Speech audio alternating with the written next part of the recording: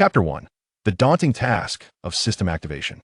In the early summer of 1995, in the state of Florida, USA, at the Sunnyview Public High School, the morning sun cast a warm and gentle light over the picturesque campus. On a tree-lined path, a scene of warmth and harmony unfolded. IT featured two characters. One was a tall, handsome young man, his physique robust yet aesthetically pleasing, radiating the vigor of youth, adorned in the school uniform of Sunnyview High. The other was an elderly woman, her slightly stooped posture softened by a head of stylishly curled golden hair, which diminished the sense of aging she carried. The young man gently assisted the elderly woman as they slowly made their way to a nearby crosswalk. The stark contrast in their heights lent a somewhat comical air to the scene. As the focus tightened, their dialogue emerged. "Xiang," the elderly woman began, "there is no possibility between you and my granddaughter. You are 16, while she is merely 6. Perhaps you should consider a different aspiration. You have already uttered that sentiment 421 times. The boy replied calmly, "Is that so? Has it truly been that many?" The woman paused, taken aback, before raising her trembling right hand to point at the boy, exclaiming, "What exactly do you intend to achieve? You have also expressed that sentiment 789 times. The boy smiled, and my answer remains unchanged. I have no interest in your granddaughter. I simply wish to assist you across the street." The elderly woman gazed at the open road ahead, then at the sign indicating no motor vehicles beyond this point, and a profound sense of helplessness washed over her. Indeed, if the boy's calculations were accurate, this was yet another instance of many. She was a highly esteemed professor of physics who, after retirement, returned to her hometown to serve as a guest lecturer at Sunnyview High. The boy had arrived at the same time, and for 3 years now, regardless of the weather or time of day, he had remained steadfast in his commitment to aid her across the street. The irony was that she did not require assistance. Her health was robust, her appetite hearty, and walking 10 kilometers posed no challenge for her. Why, then, would she need someone to help her cross the road? Initially, she had been wary, but over time, she realized that the young man harbored no ill intentions. He never engaged in any inappropriate behavior, nor did he utter any bothersome remarks. He was exceedingly humble and polite. Yet, as an inquisitive soul, she found herself genuinely curious as to why this young man, Xiang Yuan, from China, chose to partake in such peculiar actions. She had taken the initiative to gather information and discovered that children in China often cherish the act of helping the elderly across the street, frequently documenting this in their diaries or essays. Perhaps it stemmed from some unique educational philosophy. Thus, she found peace. Let be, she thought. Consider it a contribution to education. After crossing the street, they arrived at the entrance of the campus. Xiang Yuan released the elderly woman's hands. He gazed upward at the sky, inhaled deeply, and said, "This is where I bid you farewell. I apologize for any inconvenience caused over the past 3 years. From now on, I may not have the time to assist you in crossing the road again." The elderly woman responded, "I didn't expect you to be so unburdened. You bear no responsibility. Do you face any difficulties that require assistance?" Having spent considerable time together, their teacher-student bond had grown remarkably strong. "Nothing much. I merely intend to play basketball from now on." At that moment, a virtual interface materialized before Xiang Yuan. This interface was generically referred to as the system. More specifically, it bore the exclusive title of All-Profession Basketball System. 3 years prior, upon his reincarnation, this system had accompanied him from the very start. Xiang Yuan's previous life was set in 2023 AT. That time, he was suffocated by heavy debts, and on a dreary rainy day, after being beaten by debt collectors, he purchased a fine bottle of wine with the little money he had, and after consuming it in one gulp, leaped from a high-rise building. Then he was reborn. He returned to the age of 13. At 13, his family was still in good standing. His parents had sent him to the United States for high school. 3 years of high school have now passed. He is 16 years old. Everything remains as it once was if he were to follow the trajectory of his previous life. In another 2 years, his parents' company would begin to decline. 5 years later, it would face bankruptcy, accumulating debts in the millions, forcing his parents to choose to end their lives. Then the creditors would relentlessly pursue Xiang Yuan, who would drift through life, often alternating between hunger and fullness, while his childhood sweetheart married another. Ultimately, he would follow in his parents' footsteps. Fortunately, fate has granted him this opportunity for rebirth. In this life, he is determined to change everything. He cannot rely on the memories and experiences of his past life to assist his parents in salvaging their company, for he lacks the aptitude for such matters. Moreover, the downfall of his parents' business is a product of inevitable circumstances rather than mismanagement. However, with the system at his disposal, he shall pursue basketball and strive to become a superstar. In doing so, all problems will be effortlessly resolved. Yet, this system requires the completion of 10 tasks before it can be activated. For 3 years, Xiang Yuan has been tormented in his quest to activate the system. Fortunately, the tasks are now nearing completion that he gazed at the system interface before him, which displayed. System Activation Task. Task 10. Assist the elderly across the road 1,000 times. Completed. Xiang Yuan exhaled, relieved that this perplexing task was finally accomplished. Thus, only one task remains unaccomplished. With a mere thought, Xiang Yuan summoned the full scope of the system activation tasks within the interface. System Activation Tasks. Task 1. Blocked 1,000 times completed. Task 2. Had the ball stolen 1,000 times completed. Task 3. Missed shots 1,000,000 times. Completed. Task 4. Committed turnovers 1,000 times completed. Task 5. Fell during confrontations on the court 1,000 times completed. Task 6. Accumulated 10,000 kilometers of morning runs completed. Task 7. Body fat percentage below 12. Bench press over 80 kilograms. 100 meters in under 13 seconds. Squat over 100 kilograms. Completed. Task 8. Joined the school basketball team for over a year completed. Task 9. Rejected in confessions 1,000 times 999 times. Task 10. Assisted elderly ladies across the street 1,000 times completed. Only one task remains unfinished. Unaware of the true purpose of this system, Xiang Yuan found himself on the verge of madness from the torment of these activation tasks. This system activation endeavor rendered Xiang Yuan a well-known figure throughout Songjing High School, though as a subject of ridicule. For 3 years, aside from close-range layups and dunks, he had not successfully made a single shot. Moreover, he was frequently intercepted and blocked despite appearing to control the ball with ease. Any pass resulted in a turnover. Not to mention the derisive nickname he earned as the court mop. Yet, he was diligent whenever there was an opportunity to play. He was present. He was indeed a quintessential example of someone both inept yet passionate. Good morning. As he passed by the school gate, Xiang Yuan greeted the staff within. Wait. Just as he was about to step into the campus, the gatekeeper called out to him and handed him a letter. Thank you. Xiang Yuan accepted the letter and expressed his gratitude. Who could have sent this letter? He opened it with curiosity. The paper was a soft pink, adorned with elegant lace. A gentle fragrance wafted from it, subtle yet delightful.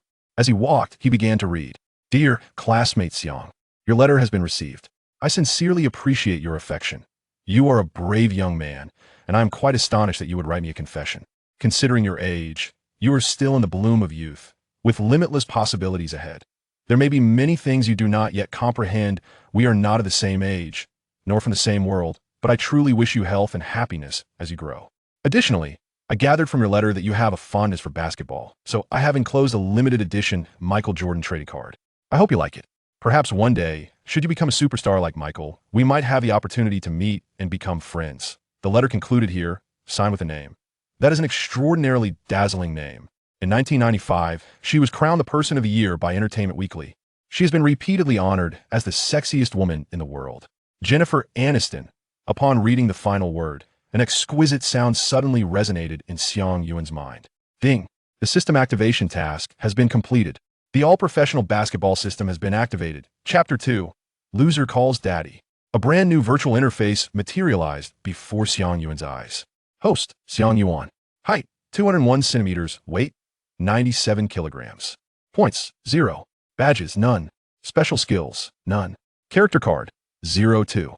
Ability evaluation. Offense, 38. Defense, 34. Organization, 23. Athleticism, 51. Finishing, 36. Basketball, IQ, 68. Aesthetic appeal, 20. Leadership, 10. Attributes abridged. Note, each ability category contains more detailed attributes for instance, offense includes mid-range and three-point shooting, while defense encompasses rebounding and blocking. Basketball IQ covers passing, timing, and court vision, among others. Overall evaluation, 35. How dismal. Xiang Yuan gazed at the attribute interface, realizing that only his basketball IQ was somewhat acceptable, while the rest of his abilities were utterly negligible. This was achieved only under the guidance of the system, striving to enhance his physical attributes. There was no recourse. Let us explore the capabilities of the system. Xiang Yuan focused his thoughts and opened the system's functional introduction. System introduction. The all-professional basketball system is dedicated to cultivating multifaceted basketball talents. This system encompasses all characters related to the NBA League from its inception until 2023. The host may expend points to draw character cards from the system's card pool. Drawn character cards cannot be discarded or replaced. The attributes of character cards reflect the peak capabilities of the respective characters. Upon utilizing a character card, the host will acquire the corresponding attributes, abilities, exclusive skills, and more. The system will adjust the enhancement or detriment effects of character cards based on the host's physical condition and current ability values. The effects of character cards will automatically dissipate at 6 o'clock each morning. The host can earn point rewards or attribute upgrade rewards by completing tasks issued by the system. Task point rewards can be utilized to draw cards from the pool, with varying levels of pools requiring different quantities of points. The bronze pool requires 100 points for a single draw. The silver pool requires 500 points for a single draw. The gold pool requires 1,000 points for a single draw. The platinum pool requires 2,000 points for a single draw. The diamond pool requires 3,000 points for a single draw. The master pool requires 5,000 points for a single draw. The supreme pool requires 10,000 points for a single draw. The character levels in the card pool are ranked from low to high: C, B, A, S, SS, and SSS. For further functionalities, the host is encouraged to explore and discover them independently. Ding! The Novice Gift Pack is now being distributed. Novice Gift Pack: 5 bronze card draw opportunities, 1 silver card pool draw opportunity, 1 gold card pool, 1 platinum card pool, 1 diamond card pool. With a mere thought, Xiang Yuan witnessed the virtual interface transform once more. 7 distinct piles of cards, each radiating with a unique hue, lined up in a dazzling array before him. These 7 piles corresponded to the 7 card pools: bronze, silver, gold, platinum, diamond, master, and supreme. Xiang Yuan made an attempt to access the supreme card pool, eager to glimpse its offerings, only to find it utterly inaccessible. He pressed forward, ultimately realizing that he could only unlock the bronze and silver card pools at this stage. Evidently, accessing higher-tier card pools necessitated specific unlocking conditions. With no other option, he resolved to proceed gradually. Thus, Xiang Yuan selected the bronze card pool. Character level and probability introduction. Level character, probability 90. Level character, probability 8. A level character, probability 1. S-level character, probability 0.70. S-level character, probability 0.28. SS-level character, probability 0.02. Draw opportunities, 5. Xiang Yuan opted for the draw, noting that this system did not incorporate features such as 5 consecutive draws, 10 consecutive draws, or guarantees of high-level character. Cards after a certain number of attempts. The bronze pattern card pool ascended into the air, with a multitude of cards dancing within the void. Ultimately, a character card materialized gradually, landing within the system's card pack. Level character card, Jeremy Evans. Character description: a versatile swingman, he was the 55th overall pick in the second round of the 2010 NBA draft, boasting a career average of 3.5 points, 0.4 assists, and 2.6 rebounds per game, with a peak season average of 6.1 points, 0.7 assists, and 4.7 rebounds, that he was the champion of the NBA Slam Dunk Contest in 2012 badges. 1. Rebound Dog Silver effect enhances rebounding instincts and improves offensive rebounding capabilities. 2. Rapid Bounce Silver effect strengthens jumping ability and dunking prowess under the basket. 3. Helicopter Bronze effect enhances alley-oop capabilities. Special skill, Dunk.to his surprise. This card featured a player from the future, indicating the depth of the system's card pool. As for this player, how should one describe him? A standard level character card, notable primarily for his exceptional dunking ability. During the draw, Xiang Yuan held a small hope that fortune might favor him, envisioning the slim possibility of drawing a triple S or double S character, which would be immensely gratifying. However, probability is indeed probability. The notion of luck exists solely in legends and whimsical tales. Having completed the drawing of this character card, Xiang Yuan chose to halt his endeavors. Currently, there remain 4 opportunities to draw from the bronze card pool and 1 from the silver card pool. He intends to choose a propitious moment to partake in a cleansing ritual before making his card selections. Xiang Yuan exited the system interface, his face finally adorned with a radiant smile. The system has truly lived up to his expectations. The future holds great promise. For now, he seeks to discover a fresh sensation of playing basketball. Thus, he strolled leisurely towards the outdoor basketball court. Although he has been a member of the school basketball team for over a year, he lacks the privilege to utilize the indoor gymnasium, as he is not a key player neither in the first, second, nor even a third team, that he is merely a cheerleader for the Songjing High School basketball team. Even by American standards of beauty, Xiang Yuan possesses an exceptionally high level of attractiveness. Thus, joining the cheerleading squad is entirely reasonable. In truth, his primary motivation was to fulfill the task of system activation. Under the influence of the system prior to activation, it was impossible for him to score a basket, making his aspiration to join the basketball team unattainable. Consequently, he had no choice but to explore an alternative path, diligently honing his dance skills. Ultimately, through his charm and dancing prowess, he earned a place on the school team. It is a story that evokes deep emotion. Xiang Yuan arrived at the outdoor basketball court. At that moment, only a few scattered individuals were engaged in shooting practice. The arrival of Xiang Yuan immediately captured their attention. "Oh, isn't that Xiang Yuan? Here to play basketball again?" one remarked. "Oriental fellow, you might as well go home and play with your dolls. Basketball is not suited for you. So, are you hoping to get blocked a few times today? Or do you think this court needs a cleaning?" Laughter erupted among the group, with some even putting on a performance. One individual pretended to shoot the ball while another leapt high, executing a volleyball-style block, forcefully swatting the basketball towards Xiang Yuan's direction. Following this, the blocked player dramatically fell to the ground, emitting exaggerated groans. The laughter intensified once more. Afterward, one of the individuals, a black man, raised his middle finger at Xiang Yuan and said, "Go back to playing with dolls. This sport is not meant for you." Xiang Yuan gazed down at the basketball that had rolled to his feet, as well as at the group of peers before him, who reveled in their mockery. His expression gradually hardened, becoming resolute and frigid.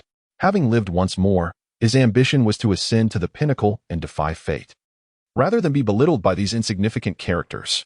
In the past, he had endured countless humiliations to fulfill the activation tasks of the system. At that time, he had no choice. The system had yet to awaken, and he was compelled to bear the weight of indignity. Moreover, under the system's influence, his shooting prowess was hindered, rendering him incapable of countering their derision with action. Now, however, the system had activated.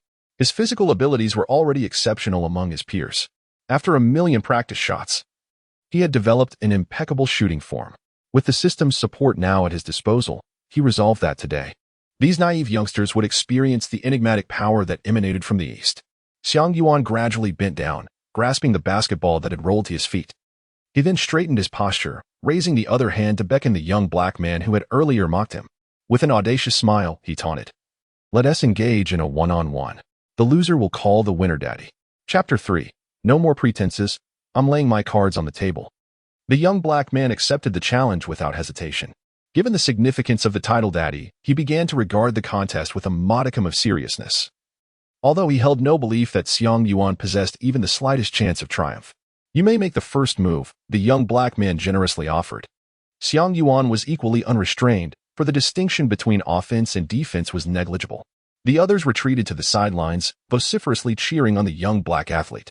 Xiang Yuan remained unfazed, for he held unwavering confidence that, in due time, these individuals would silence their offensive tongues.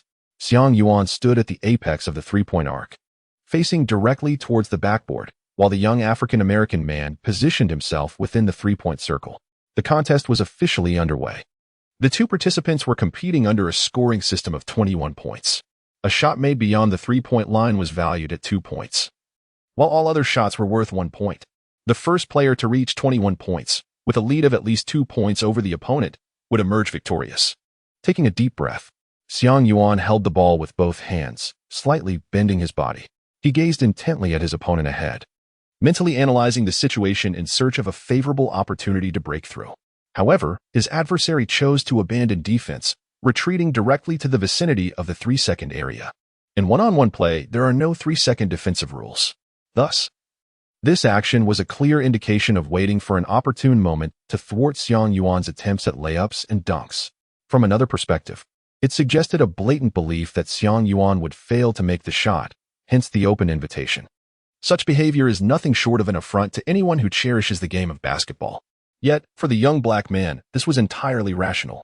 It was common knowledge that throughout his 3 years of high school, Xiang Yuan had failed to score even a single basket. So, how could he possibly lose in a one-on-one match against him? The young man had already begun to envision a scenario where Xiang Yuan would be calling him daddy. In truth, Xiang Yuan was no stranger to such situations. In the past, when others were willing to engage him in half-court 3v3 or 4v4 games, he frequently found himself left unguarded. However, the present circumstances were markedly different. Xiang Yuan's gaze sharpened instantly. If that is the case, then let me show you my true prowess.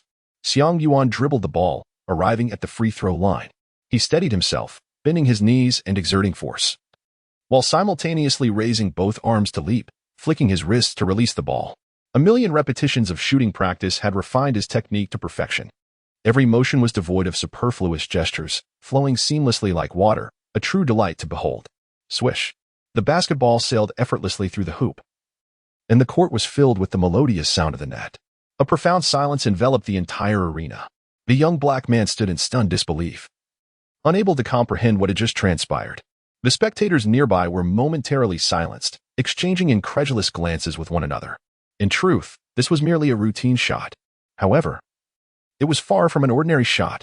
It marked the first successful basket that Xiang Yuan had made in front of his high school classmates in 3 long years. With a twinge of emotion, Xiang Yuan felt a wave of bittersweet tears nearly escape him. It had not been an easy journey. Who could comprehend the trials he had endured over the past 3 years? At last, he had persevered to witness the dawn of clarity, overflowing with excitement. Xiang Yuan was eager to reclaim his rightful place. It was time for him to strike. Regardless of the bewildered expression on his opponent's face, he picked up the basketball from the ground and hurled it toward them, then positioned himself firmly at the arc of the three-point line. This cannot be real. It must be an illusion. The young black athlete seized the basketball and assumed an offensive stance.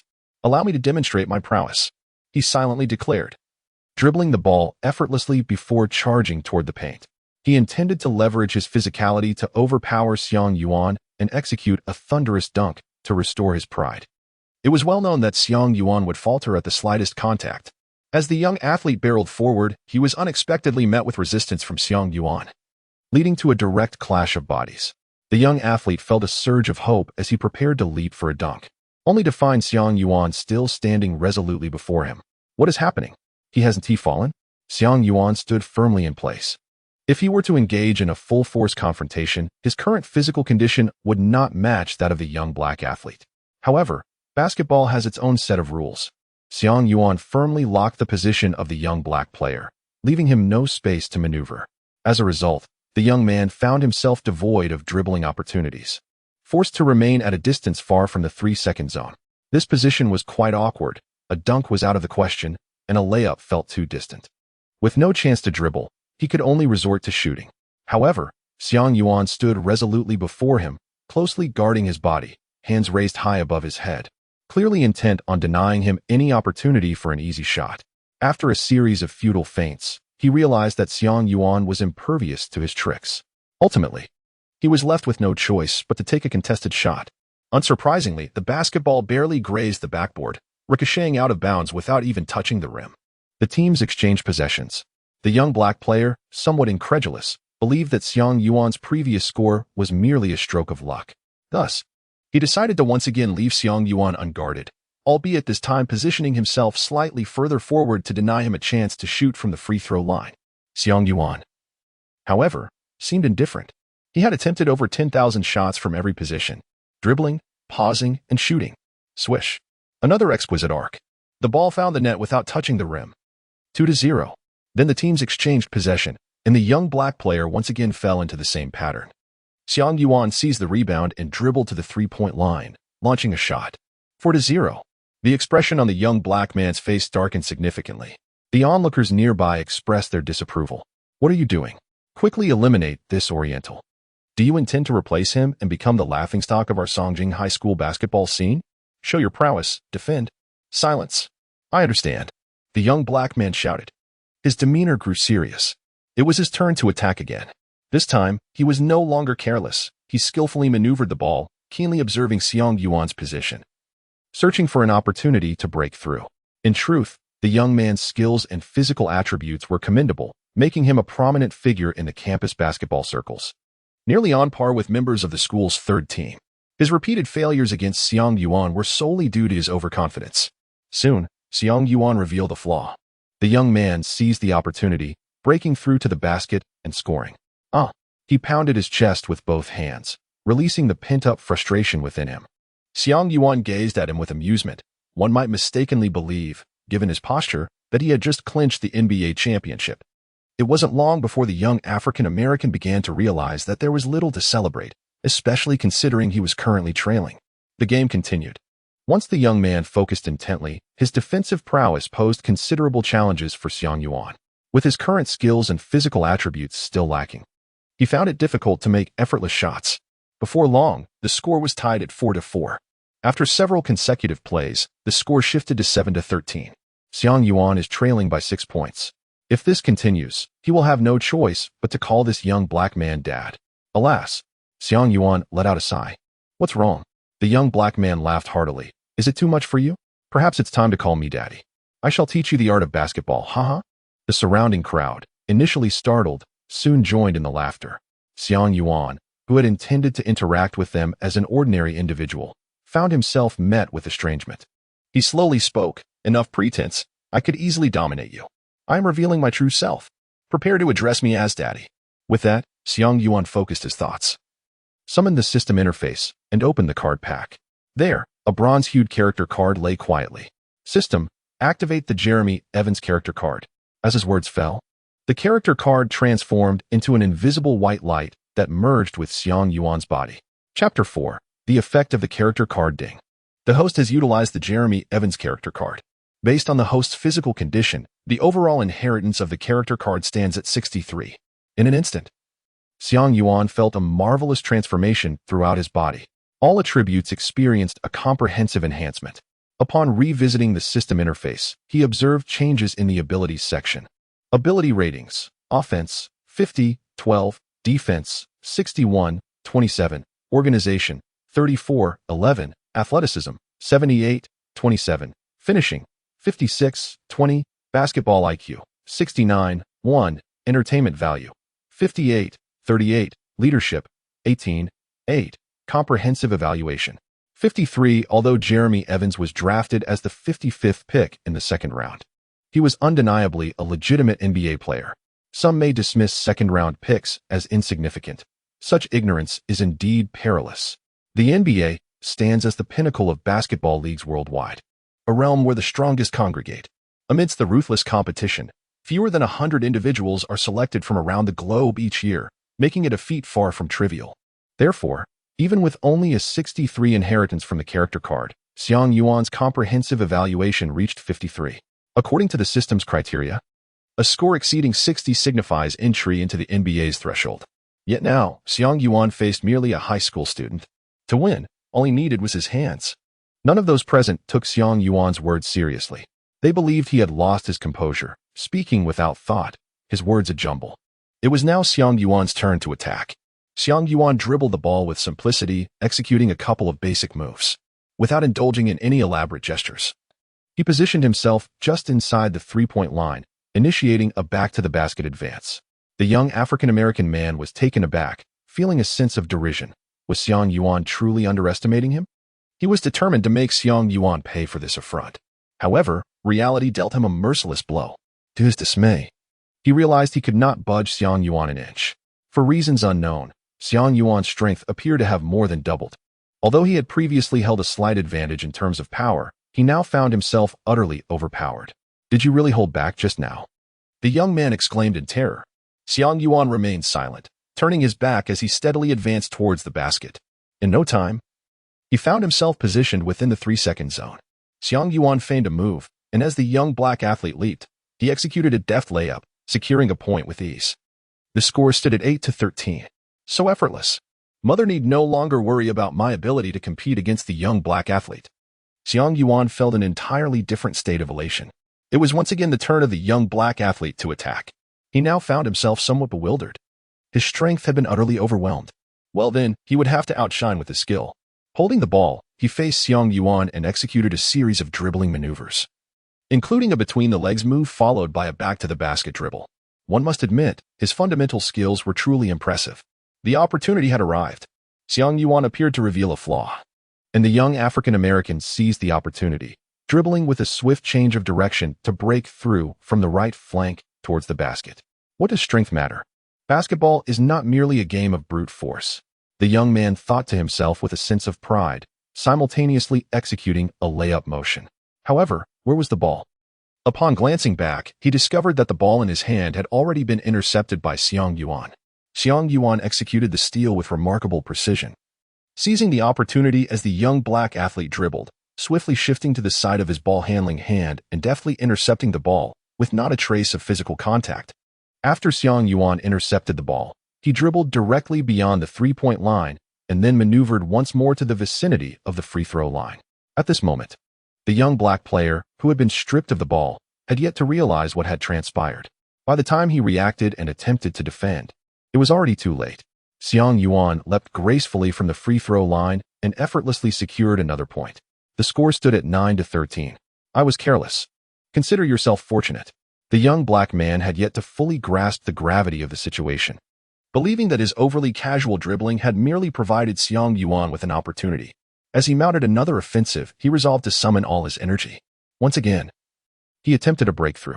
This time, however, he displayed newfound cleverness, positioning the ball in front of his body, thereby eliminating any chance for Xiang Yuan to steal it from the side.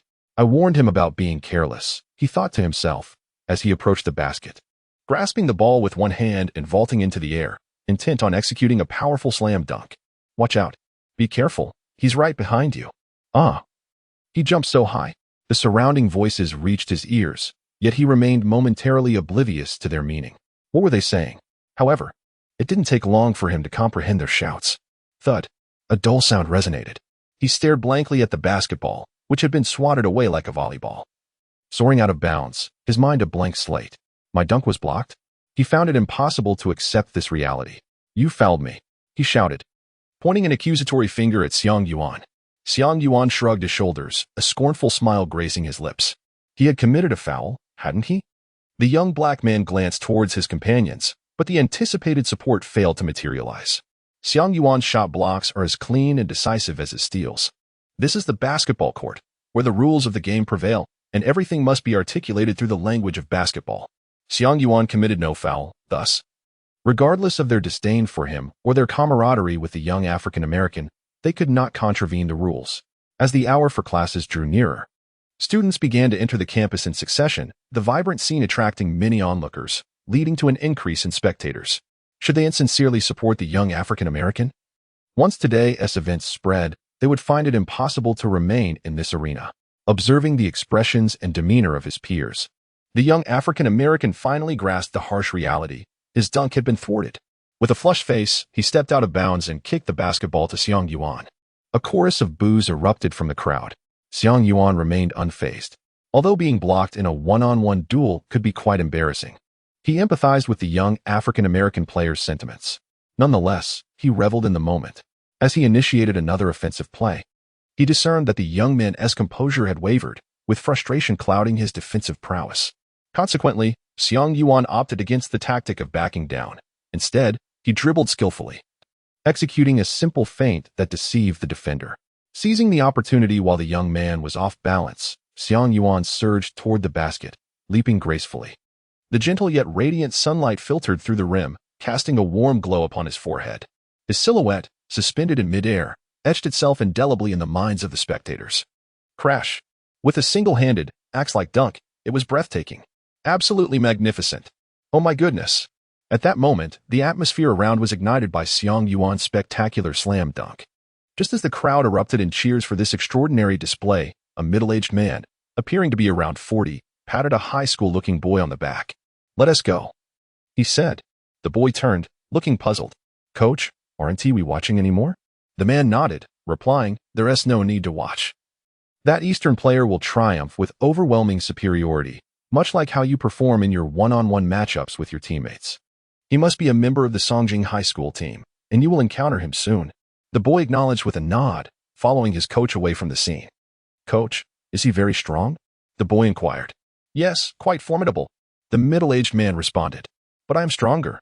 The boy's declaration was drowned out by another wave of cheers. Chapter 5. The strongest player becomes a cheerleader morning. In the classroom, Xiang Yuan, who had just basked in the glory of winning against a young African-American player, was attending an art class. Art is considered a major subject in the curriculum of American high schools. Currently, they were engaged in a music lesson. The teacher at the podium was guiding the students in learning an English song. The beautiful rhythm enveloped the room, compelling the students to sing in unison, creating an intoxicating atmosphere. Suddenly, an incongruous voice broke through. My skateboard shoes, fashionable and trendiest, on my way home, I can't help but rub on this smooth ground. One step, two steps, one step, two steps, one step like a minion. It's the devil's steps. It's the devil's steps. This was a Chinese song, and no one in attendance could grasp the meaning of the lyrics. However, the infectious rhythm quickly captivated the students, causing them to hum along involuntarily. The teacher's face turned a shade of green. Xiang, you get out. Typically, the mild-mannered and gentle music teacher rarely loses his temper. The students found it quite peculiar, as they struggled to expel the rhythm of the catchy song from their minds. They curiously pondered why Xiang Yuan, who had always been an exemplary student with no prior misbehavior, would suddenly act in such a manner. In truth, Xiang Yuan did not wish to behave this way. However, during music class, the system unexpectedly issued a task. The primary mission was to sing a song in class and successfully provoke the instructor's ire. The reward for this task was 100 points. This was the first system task Xiang Yuan received, and despite his ignorance of the task mechanism and the rewards involved, he felt compelled to complete it, regardless of the difficulty or potential embarrassment. Furthermore, the system had clearly indicated that this was a primary mission.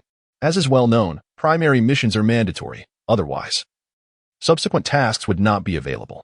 Thus, after much contemplation, Xiang Yuan ultimately chose to perform a catchy song by the well-known artist Joseph Pammelang, titled My Skateboard Shoes.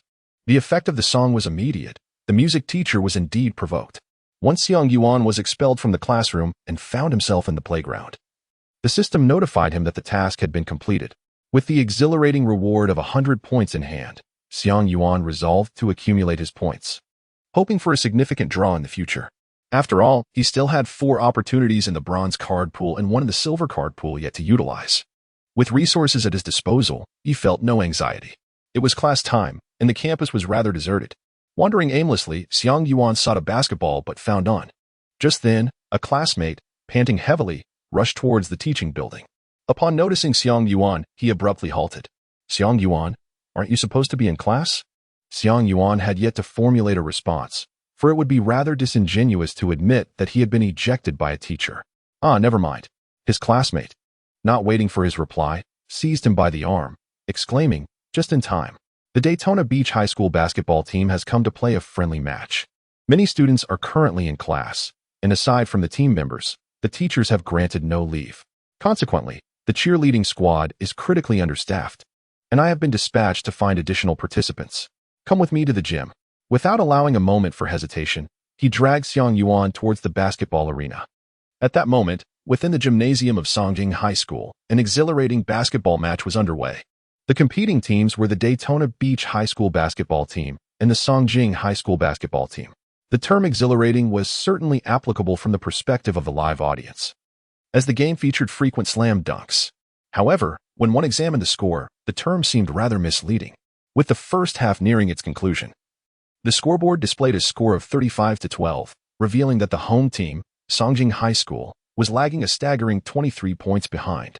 The spectators lacked the enthusiasm to cheer for their home team, with some even expressing their discontent through boos, as Songjing High School's team was being thoroughly dominated.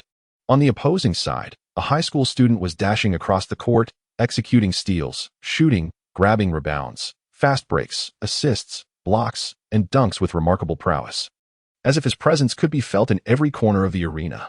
This high school student was none other than the one who had declared earlier that morning, "But I am stronger." The truth was, he truly was formidable. In one-on-one situations, he effortlessly maneuvered past defenders to score. When faced with double teams, he skillfully navigated through the defenders to shoot or dunk. In the event of triple coverage, he adeptly passed the ball to his teammates for assists. On the defensive end, he was akin to an impenetrable barrier, making it exceedingly difficult for opponents to score over him. With his leadership, the Daytona Beach High School team utterly overwhelmed the Songjing High School players. The latter could only seize the opportunity to score during his brief periods of rest, struggling to maintain a semblance of dignity in the game. Soon, the first half concluded, with the score firmly set at 50-23, leaving Songjing High School trailing by 27 points. During the halftime intermission, the star player from Daytona Beach High School strode directly toward the player area of Songjing High School. Was it not sufficient to lead by such a margin? Did he seek to further humiliate the players of Songjing High School? The players of Songjing High School wore expressions of utter dismay, glaring at him with indignation. However, what took both the players and the coach of Songjing High School by surprise was that the individual before them appeared even more enraged. Coach George, your Songjing High School is humiliating our Daytona Beach High School, exclaimed the star player, to which coach of Songjing High School could only respond with bewilderment. The players from Songjing High School felt a profound sense of injustice. The glaring scoreboard stood as a constant reminder of their humiliation. Yet, inexplicably, they now found themselves in the role of the humiliators. The individual before them appeared both furious and aggrieved, leaving the Songjing team momentarily convinced that they were the ones in the lead. What do you mean? Finally inquired Coach George Yu of Songjing High. We approach this friendly match with sincerity and transparency, yet you conceal your strongest players from participation. What is the meaning of this? What? Coach George was taken aback, surveying his surroundings while his mind raced. There are no hidden players. All of Songjing High's strongest athletes are present. He found himself wishing for a concealed powerhouse. If such a player existed, perhaps his team wouldn't have consistently struggled in the state high school league. Just as Coach George intended to clarify their lack of hidden players, Xiang Yuan entered the gymnasium alongside a classmate. The student eagerly pulled Xiang Yuan over to Coach George. Coach, I brought someone. Hurry, it's time for the halftime performance. Xiang Yuan, quickly take the other cheerleaders onto the court. Seeing Xiang Yuan approach was like finding a beacon of hope for Coach George, who swiftly addressed him. To be fair, Xiang Yuan's dance skills were commendable, and Coach George felt a sense of satisfaction regarding this cheerleader. Xiang Yuan nodded, preparing to change into the cheerleading outfit. No one anticipated that the high school student from Daytona Beach, who had overheard this conversation, would suddenly explode in outrage. He pointed a finger at Xiang Yuan and then turned to Coach George, shouting furiously, "How could you let your most formidable player don a cheerleading uniform? Are you not aware of the humiliation you are inflicting upon us? If I do not see him in your lineup for the second half, there is no point in continuing this match." Chapter 6. The cheerleaders take the court. His words left Coach George and the players from Songjing High School utterly astonished. They stood in stunned silence, exchanging incredulous glances, each pair of eyes reflecting a profound disbelief. Xiang Yuan? The most formidable player? It's truly absurd. Had this statement not emerged from the lips of such an astonishingly talented athlete, one might have deemed the speaker to be deranged. The members of the Songjing High School basketball team have been diligently training within the confines of the gym, thus remaining oblivious to the events that transpired on the outdoor court earlier this morning. In their eyes, Xiang Yuan remained the same underperforming player, notorious for his inability to score, frequent turnovers, and being consistently blocked. At this moment, Xiang Yuan finally noticed the boy who seemed on the verge of rebuking Coach George. The more he observed, the more he felt an uncanny familiarity. Suddenly, a name flashed into his mind. He exclaimed, "You are Vince Carter." Carter nodded in acknowledgement and then remarked, "I witnessed your performance this morning. I hope you hold nothing back when you take the court. I'll see you on the playing field." With that, Carter turned and made his way back to the players' lounge at Daytona Beach Mainland High School. Truth be told, Xiang Yuan yearned to ask Carter for an autograph.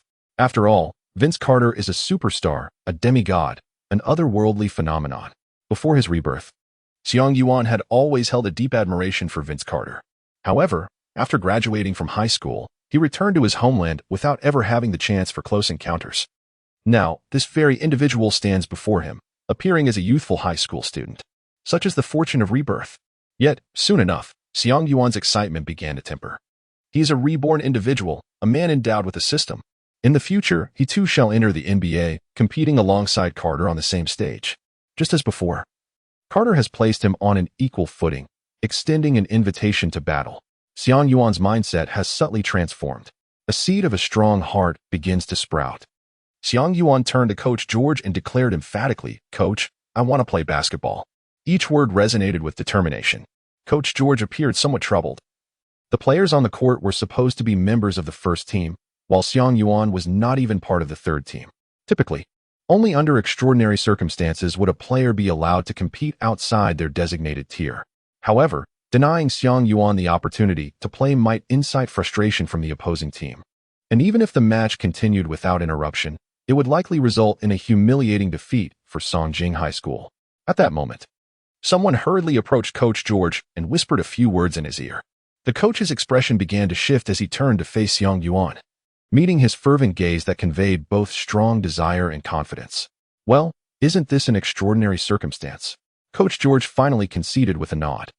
"Quickly go to the locker room and find a uniform. I will arrange for you to play in the second half.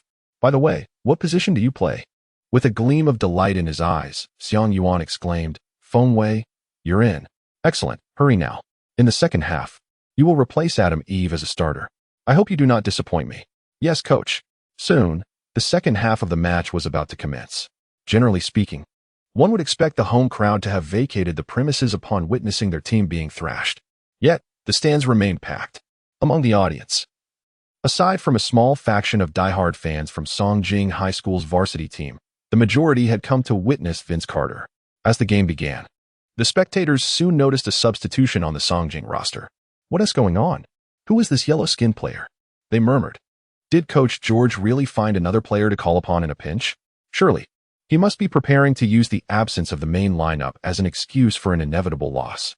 "Isn't that Xiang Yuan? Has Coach George lost his mind?" they gasped. "A cheerleader who can't play? This is too much. I'm going to die laughing." A chorus of boos erupted from the stands. Meanwhile, Coach George wiped the sweat from his brow, silently praying. If Xiang Yuan failed to make an impression on the court, his reputation would undoubtedly suffer immensely. With the sound of the whistle, the second half officially commenced, with Daytona Beach Continental High School taking the first possession. The point guard advanced the ball past half-court, then swiftly passed it to Vince Carter, who stood poised at the left 45-degree angle of the arc. Carter received the ball, gazing ahead, when a tall and sturdy figure materialized before him. "Excellent, you've arrived," Carter remarked. "Indeed, I am here. I owe you my gratitude, otherwise I wouldn't know when I would get my chance to play. Therefore, I shall give it my all," Xiang Yuan declared. "Very well, let us see who is stronger."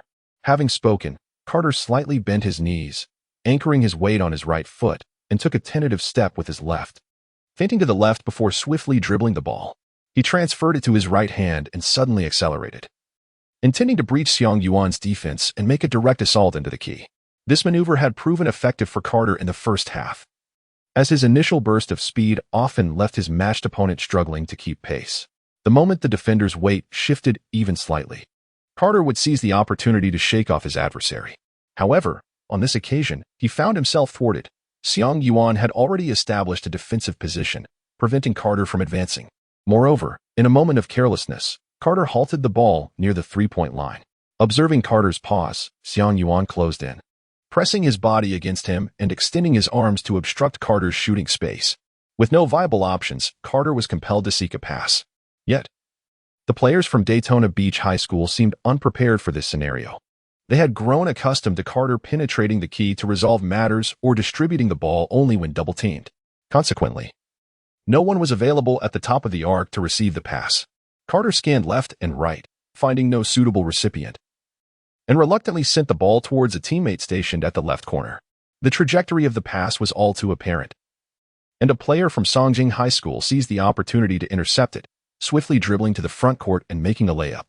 The score now stood at 50-25, with Songjing High School narrowing the gap by 2 points. Carter slapped his forehead in frustration at his oversight. Yet, perhaps it was for the best, as it introduced a measure of challenge. Daytona Beach High School prepared to inbound the ball, and once again, Carter found himself matched up against Xiang Yuan. The same feint and probing step ensued. Carter's approach was not merely one-dimensional, it was simply the most efficient and least laborious offensive tactic. A single successful defensive stand did not signify a conclusive outcome, thus Carter aimed to further test Xiang Yuan's defensive mettle. He feinted once more before attempting to break through. This time, Xiang Yuan positioned himself more swiftly than in the previous exchange, intercepting the basketball from Carter's grasp. No other players were nearby. Xiang Yuan had long been prepared. He swiftly seized the opportunity, snatching the basketball into his possession and rapidly dribbling it toward the front court. Xiang Yuan glanced over his shoulder and noticed Carter closing in, poised to attempt to block. Consequently, he dribbled towards the basket and feigned a layup. Suddenly, an object soared past him. Goodness, that was an impressive leap. As Xiang Yuan marveled, he deftly placed the basketball into the hoop. Chapter 7. Matching up against Vince Carter. With 2 consecutive successful defensive plays, Songjing High School closed the gap by 4 points. Though it may appear to be merely a 4-point deficit, in reality, it was at least an 8-point difference. During those 2 plays, Daytona Beach Continental High School failed to score. To the casual observer, it seemed as though Daytona Beach had simply squandered 4 points. However, those who truly understood the game perceived it quite differently. He can defend against Carter. He actually managed to guard the illustrious Vince Carter.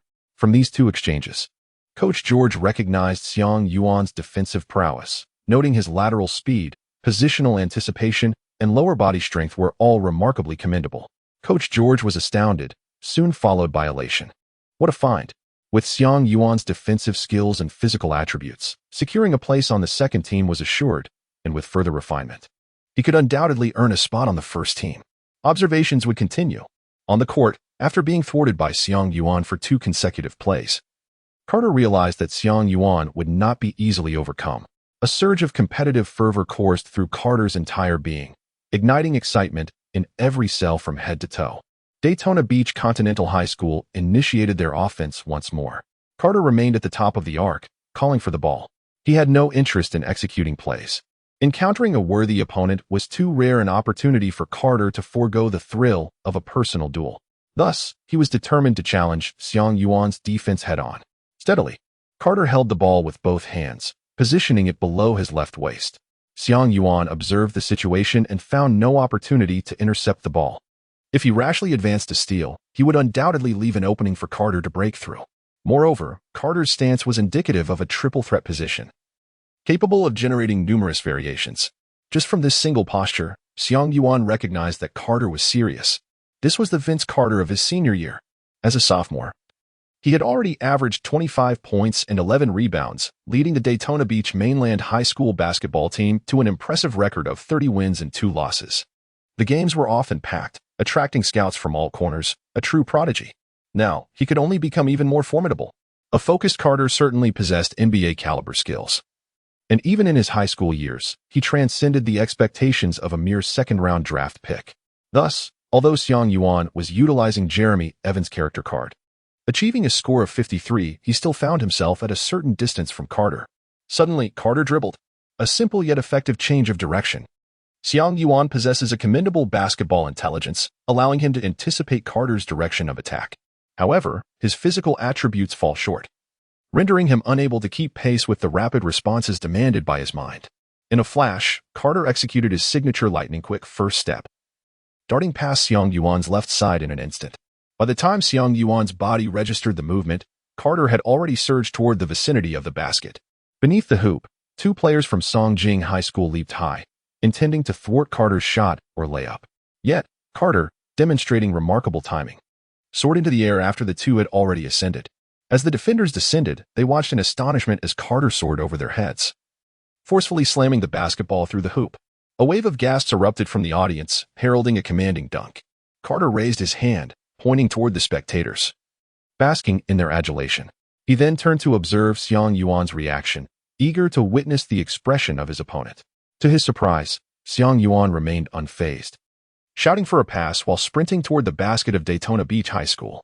In that moment, Carter found himself surrounded by his teammates, with no one on defense. By the time they regained their composure, Xiang Yuan had already reached the hoop, standing completely unguarded. The players from Songjing High School were not oblivious. One of them seized the basketball and executed a long pass from the boundary, sending it directly into Xiang Yuan's waiting hands. Xiang Yuan received the ball and paused for a moment of contemplation. Then, he leapt effortlessly, executing a powerful 2-handed dunk from a stationary position. Although Xiang Yuan's dunk may not have matched the explosive brilliance of Carter's recent effort, it was nonetheless a spectacle to behold. The audience erupted in exhilaration, and the momentum that had been lost by Songjing High School was somewhat restored. "Keep going," Carter encouraged Xiang Yuan as they returned to their half of the court. Both teams scored 2 points, maintaining a 23-point deficit. Daytona Beach Continental High School initiated their offense. This time, Xiang Yuan closely shadowed Carter at the top of the arc, denying him an easy opportunity to receive the ball. However, after several movements and passes, the ball ultimately found its way into Carter's hands. Upon seeing Carter in possession, Xiang Yuan deliberately took a step back, allowing Carter a measure of space. Xiang Yuan's actions were not a means of evasion. Rather, he understood that failing to adopt this strategy would only result in being easily surpassed by Carter. The reality was evident. He could not match Carter's initial burst of speed. Even if he could anticipate Carter's position each time, it proved futile. Thus, Xiang Yuan deliberately afforded Carter some space, simultaneously granting himself a margin for maneuver. With this space came the precious gift of reaction time. Coach George, observing from the sidelines, recognized Xiang Yuan's intent and nodded appreciatively, elevating his opinion of the young player further. This kid possesses remarkable basketball intelligence, Carter marveled inwardly. As a rival, Carter was acutely aware of Xiang Yuan's strategy. However, creating such space came with its own set of advantages and disadvantages. Although the distance was considerable, the space was ample, prompting Carter to shoot directly. As he initiated his shooting motion, Xiang Yuan leapt to contest the shot. A resounding clang echoed as the basketball struck the rim, failing to secure the 2 points. The center from Songjing High School collected the rebound and passed it to the point guard, advancing the ball into the front court. Xiang Yuan had already positioned himself in the front court. As the defender from Songjing High School advanced the ball, Xiang Yuan stepped forward, intending to execute a feint screen. However, as it was their first time playing together, there was a complete lack of synergy between him and the player from Songjing High School. Consequently, the feint screen was unsuccessful, and an authentic screen was also not established. The tactical endeavor faltered, prompting the point guard to pass the basketball to a teammate near the left side of the midline. Upon receiving the ball, that teammate made a few tentative movements but found no favorable opportunity. With time running out, he reluctantly took a shot. The basketball absurdly struck the top of the backboard and rebounded, fortunately staying in play rather than going out of bounds. Thus, the ball remained in the field of play. Xiang Yuan had long anticipated that his teammate would miss the shot, prompting him to surge towards the paint well in advance. At that moment, Jeremy Evans' badge activated. The Rebound Dog Silver badge effect enhances rebounding instincts and improves offensive rebounding capability. With the enhancement of the badge effect, Xiang Yuan accurately anticipated the trajectory of the basketball. He leaped into the air before the ball had even descended, deftly seizing the offensive rebound. It was only after he landed that the other players sprang into action, vying for the same rebound. This exemplifies a remarkable temporal advantage. Upon landing, Xiang Yuan did not linger but immediately leaped to take a shot. It was a close-range attempt. With minimal difficulty, the basketball was effortlessly placed into the hoop. The score read 52-31, and the gap continued to narrow. Chapter 8. A new main quest. The contest raged on. Carter summoned over 80% of his prowess to confront the challenge, while Xiang Yuan exerted his utmost strength, coupled with an unwaveringly positive attitude. This match represented an unforeseen opportunity, with Vince Carter serving as his benefactor. Otherwise, Xiang Yuan would have remained oblivious to the arduous journey and myriad obstacles that lay ahead before he could capture Coach George's attention and showcase his abilities in a formal competition. Despite lacking distinct advantages over Carter, Xiang Yuan effectively managed to contain him on both ends of the court. This allowed Xiang Yuan's teammates to play more comfortably. While Daytona Beach Mainland High School is indeed formidable, once Carter was neutralized, their strength diminished significantly. Songjing High School, a long-standing powerhouse, possesses a solid overall capability, yet has been devoid of a star player capable of singularly influencing the game's dynamics. Consequently, the match unfolded with both teams exchanging scores in rapid succession, with one side netting a basket promptly followed by the other. Throughout the second half, under Xiang Yuan's defense, Carter achieved 7 out of 12 field goals and flawlessly converted all 6 of his free throws, amassing 20 points. Conversely, Xiang Yuan recorded 4 successful shots out of 8 attempts and went 4 for 4 at the free throw line, totaling 12 points. Notably, he secured 7 offensive rebounds, showcasing his prowess in this area, particularly bolstered by his rebounding badge. Of these 7 offensive rebounds, 5 were transformed into points. Simultaneously, Xiang Yuan's teammates exhibited renewed vigor, performing significantly better than in the first half. Ultimately, the match concluded with a final score of 81-67, marking a 14-point victory for Daytona Beach Mainland High School. This outcome was satisfactory for both teams, and the audience relished the thrilling spectacle, witnessing not only an exhilarating game but also the star prowess of Vince Carter, along with a glimpse of hope for the ascendance of the Songjing High School basketball team. Vince Carter delivered an impressive performance, tallying 37 points, 4 rebounds, 7 assists, and 2 blocks. In the second half, Xiang Yuan took to the court, securing a remarkable double-double with 12 points and 11 rebounds. The die-hard fans of Songjing High School instinctively multiplied Xiang Yuan's statistics by 2 in their minds, concluding that he could potentially achieve an impressive 24 points and 22 rebounds for the entire match. They envisioned a new star rising for Songjing High School. After the game, Coach George promptly summoned Xiang Yuan to his office. Xiang, Coach George paused, momentarily at a loss for words. He quietly organized his thoughts and continued. What has transpired over these past 3 years? This question was somewhat delicate. One couldn't simply claim to be fulfilling some systematic task. Thus, after a moment of contemplation, Xiang Yuan replied, I have been employing a training method from ancient times in our great nation, with no other recourse. He attributed it to the ancient and enigmatic civilization of the East, which was indeed a plausible excuse. Upon hearing this rationale, Coach George was convinced to a significant extent. For Xiang Yuan's situation was indeed challenging to elucidate, and the mysterious ancient country of the East was even more elusive. Nevertheless, he concluded, your performance today was splendid. Our second team at Songjing High School is currently in need of a starting small forward. Would you consider it? Xiang Yuan's performance throughout the entire half had already won over Coach George, who secretly elevated his expected position to that of the first team. In truth, Coach George held a great deal of faith in Xiang Yuan, and this act could be deemed an extraordinary promotion. However, Xiang Yuan was still a novice, having only played a single half of a game. He had not even participated in the school's physical assessments. Moreover, Xiang Yuan's reputation within the basketball circle of Songjing High School was rather poor, prompting Coach George to plan for him to initially refine his skills in the second team before considering a promotion to the first team. The players at Songjing High School were reasonably skilled, yet they fell short when faced with high school teams boasting star players like Carter. The presence of such an individual could easily dismantle the overall defense of Songjing High School, rendering them vulnerable. Now, with Xiang Yuan's arrival, even though his offensive prowess was not particularly sharp, his defensive capabilities were already commendable, as long as he could slightly hinder the opposing star player. The strength of Songjing High School would experience a qualitative enhancement. Coach George's arrangement was undoubtedly sound. However, a significant problem arose for Xiang Yuan, as the system unexpectedly issued a main quest. Main Quest 2. Join the first team of Songjing High School's basketball team today. Quest reward, 100 points. This task was not to be taken lightly. If he failed to complete it today, who could say if it would be stalled indefinitely? Thus, Xiang Yuan had no choice but to strive for success. Coach, you witnessed today's game.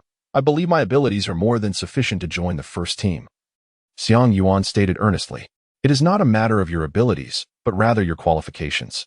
Rest assured, you will first adapt in the second team for a few days. Unless something unexpected arises, I will swiftly promote you to the first team, Coach George elucidated. Coach, I implore you to reconsider. I am already in my senior year, and I wish to contribute to our school's basketball endeavors as soon as possible, Xiang Yuan persisted. This matter is not open for further discussion.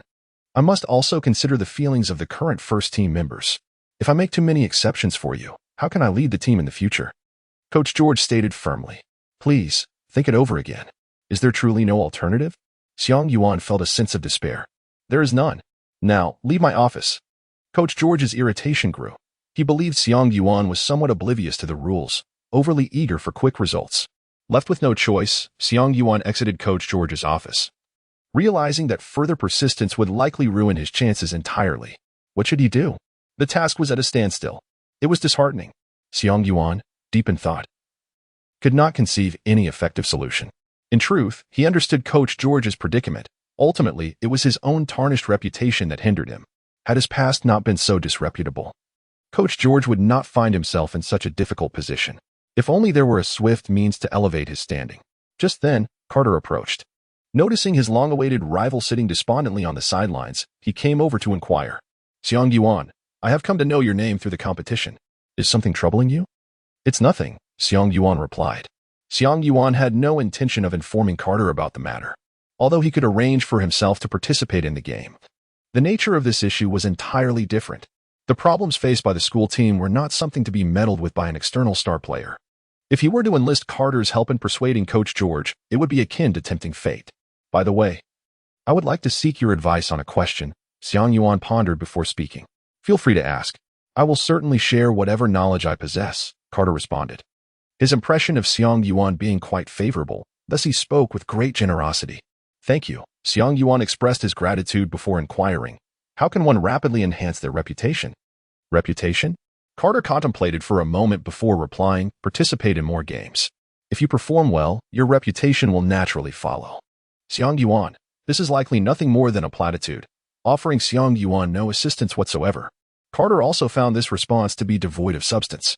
He extended his right hand to stroke his head, and then a spark of inspiration illuminated his face. "There is another way," he exclaimed. "What is it?" Xiang Yuan replied. "Harboring little hope. Dunking. People revel in spectacular dunks. If you can execute one brilliantly, your reputation will soar in no time," Carter asserted. Upon hearing this, a glimmer of hope suddenly ignited in Xiang Yuan's eyes. Chapter 9. Who is truly mad? Hurry, hurry. What are we waiting for? Run faster. Quickly, quickly. If we delay, there will be no seats left. At Songjing High School, the evening dismissal saw numerous students hastily making their way along the path. Their destination was the basketball arena of Songjing High. And what was the purpose of their journey? Undoubtedly, to witness a match. Specifically, an exceptionally rare dunk contest. It was rumored that Vince Carter, the star player from Daytona Beach Mainland High School, would be pitted against the renowned cheerleader Xiang Yuan from Songjing High. As soon as this news broke, it ignited a fervor across the campus. Vince Carter was a formidable name within the realm of high school basketball. In March of this year, he triumphed in the prestigious McDonald's High School Dunk Contest, outshining Paul Pierce to claim the championship. Xiang Yuan holds a formidable reputation within the basketball community of Songjing High School. In fact, within this particular circle, his renown surpasses that of Carter. After all, good news seldom travels far, but bad news spreads like wildfire. Moreover, the tales surrounding Xiang Yuan have persisted for 3 years. Yet today, the protagonist of these 3 years of rumors has unexpectedly shifted. This morning, news of Xiang Yuan's incident on the outdoor basketball court has begun to circulate within a limited circle. The young African-American man involved was ridiculed to the extent that he requested leave to retreat home, just as this matter had not yet fully disseminated. News of the friendly match between Songjing High School and Daytona Beach Mainland High School emerged. Those who have encountered Xiang Yuan heard of him, or are merely spectators were left astonished. The last match of Xiang Yuan? Did Xiang Yuan score? Xiang Yuan led the Songjing High School basketball team in a valiant effort to narrow the score gap. Xiang Yuan has acquired 2 pairs of shoes? What a fantastical occurrence! So much so that many were initially incredulous. It was not until the official announcement from the school team, accompanied by the match statistics, that the truth of the matter began to sink in. Concurrently, news surfaced regarding a friendly dunk contest set to commence at 7 p.m. within the basketball arena. Enthusiastic spectators flocked to the venue. Soon, the entire Songjing High School gymnasium was filled to capacity, with many forced to stand along the sidelines. And even half of the court was brimming with eager onlookers. Fortunately, as it was a dunk contest, only half of the court was required for the event. Look, it's Vince Carter. Upon spotting one of the main attractions warming up, the fans erupted into cheers. Indeed, it is the very Xiang Yuan. The audience naturally also recognized the other headliner. Competing in a dunk contest against Carter, am I losing my mind? Or is Xiang Yuan? Is this merely a ploy to generate hype? Just a gimmick for attention? The dunking prowess of the Chinese? Really? A significant portion of the spectators cast doubts upon Xiang Yuan's abilities. Yet, a select few offered words of encouragement for his audacity. Courageous, indeed, my fellow countryman, classmate. Your willingness to step onto the court is commendable. Go, Xiang Yuan. Do not attempt overly complex maneuvers. A successful dunk will suffice. Amidst the clamor of the crowd, the announcer began to elucidate the rules of the contest. This dunk competition would draw inspiration from the NBA dunk contest, albeit with slight modifications. Given that there were only 2 competitors, there would be no rounds, and it would directly be a final showdown. Each participant, Xiang Yuan and Carter, would execute 3 dunks apiece. The judging panel comprised 5 members, including the coach from Daytona Beach Mainland High School and Coach George from Songjing High School, along with a college scout observing Carter's performance and 2 sports journalists. Each judge would score a dunk on a scale from a minimum of 6 to a maximum of 10 points, resulting in a highest possible score of 50 and a lowest of 30 for each dunk. A failed dunk would afford 1 opportunity for a retry. However, failure would undoubtedly affect the scoring. Overall, the format appeared quite formal. With the rules explained, the 5 judges took their seats. Next, it was time for the 2 protagonists to take the stage. Carter was the first to perform. The audience erupted in enthusiastic cheers and applause. The judges signaled to Carter that he could begin. He positioned himself at the left baseline, ball in hand, took off running, and leapt from a step away from the basket. A simple 2-handed reverse dunk. Those acquainted with Carter are well aware that he exerted himself for this play. This dunk maneuver, while not trivial, is quite effortless for Carter. To him, it merely serves as a warm-up. Clearly, without a full understanding of Xiang Yuan's dunking prowess. Carter did not wish to create an overwhelming disparity between them. He genuinely holds a fondness for Xiang Yuan, the Chinese athlete, and aspires to forge a friendship with him. Thus, when Xiang Yuan extended an invitation for a dunk contest, Carter readily accepted without hesitation. Through their conversation, Carter discerned that Xiang Yuan intended to leverage this opportunity to enhance his reputation. Consequently, despite Xiang Yuan's repeated assurances that he need not hold back, Carter, being who he is, had his own considerations. Having long since proven himself through dunks, he resolved to support Xiang Yuan. Carter's dunk received scores of 8, 8, 9, 8, and 8 from the 5 judges, culminating in a total of 41 points, which could be described as quite standard. When it was Xiang Yuan's turn, he expressed gratitude to his good friend, saying, "Thank you, but you truly need not do this. You will soon understand." As they passed each other face to face, Xiang Yuan addressed Carter, who simply smiled and said nothing. Xiang Yuan chose silence, allowing actions to speak for themselves. Let us not forget that today, he embodies the persona of Jeremy Evans, the man who clinched the title at the 2012 NBA Slam Dunk Contest. This character card is endowed with a unique skill, the art of dunking. When Xiang Yuan took the stage, the audience erupted in a cacophony of boos. Xiang Yuan remained unfazed, for he was aware that these jeers would soon fade away. Xiang Yuan, with the ball in one hand, stood at the left side of the three-point line, positioned at a 45-degree angle. He then initiated a sprint, covering the distance to the paint area in 3 powerful strides. At that moment, he found himself less than a step away from the rim hovering above him. Time seemed to come to an almost surreal halt. The cacophony of the crowd's jeers and cheers, the judges' scrutinizing gazes, and Carter's anticipatory gaze all converged in Xiang Yuan's vision. Here we go. Xiang Yuan took a deep breath. Ding. The host has activated the special skill of the character card, Dunk. Skill duration, 15 minutes. Skill cooldown, 12 hours. Xiang Yuan leaped high into the air, buoyed by the remarkable jumping ability bestowed upon him by his character card. The altitude he reached was sufficient to execute an intricate maneuver. With one hand clutching the basketball, he performed a near 180-degree rotation midair, and as he descended, he swung his arm and forcefully slammed the ball into the hoop. A hushed silence enveloped the venue, the sound of the ball piercing the net distinctly audible. Moments later, an overwhelming wave of applause erupted, as if it could lift the very ceiling of the Songjing High School gymnasium. The judges were left speechless, their eyes wide with disbelief. Heavens, what have I just witnessed? Please tell me this is merely an illusion, that I am ensnared in a dream. This cannot be real. The majority of the audience sprang to their feet, hands clasped on their heads, eyes widened in astonishment. Even Carter was taken aback. Goodness, to perform such a feat, why didn't you mention it sooner? He exclaimed, chastising Xiang Yuan while simultaneously applauding the breathtaking dunk. Chapter 10. The explosive dunk contest. Xiang Yuan's remarkable dunk ultimately earned him an impressive score of 47 points from the judges. After the first round, he astonishingly held an 8-point lead. Carter, now fully engaged, recognized Xiang Yuan's exceptional abilities and felt compelled to unveil his own talents. For his next dunk, Carter approached from the front, leaping from just beyond the free throw line, swinging his arm in a powerful single-arm windmill. To those accustomed to the NBA Slam Dunk Contest and professional games, this may appear to be a relatively simple maneuver, lacking in novelty. However, let us not forget that this is merely high school. On this level, the execution of such a dunk remains a spectacular feat nevertheless.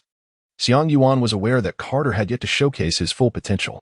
This particular dunk garnered Carter a score of 45 points. The atmosphere in the arena grew increasingly electric.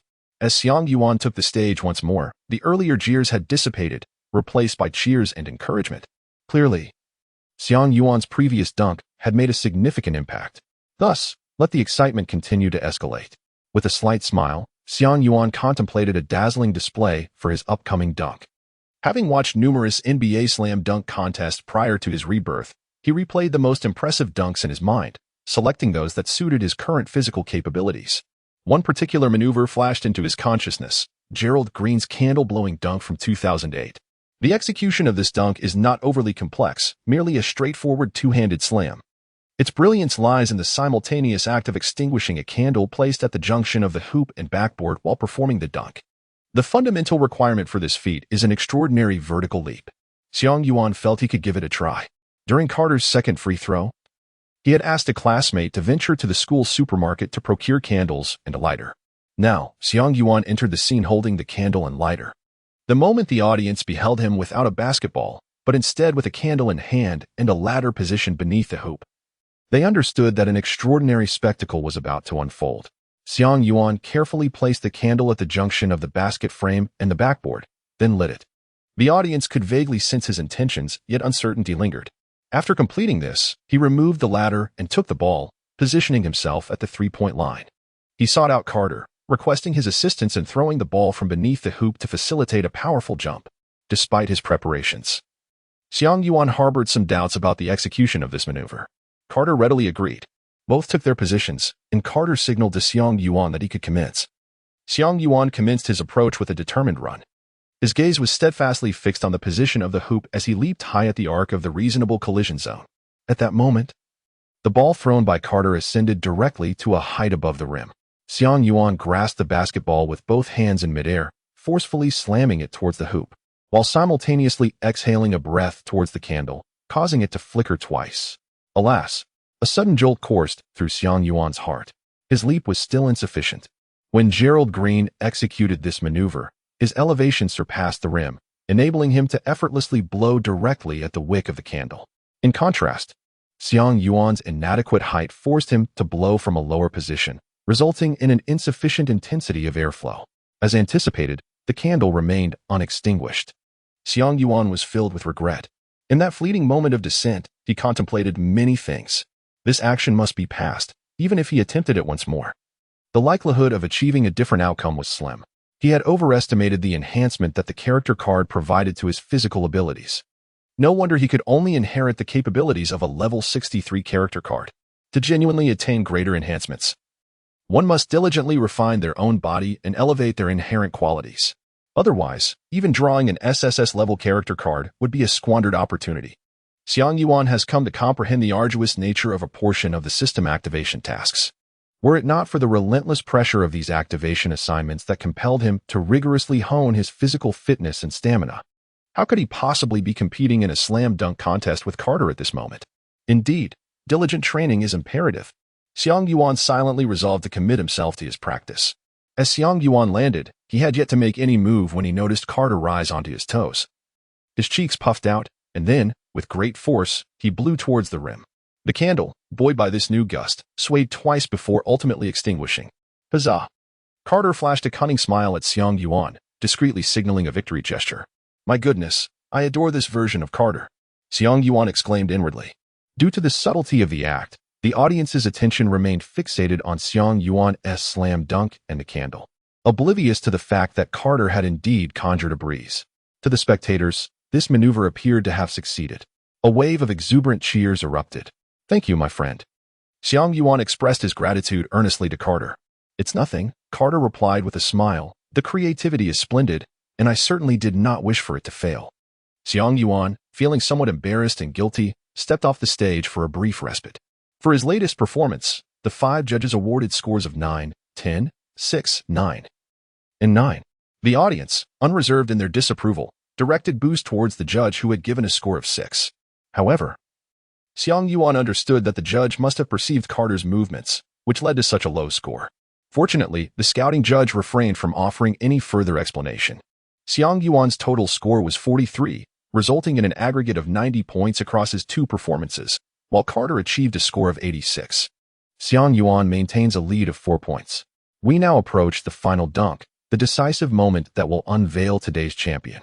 Carter steps onto the stage, and the audience erupts in fervent cheers, yearning for him to replicate the breathtaking dunks he showcased at the McDonald's All-American High School Dunk Contest. The anticipation builds, windmill, between the legs, reverse behind the back. Ultimately, Carter rises to the occasion, fulfilling the hopes of the spectators. He opts for a mesmerizing between-the-legs dunk, launching off the sideline with grace and precision. The execution is flawless. There is no doubt about it. The judges unanimously award a perfect score of 10. This is the true prowess of Carter. A perfect score of 50. Now, his cumulative score ascends to an impressive 136 points. Xiang Yuan requires a minimum score of 47 to secure victory. Once again, it is his turn to perform. This time, he dares not attempt overly challenging maneuvers. After much contemplation, he ultimately resolves to triumph through creativity. Alas, when it comes to sheer strength, he finds himself at a disadvantage. Xiang Yuan approached the court staff and engaged them in conversation. Subsequently, these staff members transported the basketball hoop from the other half of the court using tools, and then positioned it alongside the existing hoop. Xiang Yuan grasped a ball in one hand, positioned at the boundary line. Everyone was aware of his intentions, yet this display had never been attempted before, leaving the audience in a state of delightful curiosity. "My apologies, McGee," Xiang Yuan silently offered to the originator of this dunk from his past life. He then initiated his approach, lofting the ball in his right hand high towards the backboard, while simultaneously executing a dunk with the ball in his left hand. As the ball rebounded, he seized it with his right hand and deftly slammed it into another hoop. This dunk was a masterpiece of creativity. The crowd erupted in exhilaration. Chapter 11. Absurd Sea-Level Character Card. Ultimately, for this dunk, the judges awarded scores of 9, 10, 10, 9, and 9.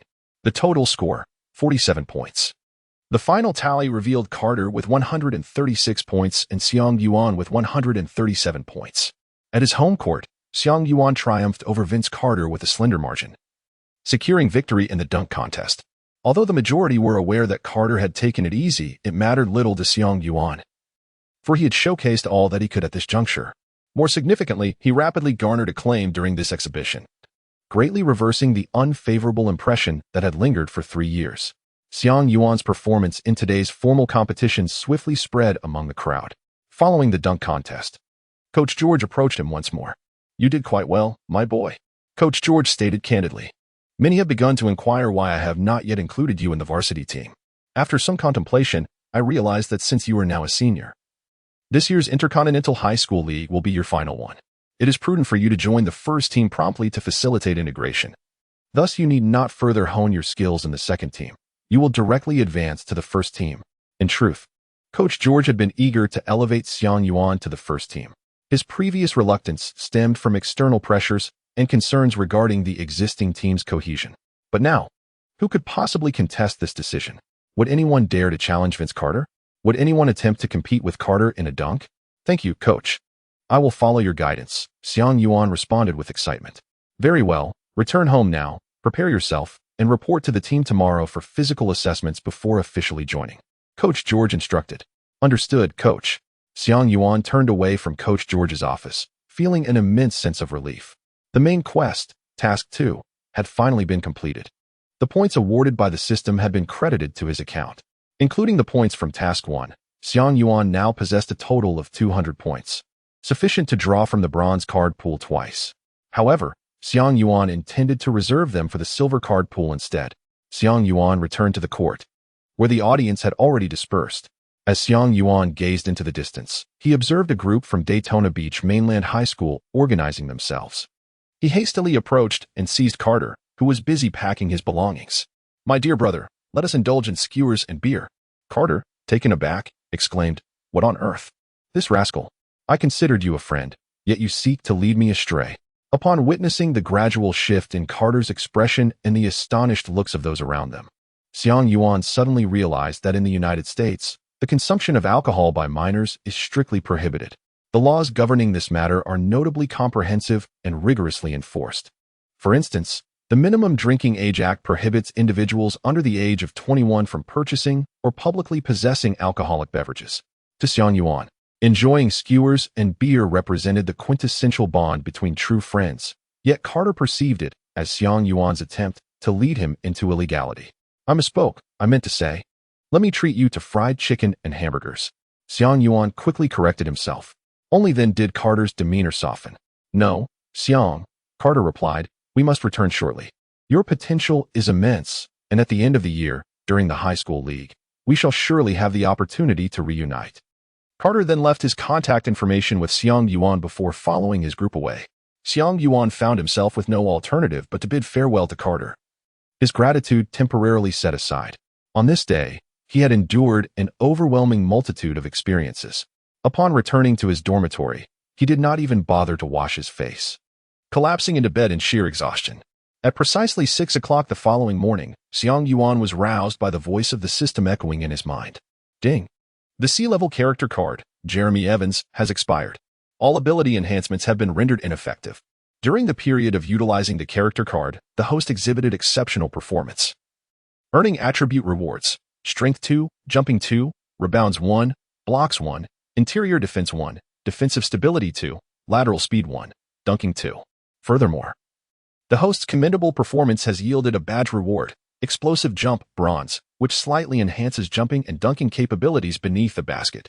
As the system's proclamation concluded, a tremor coursed through Xiang Yuan's body, as if everything had suddenly lost its vibrancy.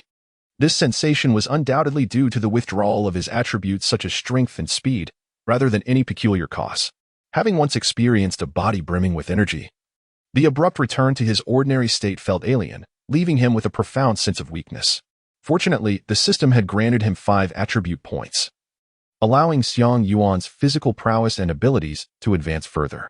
Xiang Yuan opened the attribute panel and observed his transformations. Host, Xiang Yuan. Height, 201 centimeters. Weight, 97 kilograms. Points, 200. Badge, Swift Bounce, Bronze. Special Skills, None. Character card, 0-2. Ability Evaluation, Offense 39, 1, Defense 37, 3. Organization 23, Athleticism 53, 2, Finishing 37, 1, Basketball IQ 68, Aesthetic Appeal 21, 1, Leadership 10, Attributes slightly altered, Comprehensive Evaluation 36, 1. This is quite challenging. Despite the numerous attributes awarded, the overall evaluation has only increased marginally. In truth, Xiang Yuan felt a tinge of dissatisfaction. It is important to recognize that this is a comprehensive evaluation, not merely a score in a singular category. Had it not been for the multitude of experiences he faced yesterday, which led to his outstanding performance, how could he possibly enhance his overall evaluation by a point in just one day? Unsatisfied, Xiang Yuan rose from his bed and made his way to the bathroom. He meticulously attended to his personal hygiene, particularly his face, using facial cleanser and skincare lotion to achieve a fair complexion. A lighter face enhances marketability. This touches upon a profound metaphysical concept. After completing his grooming, Xiang Yuan solemnly seated himself on a chair, clasped his hands together, and bowed 3 times towards the ancient and mysterious East. Having performed this ritual, he finally felt at ease, sitting steadily in his chair, prepared to draw cards. First, he would draw from the bronze card pool, serving as a foundation. Today, Xiang Yuan intends to utilize his chances in the silver card pool lottery, as he will officially join the basketball team at Songjing High School. He plans to perform exceptionally well during the physical assessment to secure his position on the team. Drawing. After the familiar animation, a character card is obtained. Upon closer inspection, Xiang Yuan discovered a C-grade character card. The luck was not particularly fortuitous. With a 90% probability of obtaining a C-grade card, it is quite challenging to draw a card of a higher tier without a stroke of good fortune. As Xiang Yuan focused his gaze once more, he feared that his eyes had deceived him. He rubbed them vigorously and directed his attention back to the character card on the virtual interface. Yet, the outcome remained unchanged. C-class character card, Kevin Pegg. Character description, ticket seller for the NBA's Denver Nuggets, with over a decade of experience. The tickets sold by him could encircle the United States. Special skill, sales. Note, the highest rank for a ticket seller is C-class. Xiang Yuan felt an urge to vent his frustrations. No wonder it is called the entire professional basketball system. It seems that ticket sellers are also deemed a profession within basketball. How comprehensive this profession is. Chapter 12. A C-level card that could qualify as S-level. If he frequently drew such character cards, Xiang Yuan would have to bid farewell to his basketball dreams. Fortunately, the system has clarified in the notes that the highest level for such character cards is C. This means that as long as he draws a B-level card, such characters will no longer appear. With tears glistening in his eyes, Xiang Yuan sought a semblance of psychological solace. The prospect of drawing from the silver card pool now filled him with trepidation. The previous cushion's effects had been overwhelmingly powerful, leaving him to question his own abilities. After careful consideration, Xiang Yuan ultimately decided to draw from the bronze card pool instead. He resolved to save the silver card pool for a moment when he felt a stronger conviction. Xiang Yuan rubbed his hands together, opting to draw once more from the bronze card pool. Heavenly spirits, heed my call. Oh, Supreme Laojun, I beseech you. Oh heavens. Oh divine forces. Grant me a high-tier card, even a B rank will suffice. Xiang Yuan muttered to himself, his eyes gently closed as he silently counted to 66. Only then did he open his eyes, directing his gaze toward the newly drawn character card. Upon seeing the utterly mundane hues identical to the previous 2 cards, a wave of dismay washed over him. Not a ticket seller, the C-tier card was already a certainty.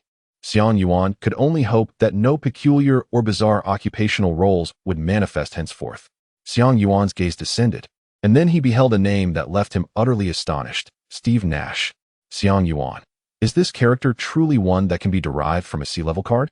The attributes of characters obtained from the system's card pool are drawn from the respective characters' prime periods. Thus, it is inconceivable that there would be character designs such as an elderly Nash. So why exactly does the legendary superstar Steve Nash appear in a C-level card? Xiang Yuan gazed at the ethereal figure of the Wind Child depicted on the card, scarcely able to believe his eyes. However, upon perusing the character's profile, enlightenment dawned upon him.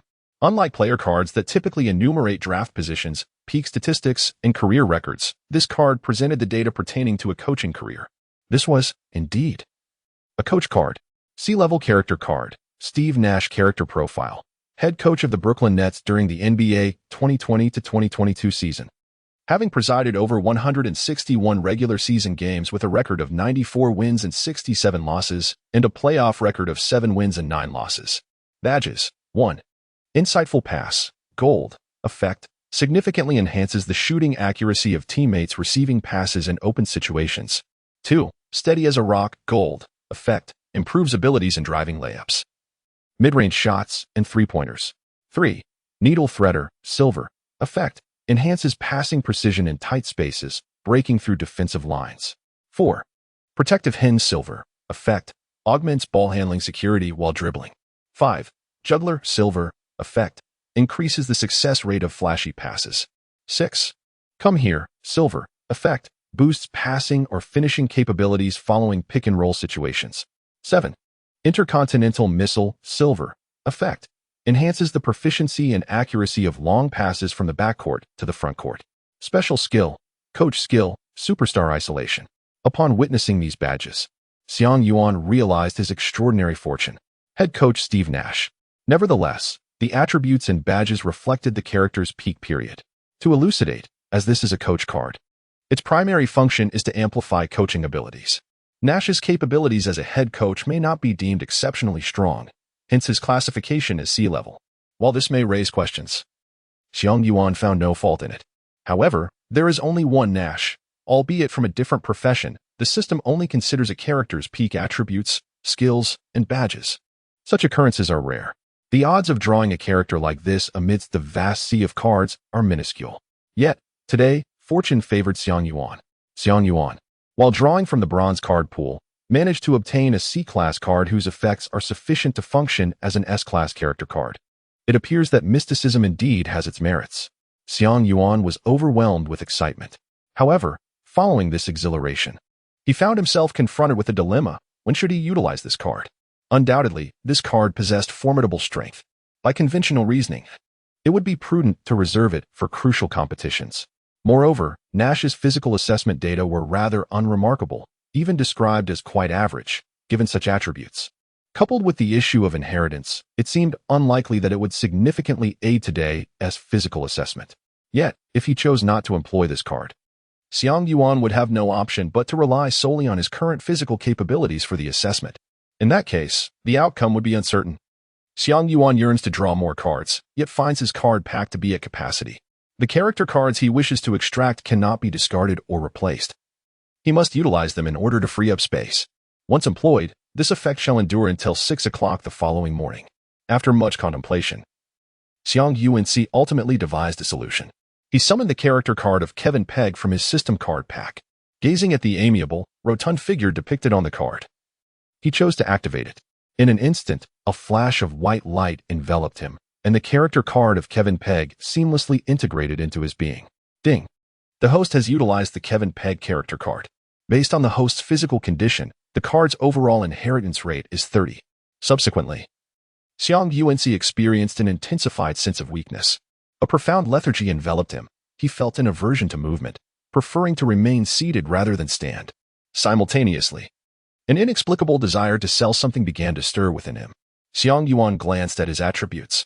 Ability evaluation, offense 22, -17, defense 21, -16, organization 13, -10, athleticism 20, -33, finishing 17, -20. Basketball IQ 30, -38, Aesthetic Appeal 5, -16, Leadership 2, -8, Attributes slightly modified. Comprehensive Evaluation, 16, -20.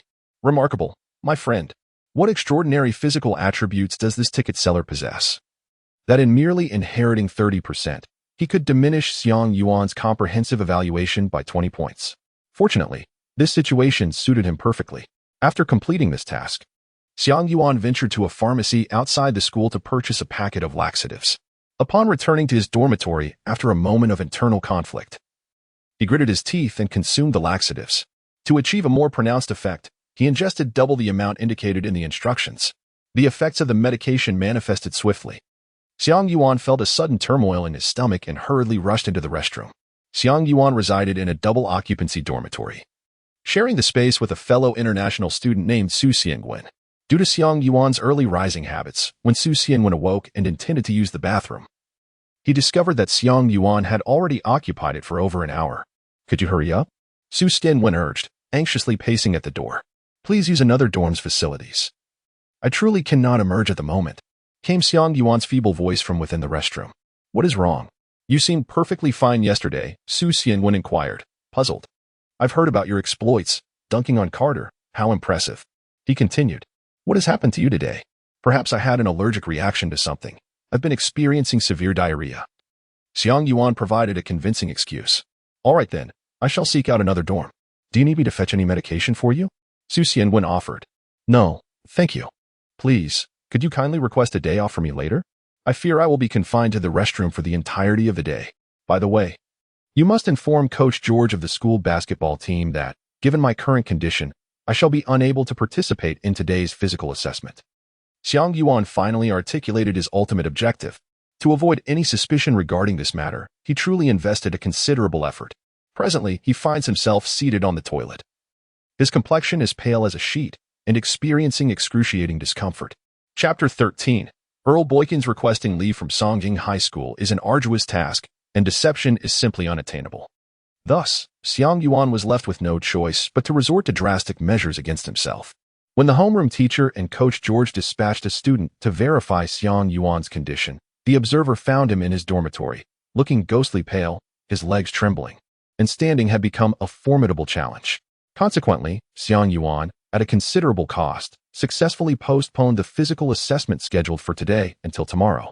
The following day, he was awakened at 6 o'clock by the incessant notifications from the system in his mind.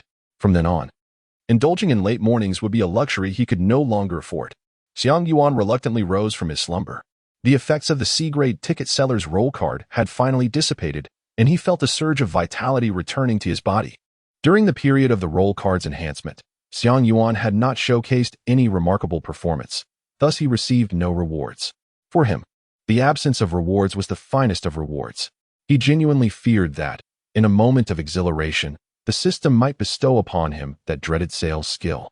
That terrifying ability had compelled him to, in a state of extreme weakness, persistently pester and eloquently persuade two classmates who had come to verify the situation, ultimately convincing them to purchase 2 packets of local specialty spicy strips. Even while unwell, he was still compelled to sell. The 2 classmates, left with no choice, begrudgingly bought the spicy strips. Upon returning, they dared not consume them, uncertain if the cause of Xiang Yuan's severe stomach troubles was indeed the spicy strips. Xiang Yuan found it difficult to fathom how those 2 classmates would perceive him upon their return. How could he face the elders of Jiangdong?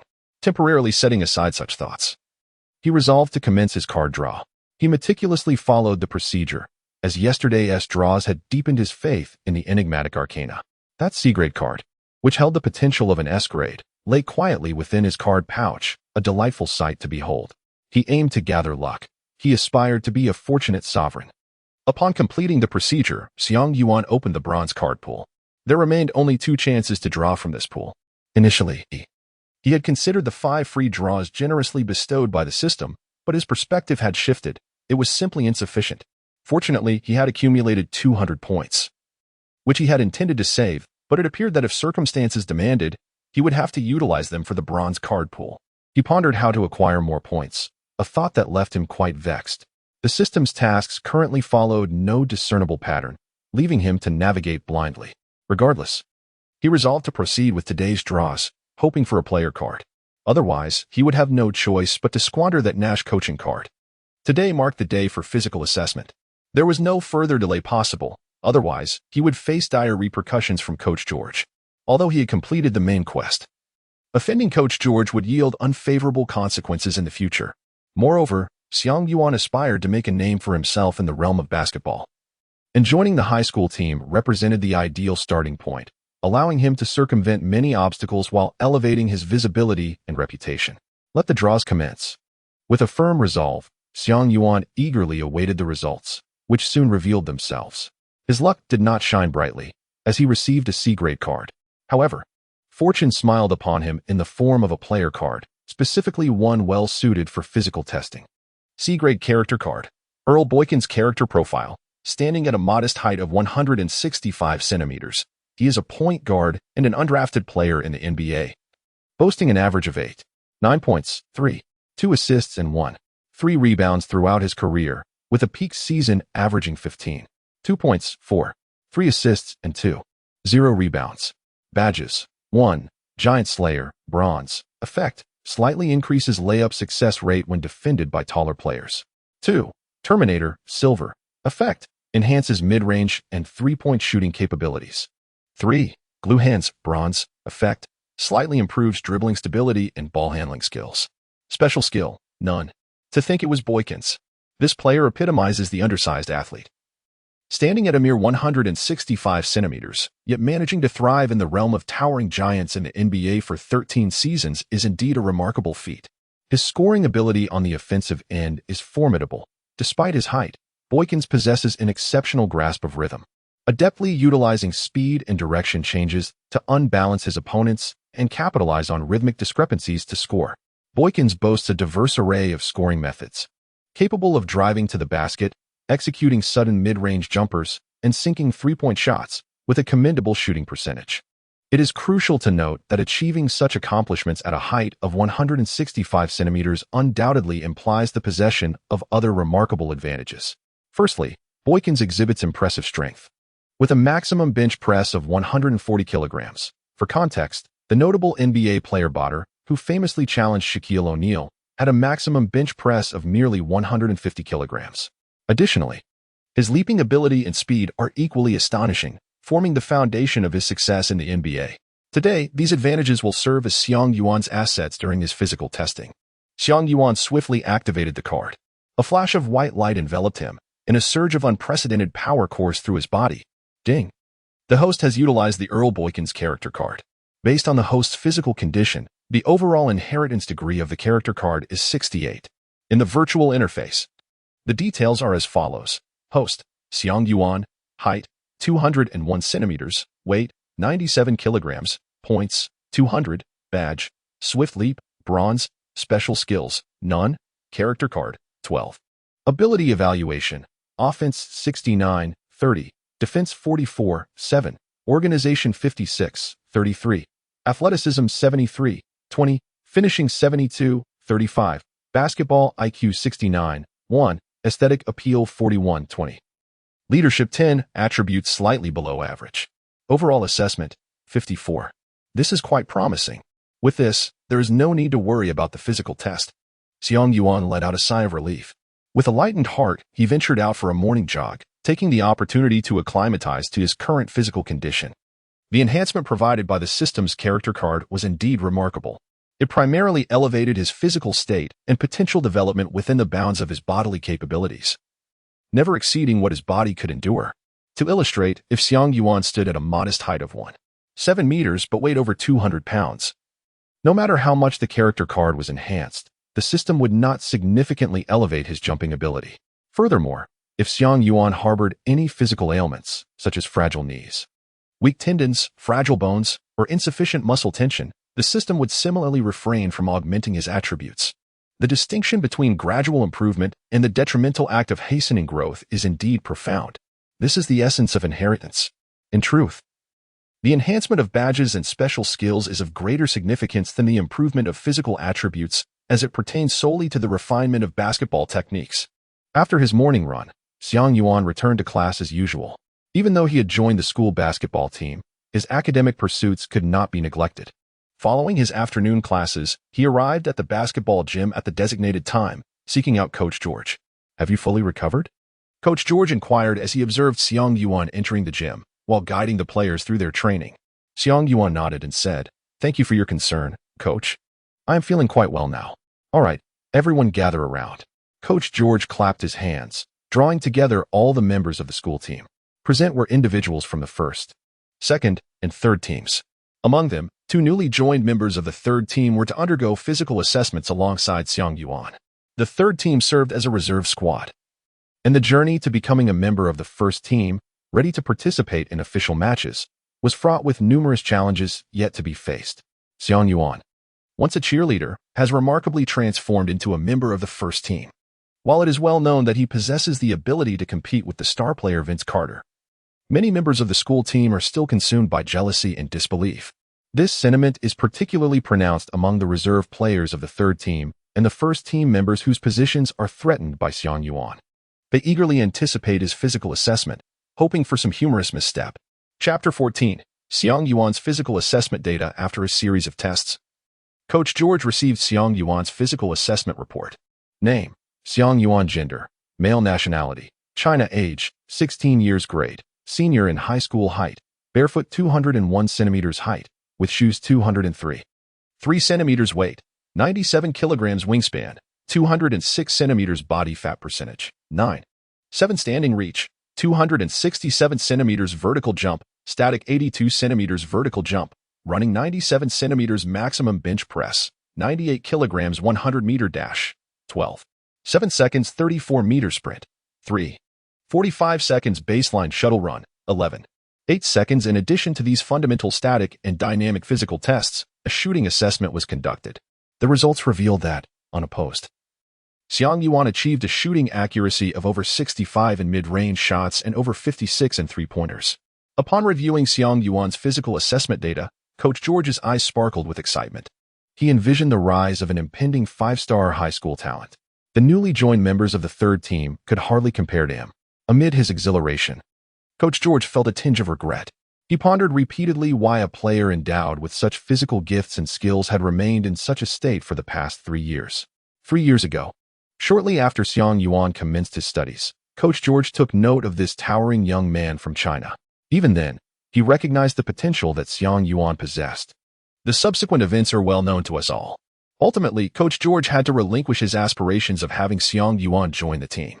Yet, he clung to a faint glimmer of hope, which led him to acquiesce to Xiang Yuan's request to join the cheerleading squad. At long last, Xiang Yuan's innate talent is poised to flourish, albeit somewhat belatedly, yet there remains an opportunity.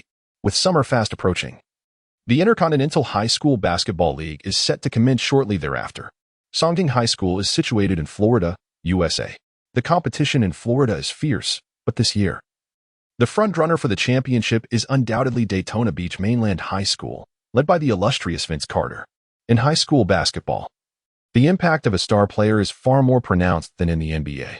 While it is exceedingly difficult for a single star player to lead a team to victory in the NBA and high school basketball, a player of that caliber can indeed elevate the entire team to a significantly higher level. This time, Coach George, who once only dared to dream of touching the championship trophy, has begun to harbor a flicker of ambition for this year's title. Regardless, it is certain that Xiang Yuan's place on the first team is firmly established. The next step is to harmonize the team and prepare for the high school basketball league. Once Xiang Yuan joined the first team, in addition to his regular high school studies, he was required to train daily at the gym alongside his teammates. During their routine training sessions, Coach George and the first team members discovered something peculiar. Although Xiang Yuan trained with exceptional diligence, he appeared to lack the formidable prowess that many had anticipated. In the preceding days, it was widely believed that he was merely conserving his energy during training, withholding his true capabilities. After all, his previous encounter with Carter, alongside the tangible data from physical assessments, stood irrefutably in his favor. However, as time elapsed, differing perceptions inevitably began to surface. Consequently, on the 10th day of his tenure in the first team of the school's basketball squad, Adam Eve, who had been supplanted from the starting lineup by Xiang Yuan, formally issued a challenge. Despite the enhancement of his offensive, athletic, organizational, and finishing evaluations by 1 point each after utilizing a Bojkin's character card, bringing his overall rating to 36. 5. Xiang Yuan was acutely aware of his own limitations. Without the aid of the character card, his actual abilities only barely qualified him for the first team. Thus, engaging in a genuine contest against Adam Eve, who had honed his skills over 3 years within the team, would undoubtedly place Xiang Yuan at a disadvantage. In light of this, he opted to use another opportunity to draw from the bronze card pool, leaving him with but one chance remaining. Fortuitously, luck smiled upon him as he drew another sea-level player character card, which, upon activation, elevated his overall rating to an impressive 55 points. With the advantage conferred by this card, Xiang Yuan decisively overwhelmed Adam Eve, triumphing in a series of 3 one-on-one matches played to 21 points, allowing Adam a mere 8 points in total. Adam Eve, thoroughly defeated, willingly accepted his role as Xiang Yuan's substitute. Yet, Xiang Yuan's ambition did not wane. He sought to maximize the effects of the character card, especially given the dwindling opportunities for further draws. Thus, he extended a challenge for one-on-one matches to all members of the first team, and with the same dominating prowess, he vanquished each participant. This was still insufficient for him. He led the second team members in a full-court 5v5 match against the first team, ultimately guiding them to a 74-66 victory. Following this string of impressive performances, all doubts within the team evaporated, leaving even Coach George, who had harbored a modicum of skepticism, feeling a profound sense of remorse. From that moment onward, no one dared to formally challenge Xiang Yuan again. Even during training sessions, where one-on-one drills were commonplace, many had managed to best him. Yet all assumed he was merely holding back. They not only ceased their doubts but also expressed a sense of gratitude, for the earlier defeat had been overwhelmingly humiliating. Soon, more than a month had passed. Under the guidance of specialized training, coupled with diligent daily practice, Xiang Yuan exhibited significant improvements in both physical fitness and basketball skills, advancing at a pace far superior to his previous self-directed training. Without relying on the System's character card, his attributes experienced a notable enhancement.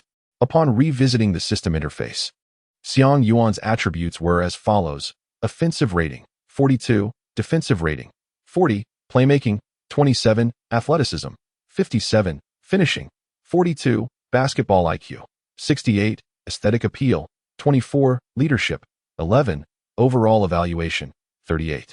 8. Such progress was indeed remarkable. At this juncture, the summer vacation at Songjing High School commenced. This summer, Coach George intended to retain all members of the first team for training. Recognizing the opportunity to aspire for the championship this year, he felt compelled to seize it. As Xiang Yuan was now in his senior year, failing to capitalize on this opportunity would mean starting anew after his graduation. All members of the first team acquiesced to Coach George's request. However, the most crucial player, Xiang Yuan, did not comply. He yearned to return home. He longed to reunite with his family. In his previous life, he had not spent ample time with his parents during holidays. He would often take the money they provided to travel. It was only after their departure that he regretted his choices, lamenting the scant moments he had shared with them. His character was, in fact, remarkably resilient, even burdened with heavy debts. He had never contemplated ending his own life. The loss of his parents was, without doubt, the primary reason for his diminished will to live. Thus, since his rebirth, he had resolved to forego excursions during every winter and summer break, choosing instead to return home and spend as much time as possible with his parents. This time would be no exception, despite Coach George's fervent efforts. He could not persuade Xiang Yuan. Reluctantly, Coach George assigned Xiang Yuan training tasks for the holiday before allowing him to return home. Chapter 15. Returning home. Xiang Yuan's home is in Hebi City, Heilongjiang Province. He is a native of northeast China. The fertile black soil has nurtured his tall and robust physique, as well as cultivated his generous and resilient character. In July, the weather in Hebi begins to gradually warm up. As Xiang Yuan emerged from the airport corridor, he immediately spotted his mother who had come to greet him. "Mom." Xiang Yuan navigated through the throngs of people while dragging his luggage, swiftly arriving beside his mother. "Oh, Xiang Yuan, you've lost weight." In the eyes of his mother, a child studying away from home is always destined to endure hardships. However, in reality, Xiang Yuan's weight had increased by nearly 2 kilograms since the beginning of the semester. "Isn't this what you wished for?" Xiang Yuan replied with a playful retort. "I believe it is you who has truly become slimmer." Xiang Yuan scrutinized his mother, who stood at a height of slightly over 1.60 meters, adorned in a chic casual suit, her nose graced by a pair of glasses. At the age of 40, The passage of time had begun to etch subtle lines upon her face. However, due to favorable family circumstances and diligent self-care, these marks were hardly discernible. She still radiated vitality, exuding an aura of a formidable woman. Is that so? How wonderful. His mother appeared quite pleased. And my father? Noticing his absence, Xiang Yuan surmised that he was undoubtedly preoccupied with matters concerning the company, yet he still inquired. The company has been rather busy lately. He is temporarily unable to break free, but he will undoubtedly return this evening, his mother replied. Now, let us hurry to the car. We shall dine at a hotel tonight to welcome you. What hotel? It would be much better to eat at home. I can prepare a special dish for you this evening, he suggested. As they exited the airport corridor and approached their vehicle, Xiang Yuan placed his luggage into the trunk and plopped down in the passenger seat. Speaking up, his mother insisted, we are still going to the hotel. Your Uncle Tang's family will be there as well, and Ji Xian has just returned from the United States. Then, she began to express her grievances. Pray tell. What were you thinking? Ji Xian accompanied you to study in America, and not only did you fail to care for her, but I also heard you were often pursuing the American campus beauties. What is so enchanting about those girls that you would be so infatuated? Forsaking such a lovely girl beside you? I must tell you, I do not recognize any American girls. I only acknowledge Ji Xian as my future daughter-in-law. You, my son, ought to extinguish any other notions at once. Go and sincerely apologize to Ji Xian. Treat her well from now on. Do you hear me? Upon hearing his mother's relentless reproach, Xiang Yuan wore a grimace, pursing his lips without a word. In his mind, a tall figure with fair skin and striking beauty emerged. Tang Ji Xian, his childhood companion. The Xiang and Tang families have been closely intertwined since the generation of Xiang Yuan's grandfather, resulting in a lifelong bond between the two. The elders often jested that the two were a match made in heaven. Indeed, barring unforeseen circumstances, they were destined to walk down the aisle together. However, in Xiang Yuan's previous life, a series of unfortunate events led to Tang Jixuan ultimately abandoning him. Although this action could be understood, it nonetheless left a profound scar on Xiang Yuan's heart. Consequently, in this lifetime, his feelings for Tang Jixuan have inevitably shifted. He does not intentionally neglect her. Rather, he is uncertain about how to approach their relationship, leading him to choose avoidance for the time being. Additionally, his pursuit of the American campus belle was merely a means to accumulate experiences of heartbreak to activate his system, rather than a genuine desire for romance. Unexpectedly, Tang Jixuan brought the matter to his mother's attention. All right, I understand. Xiang Yuan interjected, cutting off his mother's incessant chatter. As long as you understand, she replied, turning to retrieve a beautifully wrapped gift box from the back seat of the car and handing it to Xiang Yuan. I knew you wouldn't have the foresight to prepare a gift for the girl. This is the latest women's handbag from Louis Vuitton. Just say you bought it for her while in America. Do you understand? Yes, I understand, Xiang Yuan replied with resignation. The latest LV handbag must cost at least tens of thousands of yuan. His mother certainly knows how to invest.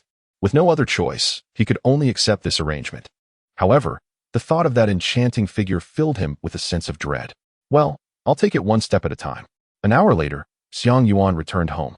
After settling him in, his mother hurried off to the company, leaving no time for further conversation. As she put it, she needed to assist Xiang Yuan's father in order to ensure he would be free in time for the evening's appointment. Xiang Yuan felt no fatigue whatsoever. After merely resting for a while, he was overwhelmed by a profound sense of boredom. In this era, the internet was still in its infancy. With fewer than 40 million users worldwide, in his country, computers were a rarity, let alone smartphones. To be frank, Xiang Yuan lacked any entrepreneurial flair or business acumen, otherwise. In this age, even a modest venture related to the internet would surely lead to success. However, he could find a way to encourage his parents to reconsider their current business direction and pivot towards investing in the internet sector. This was something he could contemplate further in due time. For now, with an abundance of idle time, Xiang Yuan yearned to engage in an activity to alleviate his restless spirit. Thus, he descended the stairs and aimlessly wandered around the vicinity.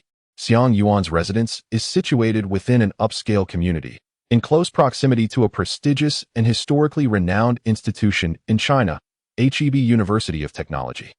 Xiang Yuan strolled leisurely into the university campus, observing the diverse array of students and reveling in the warm atmosphere that was so distinctly different from that of America. Unbeknownst to him, he found himself at the entrance of a gymnasium. Upon seeing the venue, a surge of excitement coursed through him. Over the past 3 years, Basketball had gradually become an indispensable part of his life. To put it simply, a day without playing basketball left him feeling utterly restless. Since he was here, he decided to venture inside and see if he could join a game. As he entered the gymnasium, he was struck by its impressive size and comprehensive facilities. The moment he stepped inside, an extraordinary ambience enveloped the space. Most of the individuals in the gym congregated around one half-court basketball hoop, forming a densely packed crowd that left no room for movement. The spectators were predominantly Chinese, with a small scattering of foreign students interspersed among them. At this moment, the Chinese attendees appeared unusually subdued, their expressions reflecting unease, while the foreign students were filled with exuberance, clamoring loudly with cheers, urging their compatriots to unleash their full potential and dominate the Chinese players. It promised to be quite a spectacle. With great effort, Xiang Yuan finally managed to squeeze into the inner circle, gaining a clear view of the situation at hand. Chapter 16. What if they win? On the court, a 3v3 basketball match was underway. One team comprised 3 Chinese university students, while the opposing team consisted of 3 American exchange students, 2 black and 1 white. The classic rule of reaching 21 points prevailed. The current score stood at 18-3, with the exchange students holding a commanding lead. It was merely a matter of time before victory was secured. Xiang Yuan inquired and learned that this contest between domestic and foreign players had already spanned 5 matches. Each concluded with decisive victories for the international students. The origin of this rivalry lay in a casual basketball game, where teams were formed through the passing of the ball. The initial lineup consisted of an African exchange student, A, paired with 2 Chinese university students, facing off against another team composed of 2 international students and 1 Chinese student. What began as a commonplace street basketball 3v3 quickly escalated due to A's fervent desire to win, which clashed with the evident superiority of their opponents. After suffering 5 consecutive losses, A, in a fit of frustration, exclaimed, "You Chinese are too weak at basketball." This remark detonated like an atomic bomb among the Chinese students, igniting their tempers. It was a matter of pride, and they could not afford to back down. A, though merely momentarily exasperated, immediately regretted his words. But it was too late to retract them. The atmosphere grew tense, drawing more and more spectators, and it seemed an altercation was imminent. At this critical juncture, a university physical education teacher happened to be nearby and promptly intervened to avert the impending conflict. Yet, the matter could not simply be dismissed. Someone proposed resolving the issue through basketball. Did you not claim that Chinese players are weak? Let us settle this on the court. This suggestion resonated with both parties, leading to the organization of an impromptu international basketball 3v3 match.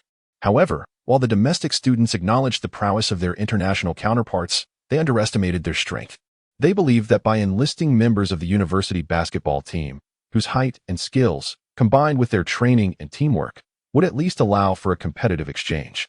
Yet, reality delivered a harsh blow to the Chinese players present. The 3 international students, each possessing exceptional athleticism, easily overwhelmed the university team. A, the instigator of the altercation, grew increasingly smug. He called for the ball in the low post, backing down the defending Chinese student with sheer strength, methodically pushing him towards the basket. Once beneath the hoop, he unleashed a powerful 2-handed dunk, sending the ball crashing through the hoop, striking not only the chest of the defender, but also resonating deeply within the hearts of the onlooking Chinese crowd. The score was 21-4. 3 international students, with an overwhelming display of skill, once again secured victory in a match. The onlookers from China found themselves rendered speechless, having witnessed 6 consecutive losses. Words failed them. There was no one left.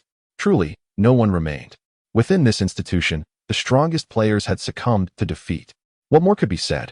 Today was marked by a stark humiliation. In this era, where the internet is not yet widely developed and television broadcasts are scarce, most individuals possess a limited understanding of the caliber of American basketball.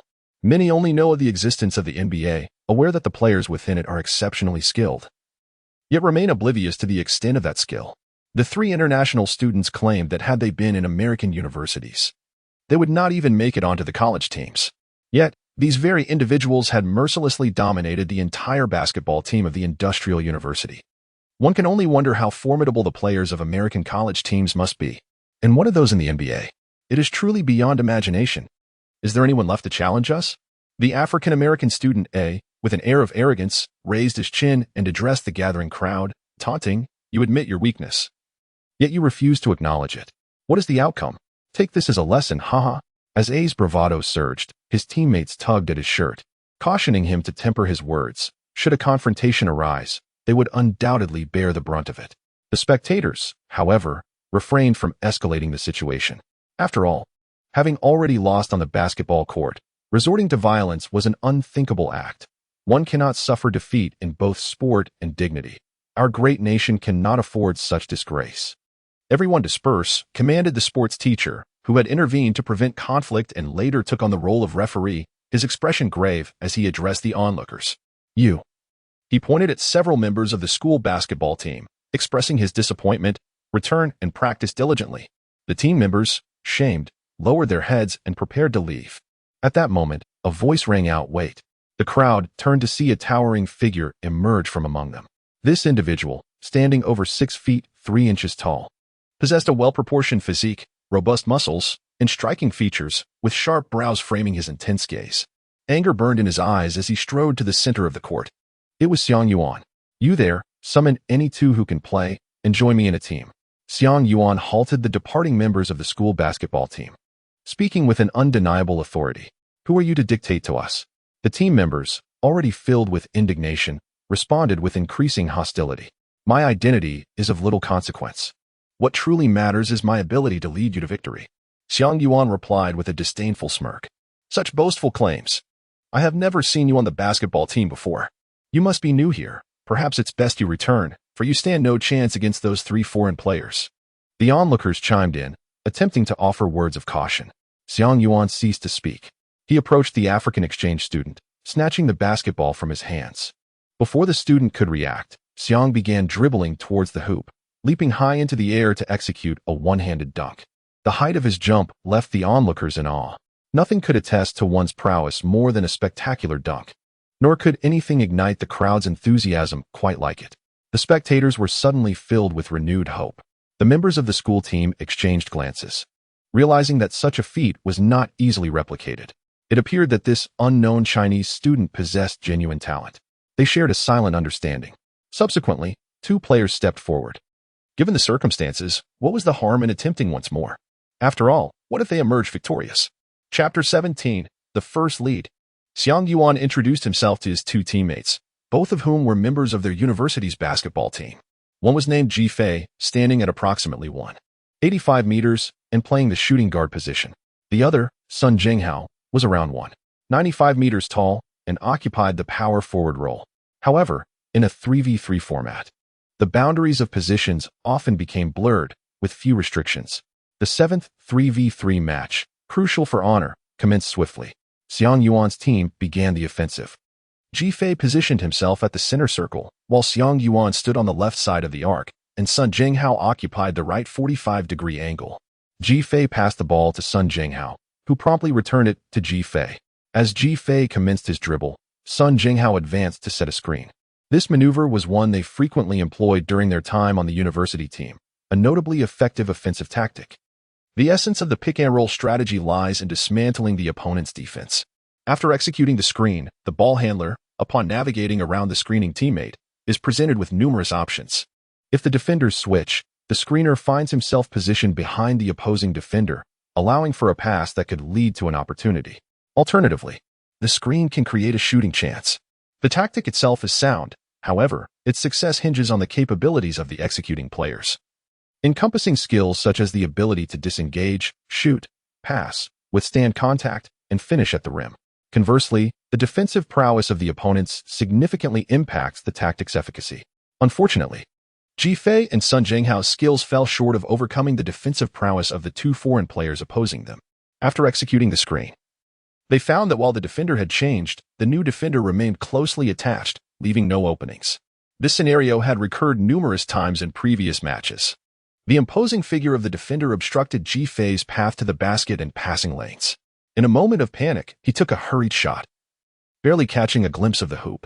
Alas, as Ji Fei released the ball, a fleeting clarity struck him. He realized that the shot was destined to miss. Regret came too late. As anticipated, the ball struck the rim with a resounding clang and bounced away.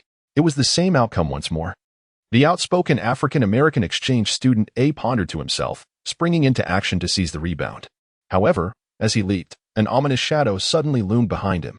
It was Xiang Yuan, soaring high like a celestial being, who snatched the rebound from above his head. Before A could fully comprehend the situation, Xiang Yuan executed a deft layup, scoring the first point for their team. 1 o'clock. This marked the first time in 6 matches that a team comprised of Chinese players held the lead. My apologies. Jifei quietly offered to Xiang Yuan after the play concluded. Had it not been for Xiang Yuan's intervention, they would have squandered that offensive opportunity. Not a problem. Just remember to pass me the ball during the next offensive possession, Xiang Yuan replied nonchalantly. Certainly, Jifei affirmed, with the change of possession. It was now Xiang Yuan's turn to defend. The opposing team initiated the play, and after 2 passes, the ball found its way into the hands of the African-American exchange student A, who was the linchpin of the trio. In the previous matches, he had consistently scored more than 10 points out of a total of 21 in each game. Xiang Yuan had long recognized this challenge and willingly assumed the mantle of defense. The African exchange student, upon noticing Xiang Yuan's approach to guard him, curled his lips into a disdainful smirk. Despite the impressive dunks and rebounds he had displayed earlier, the student remained unconvinced of this Chinese player's ability to contend with him. Leaning against Xiang Yuan, he initiated a back-to-the-basket move, a signature tactic that had never failed him before. With a single skill, he had triumphed time and again. His formidable core strength allowed him to establish position in the low post easily, where he could overpower his opponents and score effortlessly in the paint. Indeed, he was a player who thrived on physicality, and within this campus, there was truly no one capable of matching his force.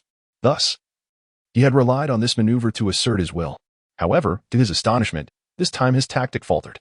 As he backed in with the ball, attempting to penetrate the paint, he found himself utterly immobile. He could not budge Xiang Yuan. He made another attempt, yet still could not gain any ground. Bewilderment washed over him. For so long had he depended on this single offensive approach that he had neglected to develop any other techniques. With his primary strategy rendered ineffective, his mind went blank, leaving him uncertain of his next move. After Xiang Yuan noticed that the opponent had made a few attempts but ceased his actions, he felt a sense of curiosity. Nevertheless, Xiang Yuan would not let such a splendid opportunity slip away. Seizing the moment, he swiftly intervened and intercepted the ball. Following the interception, Xiang Yuan passed the ball to Jifei. Upon receiving the pass, Jifei immediately advanced beyond the 3-point line and then promptly returned the ball to Xiang Yuan, who remained near the key.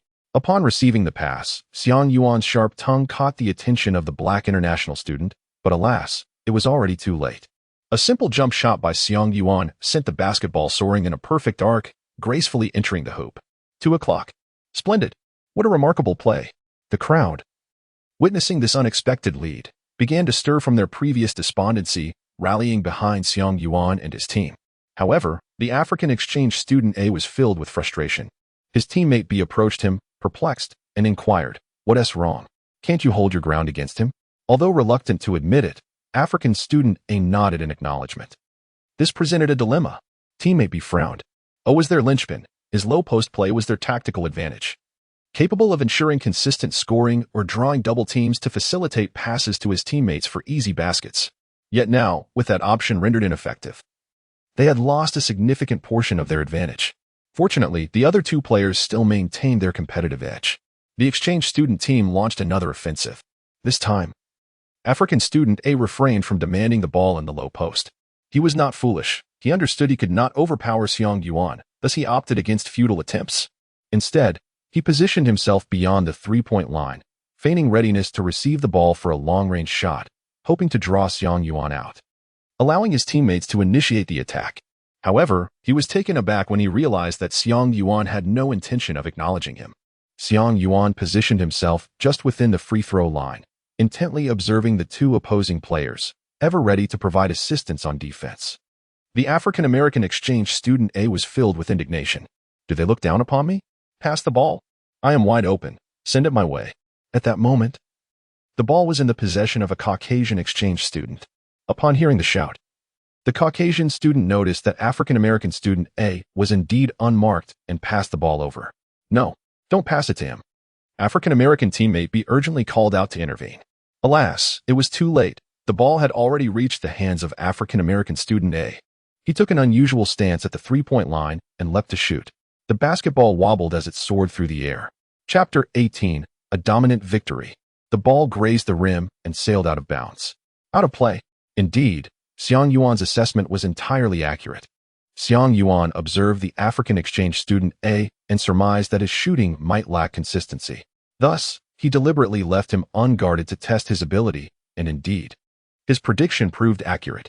With a sigh, the African teammate B remarked to the Caucasian exchange student, "As a freshman, you may not be familiar with him. His three-point shooting percentage is alarmingly low. In the future, if you see him poised to shoot beyond the arc, it would be prudent not to pass him the ball." The Caucasian exchange student nodded in resigned agreement. Following the out-of-bounds play, possession shifted. Ji-Fei resumed the game, dribbling the ball a few times before passing it to Xiang Yuan. The African exchange student A immediately closed in, his eyes aflame with determination as he fixated on Xiang Yuan. He was resolute in his intent to block this shot and reclaim his honor. Xiang Yuan paid little heed to the thoughts of his opponent. Noticing their close proximity, he cradled the ball with both hands, pivoted on his left foot, and took a substantial step to the right, executing a probing move. This maneuver is a variant of the triple threat position. The African-American exchange student, A, was intensely focused on his defense, believing that Xiang Yuan intended to penetrate the paint from the right side. Consequently, he shifted his weight to the right and established his defensive stance. Now was the moment. Xiang Yuan retracted his steps, executing a cross dribble before swiftly changing direction, breaking through to the other side. Oh no, he was deceived. A sense of dread washed over the black international student. Xiang Yuan broke through the defense, dribbling the ball directly towards the basket. At that moment, the Caucasian exchange student released his guard on Sun Zhenghao and began to move towards Xiang Yuan's position to provide support. With a keen sense of observation and acute awareness, Xiang Yuan noticed the opponent approaching to reinforce their defense. He executed a sudden stop-and-jump feint. As the defender leaped in response, he swiftly passed the ball to Sun Zhenghao, who had already made his way to the basket and was unguarded. Sun Zhenghao received the pass and effortlessly scored a layup, securing 1 point. The crowd erupted in jubilant cheers. "Next time, I won't let you succeed." The African exchange student, A, hissed through clenched teeth at Xiang Yuan. Indifferent. Xiang Yuan chose to ignore the provocations of this ill-tempered individual. The exchange student team launched another offensive, with African exchange student still positioned at the three-point line. Xiang Yuan felt a sense of bewilderment. It was evident that the African exchange student, player A, must have been aware of his own inability to shoot accurately. While one could attribute the initial mistake to a momentary lapse in judgment, it was difficult to comprehend why he persisted in such a manner. Unable to fathom the reasoning behind it, Xiang Yuan chose to dismiss the thought and continued to leave him unguarded, ever ready to assist his teammates in defense. At that moment, a Caucasian exchange student deftly evaded Sun Zhenghao's defense and was poised to take a shot. Xiang Yuan swiftly moved to provide support. The height of the Caucasian student was comparable to that of Sun Zhenghao, both standing around 195 meters, while Xiang Yuan had a slight advantage in height, which would undoubtedly exert significant defensive pressure. Out of the corner of his eye, Xiang Yuan suddenly spotted player A sprinting from the three-point line towards the key. In a decisive move, he executed a bounce pass, sending the ball toward player A. "Ha! Gotcha!" Player A exclaimed with an air of triumph. He leaped into the air, intending to execute a one-handed dunk, eager to release his pent-up emotions. However, just as he ascended, a shadow loomed over the once expansive space. A large hand suddenly appeared above the basketball he held in his right hand. The two forces collided directly. Under the duress of their struggle, the basketball fell to the ground. Quick-witted Ji-Fei swiftly retrieved the ball, dribbling towards the three-point line. Meanwhile, Sun Zhenghao, who often collaborated with Ji-Fei, instinctively moved to create a barrier, blocking the defending player B from interfering. As Ji-Fei approached the three-point line, he took a deep breath, resolute not to squander the opportunity presented by the block. He steeled himself, aimed, and leapt, releasing the ball with precision. The basketball traced a perfect arc through the air, landing effortlessly through the hoop. 5-0. The crowd erupted in enthusiastic cheers. The expressions on the faces of the three exchange students turned sour. They had previously dominated these Chinese students, yet now they found themselves on the receiving end of such overwhelming pressure. The score of 5-0 felt like a series of sharp slaps across their faces, stinging with humiliation. In the following round, the three of them exerted all their effort, barely managing to secure a single point. However, during Xiang Yuan's offensive turn, after executing 2 successful screens, he received the ball near the key. With deft movements, He faked twice before executing a hook shot over his shoulder. The basketball danced on the rim before ultimately falling into the net. The Xiang Yuan team secured another point, while the international student team struggled to counter Xiang Yuan's defense. Simultaneously, it became exceedingly difficult for the international team to penetrate Xiang Yuan's robust defense.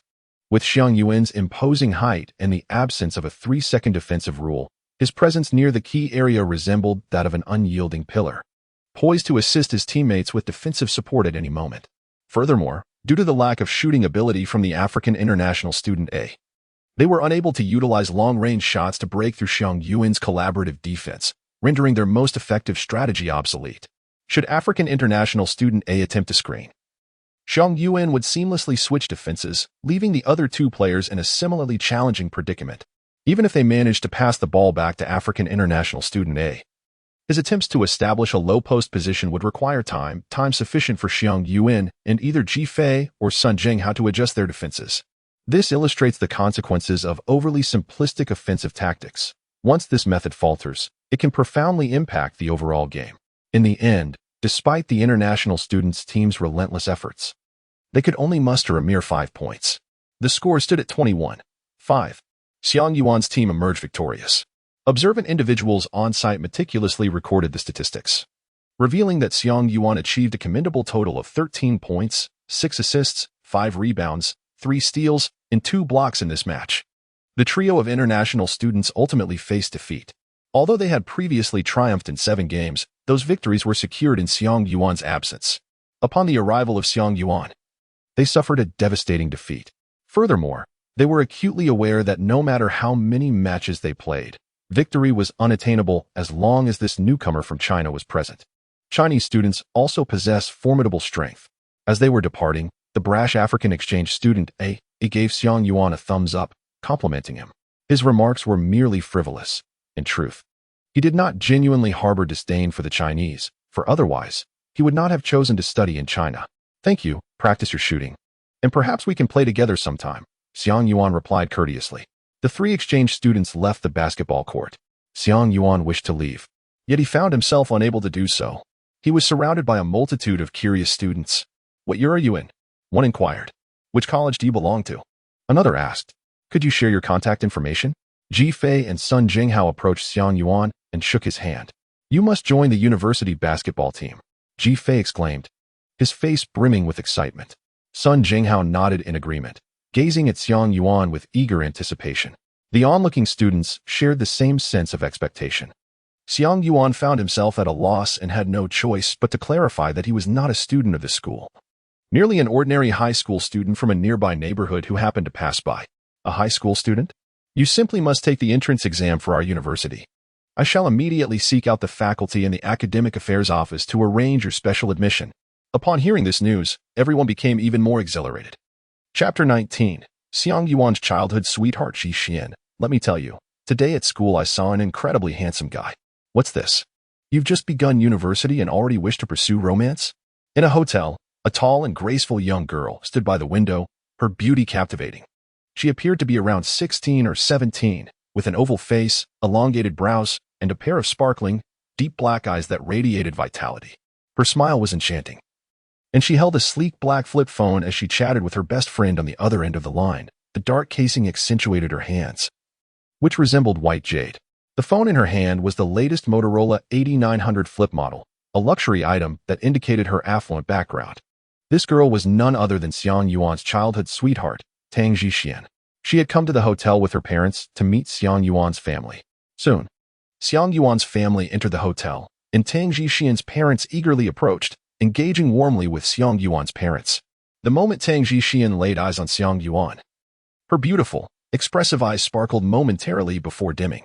She abruptly halted, suppressing her joy, and replaced her expression with one of indifference. In as casual a tone as she could muster, she greeted him. You're here. In truth, she longed to rush over, take hold of Xiang Yuan's arm, and sweetly call out Yuan Guo in a playful manner. However, she refrained. After all, she was Tang Jixian, a proud little princess. To remain close to Xiang Yuan, she had even followed him to America, yet he had grown increasingly distant towards her. Why should this be? A swell of resentment brewed within her, manifesting as a mist in her eyes. She resolutely decided to ignore Xiang Yuan no matter what. Seeing Tang Zhixian's demeanor, Xiang Yuan couldn't help but sigh inwardly. Having lived 2 lives, he was acutely aware of her feelings. Over the past 3 years, he had been excessively cold and cruel toward her. Upon reflection, before his rebirth, Tang Zhixian had not cast him aside but had consistently claimed she would stand by him through hardships. At that time, the Tang family faced a rapid decline and could not assist the Xiang family. Meanwhile, Tang Zhixian's beauty attracted many affluent suitors, yet she paid them no mind, wishing only to remain with her Yuan Ge. However, during that period, the Xiang family had completely fallen from grace, and Xiang Yuan had succumbed to despair. His temperament growing increasingly volatile, at times turning to alcohol for solace. Xiang Yuan repeatedly rejected Tang Zhishuan, leaving her heartbroken. Ultimately, Tang Zhishuan married a wealthy heir worth over 100 million. On the day of the wedding, Xiang Yuan disrupted the banquet, causing a scene, and was subsequently beaten by security and expelled. Just a few days later, he took his own life.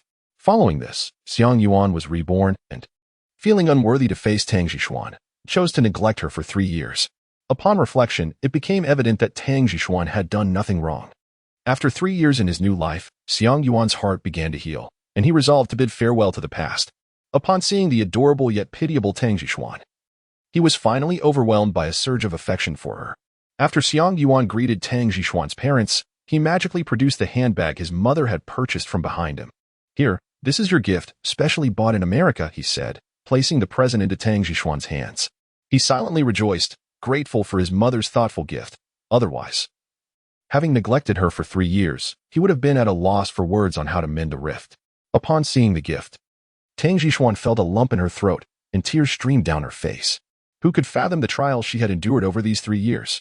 The tall and handsome Xiang Yuan, who had cared for and cherished her since childhood, the one she had envisioned as her future husband, had suddenly turned his back on her. She had chased after him to America, only to discover that he was pursuing the campus beauty there. Although the American beauty never reciprocated his affections, her heart had already been wounded.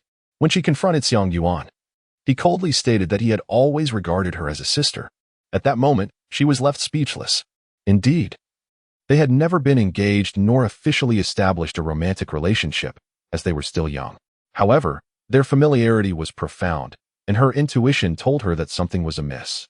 Yet, despite observing and waiting for 3 years, she had been unable to uncover the truth behind his behavior. She realized that Xiang Yuan was avoiding her, and his gaze towards her had grown increasingly complex. She also discerned that he was not genuinely pursuing those American beauties. He consistently chose the most difficult ones to woo, showing indifference to his failures, even appearing somewhat pleased by them. It left her utterly baffled. Yet now, none of that mattered. She had received a gift from Xiang Yuan. More importantly, she had glimpsed the emotion in his eyes. A woman's intuition is formidable. From Xiang Yuan's gaze, she saw guilt, relief, and an affection that had once been familiar yet had not graced her for 3 long years. Her Xiang Yuan had returned. "Look, your brother sent you a gift. And yet you're crying. How unbecoming." Tang Zhishuan's mother observed the scene and approached, embracing her daughter, a beautiful and intelligent woman. She understood her daughter's feelings for Xiang Yuan deeply. Seeing the two seemingly on the path to reconciliation, her heart felt a weight lift. Just as Xiang Yuan's mother held Tang Zhishuan in high regard, she too harbored a favorable opinion of Xiang Yuan. He was handsome, academically exceptional, of good character, and came from a respectable family. Their families had long-standing ties. A mother-in-law's affection for her son-in-law only grew with familiarity. Although she was unaware of the specifics of what had transpired between them, reconciliation was undoubtedly a positive development. "Xiang Yuan, you ought to apologize to Zhishuan without delay," urged Xiang Yuan's mother, joining in. I apologize. He quickly responded. Xiang Yuan raised his hand in surrender. "Zhixian, I am truly sorry for the distress I have caused you." Xiang Yuan's words were earnest and heartfelt, encapsulating the entirety of his complex emotions towards Tang Zhishuan. Both before and after his rebirth, his feelings were profoundly rich and overwhelming. Even their parents were taken aback, perceiving Xiang Yuan's maturity akin to that of an adult. With a sudden gasp, Tang Zhishuan, who had been quietly shedding tears, could no longer contain herself and burst into a heart-wrenching cry. Her tears flowed like rain on pear blossoms, prompting both families to hurriedly retreat into a private room at the hotel and close the door. The adults from both sides felt a palpable awkwardness, ultimately placing the entire burden of the situation upon Xiang Yuan. Xiang Yuan could only wear a forced smile, enduring countless criticisms. It was not until Tang Jixuan ceased her tears that Xiang Yuan felt a sense of relief. After her bout of crying, Tang Jixuan also felt a twinge of embarrassment, and thus took out her frustrations on Xiang Yuan. Only then did this incident truly come to a close. The two families gradually restored their harmonious and cheerful atmosphere.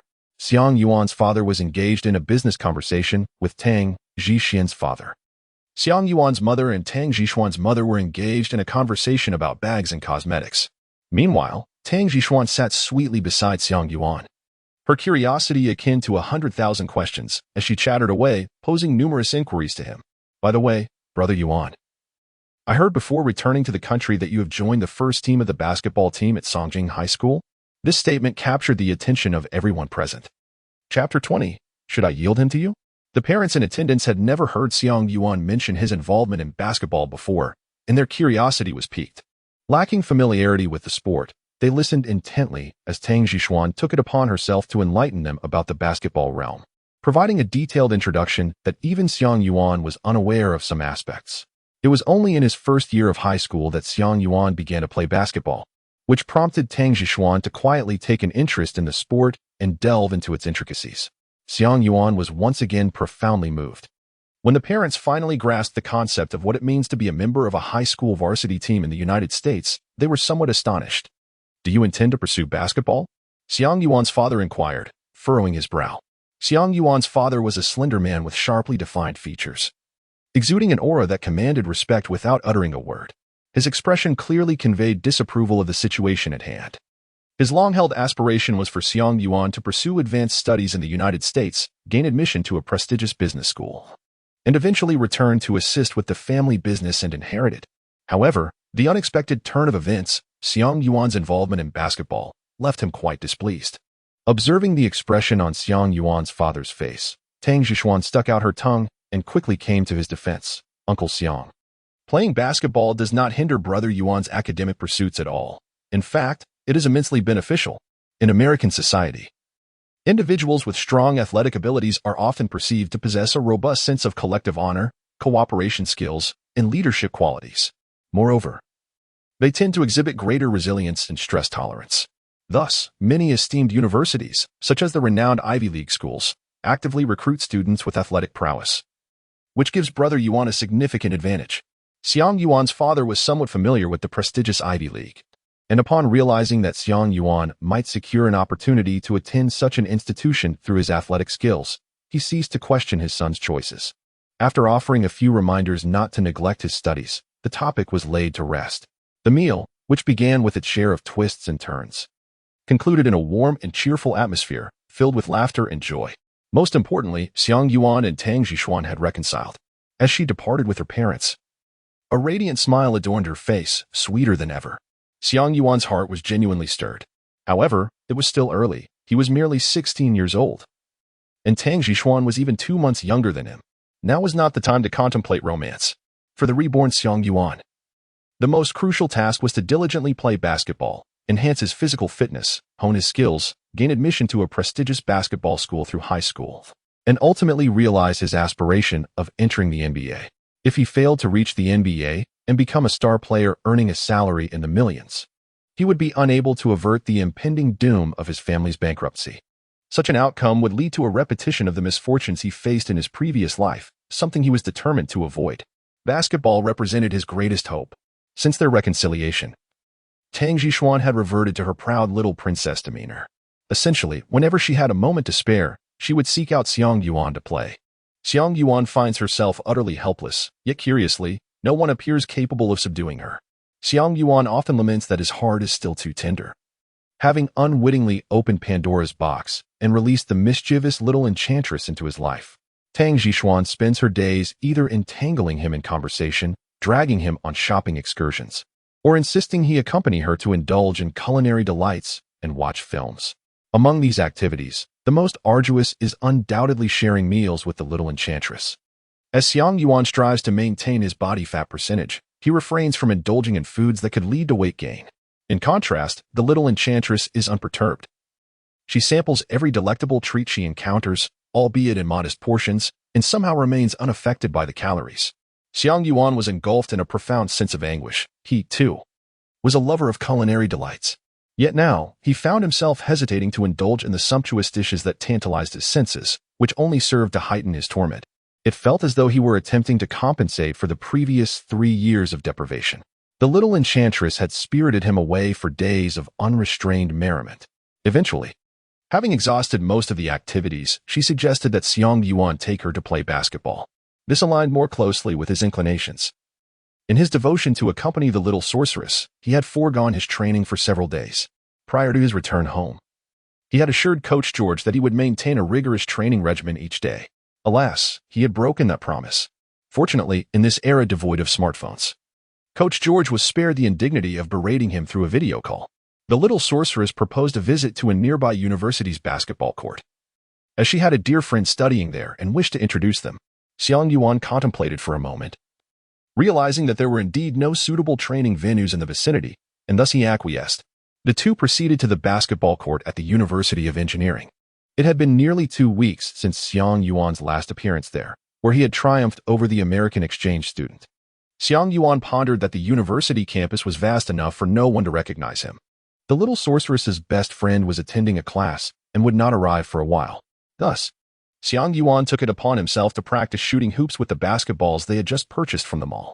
The little sorceress, reluctant to participate, feared that exertion would cause her makeup to smudge, so she opted to sit nearby and watch. Whenever Xiang Yuan successfully made several consecutive shots, she would cheer in delight. "Well, handsome guy, you finally returned."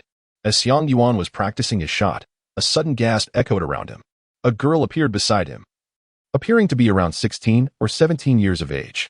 With her delicate, straight nose, rosy cherry lips, and glistening white teeth, her complexion was as pure as snow, and her beauty was unparalleled. The girl's long eyelashes fluttered, complemented by her lively, expressive eyes, which bestowed upon her an aura of innocent charm and delightful vivacity.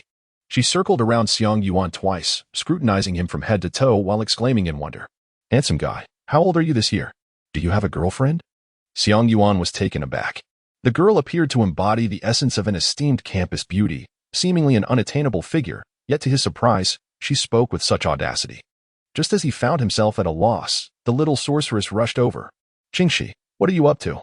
The girl turned her head, and upon seeing Tang Zhishuan, she excitedly pulled her closer, exclaiming, "Zhishuan, look, this is the handsome guy I told you about the other day. Isn't he striking? Should I offer him to you?" Her words struck Xiang Yuan like a thunderbolt. It dawned on him that the two were complete strangers. Yet she had already claimed him as hers and was even presenting him as a gift. "Qingxi, what nonsense are you spouting?"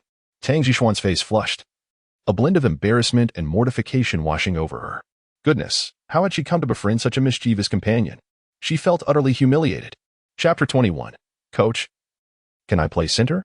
Throughout the summer, apart from spending time with his parents, Xiang Yuan devoted the remainder of his days to the little sorceress. Eventually, he welcomed the addition of the girl named Rong Qingxi, his mischievous companion. Whenever Xiang Yuan trains at the basketball court of the university, the little witch invariably calls Rong Qingxi to join him. Occasionally, Xiang Yuan competes in matches against the university students, and the two of them cheer him on from the sidelines, drawing envious and jealous glances from the entire crowd. Soon, the summer vacation arrives. Xiang Yuan returned to the United States with Tang Zhishuan. During this summer vacation, his overall evaluation only increased by less than 2 points, reaching a total of 40 points. However, during this time, the system presented several side quests, allowing Xiang Yuan's score to rise to 500 points. He could either draw from the bronze card pool 5 times or the silver card pool once. Upon returning to school, Xiang Yuan faced a harsh reprimand from Coach George. It was evident that he had gained weight, with his body fat percentage rising by 2 points. Despite his best efforts to control his diet while indulging in culinary delights with the little witch, the temptation of delicious food proved overwhelming at times. This, over time, led to the current outcome. Xiang Yuan had no words to offer, merely bowing his head to endure the reprimand. After Coach George vented his frustration, he gathered the entire team to announce a significant matter. The Florida Inter-High School Basketball League was about to commence. September 10th marked the day of the match between Songjing High School and Coral Reef High School, with Songjing High School hosting the challenge. This encounter had not drawn much attention, as neither team boasted any renowned superstar players. In the highly competitive state of Florida, myriad captivating matches awaited coverage from journalists, and numerous talented players were eager to be discovered by scouts. Consequently, the interest in this match was predominantly from local basketball reporters in Sarasota. Prior to the game, Xiang Yuan exhausted his last chance at the bronze card pool lottery. This would be his first official match with the Songjing High School team, and as a starter, he understood the importance of making a dazzling impression. In this draw, he only wished for a typical C-level player, fervently hoping not to receive a role akin to a ticket seller. Otherwise, he would be left with no choice but to resort to the last resort Nash card. To his astonishment, fortune smiled upon him in this draw, and with an 8 probability, he obtained a B-level player card. B-level character card, Mehmet Okur player profile, selected 9th overall in the second round of the 2001 NBA draft, with career averages of 13, 5 points, 1, 7 assists, and 7.0 rebounds per game, peaking at an average of 18 points, 2, 4 assists, and 9.1 rebounds. Badges, 1. Dominator of the paint, bronze, slightly enhances defensive capabilities and paint protection. 2. No backing down, bronze, slightly improves back-to-basket defensive maneuvers. 3. Spatial messenger, silver, increases three-point and long-range shooting accuracy while playing as a center. Specialty, three-point shooting. It was indeed him. In a previous life, as a fervent fan of the old Rockets during the Yamuk-Grady era, Xiang Yuan harbored a deep-seated animosity toward this player. Back then, the Utah Jazz were the Rockets' playoff nemesis, and during those series, Okur's defense posed significant challenges for the Rockets. He would often position his body upright like a pillar, disrupting Yao Ming's shots. The unfortunate result was that the Rockets, despite appearing formidable, were eliminated by the Jazz, failing to advance past the playoff rounds. Now, Xiang Yuan could only exclaim in disbelief, "My goodness, this is truly delightful." Xiang Yuan directly utilized the character card, and to his astonishment, he discovered that Okur's character card boasted an impressive inheritance rate of 73. In light of this, the enhancement to Xiang Yuan's abilities was quite significant. Originally classified as a B-level character, coupled with the elevated inheritance rate, Xiang Yuan's overall rating surged to 59. What does this signify? With just a few more points, Xiang Yuan could enter the NBA draft.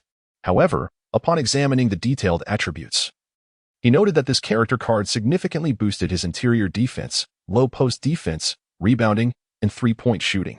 Thus, to fully unleash the potential bestowed by Okur's character card, it would be most advantageous for Xiang Yuan to assume the role of a space-oriented center, fortifying the defense in the paint while creating offensive space. Prior to the game, Xiang Yuan approached Coach George, hesitantly requesting, "May I play the center position in this match?" Coach George, taken aback, responded with a puzzled expression. "Why?" Xiang Yuan explained. "I heard the opposing center possesses formidable offensive capabilities, but lacks speed. I also feel particularly confident in my three-point shooting today.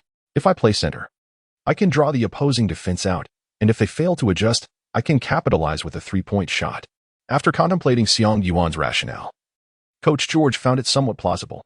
The opposing center indeed embodied the traditional archetype, excelling in interior scoring. His pre-game strategy had been to employ a singular defensive approach while implementing supplementary help defense. He had never envisioned allowing a guard-forward hybrid like Xiang Yuan to take on that challenge. Yet, now that Xiang Yuan had proposed it, Coach George observed his physique and considered it worth a try. Crucially, Coach George intended to establish Xiang Yuan as the team's cornerstone, as the focal point. The strategy should revolve around his playing style. Consequently, Coach George amended the lineup, positioning Xiang Yuan at center, and submitted it promptly. Soon after, the game commenced. During the opening tip-off, Xiang Yuan, leveraging his remarkable vertical leap, secured possession of the ball. He passed it to his point guard teammate and sprinted directly into the opponent's paint. Intriguingly, the opposing center, with a dismissive attitude toward the seemingly frail Eastern player, thought, "Is this a challenge to my prowess?" He aimed to dominate Xiang Yuan. However, once he established his defensive position, Xiang Yuan unexpectedly vacated the paint, retreating to the top of the arc to set a screen for his point guard. Inevitably, it was futile. The opposing defender maneuvered around Xiang Yuan, yet remained steadfastly attached to the point guard of Songjing High School. Concurrently, Luther Mazer advanced his position, allowing him to deftly disrupt any drives or mid-range shots. At that moment, he noticed that Xiang Yuan remained stationary. Under normal circumstances, as a center, after executing a screen, one should seamlessly transition back into the paint. ready to either engage in the offense or position oneself for a rebound. However, Xiang Yuan lingered at the top of the arc, motionless. At this juncture, he found himself unguarded. The point guard, recognizing this opportunity, swiftly returned the ball to Xiang Yuan without hesitation. The opponents were unaware that Xiang Yuan's original designation was that of a swingman. In other words, swoosh. With a swift motion, Xiang Yuan executed a precise arc-topped three-pointer, propelling Songjing High School into the lead. Luther Mazel exclaimed, "Is it reasonable for a center like you to venture out for a three-pointer?" As the possession shifted, Mazel dashed into the paint, eagerly reaching out for the ball. He was determined to reclaim his dominance on the offensive end. Observing Xiang Yuan's complexion, he instinctively underestimated the young man's strength. An Eastern player capable of shooting three-pointers? Just wait until I dominate you in the paint. The arrogant king, Luther Mazel, received a pass from his teammate and, brimming with confidence, charged towards the basket, believing he could easily overpower Xiang Yuan with his formidable strength. However, after several attempts to assert his might, he found himself at a loss, unable to budge Xiang Yuan. Consequently, he became somewhat disoriented, inadvertently increasing the force in his arms and shoulders, causing his movements to become awkward. Xiang Yuan was forcibly pushed aside. Haha, the outcome remains unchanged. He was exceedingly pleased, just about to attempt a layup when he heard the sharp sound of a whistle. Offensive foul. The referee gestured accordingly. What? How could it be an offensive foul?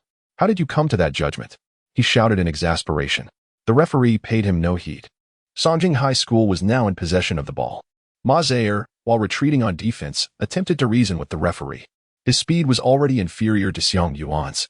And with the delay, by the time he crossed half-court, Xiang Yuan had already dashed into the restricted area. A teammate delivered a precise pass, and Xiang Yuan seized the ball, leaping up for a magnificent two-handed slam dunk. The score stood at 5-0. Chapter 22. Victory amidst the lively commentary and the voices of guests. The match between Songjing High School and Coral Reef High School was in full swing. Commentator: the Coral Reef High School team is on the offense. Their interior core has already committed a foul at the start. Will this affect the flow of the game? Luther Mazair entered the paint, positioning himself behind Songjing High School's center, ready to receive the ball. He was situated in a position that was neither ideal for low-post nor high-post play. Songjing High School's center, Xiang Yuan, possessed formidable core strength. It was the first time I had encountered a high school student of Asian descent with such remarkable core power. Guest, I inquired about the roster of Songjing High School. I heard that Xiang Yuan plays as a swingman? Commentator: perhaps this is the brilliance of Coach George. The only one capable of containing Luther Mazair is Xiang Yuan. By limiting this interior core, they have effectively seized control of the game. Luther Mazair began his back-to-basket play, this time exercising caution. He no longer attempted to force his way in. He could not overpower Xiang Yuan. Unable to penetrate the paint, he pivoted for a jump shot. There was hardly any room. Xiang Yuan's defense was impeccable. Disturbed, the basketball ricocheted off the rim. Xiang Yuan secured the defensive rebound and passed it to the point guard. George Harry. What is he doing? The center is running back? Xiang Yuan evaded Mazair's defense. The latter was far too sluggish. Xiang Yuan sprinted to beyond the three-point line. Receiving the ball, he took the shot, another three-pointer, and it went in. Xiang Yuan had scored 8 points right from the start. Guest: this Xiang Yuan seems remarkably talented. Why does he have no recognition? Commentator: he just joined the Songjing High School basketball team this year. All I know is that he was previously a cheerleader, and beyond that, I am not well informed. Guest: absurd. Is the staff of the Songjing High School team completely oblivious? At this moment, the coach of Coral Reef High School called for a timeout. Having suffered an alarming 0-8 deficit at the onset, his expression was ominously dark. Prior to the match, he had neglected to gather sufficient intelligence, unaware that Songjing High School boasted the formidable player Xiang Yuan. Initially brimming with confidence, he now felt as though he had been dealt a crushing blow. Luther, if you cannot overpower your opponent, do not force it. Instead, focus on providing support to your teammates. Do not allow Xiang Yuan any open shots. If you find yourself unable to keep up, ensure that you cover for each other. Luther, your duty is to guard our restricted area. Come on, lads, lift your spirits. Songjing High School is merely our subservient adversary, not a cause for concern. As the timeout concluded, both teams returned to the court. Although Luther Mazel felt an overwhelming sense of frustration, he dared not defy his coach. Thus, during the offensive plays, he refrained from demanding the ball, opting instead to engage in screens. His imposing physique made the screens quite effective. Following the screen, he rolled into the paint. And a quick-thinking teammate delivered a beautiful lob pass right into Mazel's hands. Seizing the moment, Mazel executed a powerful two-handed dunk, securing 2 points. Upon landing, he let out a roar, releasing the pent-up fury within. Xiang Yuan chuckled. Have the tactics changed? Very well, then I shall adjust my defensive strategy accordingly. In the ensuing rounds, Xiang Yuan ceased to shadow Mazel closely. Instead, he engaged in screens, positioning himself centrally and slightly behind to thwart any drives from the opposing team and prevent any players involved in screens from breaking through. The adversary managed to create a couple of shooting opportunities, yet due to the considerable distance of their shots, only one found its mark. This was within an acceptable range. However, Xiang Yuan could no longer secure the relatively effortless three-point chances. Nevertheless, this posed little issue for him. Although he was playing the center position today, it merely indicated that he would excel in that role. It did not diminish his inherent versatility as a swingman. Xiang Yuan's mid-range shots, breakthroughs, and three-pointers exposed the numerous defensive flaws of Coral Reef High School, leaving them in a state of despair. Luther Mazel was nearly in tears, as the opposing center performed offensively with the finesse of a guard and the agility of a forward, while defensively proving to be stronger than most centers he had encountered. As a result, under Xiang Yuan's influence, Songjing High School concluded the first half with a commanding lead of 43-26. In a mere 15 minutes of play, Xiang Yuan delivered an impressive performance, amassing 20 points, 2 assists, and 4 rebounds. The home crowd at Songjing High School erupted with exuberance. Prior to the game, none could have anticipated such a significant lead for Songjing High School, nor could they have fathomed the remarkable prowess of Xiang Yuan. Divine favor seemed to shine upon them. At last, Songjing High School was on the verge of nurturing its very own basketball star. In stark contrast, the atmosphere at Coral Reef High School was one of desolation, with both coach and players displaying grim expressions. After much contemplation, the coach made a resolute decision. Luther, in the second half, when Xiang Yuan takes the court, you shall remain seated. I will have Carlo replace you. Coach, exclaimed Luther Mazel, rising abruptly from his seat. There's no need to say more. Can you keep up with Xiang Yuan? The coach waved his hand dismissively. Luther's face flushed, leaving him momentarily speechless. As the second half commenced, spectators were astonished to discover that the core center of Coral Reef High School, who had averaged 8 points and 7 rebounds last year, was inexplicably absent from the game. Clever move, but ultimately futile, Coach George remarked with a triumphant smile as he glanced at his counterpart from Coral Reef High School. Following the lineup adjustment, Coral Reef High School's new center indeed proved to be quicker than Mazel, making it more challenging for Xiang Yuan to secure easy three-point or mid-range shots. However, this did not daunt Xiang Yuan. He swiftly adapted his strategy. Although the opposing center was faster, he lacked the strength and physique that Mazel possessed. In fact, bolstered by his role card, Xiang Yuan's power surpassed that of Mazel. Now, facing this center, he held a distinct advantage in strength. Thus, he began to assertively penetrate the paint, leaving the opposing center struggling to defend against him. Xiang Yuan's shooting percentage in the paint soared above 80. The opposing coach, utterly exasperated, had no choice but to reintroduce Mazel into the game, particularly with the latter's incessant clamoring. Upon seeing Mazel take the court, Xiang Yuan began to make his way towards the perimeter. Although his shooting percentage from beyond the arc began to decline, hampered by fatigue and defensive pressure, it did little to hinder Songjing High School from extending their lead. It can be said that Xiang Yuan single-handedly dismantled the entire roster and game plan of Coral Reef High School. Ultimately, as the final whistle blew, the scoreboard read 79-54, with Songjing High School triumphing by a substantial margin of 25 points. Xiang Yuan achieved an impressive performance, hitting 11 out of 18 shots, including 4 three-pointers, and converting 3 out of 4 free throws, culminating in a splendid tally of 29 points, alongside 4 assists and 9 rebounds. After the game, local reporters surrounded Xiang Yuan eagerly.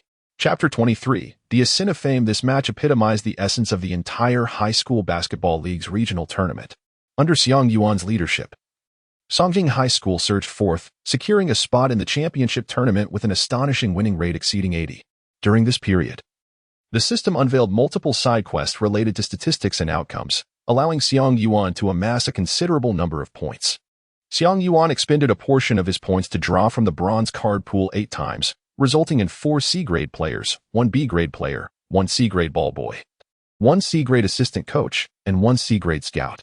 After numerous matches, Xiang Yuan's prowess experienced a remarkable enhancement, earning him a silver badge. It can be stated that, at this juncture, Xiang Yuan's inherent abilities have ascended to the level of a 4-star high school athlete, even without the utilization of character cards. Throughout these 3 months of competition, Xiang Yuan has averaged 7 points, 7 assists, and 4 rebounds per game. Among his most spectacular performances was the match against Alexander Dreyfus Arts High School, where, utilizing the B-grade character card, Cassidius Young, he astonishingly scored 36 points, delivered 8 assists, and secured 16 rebounds in a single game, thereby setting new records for both points and rebounds in a single game for Songjing High School, etching a significant milestone in the school's history. At this point, Xiang Yuan had begun to gain a modest reputation within the high school basketball scene in Florida. Although he still fell short of the stature of Vince Carter, he had already emerged as a star player. During the winter break, Xiang Yuan chose not to return to China, as this period proved to be crucial. In March, the championship tournament was set to commence, a competition that would significantly impact Xiang Yuan's future. Although Xiang Yuan has now reached the threshold of a 4-star high school player, the media has temporarily rated him at 3 stars. The primary reason for this rating is his lack of exposure and insufficient fame. Additionally, Xiang Yuan's performance has not been particularly stable. He has delivered astonishing displays in some games, shattering records, yet in others, he has played rather ordinarily, lacking a commanding presence. Therefore, he needs to train alongside his team, fostering synergy and allowing his teammates to adapt to his rhythm, while simultaneously enhancing his physical attributes and refining his skills. Only then can Songjing High School advance further in the upcoming championships, and only then can Xiang Yuan attain greater visibility. Moreover, he has made an agreement with Carter to meet in the finals. In pursuit of this goal, Xiang Yuan has exerted tremendous effort, to the point where even his coach has urged him to take breaks. The winter break for American high schools is brief, and it passed swiftly.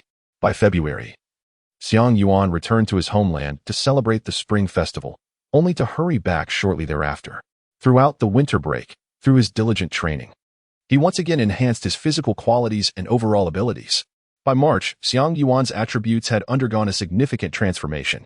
Host: Xiang Yuan physical attributes: height 201 centimeters, weight 97, 5 kilograms points, 1,000 badges, rapid jump, bronze, spatial messenger, silver, special skills, none character card, 12 ability evaluation, offense 58, defense 57, organization 43, athleticism 64, finishing 52, basketball IQ 69, aesthetic appeal 36, leadership 21, attributes slightly varied, overall evaluation 50. Upon reaching this overall evaluation, the system unlocked the golden card pool. Xiang Yuan glanced at the introduction to the golden card pool and found it truly enticing. Golden card pool, character levels and probabilities: C-level characters, probability 8; B-level characters, probability 41; A-level characters, probability 27; 51 S-level characters, probability 18; 69 SS-level characters, probability 2; 70 SSS-level characters, probability 0; 30 drawing opportunity 1. Upon seeing the golden card pool, Xiang Yuan felt a surge of confidence for the upcoming tournament. Currently, the only concern was his insufficient points. Fortunately, after numerous matches, he had begun to discern a pattern. Whenever significant competitions were on the horizon, the system would issue certain tasks, such as achieving a specific score, securing a certain number of rebounds, or winning the match while meeting set statistical criteria. These tasks varied in difficulty, serving as a stable avenue for Xiang Yuan to accumulate points. In March, the tournament commenced.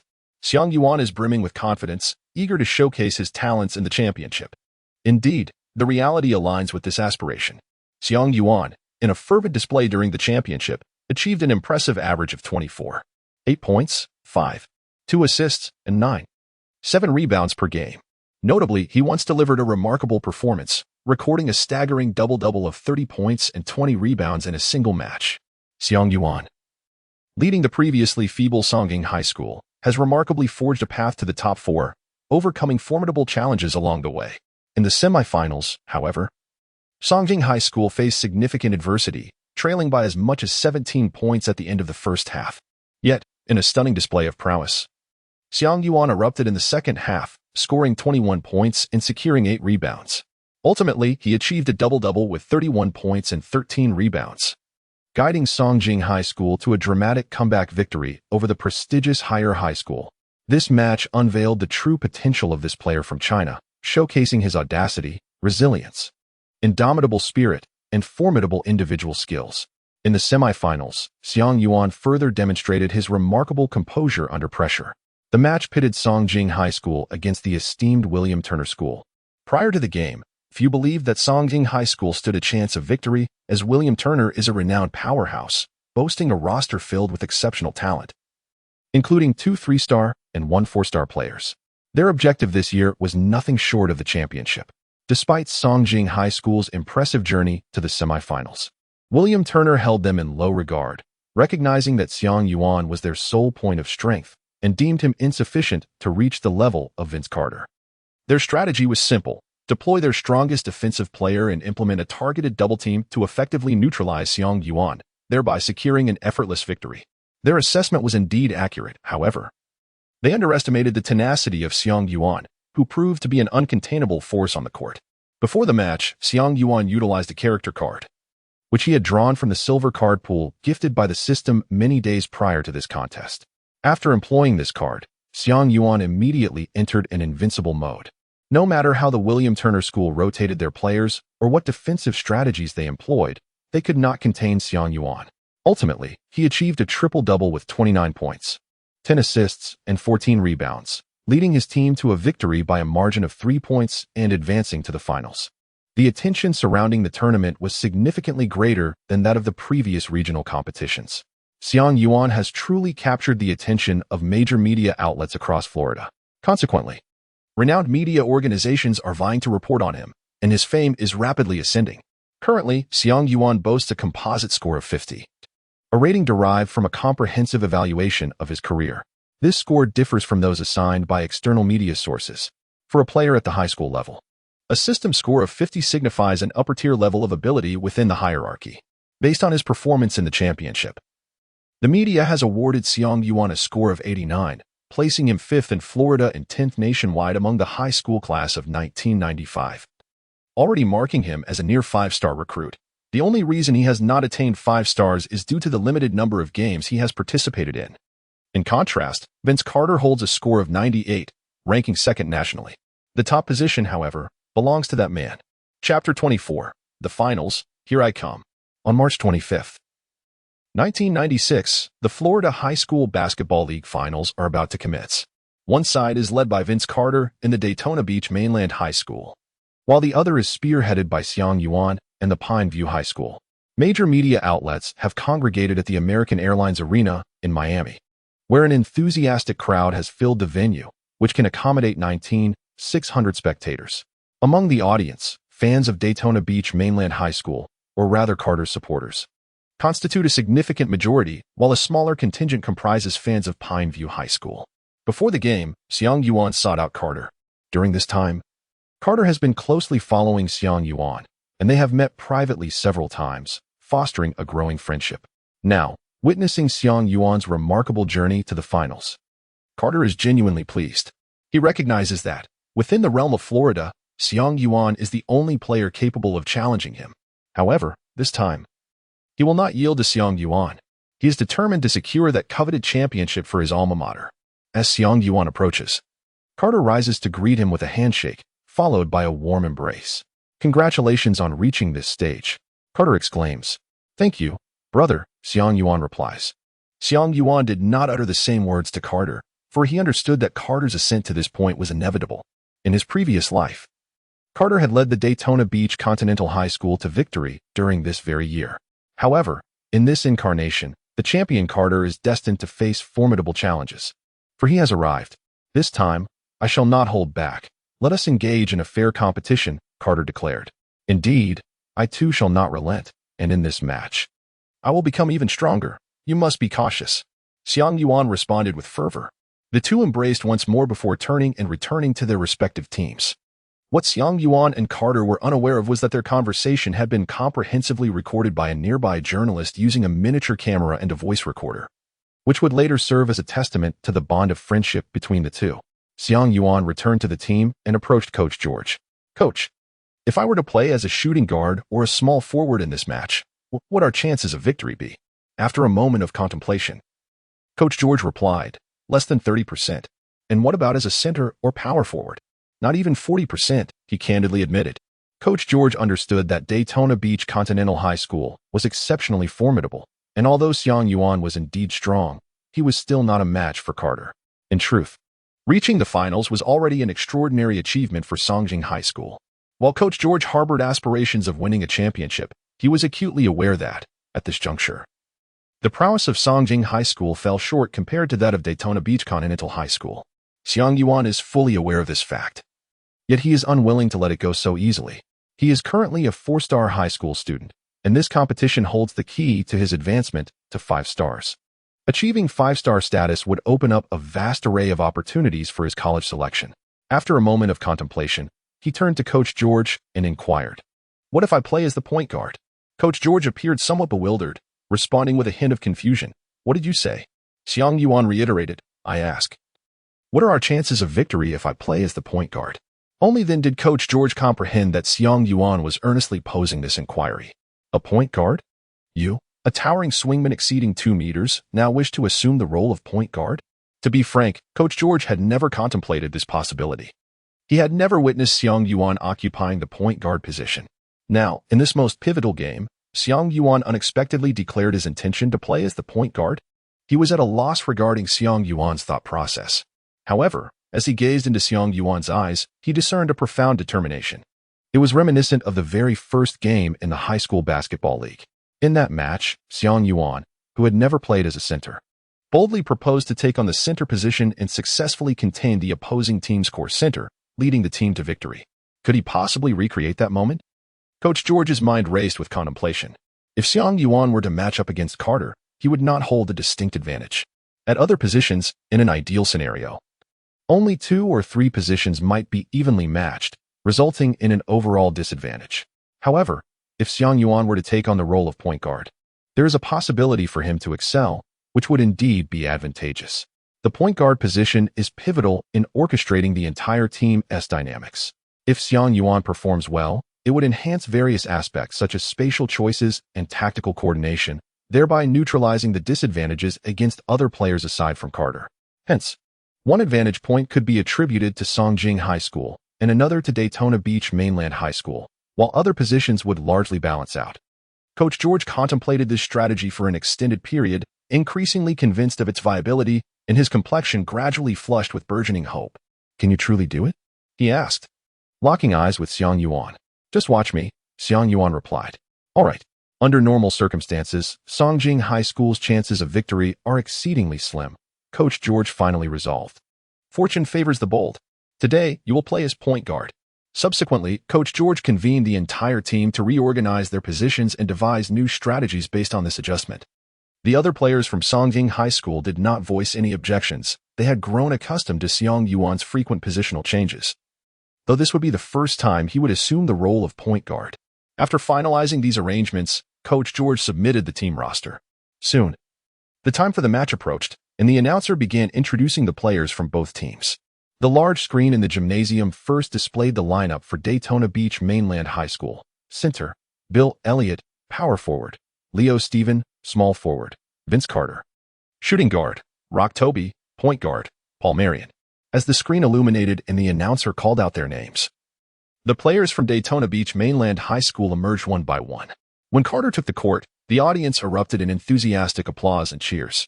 Following the introduction of Daytona Beach Mainland High School's lineup, the veil was lifted on Songjing High School's roster. Center, Josh Happ, power forward. Colin Reed, small forward. Adam Eve. Shooting guard, Elijah Walton. Point guard, Xiang Yuan. Upon seeing Xiang Yuan's position, the audience was momentarily perplexed, mistaking it for a clerical error on the part of the staff. After all, Xiang Yuan had always been perceived as a forward by both spectators and media alike. Everyone had anticipated witnessing the matchup between Xiang Yuan and Carter, but now, Xiang Yuan had suddenly transitioned to the role of point guard. Amidst the audience's skepticism, the commentator approached Coach George for clarification, who provided a reassuring affirmation. Once the commentator brought the situation to light, a tremendous uproar erupted from the crowd. The spectators believed that Xiang Yuan had succumbed to fear. They jeered at him, labeling him a coward and urging him to return home to suckle, thus venting their discontent through scornful remarks. Xiang Yuan paid no heed to the clamor surrounding him. His gaze remained resolute and his steps firm. Amidst the commentary of the event, the spectators' doubts, and Carter's puzzled expression, he strode confidently into the arena. Chapter 25, Point Guard Xiang Yuan Ding. The host has activated the Steve Nash character card. Based on the host's physical condition, the overall inheritance of the character card stands at 65. Xiang Yuan glanced at his attributes and discovered that his overall evaluation had reached 65. This was the highest score he had achieved since the awakening of the system. Simultaneously, the system released the main and side quests. The main quest required him to score at least 25 points, 5 assists, and 5 rebounds in the finals against Daytona Beach High School, offering a reward of 1,000 points. The side quest called for him to achieve over 10 assists, with a reward of 500 points. Another side quest aimed at securing the championship, granting a special reward draw opportunity. One could only marvel at the generosity of the rewards for the finals. Once both teams took to the court, the match officially commenced. At the opening jump ball, the center of Songjing High School, Josh Harp, timed his leap perfectly, securing possession for his team. The ball landed in the hands of Adam Eve, who surveyed the court before passing it to Xiang Yuan. Songjing High School had long established Xiang Yuan as their core player, and thus, his teammates were accustomed to entrusting the ball to him. Had it not been for this understanding, Coach George would not have readily agreed to let Xiang Yuan play as the point guard, as it would disrupt the overall rhythm of the team. Xiang Yuan advanced the ball into the front court. Opposing him was Paul Marion, the point guard from Daytona Beach Mainland High School. As he observed the towering figure of Xiang Yuan, standing around 2 meters tall, a peculiar sensation arose within him. Was it truly reasonable for someone of such stature to be playing as a point guard? Paul Marion, at a mere 186 centimeters, realized that if Xiang Yuan were to shoot right in front of him, he would have no means to effectively disrupt the attempt. He thought to himself that this makeshift point guard must possess inadequate ball handling and protective skills, and thus he focused intently on Xiang Yuan's hands, hoping to identify a flaw and seize the opportunity to steal the ball. However, to his astonishment, Xiang Yuan's dribbling was remarkably fluid, exhibiting no apparent weaknesses. In truth, it was the effect of the Nashka's badge of Old Mother Hen, Silver, that was at play. Xiang Yuan skillfully dribbled the ball forward, executing a series of deft crossovers. He feigned a drive to the left, causing Marion to shift his weight in that direction. Seizing the moment, Xiang Yuan performed a behind-the-back dribble, retracting his body and then surging towards the right. How absurd. Does he underestimate me? Although Marion had leaned to one side, his exceptional body control allowed him to regain his balance in an instant. With a swift lateral movement, he positioned himself to obstruct Xiang Yuan's advance on the right. However, just as the smirk on Marion's lips was about to fully form, Xiang Yuan executed a sudden crossover, darting once more to the left. It turned out that this maneuver was merely a ruse. Alas, by the time Marion realized the need to defend, it was too late. He could only watch helplessly as Xiang Yuan surged past him. After Xiang Yuan broke through the defense, he charged towards the basket. The opposing center leaped in an attempt to thwart Xiang Yuan's advance. However, due to Xiang Yuan's considerable height and long reach, and the fact that the opposing center was of similar stature, executing a block proved to be a formidable challenge. The center could only lean forward in an effort to disrupt Xiang Yuan's trajectory. Xiang Yuan leaned his body against the defender, creating a measure of space, and then executed a left-handed scoop shot. The basketball circled the rim before ultimately settling into the net. Beep. The ball went in, signaling a successful play. It was a 2-point basket with an additional free throw opportunity. Xiang Yuan approached the free throw line and confidently sank the shot. The coach of Daytona Beach Mainland High School furrowed his brow. From this exchange, it was evident that the opposing Songjing High School displayed a commendable strategy. Nevertheless, it mattered little, for they had Vince Carter on their side. As the ball changed possession, Daytona Beach Mainland High School advanced past the half-court, passing the ball to their pivotal player, Carter. Confronted by Songjing High School's forward, Adam Eve, Carter executed a deceptively simple feint before unleashing his lightning-quick first step, effortlessly breaking through to the vicinity of the paint. Upon spotting Josh Harp, who was poised to defend beneath the basket, Carter leaped into the air. The altitude of his jump was nothing short of breathtaking. In that moment, Harp was engulfed in darkness, a sinking feeling washing over him, heralding an ominous premonition. Indeed, Carter's figure materialized mid-air, and before Harp, he slammed the basketball into the hoop with a singular ferocity. It was a spectacular dunk over an opponent. Harp had unwittingly become the backdrop to Carter's athletic prowess. A roar akin to a tidal wave erupted from the crowd. The match unfolded in an exhilarating back-and-forth exchange, with one team executing a driving layup for an and one, while the other countered with a dunk over an adversary. The competition had scarcely begun. Yet the atmosphere was palpably charged with excitement. Following his dunk, Carter's expression was devoid of elation. He despised this sensation. He thrived on competition. The forward from Songjing High School posed no challenge to him defensively. Rather than retreating hastily, Carter initiated a full-court press without waiting for the coach's directive. His intent was not solely to lead the defense, but to engage in a conversation with Xiang Yuan. Why? Carter approached Xiang Yuan, his demeanor serious as he inquired. Xiang Yuan understood the inquiry that Carter was about to pose. Individual competition does not equate to genuine rivalry. It is the competition among teams that truly matters. Xiang Yuan declared, as a point guard, "I will elevate Songjing High School to greater heights. If you wish to secure the championship effortlessly, you must first seek our consent at Songjing High School." Carter was taken aback, clearly unprepared for such a bold assertion from Xiang Yuan. The team, digesting Xiang Yuan's words, gradually broke into smiles. "Very well, let us engage in a contest of teamwork," Carter proclaimed. "This match, Daytona Beach Continental High School is determined to prevail." As the two conversed, the players of Songjing High School had already advanced the ball past half-court. Subsequently, Xiang Yuan crossed the midline. The ball returned to his possession. However, this time, Carter stood before him. Observing Carter's defensive stance, Xiang Yuan smiled. "My friend, it seems you still do not grasp my meaning." With that, he raised his hand, signaling a 1 to his entire team. This was one of the strategies Coach George had assigned before the game. Upon seeing this gesture, Josh Harp, who had just been dunked on, repositioned himself to set a screen for Xiang Yuan. Carter was momentarily hindered by the screen, despite his determined effort to keep pace with Xiang Yuan. The latter had already dribbled towards the left at a 45-degree angle. On the side of Daytona Beach Continental High School, due to Carter's sudden shift in defensive assignment, the point guard, originally tasked with guarding Xiang Yuan, found himself forced to defend Songjing High School's small forward. As Xiang Yuan utilized the screen to break through, the small forward from Songjing High School darted towards the basket. Consequently, Daytona Beach Continental High School as point guard had to abandon his attempt to assist Xiang Yuan, opting instead to thwart the opposing player's clear path to an easy layup. Their center, caught off guard by this tactical shift, failed to adjust in time. Thus, Xiang Yuan found himself with a wide-open opportunity from the left side at a 45-degree angle. Without hesitation, he dribbled, came to a sudden stop, leaped, and released the ball. The basketball swished cleanly through the hoop. Xiang Yuan maintained his shooting posture, turning to look at Carter. "You see, this is what teamwork looks like." Chapter 26. Battling it out with Carter. Carter remained silent. He understood that his sudden change in defense had indeed disrupted the overall rhythm of the team. In the next possession, Carter feigned a drive, drawing the defense of the Songjing High School players before executing a deceptive shot, scoring effortlessly. As possession changed, Carter did not approach to defend Xiang Yuan this time. Instead, he returned to his usual defensive position. Noticing that Carter was not guarding him, Xiang Yuan raised 2 fingers, signaling a one-on-one tactic. Upon seeing this gesture, the players from Songjing High School spread out, creating an opportunity for Xiang Yuan to isolate. Faced with the point guard from Daytona Beach Mainland High School, Xiang Yuan's advantage in one-on-one situations was quite pronounced.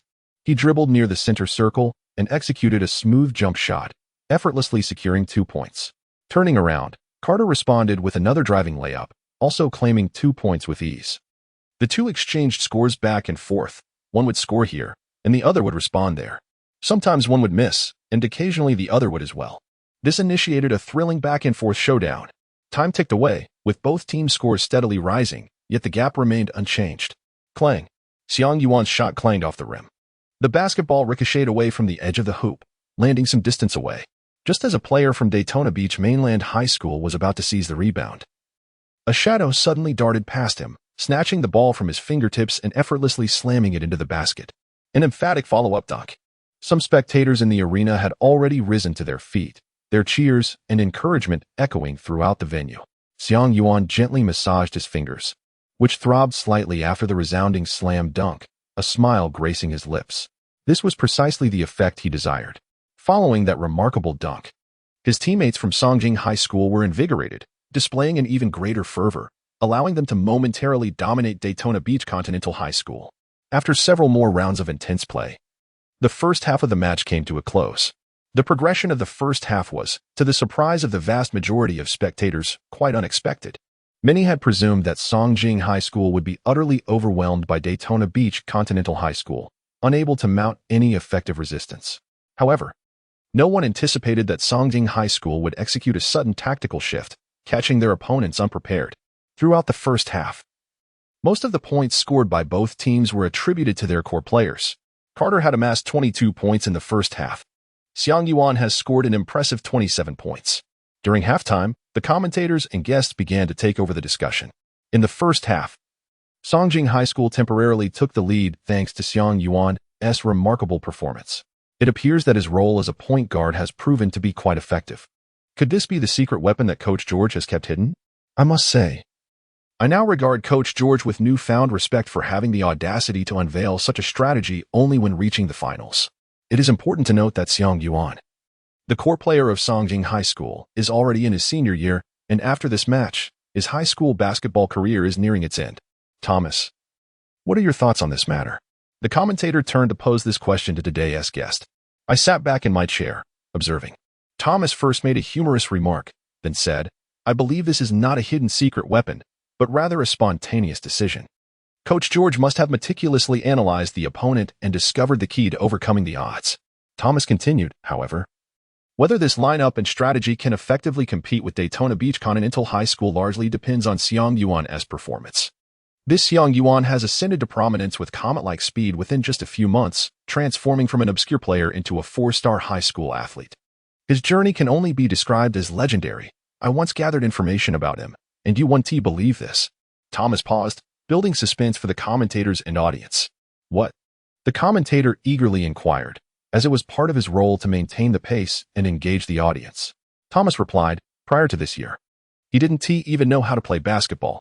What? The commentator exclaimed in disbelief. How is that possible? In truth, he was aware of this fact, but feigned ignorance to heighten the audience's excitement. The audience was clearly captivated by this revelation, all ears perked up with curiosity. The reality is that, reportedly, in his first 3 years at Songjing High School, he had not made a single mid-range shot. Thomas stated, that is utterly outrageous. How could one possibly go 3 years without making a single shot? The commentator exclaimed, I too found it hard to believe. But I have interviewed many of Xiang Yuan's classmates, and they all confirm this, Thomas lamented. Xiang Yuan's tale has piqued the curiosity of many, who have sought out the audience from Songjing High School to inquire about the veracity of the matter. However, the results they obtained were not entirely consistent. The spectators deliberated over the incident until the commencement of the second half of the game. In this latter segment, Daytona Beach Continental High School made a substitution in their lineup. The player tasked with defending Xiang Yuan was no longer the original starting point guard standing at 186 meters, but rather a substitute towering over 190 meters, known for his formidable defensive prowess. It appears that the coach of Daytona Beach Continental High School possesses considerable tactical acumen, although this substitution meant sacrificing a point guard position. The team's reliance on that role was minimal, thus the overall impact on the game was negligible. Conversely, introducing a tall, tenacious defender could significantly curtail Xiang Yuan's shooting capabilities while also exerting greater physical strain on him, effectively diminishing at least half of his prowess. On the flip side, should Xiang Yuan neglect to guard Carter, any player from Songjing High School would yield the same defensive outcome against him. This strategic arrangement proved effective, as Xiang Yuan's shooting became notably more challenging, and Daytona Beach Continental High School adopted a double-team tactic in the second half, frequently leaving Xiang Yuan to contend with two defenders poised to encircle him. Nonetheless, such challenges were not insurmountable for Xiang Yuan. After all, he was, on this day, half a Steve Nash. As Xiang Yuan dribbled the ball, he meticulously observed the dynamics unfolding on the court, noticing that he was gradually being cornered into a dead end. His opponent seized the opportunity, and nearby defenders swiftly converged to double-team him. Little did they know, Xiang Yuan had anticipated this development long before. At the same time, he discerned a minuscule opening that emerged as the defenders closed in. In truth, the defenders from Daytona Beach High had performed commendably as they approached to encircle Xiang Yuan. They were also keenly aware of obstructing passing lanes. The minuscule gap they inadvertently left was almost inevitable. Yet, from another perspective, it was exceedingly difficult to identify and capitalize upon. However, for Xiang Yuan, this presented no challenge at all. Badge activated. Acrobat performer, silver. With a deft flick of his wrist, Xiang Yuan sent the basketball soaring through the narrow gap like a nimble swallow. The pass was elegant, graceful, and nothing short of spectacular. Colin Reed, the forward from Songjing High School, almost failed to catch the ball. Fortunately, with the second half just beginning, his focus remained commendable, and he managed to grasp it just in time. Upon receiving the ball, he found himself unguarded. 2 points effortlessly secured. What a thrill! Chapter 27. Confronting a crisis of stamina. The double-team strategy seemed ineffectual against Xiang Yuan. Coach Charlie Brinkerhoff of Daytona Beach Mainland High School ought to possess more skill than this. Couldn't he assign Carter to defend against Xiang Yuan? At this level, even I could take on the role of coach. The audience supporting Daytona Beach Mainland High School expressed their discontent. This is merely a testament to Xiang Yuan's exceptional prowess. No strategy can contain him. Prepare to embrace defeat. The supporters of Songjing High School were utterly exhilarated. Prior to the match, they held only a glimmer of hope for victory. Yet as the game progressed, their confidence burgeoned. Thus far, Songjing High School maintained the lead, and the situation appeared exceedingly favorable. With the enhancement of the Nash character card, Xiang Yuan has become increasingly adept at playing the point guard position. Various badges come into play, such as the Needle Threader, silver, which allows Xiang Yuan's passes to navigate through tight spaces, and the Intercontinental Missile, silver, which enhances the accuracy of long passes from the backcourt. Xiang Yuan, through his precise and enigmatic passes, continuously assisted his teammates in scoring. Although his own scoring figures remained static, his assists surged to an impressive total of 8, leaving him just 2 assists shy of completing his secondary objective. Yet, despite Xiang Yuan's ability to facilitate points for his teammates, Daytona Beach Continental High School appeared unperturbed.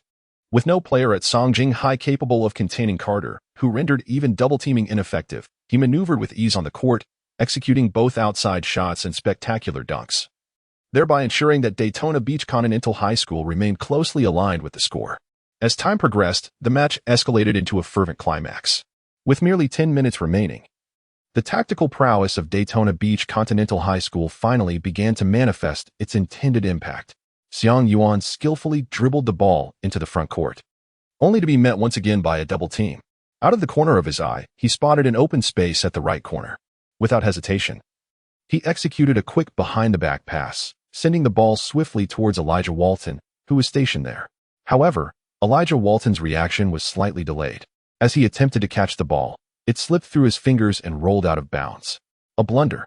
Elijah Walton was filled with regret. Yet there was little he could do about it. Xiang Yuan felt a tinge of regret. It was undeniably a golden opportunity for a 3-point shot. Nevertheless, he understood that occasional mistakes on the court were a natural occurrence. "Get back on defense," he exclaimed as he began to sprint towards his half of the court. At that moment, however, Carter had already dashed into the front court, and not a single player from Songjing High had returned to defend their side. Observing this predicament, Xiang Yuan conceded the futility of his efforts to fall back. Daytona Beach Mainland High had narrowed the score. "It's all right, my brothers. Let us keep our spirits high." Xiang Yuan rallied his teammates. It was now Songjing High's turn to attack. Josh Harp initiated the play from the baseline, passing the ball to Xiang Yuan. Upon receiving the ball, Xiang Yuan dribbled past the halfway line. Yet again, the same scenario unfolded before he could call for a screen. 2 opposing players swiftly converged upon him. This time, Xiang Yuan noticed that his small forward, Adam Eve, had found an opportunity in the open space. As the ball approached, Xiang Yuan skillfully identified the gap between the 2 defenders and executed a bounce pass to deliver the ball. However, Adam Eve's reaction appeared to lag by a fraction of a second. He failed to secure the catch, and the ball slipped to the floor. By the time he regained possession, the prime opportunity had evaporated, with the defenders now blocking his path. Adam Eve attempted to make a pass, only to realize that favorable options had dwindled. Hesitant to risk a turnover, he resorted to a one-on-one play. After failing to break through the defense, he took a desperate jump shot, which, predictably, clanged off the rim. Xiang Yuan found himself ensnared in his position, deprived of the opportunity to seize the rebound, which was captured by the opposing team. Daytona Beach Mainland High School advanced the ball past half-court, where Carter executed a clever maneuver along the baseline. eluding his defender before gliding towards the basket. With a pointed gesture towards the hoop, the ball handler understood his cue and lofted the ball high towards the rim. It transpired with remarkable swiftness. Before those positioned beneath the backboard could react, Carter had already soared into the air. Bam! A spectacular alley-oop dunk. Daytona Beach Mainland High School closed the gap, narrowing the lead of Moshering High School to a mere 4 points. Xiang Yuan furrowed his brow slightly. When he held an 8-point lead, he believed it to be a considerable advantage and felt confident that he could secure victory in this final match. However, his perspective had shifted. He sensed that the situation was beginning to tilt unfavorably. The game continued. This time, during a half-court inbound, Xiang Yuan faced intense defensive pressure. As the 5-second limit for the inbound pass approached, Adam Eve, responsible for the throw-in, hastily tossed the ball towards the advancing Elijah Walton. At that moment, a shadow suddenly darted out from behind Elijah Walton, snatching the basketball midair. It was Carter. After intercepting the ball, he charged towards the basket, overpowering the rushing Adam Eve, and successfully executed a layup. Thus, following a brief surge of 6-0, the gap between the two teams had dwindled to a mere 2 points. Xiang Yuan discerned that the situation was indeed amiss. He was acutely aware of the source of the predicament. His teammates, inherently possessing slightly inferior capabilities compared to their counterparts from Daytona Beach High School, were compelled to expend significantly more energy, stamina, and focus during both offensive and defensive maneuvers. Consequently, his teammates' physical endurance, mental fortitude, and concentration had all begun to wane. Even Xiang Yuan himself, beset by relentless double-teaming, found his own stamina compromised. In stark contrast, the players from Daytona Beach High School were able to engage in their offensive and defensive strategies without excessive exertion, thus avoiding any debilitating fatigue. As a result of this disparity, it was only natural that they would close the gap in scoring. Beep. The referee signaled for a timeout. Coach George called for a pause, and Xiang Yuan recognized the underlying issues. However, despite identifying the problem, finding a solution proved to be exceedingly challenging. This timeout was a lengthy one, allowing the coach to devise a strategy while also providing the players with a moment to recuperate. Xiang, how is your stamina at this moment? Coach George inquired. Xiang Yuan, a pivotal figure in this match, must not falter. Should he fall, the entire contest would collapse. Coach, I am still capable. At this moment, Xiang Yuan expressed profound gratitude for the grueling activation tasks imposed upon him over the past 3 years, particularly the daunting challenge of running 10,000 kilometers, which significantly enhanced his physical stamina. Very well, after the timeout, Elsie will replace Hap, and Jerome will take the place of Reed. He strategically substituted 2 bench players for 2 starters. Subsequently, Coach George commenced devising tactics to accommodate this new lineup. You too. Take a moment to recuperate, he instructed Hap and Reed after outlining the strategy. Ivy and Walton, hold on a little longer. Once they regain their energy, I will allow you to rest. Now go forth, gentlemen. Give it your all. As the timeout concluded, the live commentator diligently continued to narrate the unfolding events of the match.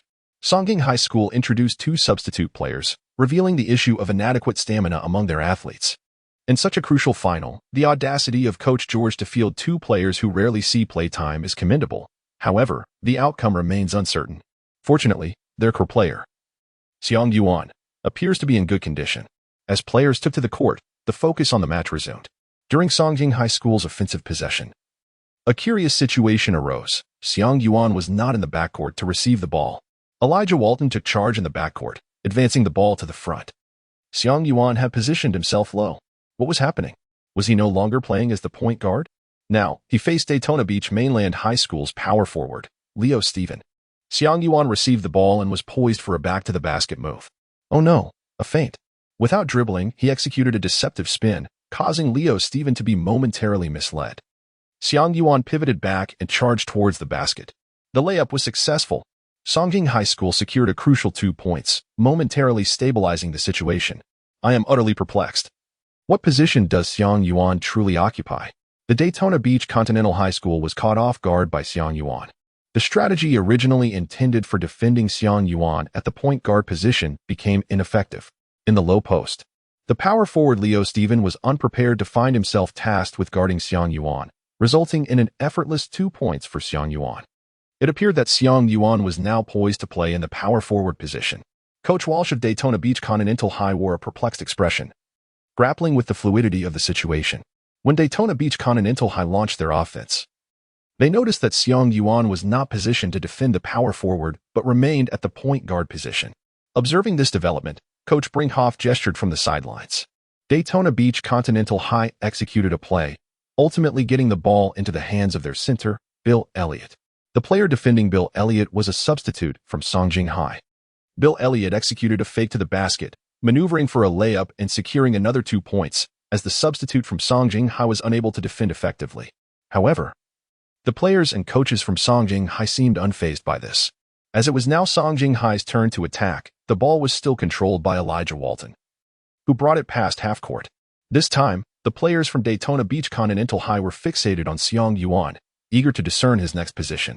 "Come on, Xiang Yuan. Let us duel," Carter exclaimed, excitedly anticipating Xiang Yuan's move to the small forward position. Unfortunately, it seemed Xiang Yuan had no intention of doing so. Strangely, two newly substituted players from Songjing High suddenly surrounded Xiang Yuan, creating a peculiar scenario where 3 offensive players occupied nearly the same spot. Such an odd occurrence typically only happens on a playground. Yet, this bizarre scene unfolded on the court of a high school league finals. Had Coach George lost his mind? What kind of strategy was this?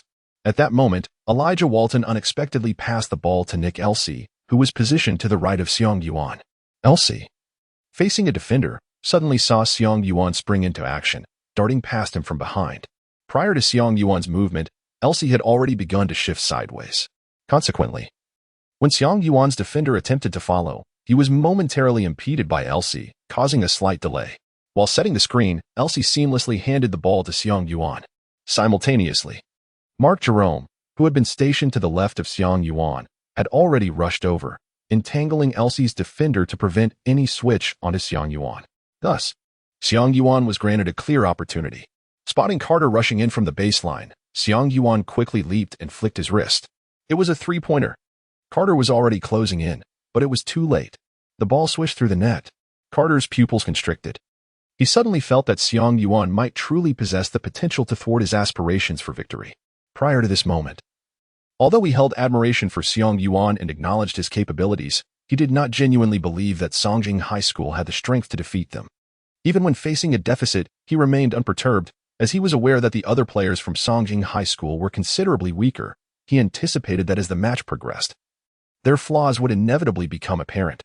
However, Xiang Yuan's performance today was unexpectedly remarkable. Now, with the sudden emergence of such an unusual tactic, Carter felt a slight wave of pressure wash over him. Beep. Daytona Beach Continental High School called for a timeout. Coach Blinkerhoff gathered Carter and the others together. "Do not panic. This tactic is quite simple, merely a chaotic skirmish. Alternatively, it could also be termed an isolation strategy. Everything else is merely a fade. The singular truth is that it revolves around Xiang Yuan's individual plays. They have forfeited other offensive options and can only rely on Xiang Yuan to execute each attack. Thus, Carter, Coach Blinkerhoff instructed, your task now is to defend against Xiang Yuan." "But coach, what if Xiang Yuan passes the ball?" Carter inquired. Blinkerhoff waved his hand dismissively. "The situation has changed. With the introduction of 2 substitutes, his teammates' offensive capabilities have diminished significantly and pose no real threat. Therefore, if you can contain Xiang Yuan, it effectively neutralizes all of Songjing High School's offensive strategies." "Understood, coach." As the timeout concluded, both teams returned to the court. Xiang Yuan discovered Carter appearing before him. Xiang Yuan turned his head and glanced at Coach Brinkhoff. He understood that Coach Brinkhoff had already seen through the tactics of Songjing High School. However, there was no alternative. He could only treat a dead horse as if it were alive. Xiang Yuan no longer relies on his teammates to create opportunities for him. Since the opponents have seen through his tactics and assigned Carter to defend against him, those subtle strategies have lost their significance. Xiang Yuan versus Carter. These 2 pivotal players from their respective teams finally clashed in the final stages of this championship match. To be frank, at this moment, Xiang Yuan appears to be slightly inferior to Carter. Under Carter's defensive prowess, the strategies of Songjing High School ceased to be effective, rendering Xiang Yuan's offense increasingly challenging. During this time, Songjing High School substituted 2 of their key players, bringing in 2 rested starters in place of 2 substitutes. Meanwhile, Daytona Beach Mainland High School maintained a consistent lineup, gradually eroding the point deficit before ultimately taking the lead. With less than 3 minutes remaining in the game, Songjing High School also deployed their full starting lineup, and Xiang Yuan returned to the point guard position, allowing them to narrow the gap. The back-and-forth exchanges intensified, creating an atmosphere so charged that the audience fell into an eerie silence, captivated by this remarkable display, unwilling to miss a single detail. With just 12 seconds left on the clock, Carter executed a jump shot near the free throw line, putting Daytona Beach Mainland High School ahead by 2 points. At this juncture, Songjing High School had exhausted their timeouts. Xiang Yuan gazed at Carter, both seemingly attuned to the fervent beat of their own hearts resonating within their chests. The ball was served by Songjing High School, landing squarely in Xiang Yuan's hands. The players from Daytona Beach Continental High School closely shadowed him. Approaching to set a screen for Xiang Yuan was Josh Harp, followed by Colin Reed, Elijah Walton, and Adam Eve, each with eyes ablaze with determination. Before them lay a moment of potential triumph, a chance to seize the championship. They yearned for victory. They aspired to etch their names in history. With the support of his teammates, Xiang Yuan advanced into the half-court of Daytona Beach Continental High School. Only 3 seconds remained on the clock. Time was slipping away. As Carter lunged towards him, Xiang Yuan launched a shot from beyond the three-point line. The basketball soared toward the hoop, spinning as it approached. It completed 1 rotation, then 2, and finally 3. Chapter 29, A Championship Ode to You. The basketball spun atop the rim for what felt like an eternity. A fleeting moment that transpired within a single second. Gradually, the ball began to slow, and with it, time itself seemed to stretch. The entire audience rose to their feet, their eyes fixed intently upon the ball. A profound silence enveloped the arena. The sound of a pin dropping could be heard. The basketball, under the watchful gaze of all, hovered at the very edge of the rim. No one could predict whether it would ultimately descend into the hoop or fall away. In that instant, an unknown spectator suddenly cried out. The shout sliced through the tense atmosphere like an axe severing tightly bound chains. Reacting instinctively to the unexpected noise, Josh Harp, the center for Songjing High School, leaped into action, driven by a primal urge to secure the victory by putting the ball into the hoop. At that moment, the basketball appeared to be on the brink of falling away from the rim, seemingly destined to miss the mark. However, the ball still lingered directly above the hoop, not yet having exited its confines. In such circumstances, if an offensive player were to touch the ball, it would be deemed goaltending, resulting in a violation.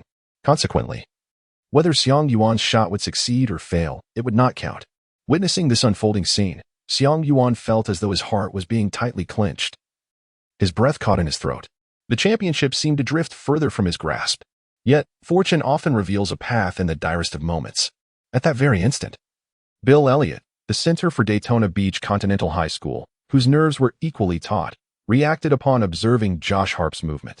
He too leaped, aiming to thwart Songjing High School's attempt to claim the rebound and prevent the putback. The limits of human reflexes were being tested. In this fleeting moment, neither individual possessed the requisite intellect to contemplate the issue of interference. They acted solely on instinct.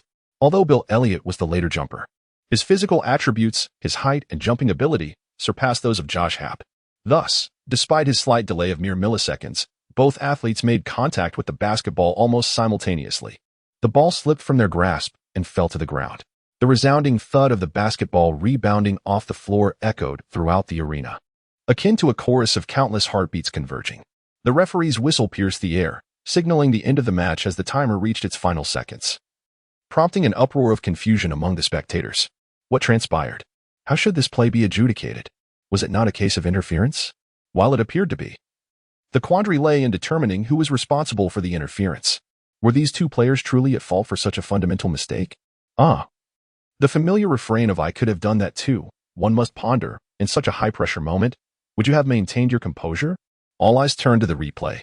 The three officials, equally bewildered, found themselves confronting an unprecedented dilemma in their officiating careers. They convened for an extensive discussion. Yet none could ascertain which player had first touched the basketball. Ultimately, they resorted to reviewing the video replay. In 1996, the clarity of video footage was far from pristine, presenting a genuine challenge for the trio of referees. They spent a full 10 minutes scrutinizing the replay from various angles, replaying that critical instant repeatedly. The audience, too, watched the footage on the large screen for 10 minutes, leading to a cacophony of conflicting opinions. Supporters of Monsignor Pace High School contended that it was a defensive interference, while those backing Daytona Beach Mainland High School argued for offensive interference, nearly inciting a brawl between the factions. After much fervent debate, the referees finally reached a consensus and issued their final ruling. They determined that, due to the center's height, long arms, and elongated fingers. It was indeed his fingertips that made initial contact with the basketball, resulting in a defensive interference call. Xiang Yuan's decisive shot counts. Songjing High School has clinched the championship. The entire arena erupted in a frenzy. Cheers, curses, cries, and arguments intertwined, each person's expression a unique tapestry of emotions. The players from Songjing High School celebrated with wild abandon.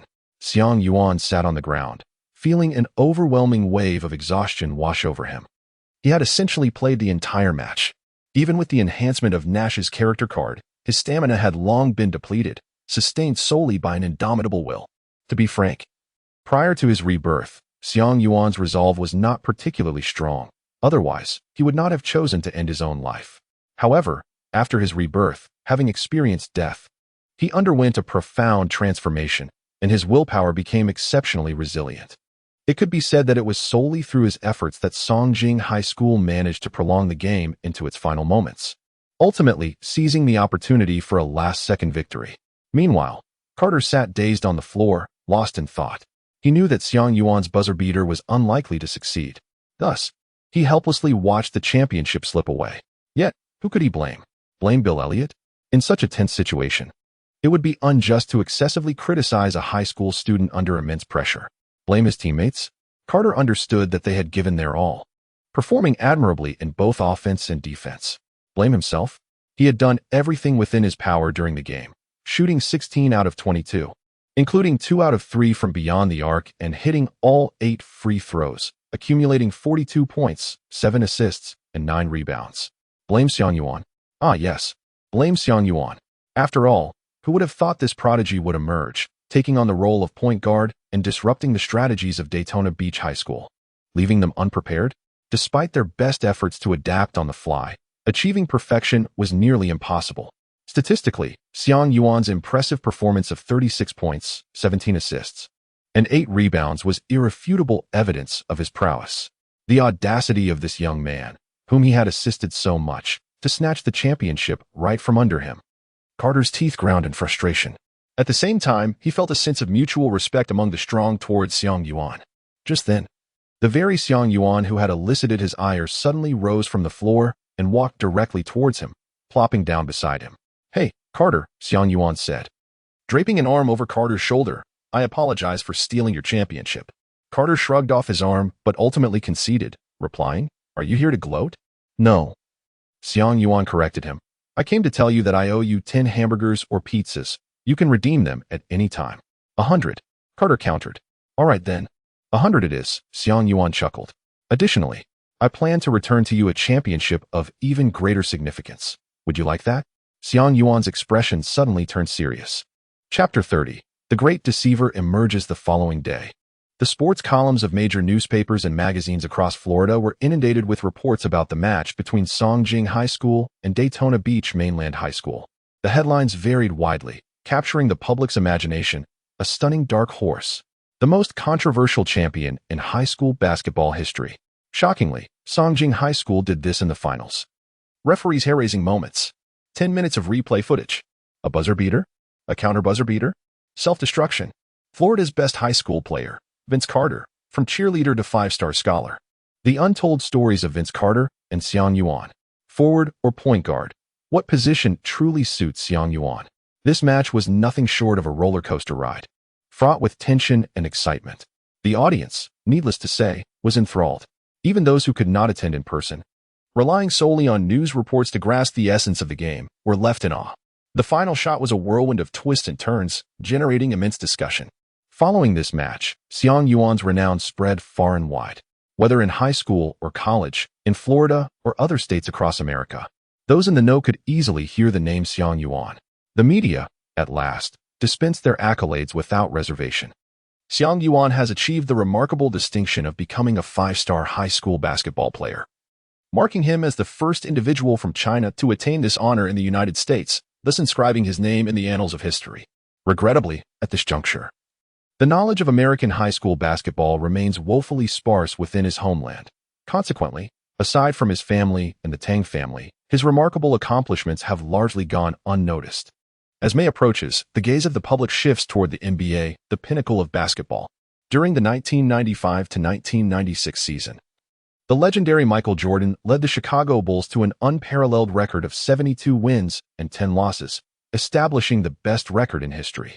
That season, Jordan achieved an impressive shooting percentage of 49.5, averaging 30.4 points, 6 rebounds, 3 assists, and 2 steals per game, securing the title of scoring champion, All-Star Game MVP, and regular season MVP. In June, Michael Jordan propelled the Chicago Bulls into the NBA Finals, where their adversaries were the Seattle Supersonics, led by the formidable duo of Gary Payton and Shawn Kemp. Throughout the 6 games of the Finals, Jordan averaged an astounding 27.3 points, 3 rebounds, 2 assists, and 7 steals, ultimately claiming both the championship title and the Finals MVP award. Xiang Yuan was aware that Jordan had embarked on his second journey towards a triumphant three-peat, advancing further on his path to divinity. Meanwhile, Xiang Yuan faced a significant decision. He had completed the requisite credits for his 12th grade and was poised to select a university. In fact, he could have applied as early as December. Yet at that time, he lacked recognition, and no prestigious institution had extended an olive branch to him. However, the circumstances had since changed.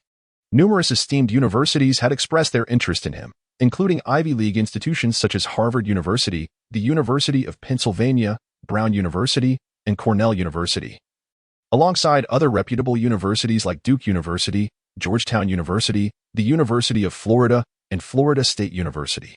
Xiang Yuan's parents wished for him to select one among several Ivy League institutions. However, after careful contemplation, Xiang Yuan decided to eliminate all Ivy League schools from consideration. The rationale was quite straightforward. The Ivy League does not offer athletic scholarships, which indirectly indicates a lack of emphasis on sports. Xiang Yuan aspires to excel in basketball. Yet joining an Ivy League institution would be the most regrettable decision. Among other universities, the University of Florida, Florida State University, and Georgetown University are eager to offer full scholarships, along with several lesser-known colleges that also provide such financial support. Conversely, traditional powerhouses like Duke University and the University of North Carolina are reluctant to extend full scholarships. Although they acknowledge Xiang Yuan's impressive high school performance, they harbor concerns regarding his physicality as a Chinese student. They believe that while he may have thrived in high school, he could struggle to adapt to the rigorous demands of collegiate competition, potentially failing to meet the criteria for a starting position on the team. In fact, the willingness of the University of Florida and Florida State University to offer full scholarships is significantly influenced by Xiang Yuan's roots in Florida, as these institutions tend to favor local talent. Georgetown University's offer of a full scholarship is indeed a surprising development. However, when compared, nearly all elite schools have extended full scholarship offers to Carter. In his previous life, Xiang Yuan, like Carter, was honored as the Florida High School Player of the Year. At that time, many believed he would pursue his collegiate career at the University of Florida or Florida State University. However, Carter disappointed his hometown supporters by opting for the University of North Carolina. This decision was met with considerable skepticism from many quarters. Xiang Yuan was aware that in his previous life, Carter, despite leading the University of North Carolina basketball team to the Final Four in both 1997 and 1998, ultimately fell short of securing the championship. In this life, Xiang Yuan intends to alter that outcome, for he once proclaimed that he owed Carter a championship. Xiang Yuan had already made up his mind.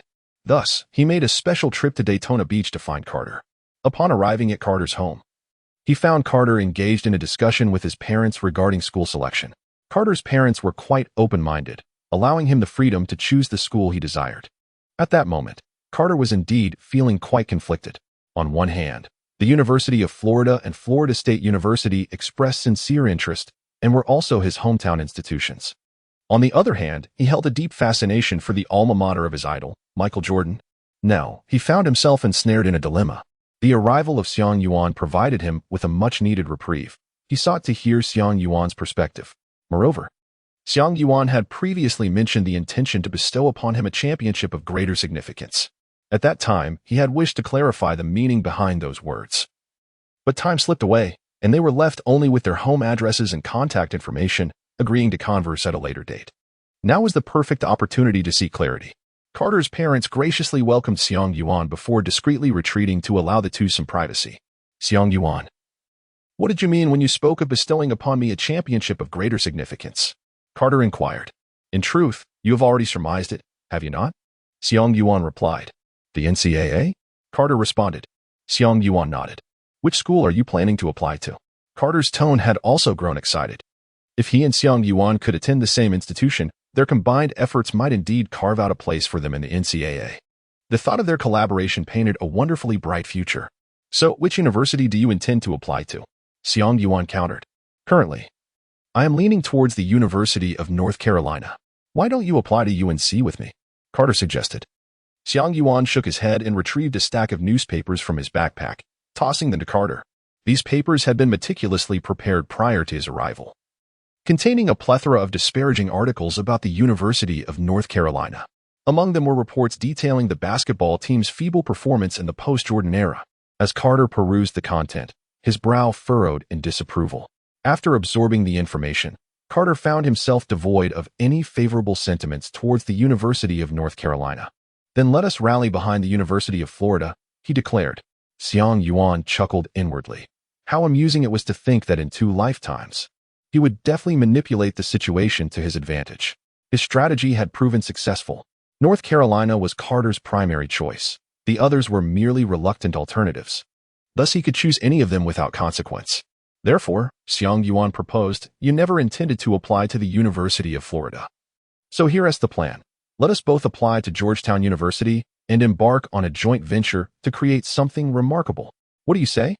Carter pondered for a moment. Aside from North Carolina, the other universities of similar caliber held little distinction for him.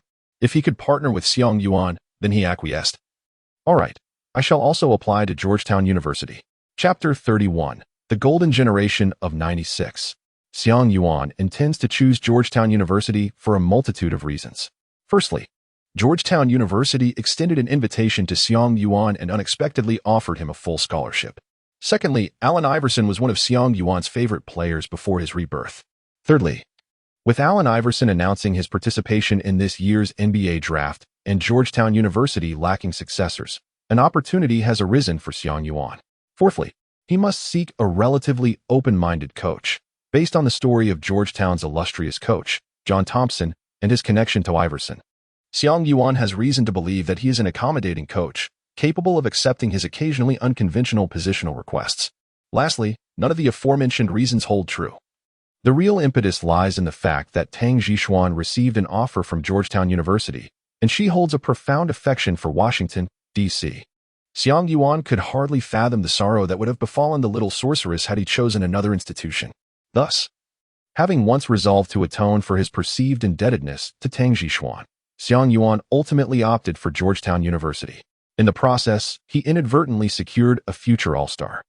When the University of North Carolina, Florida State University, and the University of Florida received word that Vince Carter intended to select Georgetown, their admissions officers simultaneously overturned their desks in dismay. What is happening? Did you not assert that there was a 99% chance Carter would join us at North Carolina? The North Carolina official bellowed at the staff present. I cannot account for this unexpected variable, Xiang Yuan. The staff member replied, feeling aggrieved. Xiang Yuan? Isn't he Carter's rival? Indeed, but no one was aware of the depth of their camaraderie. Did our institution not recruit Xiang Yuan or offer him a scholarship? Yes. The coach believed that while Xiang Yuan showed promise, he was merely a Chinese student, and his physique might not withstand the rigors of NCAA competition. Hence the reluctance to allocate a scholarship. Fools. This is arrogance. This is bias. The staff member hung his head in silence. A similar scene unfolded at prestigious institutions across the nation. However, the reality had solidified into an immutable fact. At the same moment, Xiang Yuan from Songjing High School and Vince Carter from Daytona Beach Mainland High School both announced their commitment to Georgetown University. Coach John Thompson of Georgetown was overjoyed. This was an unexpected stroke of fortune. Initially, Georgetown had little hope of securing Vince Carter and had thus settled for offering Xiang Yuan a full scholarship. Who would have anticipated that by acquiring Xiang Yuan, they would also gain Carter? Currently, the team was on the verge of losing Allen Iverson. Although their overall strength remained formidable, Coach John Thompson, having served in his role for many years, understood deeply that a team without a core would forfeit its chance at the NCAA championship. He had been contemplating retirement, but fate had delivered 2 exceptionally talented young men into his hands. Indeed, Coach John Thompson held no prejudice against Xiang Yuan. He had meticulously studied Xiang Yuan's game footage collected by the team's scouts and believed that his talent and potential were sufficient to secure a position in NCAA play. He conveyed his thoughts to the university's administration, which, recognizing Thompson's extensive experience and ability to identify talent, heeded his advice and extended an invitation and scholarship to Xiang Yuan. Little did they know, this fortuitous decision would yield a double blessing. However, it is not yet time for young John Thompson to contemplate his future. In 1996, the NCAA Big East Championship featured the astonishing Georgetown University team, led by Allen Iverson, competing against the University of Connecticut Huskies, captained by Ray Allen. Xiang Yuan and Carter watched the match together. The game was nothing short of exhilarating, a spectacle of sheer brilliance. Both teams fiercely contested the score until the very last moments. With merely seconds remaining, the score stood at 74-73, with Georgetown University's team, the Hoyas, leading by a single point. Subsequently, Ray Allen broke through at the three-point line, driving towards the basket, and, while enduring defensive pressure near the free-throw line, he managed to take a shot, sending the ball through the hoop despite nearly losing his balance. Following this, Allen Iverson advanced the ball to the front court and, with approximately 5 seconds left, took a shot from the free-throw line. The basketball struck the right side of the rim and bounced away. A player from the Hoyas seized the rebound, but the follow-up shot failed to find its mark. Georgetown University regrettably lost the match. After witnessing the game, both Xiang Yuan and Carter felt a fiery determination ignite within them. They had privately resolved to consider themselves part of the Georgetown University Hoyas. Witnessing their team fall short in such a crucial game, missing out on an automatic berth in the NCAA championship, left them in a dismal mood. However, this disappointment also fueled their resolve. Both were determined to elevate the Hoyas to greater heights. On June 26th, the NBA draft commenced. Echoing the events of Xiang Yuan's previous life, Allen Iverson was selected as the first overall pick by the Philadelphia 76ers. That same year, the formidable Stephen Marbury was chosen fourth by the Milwaukee Bucks, a name well known to Xiang Yuan. Ray Allen was selected fifth by the Minnesota Timberwolves. As in his past life, the draft had barely concluded when the Milwaukee Bucks proposed a trade to acquire Ray Allen from the Timberwolves, while Marbury headed to Minnesota. Steve Nash was selected as the 15th pick by the Phoenix Suns. And of course, one cannot forget that iconic figure. The Charlotte Hornets held the 13th pick. But the day before the draft, they struck a deal with the Los Angeles Lakers, trading the 13th pick for Vlade Divac. After the Hornets selected the player the Lakers had coveted with the 13th pick, the trade was officially completed. This 13th pick ultimately became the Lakers' eternal number 824, Kobe Bryant. The golden generation of '96. Xiang Yuan watched the entire broadcast of the draft conference in the United States. In his previous life, despite his passion for basketball, he returned home after high school, where there was no television coverage of the draft. Thus, he never had the opportunity to witness this historically significant event in person. In this life, he has rectified that regret. After watching the draft, his heart remained restless for a considerable time. He understood that with the assistance of the system, it was only a matter of time before he would also grace the draft stage, ultimately ascending to the NBA. The pinnacle of basketball, a dream that once resided solely in his imagination. Taking a deep breath, he focused his thoughts and activated the system. The virtual interface that appeared before him exuded a futuristic aura, seemingly symbolizing his illustrious future. Chapter 32, Special Reward Items Host, Xiang Yuan Physical Attributes, Height 201 centimeters. Weight 91. 3 kilograms points, 3,200 badges, Swift Leap, Bronze, Space Messenger, Silver, Come Here, Silver, Special Skills, None Character Card. 02 Ability Evaluation, Offense 56, Defense 63, Organization 52. Athleticism 67, Finishing 59, Basketball IQ 70, Aesthetic Appeal 43, Leadership 36, Attributes may vary, Comprehensive Evaluation 57 following his accumulation of experience in the high school league championships. Coupled with an impressive performance in the final using Nash's strategy, Xiang Yuan's abilities have significantly advanced.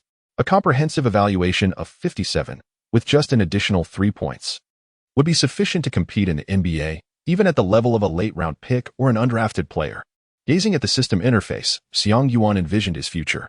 Suddenly, he recalled an important detail. He had won the championship in the finals against Daytona Beach High School, completing all the tasks assigned by the system. one of which included a side quest that rewarded him with a chance to draw a special item. He wondered what that could be. Xiang Yuan was filled with curiosity. As his thoughts stirred, the virtual interface of the system began to transform, revealing a colossal wheel suspended in the void. It was the special rewards wheel. Xiang Yuan gazed at the roulette, noticing an array of diverse patterns adorning its surface, numbering over 100 upon cursory inspection. These designs bore no textual descriptions, suggesting that the true nature of the rewards could only be unveiled upon selection. Beneath the roulette lay two buttons, one for initiation and the other for cessation. Xiang Yuan's thoughts coalesced as he pressed the activation button. The wheel in the void began to spin, and a pointer emerged directly above it. The wheel rotated with great velocity, but after a moment of contemplation, Xiang Yuan decisively pressed the stop button. This contraption was a matter of luck, requiring no further delay. The speed of the wheel diminished instantaneously. A few seconds later, the wheel came to a complete halt.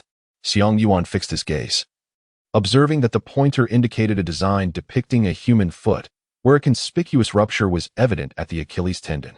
Additionally, a prominent cross marked the illustration. Xiang Yuan received information regarding a special reward. The special reward item, Foot Injury Exemption Card. Effect: when the host encounters a foot injury, this card can be used to exempt one instance of foot injury. What a splendid item! Xiang Yuan had long been plagued by concerns regarding injuries. Injuries, after all, are an inevitable aspect of life. Although he is still young, in good health, and currently faces no issues, a profound apprehension lingers within him.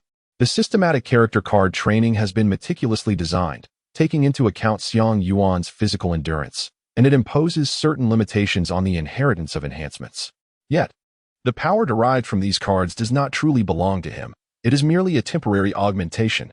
Thus, Xiang Yuan harbors a genuine fear that he may, at a young age, suffer from chronic physical strain leading to injuries and an untimely retirement. However, the situation has improved. He no longer needs to worry excessively, as he can draw upon injury exemption cards more liberally, rendering everything manageable. The allure of special rewards is indeed enticing.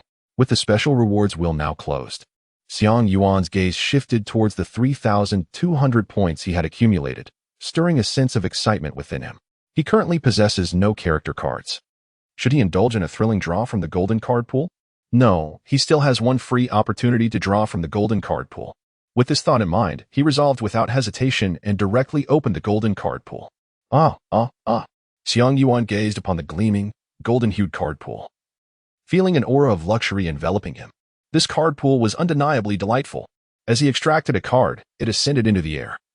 An array of cards dancing in the void, until finally, a character card materialized and settled within the system's card pack. A-level character card, Antoine Jameson. Character synopsis: a versatile forward, he was the 4th overall pick in the first round of the NBA draft in 1998. Throughout his career, he averaged 18, 5 points, 6 assists, and 5 rebounds per game, with a peak season average of 22, 2 points, 9 assists, and 9 rebounds. He was selected as an NBA All-Star on 2 occasions. Badges: 1. Pick-and-pop shooter silver, effect, enhances the success rate of shots taken after receiving the ball from a screen. 2. Post-punisher bronze, effect, slightly increases the success rate of back-to-the-basket plays. 3. Corner three-point shooter, bronze, effect, slightly enhances the accuracy of three-point shots taken from the corner. 4. Big against small, bronze, effect, slightly improves scoring ability in the paint when facing shorter opponents. 5. Elegance silver, effect, increases the success rate of hook shots following a catch in the paint. 6. Brawler, bronze, effect, slightly boosts strength and speed during interior battles for the ball. This certainly qualifies as a commendable draw. With a 27.51 probability of obtaining an A-level character, this was quite an excellent outcome. It seems today as fortune is favorable. Should I indulge in another exhilarating draw? Xiang Yuan pondered for a moment and ultimately decided to let it go. After all, there were no competitions on the horizon, and it felt more secure to keep his points in hand. Having watched the draft conference, he found himself with little to occupy his time in the United States. He bid farewell to Vince Carter and embarked on his journey back home. Naturally, Tang Zixuan accompanied him on his return. Recently, this little enchantress had become increasingly clingy. Ever since Xiang Yuan chose Georgetown University, her gaze towards him had become almost sweet enough to cause cavities. Whenever he was idle, She remained by his side without a moment's hesitation. The two took a flight back home. Both of their parents, being exceptionally busy individuals, initially made a point to carve out time to spend with them upon their return, inquiring about various matters. However, it wasn't too long before they became virtually untraceable. At this juncture, both the Xiang and Tang families began to experience a downturn in their businesses. Furthermore, their respective enterprises bore no intersections, rendering mutual assistance impossible. As a result, their parents, overwhelmed with their own concerns, had little time to attend to the affairs of the two. Tang Yuan, on the other hand, relished the peace and found great joy in being close to her brother Yuan. Yet, a shadow loomed over Xiang Yuan's heart. In this life, he was still young, and his parents had yet to allow him any involvement in the family business. Leveraging the advantage of his rebirth, he had attempted to propose various suggestions, such as venturing into the internet sector, developing instant messaging software, acquiring real estate in certain locales, and investing in specific stocks, but these ideas were dismissed by his parents as mere childish whims. Xiang Yuan could only feel anxious, yet found himself devoid of any effective solutions. He certainly could not claim to have been reborn, suggesting that these industries would inevitably flourish in the future. Such a declaration would most likely lead his parents to frantically rush him to the hospital, seeking a remedy for his delusional condition. Xiang Yuan harbored a desire to purchase a few stocks for himself. However, his parents adhered to a rather traditional approach to education, resulting in a limited amount of pocket money at his disposal. Thus, he found himself relying on basketball as his sole means of financial independence. Xiang Yuan's ambition is to spend 1 or 2 years in college, striving to gain a certain level of recognition. He anticipates that once he enters the lottery zone of the draft, he will embark on his journey to the NBA. Additionally, it is crucial for him to elevate his overall evaluation score to above 70. Only then, with the support of his character card, can he truly secure a position within the NBA. Thus, he must train diligently. In the gymnasium of H City Industrial University, a figure often appears at dawn, or rather, at 9 a.m., accompanied by a beautiful girl, diligently practicing basketball. To be frank, who can truly rise at dawn to practice? It is genuinely an unattainable feat for many. Chapter 33. 4 and 8 On this particular day, Xiang Yuan was practicing in the gym when suddenly, Rong Qingxi, Tang Zhishuan's close friend, came to visit. The suddenness of her arrival was noteworthy, as Rong Qingxi had frequently visited to play with the little witch before, but had not come around for quite some time. Tang Zhishuan explained that she is now the president of the student council with an abundance of daily responsibilities. Xiang Yuan was quite pleased to enjoy the tranquility, while Rong Qingxi possessed an exceedingly cheerful disposition, often teasing Xiang Yuan to the point where he found himself at a loss, requiring Tang Zhishuan to intervene. Today, for reasons unknown, she suddenly rushed over, appearing rather anxious. Xiang Yuan, has anyone been looking for you at school? Rong Qingxi hurriedly approached Xiang Yuan and Tang Zhishuan, breathless, without even pausing to greet her dear friend, and directly inquired of Xiang Yuan. No, why would anyone be looking for me? Xiang Yuan replied, puzzled. That's a relief. That's a relief. Rong Qingxi exhaled with a sense of relief, patting her chest, causing Xiang Yuan to feel a bit dizzy. Xiang Yuan reluctantly shifted his gaze and inquired, what is it? Rong Qingxi replied, the school is organizing a basketball competition categorized by departments.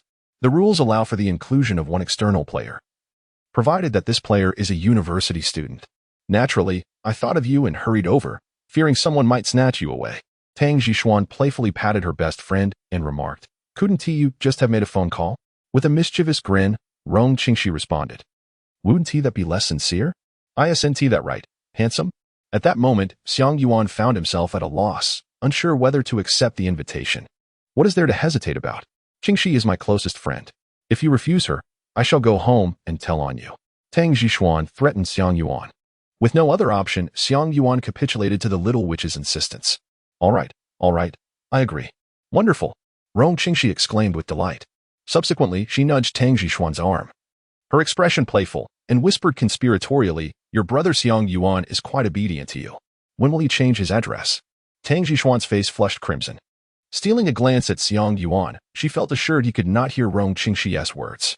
It was only then that Tang Zhishuan snapped back to reality, placing her right hand on Rong Qingxi's waist and giving a gentle pinch to her soft flesh. Ouch, ouch. Rong Qingxi feigned great pain before launching a counterattack, and the two erupted into laughter and playful banter. Xiang Yuan stood there, appearing as calm as still water, yet his peripheral vision frequently darted towards the two individuals nearby. Both stood over 1.7 meters tall, their physiques not resembling mere slender reeds, but rather possessing ample curves and graceful contours, exuding an enchanting allure. After engaging in light-hearted banter and confirming that Xiang Yuan would assist in the competition, Rong Qingxi took her leave. Upon returning to the courtyard, Rong Qingxi promptly sought out the individual responsible for selecting members for the college basketball team. At that moment, the official was in his office conversing with a Caucasian man towering over 1.9 meters. The man lounged casually in the chair opposite the official, a cigar clasped between his fingers as he exhaled plumes of smoke, his demeanor marked by a pronounced arrogance. "Mr. Blake, your asking price is exceedingly high. Is there any possibility of a reduction?" the official implored. The Caucasian shook his head dismissively. No, the price is non-negotiable. If your School of Economics and Management cannot meet my demands, I shall seek opportunities elsewhere. Frankly, had it not been for your student council president, I would never have considered your institution. Your players' abilities are far too inadequate, which would adversely affect my statistics. Hearing this, the official's expression darkened considerably. Yet he refrained from expressing his frustration. The truth was, the School of Economics and Management had indeed been lacking in talent. Without securing a sufficiently skilled foreign player, they risked finishing at the bottom of the rankings. However, the dean had issued a strict directive: they must not fall into the last 3 positions in the upcoming competition. The Caucasian, Teddy Blake, though arrogant and disrespectful, was undeniably talented, ranking among the best in the entire school. With the international college not participating in this basketball tournament, these skilled foreign students had become highly sought after by various departments. Suddenly, a knock echoed from the door. Before the official could respond, he heard, "Come in." The door swung open, and Rong Qingxi entered the office. Upon seeing her, Blake, who had been lounging nonchalantly, rose with a smile, an inappropriate glint flashing in his eyes. He extended his hand towards Rong Qingxi, saying, "Beautiful Miss Rong, how do you do?" Feigning ignorance of his gesture, Rong Qingxi merely nodded and strode directly to the official, inquiring, "What is his purpose here?" "Oh, we were discussing his potential role as a foreign aide for the School of Economics and Management. Your representative believes my price is too steep," Blake interjected, stepping forward. "However, if the lovely Miss Rong would accept my invitation to dinner, I would gladly play for your college free of charge and ensure a spot in the top 10. Rong Qingxi shot him an expression of disdain before addressing the official. "No need to look elsewhere. I have already found a foreign aide." The official, taken aback, responded, "You found someone? What is their capability? Do not treat this matter lightly. This competition is of great significance, and you were present when the dean emphasized the necessity of careful selection." Although the person in charge harbored a strong disdain for Teddy Blake, his prowess indeed ensured that the School of Economics and Management would not fall into the bottom 3. Rest assured, this foreign aide possesses formidable strength, and he is Chinese. After contemplating for a moment, Rong Qingxi pointed at Blake and remarked, "He is at least more than twice as capable." Upon hearing this, Blake became indignant. "What? Miss Rong, while you may decline my invitation, you shall not belittle my abilities. In your China, I refuse to believe there exists a university student superior to me by such a margin. Your disbelief stems from your narrow perspective. But that does not negate the existence of others," Rong Qingxi retorted without hesitation. Fine, Blake exclaimed 3 times, clearly infuriated. "In that case, I shall join the School of Materials Science and Engineering. You may regret this decision." With that, he stormed out, slamming the door behind him. What a lack of decorum. Rong Qingxi rolled her eyes, wondering what audacity he had to pursue her. "Qingxi, now that it has come to this, I cannot bear the responsibility if that foreign aide you selected proves inadequate," the person in charge lamented helplessly. "Do not worry," Rong Qingxi replied confidently. "The individual I have found is a 5-star high school student from America." "What?" The person in charge looked perplexed, shaking his head in confusion. Realizing this, Rong Qingxi endeavored to elucidate the concept of a 5-star high school student in America, drawing upon knowledge she had gleaned from her friends. Upon hearing her explanation, the person in charge's eyes sparkled with excitement. "You know such an impressive peer. If our college performs well this time, I shall credit you for it." In a lighter mood, the person in charge jested, "Qingxi, tell me honestly, is this person your crush?" Rong Qingxi's cheeks flushed slightly, but she playfully responded, "Not quite. He is my best friend's crush. If he were to become mine, I would surely steal him away, haha." Chapter 34. The College Cup Men's Basketball Tournament in mid-July at HEB Industrial University. The College Cup Men's Basketball Tournament officially commenced. The competition involved 20 colleges within the university. In the first round, each college faced off in a match. The victor earned 1 point while the loser received none. The second round featured the 8 colleges with the highest scores competing in the quarterfinals, followed by the semifinals and finals. The structure was straightforward, yet the intensity of the matches was formidable. Such tournaments are seldom held, which invigorated the spirited and youthful students across the campus, whether players, cheerleaders, or spectators. Everyone was brimming with excitement. Particularly, the players had begun rigorous training the moment they learned of the tournament. After more than a month of practice and team cohesion, each individual was filled with determination to secure a commendable ranking for their college. However, the faces of the players from the College of Economics and Management were etched with frustration. President, who on earth did you recruit? It has been over a month, and we have yet to see a glimpse of him. One might think our foreign aid is some sort of deity. Indeed, the disparity was evident when comparing their external aid with that of other colleges, whose recruits had been actively training with the teams, fostering synergy and collaboration. It's one thing to skip training, but it's time for him to make an appearance. After these initial matches, we are slated to take the court. Yet he remains elusive. We shall play as we are. I refuse to believe we can only achieve the lowest ranks. The team members expressed their grievances, voicing their dissatisfaction with the enigmatic foreign aid. It is understandable that the players from the College of Economics and Management harbored discontent, as Xiang Yuan had indeed remained absent. Though he had promised Rong Qingxi to serve as an external aid, Xiang Yuan was not inclined to sacrifice his precious time for this endeavor. Xiang Yuan requires specialized training. He had long sought the expertise of a professional trainer from the United States to devise a comprehensive training regimen for the entire holiday, which he must diligently follow. Training alongside others would undoubtedly disrupt his own plan and rhythm, a cardinal sin that Xiang Yuan, who aspires to make a name for himself at Georgetown University, cannot afford to accept. However, Xiang Yuan is not one to renege on his commitments. He will fulfill his role as an external aid, merely needing to participate during matches. Given Xiang Yuan's prowess, even without team synergy, his mere presence on the court would provide a formidable advantage for the students of HEB Industrial University, akin to an insurmountable force. After all, he is the man who snatched the championship from the illustrious Vince Carter. Yet, the members of the School of Economics and Management remain unaware of this fact, thus harboring resentment towards Xiang Yuan.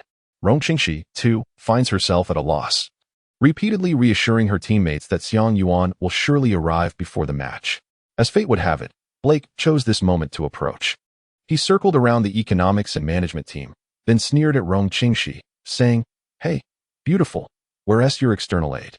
Didn't you say there's one who is twice as good as me? All I see are a bunch of misfits." "Who are you calling misfits? Say that again if you dare." The students from the School of Economics and Management were incensed, unleashing a torrent of invective. Rong Qingxi hurriedly sought to defuse the situation. She certainly did not want it to devolve into a brawl. "Damn it, where is Xiang Yuan?" she muttered in frustration, stamping her foot. Just then, a gentle voice interjected, "What with the insults?" A small patch of shadow appeared above Rong Qingxi as she looked up, locking eyes with Xiang Yuan. The sight of his handsome face and his confident, yet gentle gaze caused her heart to skip a beat. Realizing herself, she promptly pinched Xiang Yuan hard. "Ouch!" he yelped, jumping back. "Qingxi, what was that for?" Tang Zhixuan's voice chimed in. Although Rong Qingxi was her close friend, she would not allow her to bully her brother Yuan. Rong Qingxi's cheeks flushed as she tossed her hand aside, retorting, "Ask him why he has been absent for so long, only showing up right before the match. Does he even comprehend the pressure I'm under?" With that, she adopted a woeful expression, genuinely feeling a bit wronged. As a female student council president, she faced considerable challenges, and this incident had placed immense strain upon her. Seeing Rong Qingxi in such distress softened Tang Zhixuan's heart, prompting her to redirect her ire towards Xiang Yuan. "I told you that you should train with them for a day. Can't you modify your plan a little? I swear, if you don't help Qingxi secure a spot in the top 5, I will hold you accountable." The threats of young maidens are often imbued with a gentle pressure, prompting Xiang Yuan to respond with a rueful smile and a nod. "Ah, so this is your foreign aid? A Chinese individual?" At such a warm moment, an irritating fly reappeared. "Blake, once again. I had thought you found an international student from another school, but to my surprise, it is merely a Chinese person. He must be twice as strong as I am. This is truly laughable, ha ha ha." Blake clutched his belly, feigning breathlessness from laughter. After a while, noticing the lack of response from others, he begrudgingly ceased his mirth. "Hey there. I'm Blake. What's your name?" Blake inquired, gazing at Xiang Yuan. "Xiang Yuan. All right. Then in the upcoming match, I shall utterly defeat you," Blake declared. "Oh, we shall meet on the court," Xiang Yuan replied, thoroughly perplexed, unsure of the origin of this boastful individual. Reluctant to engage further, he merely offered a casual response. "Excellent. You have accepted my challenge, proving that at least you are not a coward. We shall meet again," Blake proclaimed. Then, believing he had executed a particularly suave gesture, turned and departed. "This is our foreign aide, Xiang Yuan." Upon seeing the bothersome fly leave, Rong Qingxi hastened to attend to business, introducing Xiang Yuan to his teammates. Quite a rarity, indeed. He resembles a towering Buddha. True, yet one cannot ascertain his strength. He might just be a pretty boy. He is simply tall. But doesn't he appear younger than me? It's not that I doubt the capabilities of our Chinese compatriots, but I truly find it hard to believe in this lad's prowess. Xiang Yuan? That name seems familiar, yet I cannot quite place it. Perhaps I've heard it on the streets. Ha ha, it is quite like Zhang Wei, a name so common that it is uttered by many. For such an extended period, Xiang Yuan has been absent, and the members of the School of Economics and Management do not intend to extend him any semblance of cordiality. Consequently, they bombard him with a barrage of doubts and criticisms. It is only due to the presence of Rong Qingxi that their remarks remain somewhat restrained. Otherwise, their words would have been far more caustic. Xiang Yuan scratched his head and smiled, saying, "It is indeed my fault for not training with everyone. But I shall not apologize. Let us meet on the field, as long as you possess a sense of collective honor. I guarantee that the School of Economics and Management will reach the top 8. Xiang Yuan actually intended to express his aspiration for the championship. However, being new to the environment, he felt hesitant to speak too boldly and opted for a more modest approach. Nevertheless, such humble words were perceived by the members of the School of Economics and Management as exceedingly audacious. Chapter 35. A Dimension-Reducing Strike. Xiang Yuan found himself in a state of isolation. To the members of the School of Economics and Management, he appeared to be a person devoid of decorum, languid, arrogant, and excessively proud. Nevertheless, Xiang Yuan remained indifferent, for when the time came for the match, they would comprehend the reality of the situation. The first round of the competition had commenced, and with only 5 courts available for full-length games, the matches were set to proceed in rotation. He surveyed the unfolding contest, and as he had anticipated, the level of play was indeed disappointing. It was not that Xiang Yuan held an inclination towards foreign admiration, but he could not deny that the basketball proficiency in his homeland lagged significantly behind that of the United States. Among the teams, there were some foreign exchange students. Yet their skills were merely mediocre. As university students, their technical abilities and physical attributes were several leagues behind those of high school players in America. This was to be expected, as not everyone, regardless of race, possesses the capability to join a high school basketball team, and if they did, they likely would not be pursuing studies abroad. Thus, the foreign students here merely relied on their superior physical attributes to gain a slight advantage over their domestic counterparts. In such competitions, unless his teammates were utterly inept, Xiang Yuan would undoubtedly dominate the court. To claim a spot in the top 8 would indeed be an understatement. The format of the matches consisted of 2 halves, each lasting a mere 10 minutes. In approximately half an hour, all 5 games would conclude. Following this round, the School of Economics and Management was set to compete against the School of Electronic and Information Engineering. The players from both sides took to the court. Xiang Yuan cast a glance at his opponents, noting that the tallest among them stood approximately 1.92 meters, while the shortest measured around 1.76 meters. His teammates' average height mirrored that of the adversaries. Within the opposing lineup, there was also a foreign player of African descent. At that moment, the foreign player was fixated on Xiang Yuan, seemingly pondering something. After a moment of contemplation, he suddenly appeared to recollect something, pointing at Xiang Yuan and exclaiming, "You are that Chinese player." Xiang Yuan felt utterly perplexed. As long as his mind and eyes were functioning normally, anyone could discern that he was indeed Chinese. However, the implications behind the term black were far from straightforward. Xiang Yuan did not recall him, yet he was distinctly remembered by Samuel Jamie, the African-American exchange student who had played a 3v3 match with Xiang Yuan last summer. The experience left a profound impression on Jamie, enabling him to vividly recall Xiang Yuan's visage. In contrast, Xiang Yuan had encountered numerous individuals of African descent, and unless they were familiar He found it challenging to differentiate between them, rendering him unable to recognize the person before him. When the other party called out to him, Xiang Yuan could only greet him before returning to his half of the court to prepare for the match. "Jamie, do you know him? Who is he? Is he from our school?" Someone from the School of Electronics and Information Engineering inquired, having witnessed the interaction. Samuel Jamie shook his head, replying, "I am not well acquainted with him. I have only played one game against him." "Oh, is he formidable? Should we keep a close watch on him?" Jamie's expression darkened as he hesitated before responding. "Back then, he could easily dominate me, and now, I feel he has grown even stronger." "What? How is that possible? You must be joking. I have never heard of such a person." Jamie must surely be jesting. "Haha, Jamie, if you wish to instill pressure upon us, there is no need to fabricate such tales. Even with your assistance, we will not let our guard down. Indeed, I may not be very educated, but do not deceive me." Initially, Jamie's teammates dismissed the matter lightly, but as they observed his serious demeanor, their skepticism began to waver. Could he truly be that formidable? What is wrong with Jamie, elevating another's reputation while diminishing his own? The individual appeared quite tall and indeed warranted some attention. Let us assess the situation, they thought. Surely, Jamie must have mistaken him for someone else. After all, he was merely from the School of Economics and Management, even if he were exceptionally skilled. What impact could one individual have? Regardless of the thoughts each person harbored, the match commenced with the sound of the whistle. The nature of this game was exceedingly simple. There was no coach, nor any tactical arrangements, and no designated positions, simply a matter of stepping onto the court and playing. The appearance of Xiang Yuan in such a prestigious competition is akin to that of an NBA superstar participating in the development league. Note, a superstar, not an ordinary player. As the game commenced with the jump ball, it was naturally Xiang Yuan who assumed this responsibility. Without much effort in leaping, he deftly tapped the ball into the hands of his teammate.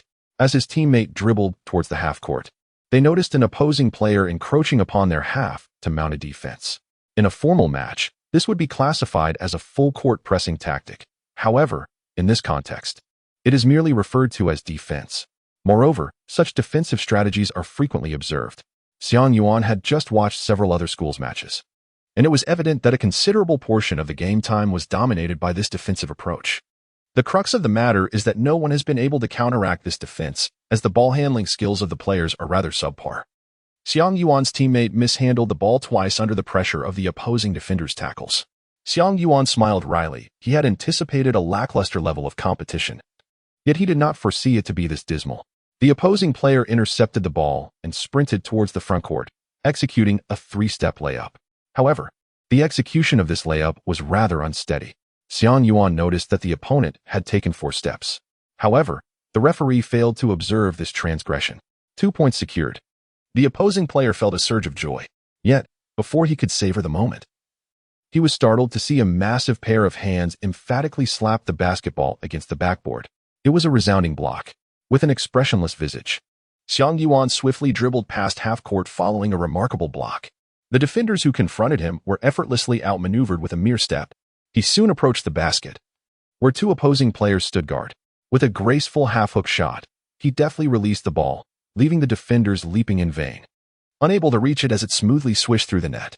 Subsequently, as the opposing team initiated their offense, Xiang Yuan stationed himself just outside the 3-second zone on his side of the court, effectively extending his defensive influence across nearly the entire half. Save for beyond the 3-point line, the opposing players, hesitant to penetrate inward, resorted to distant shots, which yielded a dismal success rate. Making 3 out of 10 attempts was considered a remarkable feat. The foreign player on the opposing team became the focal point of Xiang Yuan's defensive strategy. Under his vigilant guard, the adversary either faltered with turnovers or failed to convert their shots, with any hopes of breaching his defense proving utterly futile. Initially, the players from the School of Economics and Management neglected to pass the ball to Xiang Yuan, opting instead to engage in erratic dribbling and futile drives, culminating in desperate shots that often clanged off the rim. Xiang Yuan remained unfazed. He effortlessly seized the offensive rebounds as if they were merely gifts. After securing the ball, he initiated his own attack, requiring no assistance from his teammates. Before long, after a few exchanges on the court, the players from the School of Economics and Management were left astounded. At that moment, they had come to a profound realization of Xiang Yuan's prowess. Such talent, indeed, warranted a certain level of bravado. They felt a mixture of excitement and embarrassment, hastily apologizing for their earlier remarks. Xiang Yuan waved his hand dismissively, indicating his lack of interest in expending energy on such trivial matters. Consequently, in the ensuing rounds, whenever it was the School of Economics and Management's turn to attack, the ball would inevitably find its way into Xiang Yuan's hands. Xiang Yuan was nothing short of exceptional, showcasing an array of skills including jump shots, drives, post plays, three-pointers, and hook shots, leaving both teams in awe. The School of Electronics and Information Engineering attempted a double team, yet it proved ineffective, as Xiang Yuan possessed numerous strategies to counter it, hardly affecting his offensive prowess. Should a triple team be employed, he would simply elevate the ball above his head and pass it to a teammate, ensuring a 4-on-2 advantage. His teammates were far from inept, and they could easily convert at least 5 or 6 out of 10 opportunities. As the match concluded, the School of Economics and Management triumphed over the School of Electronics and Information Engineering with a score of 57-22, successfully securing a point. In the aftermath, the players from the School of Economics and Management gazed in astonishment at the technical statistics compiled by Rong Qingxi, which revealed Xiang Yuan's astonishing performance: 37 points, 7 assists, and 28 rebounds. It was a truly overwhelming display. Chapter 36. The championship within reach. In the ensuing days, Xiang Yuan adhered to his training regimen with unwavering dedication. Whenever the School of Economics and Management had a match, he would carve out time to participate, casually scoring over 20 or 30 points, pulling down a dozen or more rebounds, and leading the team to victories by margins of 20 or 30 points. This routine allowed him to break a sweat before returning to his training. Under Xiang Yuan's leadership, the School of Economics and Management surged through the competition, achieving successive victories that astonished everyone. With just over half of the schedule completed, they had nearly secured a spot in the top 8. At this juncture, Xiang Yuan's reputation resonated throughout the campus. In subsequent matches featuring the School of Economics and Management, the audience swelled to more than double that of other games, with the majority attending solely to witness Xiang Yuan's prowess. After solidifying their place in the top 8, Xiang Yuan decided to refrain from participating in further matches, agreeing with his teammates to reappear only for the quarterfinals. His teammates, utterly devoted to his leadership, had no objections. Consequently, in the 7 matches that followed, Xiang Yuan did not take to the court, leaving the audience quite disappointed. Without him, the School of Economics and Management could only secure a single victory in those 7 games, including a loss to the School of Materials Science and Engineering. In that match, Blake was a formidable force, amassing 39 points and 16 rebounds. Following the game, Blake boasted that Xiang Yuan's absence was due to fearing defeat and the impact on his image.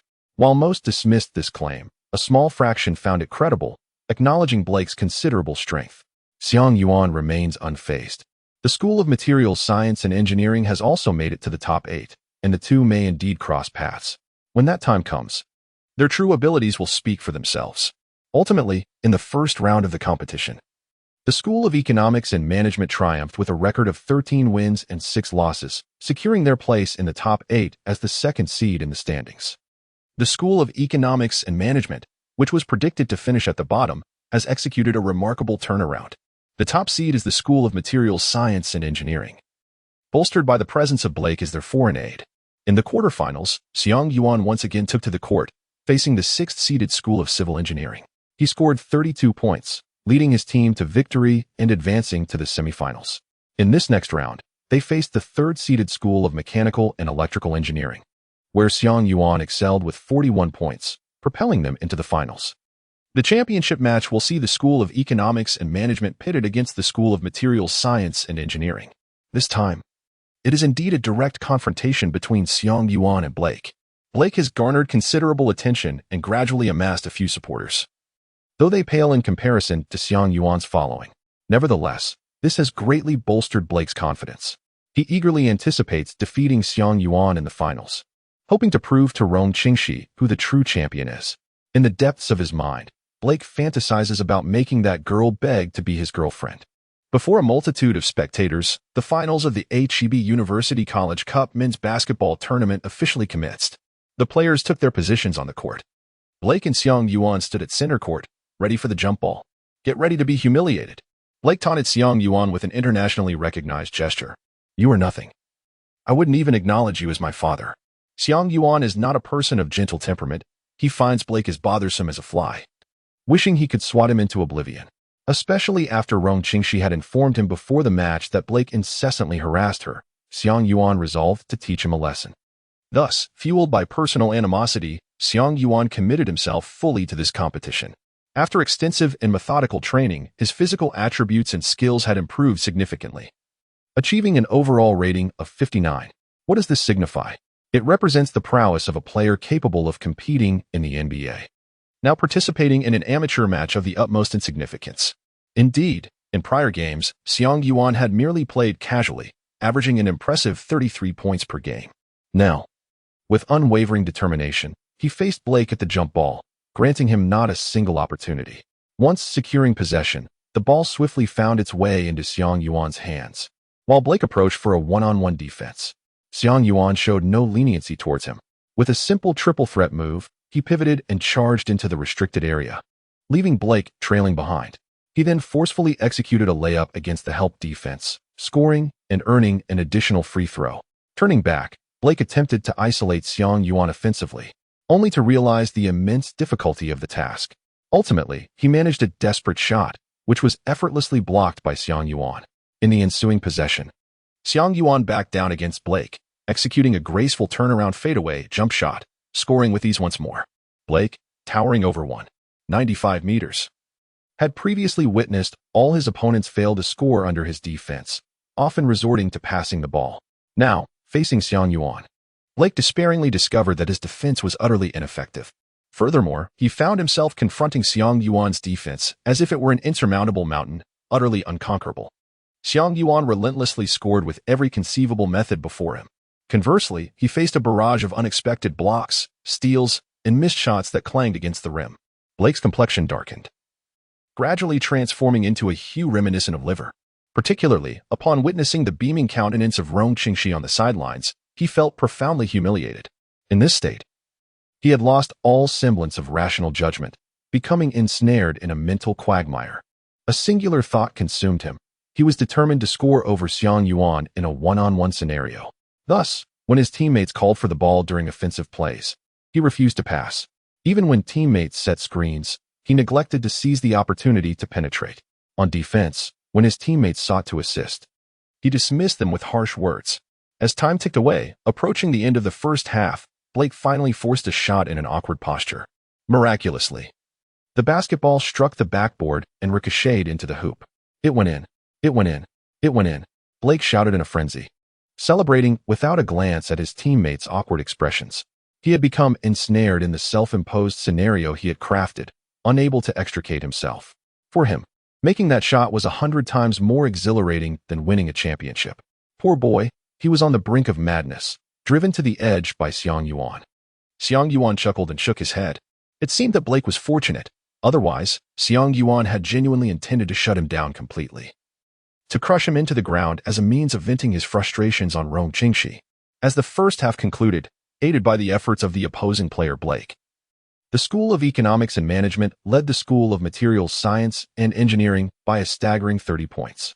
Under normal circumstances, the other players from the School of Economics and Management were entirely outmatched by those from the School of Materials Science and Engineering, even with Xiang Yuan on their team. Such a lead would have been implausible. However, Blake's relentless pursuit of Xiang Yuan disrupted their game, leaving his teammates unable to touch the ball, resulting in this outcome. At this juncture in the match, it could almost be declared over. In the second half, the School of Materials Science and Engineering directly sidelined Blake, preventing him from participating. Consequently, Blake erupted in a fit of rage, even overturning the scoring table in his fury. The leaders of the School of Materials Science and Engineering were visibly dismayed. Ultimately, Blake was escorted away from the scene by officials from the International College. With Blake's absence and still holding a 30-point lead, Xiang Yuan ceased to exert himself, casually playing in the second half and allowing the School of Materials Science and Engineering to close the gap slightly, all while demonstrating high emotional intelligence. At the conclusion of the match, the School of Economics and Management triumphed with a score of 56-39, astonishing everyone with their unexpected victory, emerging as the dark horse champion of this year's College Cup men's basketball tournament. In that moment of victory, Rong Qingxi dashed onto the court and, under the gaze of all present, leapt into Xiang Yuan's embrace, giving him a warm hug. A flicker of astonishment and confusion crossed the eyes of Tang Zhishuan, who lingered behind. Chapter 37. Enrollment, Georgetown University's awe-inspiring team. Before entering university, Xiang Yuan assisted his college basketball team in securing a championship. Shortly after this event, spurred by Tang Zhishuan's incessant urging, the two departed from HEB together for a journey to the south. Their parents, unconcerned about their escapade, allowed them to go, believing that once they graduated, the couple would inevitably wed. Such an outlook was considered quite progressive for the late 1990s. However, privately, Xiang Yuan and Tang Zhishuan had yet to define their relationship. Tang Zhishuan, despite her affection for Xiang Yuan, preferred to wait for him to take the initiative. Her inherent shyness and a touch of pride as a girl restrained her from being overly proactive. On the other hand, Xiang Yuan was reluctant to make any premature decisions. He felt he was still too young, his basketball career was merely budding, family business matters were becoming uncertain, and the echoes of his past life still influenced him, necessitating more time for contemplation. Thus, they continued to interact as siblings, even when traveling, each occupying their own hotel room. Upon their return from the trip at the end of July, they rested for 2 days before flying back to the United States. With the onset of August, university life awaited them. On the day of enrollment, Xiang Yuan met with Carter, and together with Tang Zhishuan, they entered the campus of Georgetown University. The enrollment process was straightforward, devoid of complexities. Notably, Xiang Yuan and Carter were assigned to the same dormitory, indicating a lasting connection with this enigmatic companion. After settling in, Tang Zhishuan went out for dinner with her roommate, while Xiang Yuan treated Carter to burgers and pizza. After their hearty meal, Carter patted his belly, letting out a satisfied sigh. After devouring 2 burgers and a pizza, which is equivalent to 5 burgers, "You still owe me 93 burgers, he exclaimed. "Fear not. I shall repay every last burger," Xiang Yuan replied with a grin. "And the championship," Carter promptly added. "Indeed, the championship," Xiang Yuan echoed.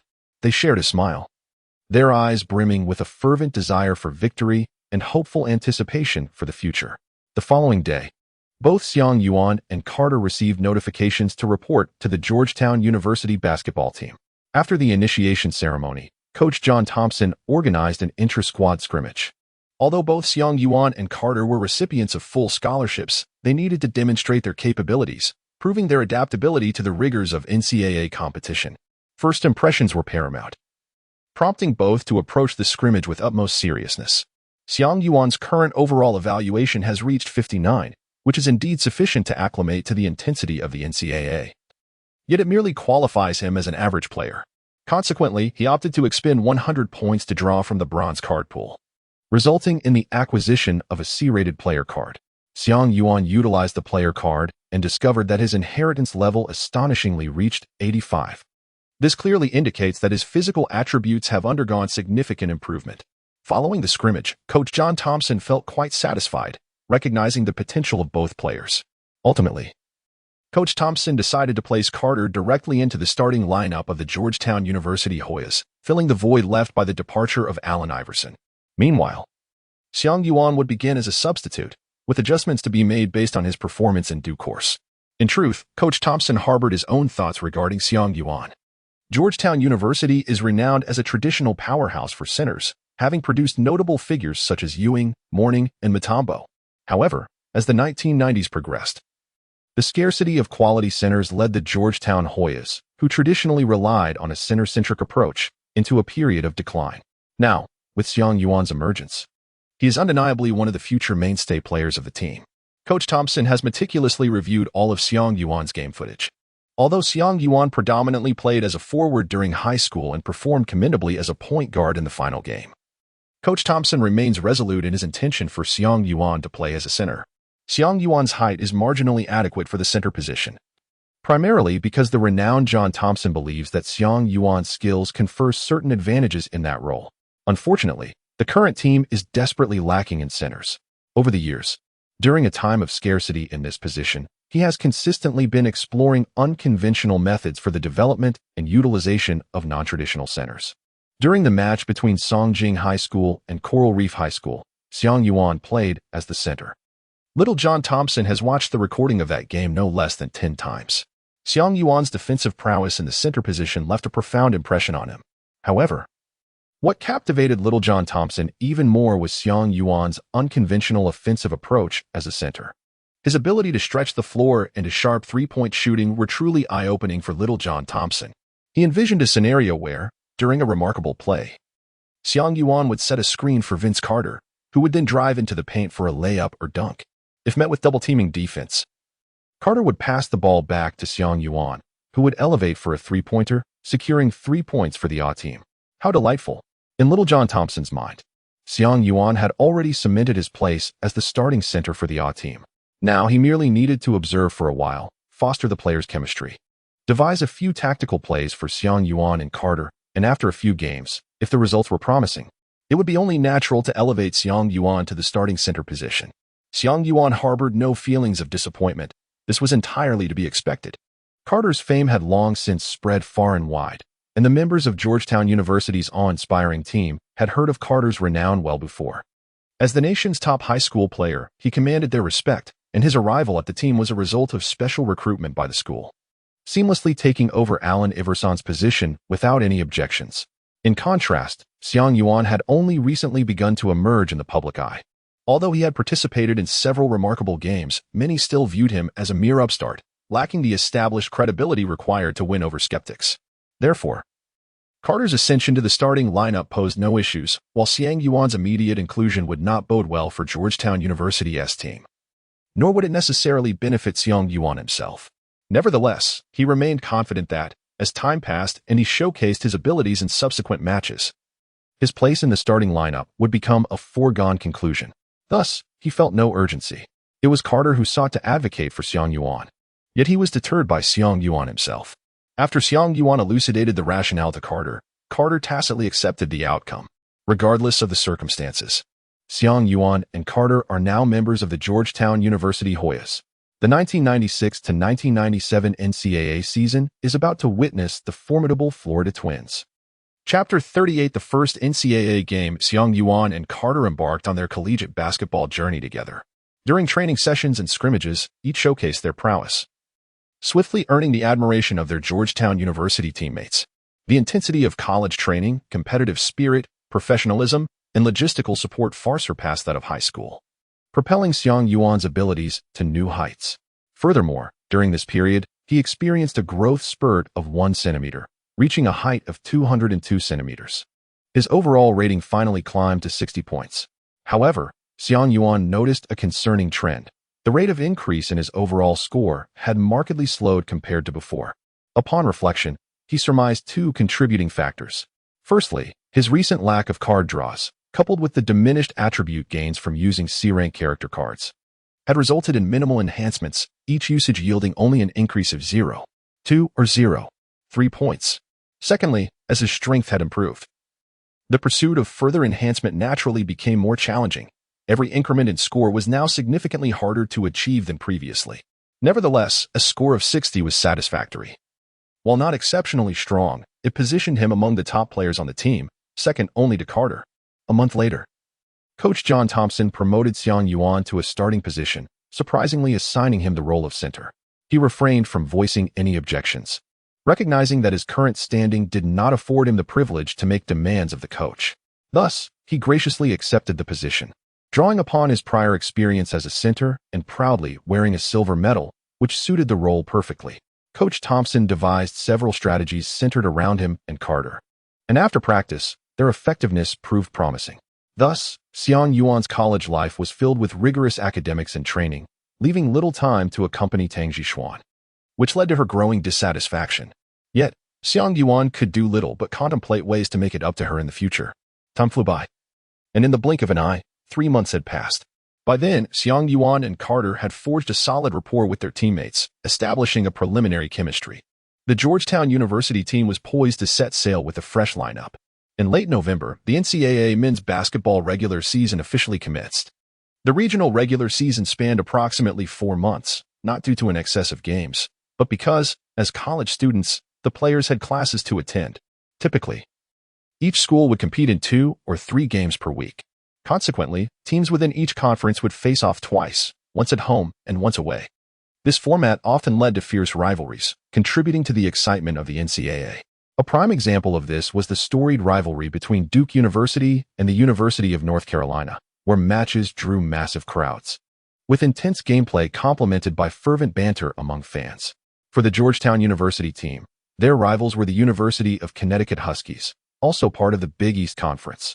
Last season, the Georgetown team was halted in the conference finals, a setback attributable to the Huskies.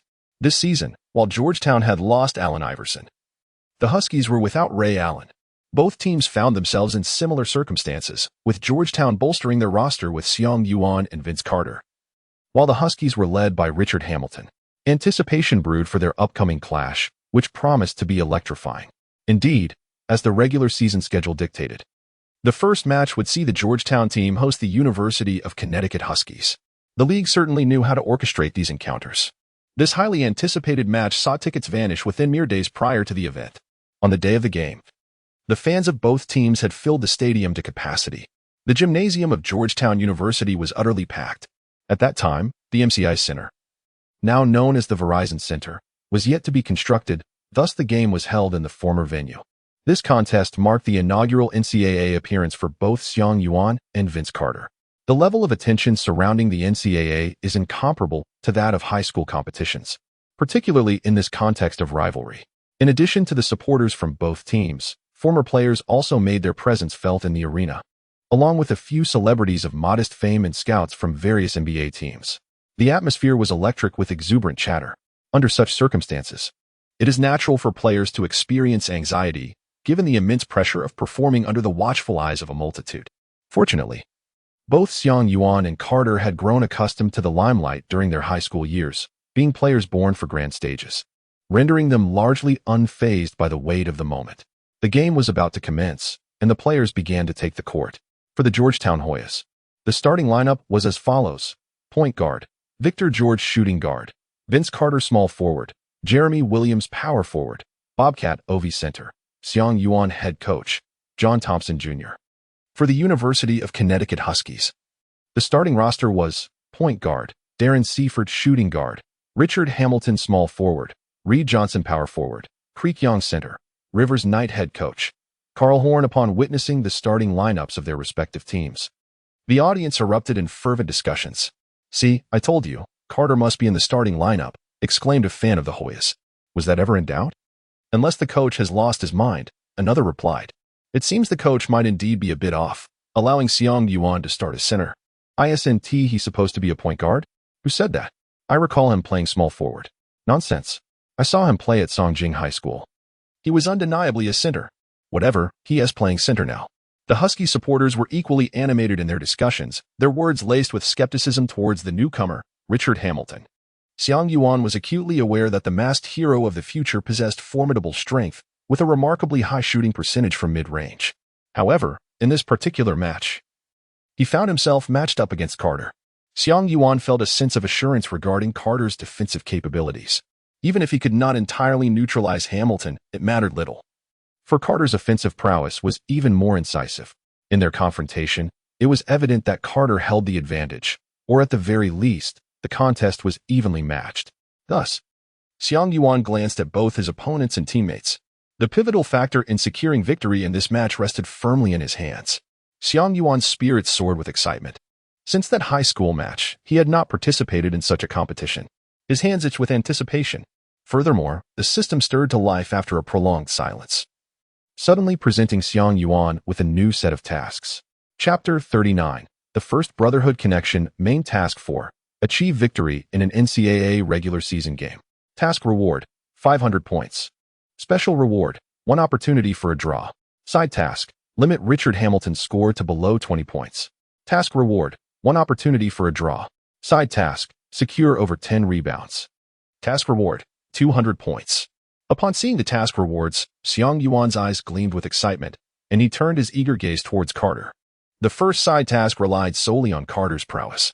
It was inconceivable for Xiang Yuan to approach the coach and request a switch to the shooting guard position. As Carter was warming up, he suddenly felt an unusual warmth radiating from his back. Turning his head, he met Xiang Yuan's gaze, which startled him into a shudder. "My dear friend, always accompanied by a beautiful girl, yet she is not his girlfriend. Could it be?"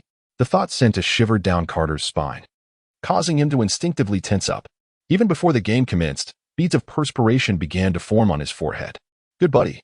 Xiang Yuan approached, affectionately calling out. Carter flinched and instinctively took a step back. "Is there something you need, Xiang?"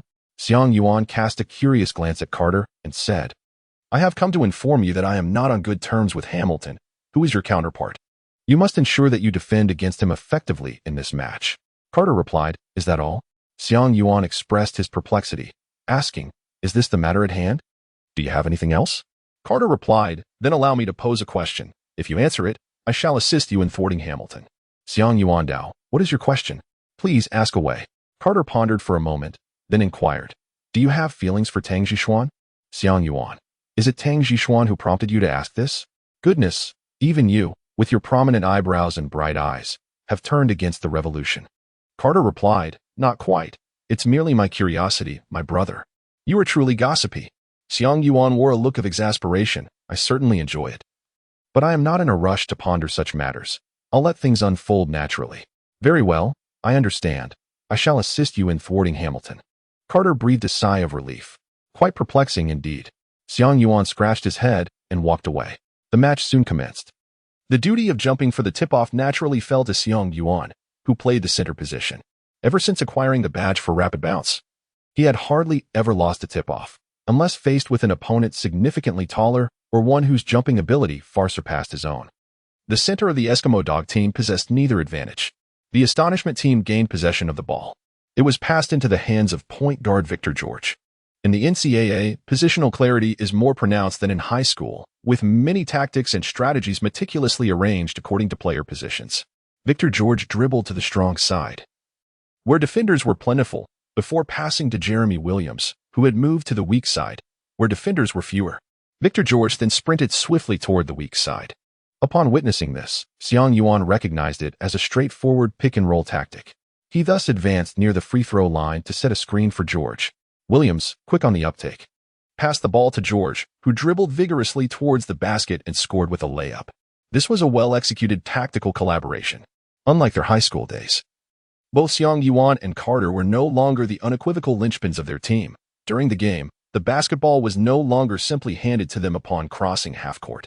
Nevertheless, Xiang Yuan was confident that, as time progressed and the season deepened, this situation would inevitably transform. It was now the Eskimo Dogs' turn to mount an offense. Just as they initiated the play, Hamilton noticed that Carter had already closed in on him. What could be the reason for this? Hamilton was perplexed. Although he had secured a fixed position within the Eskimo Dogs, he was not yet a star player, while he had already begun to shine in high school. Being recognized as one of the nation's top basketball prodigies, he still paled in comparison to Vince Carter's renown. Observing Carter's defensive intensity, Hamilton momentarily felt as if he had already ascended to the status of a collegiate star player. Could it be that he had discerned my style of play? A sense of foreboding washed over Hamilton. Hamilton's most proficient offensive maneuver involved utilizing off-ball movement to evade the opposing defenders, followed by receiving a pass from a teammate and executing a mid-range jump shot with a quick stop. His accuracy from mid-range was astonishingly high. However, now Carter clung to him like a tenacious gum, making it exceedingly difficult to shake off the defense and find an open shot. Yet, Hamilton remained unperturbed. He was endowed with an abundance of stamina and patience. In light of this situation, the Eskimo Dogs temporarily abandoned their strategy centered around Hamilton's mid-range shots. As the point guard advanced the ball to the front court, he passed it to the small forward Reed Johnson, who was stationed at the left corner beyond the three-point line. Johnson executed a shot fake before driving towards the paint, prompting Xiang Yuan to step in to assist defensively. At that moment, the opposing power forward, Creek Young, had just arrived on the scene, cutting in from midcourt. Johnson delivered the ball to him, and he leapt up for a dunk. The defense of the astonishing team was already too late to react. Jalen Williams made a feeble attempt to intervene but was knocked to the ground, as he was positioned within the legal charging area, thus failing to draw a foul. "Quick, pass the ball." Carter's voice resonated through the air. Upon observing, Xiang Yuan noted that Carter had already begun his sprint towards the opponent's half. Without hesitation, he seized the basketball, positioned himself behind the sideline, and executed a long pass that found Carter's hands. As Carter received the ball, he deftly sidestepped the approaching defender, penetrating into the opponent's paint. From a spot just inside the free throw line, he leaped high into the air, forcefully slamming the basketball into the hoop. It was a magnificent dunk. A splendid assist from Xiang Yuan. This marked the inaugural connection between the two brothers in an official match.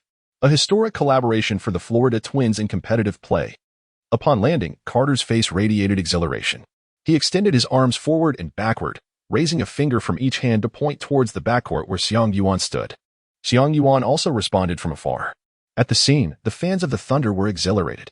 Behold, our new twin stars have arrived.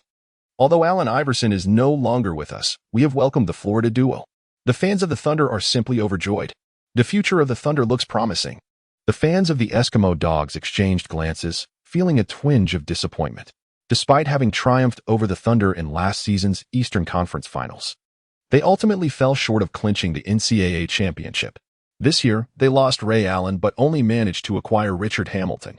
While Hamilton is indeed a commendable player, one cannot help but feel the sting of comparison, especially when the Thunder have bolstered their roster with not one but two formidable additions, including the coveted Vince Carter.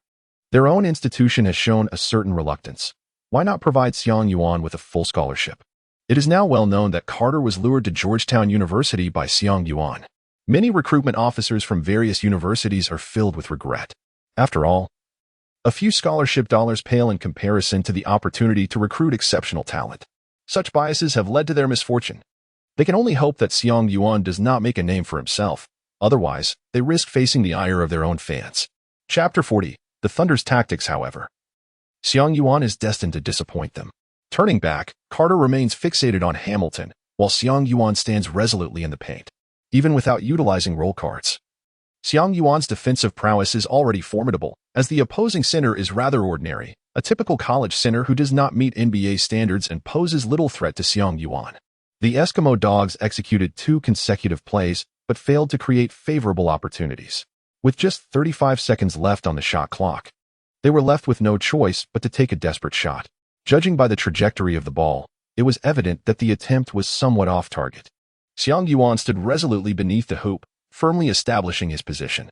The center of the Eskimo Dog team endeavored in vain to secure a favorable spot for rebounding. Yet his efforts proved fruitless. The basketball struck the rim, only to ricochet away. Xiang Yuan keenly identified his position and leapt into the air with remarkable agility. Rebounding 1. At that moment, the audience erupted in astonishment. Could he truly have such faith in Xiang Yuan? His speed was astonishing. What were the members of the Eskimo Dog team doing? The spectators gasped in awe at Carter. He had already deduced that the opponent's shot would miss the moment the ball left the player's hands, and simultaneously, he noticed Xiang Yuan had secured his position near the rebound. Without a moment's hesitation, he transitioned from defense to offense, sprinting towards the front court.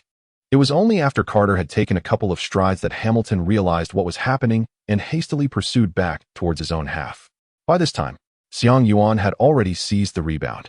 A swift glance revealed that Carter had made it to the opponent's half. This Carter truly has faith in me. With this thought in mind, he did not pause in his actions, immediately executing a long pass that landed precisely in front of Carter. As Carter received the ball, he unleashed another thunderous dunk. Spectacular. Once again, the brothers connected. Carter jogged back to his half, giving Xiang Yuan a hearty high five. Xiang Yuan appeared to be exhilarated on the surface, yet inwardly he was chuckling bitterly. Carter utilized him as if he were Nash.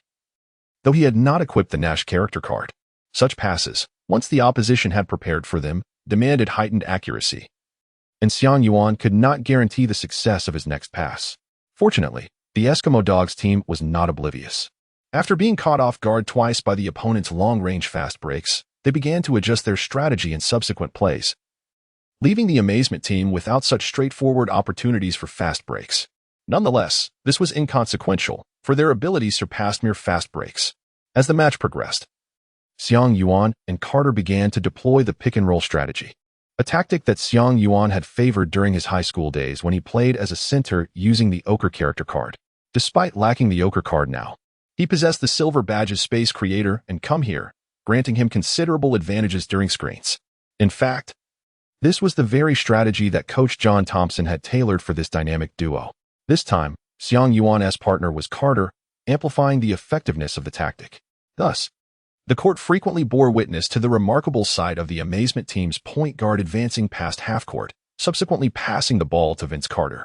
As Carter dribbled at the arc, Xiang Yuan, playing the role of center, would rush up to set the screen. Following the pick, If Carter found a lane to penetrate and the defenders switched, he would either exploit a mismatch or return the ball to Xiang Yuan. Xiang Yuan, after setting the screen, would roll towards the basket, and if that opportunity faltered, he would instead reposition to the three-point line, ready to receive Carter's pass for a three-pointer or mid-range shot. This strategy proved to be a significant thorn in the side of the Eskimo Dogs team. The reason the Utah duo commanded respect throughout the league was their unpredictable and potent pick-and-roll tactics. Naturally, the pick-and-roll executed by Xiang Yuan and Carter paled in comparison to that of the Utah duo, yet it did not hinder them from dominating in collegiate competitions. Once again, after setting a screen for Carter, Xiang Yuan noticed Hamilton pursuing Carter for defense, while the center moved in for help. Seizing the moment, he retreated to the three-point line. And Carter, understanding his intent, delivered a behind-the-back pass to Xiang Yuan. Xiang Yuan effortlessly launched a three-pointer, the effect of the Space Creator badge activated, and the ball swished through the net. This marked the third three-pointer for Xiang Yuan in the match. The score surged to 21-13, prompting the coach of the Eskimo Dogs to call a timeout. The commentator remarked, "How long has it been since I've seen a center make three-pointers?"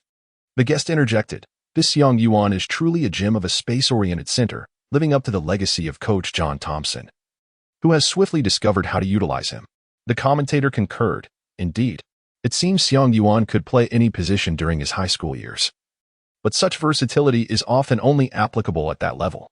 I was initially concerned that he might struggle to find his niche in college and become a marginal player, wasting his talent. However, it appears that his decision to attend Georgetown University and play under Coach John Thompson was indeed the wisest choice. The guest added, "Certainly. A space-oriented center like him will significantly benefit the Hoyas. His pick-and-roll strategy with Carter will propel Georgetown University further in the coming times." However, the guest hesitated. "But what?" The commentator inquired, intrigued. "I believe Xiang Yuan's talent and potential extend far beyond this. If his college career continues along this trajectory, the outcome may merely render him a competent starting space-oriented center, perhaps making it difficult for him to even enter the NBA," the guest expressed. "Ultimately, it will depend on him. I know Coach John Thompson. He is neither a rigid coach nor one who neglects his players' potential.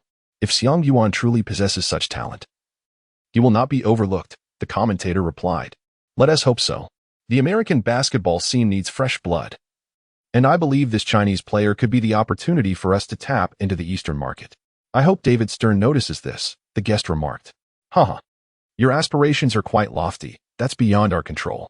For now, let's refocus on the game and see how the Eskimo Dogs respond after the timeout."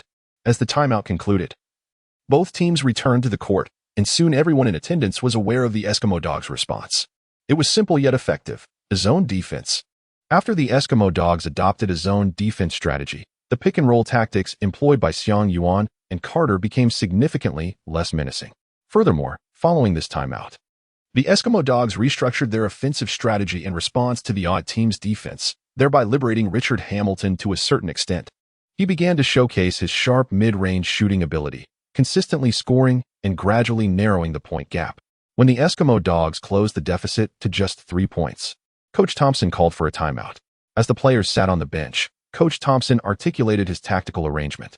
"Moving forward, we will primarily position ourselves in a 1-4 low set. Note, one player will hold the ball at the top of the key, while the remaining 4 players will stand on either side of the basket and at the corners of the three-point line, a formation well-suited for star isolation plays.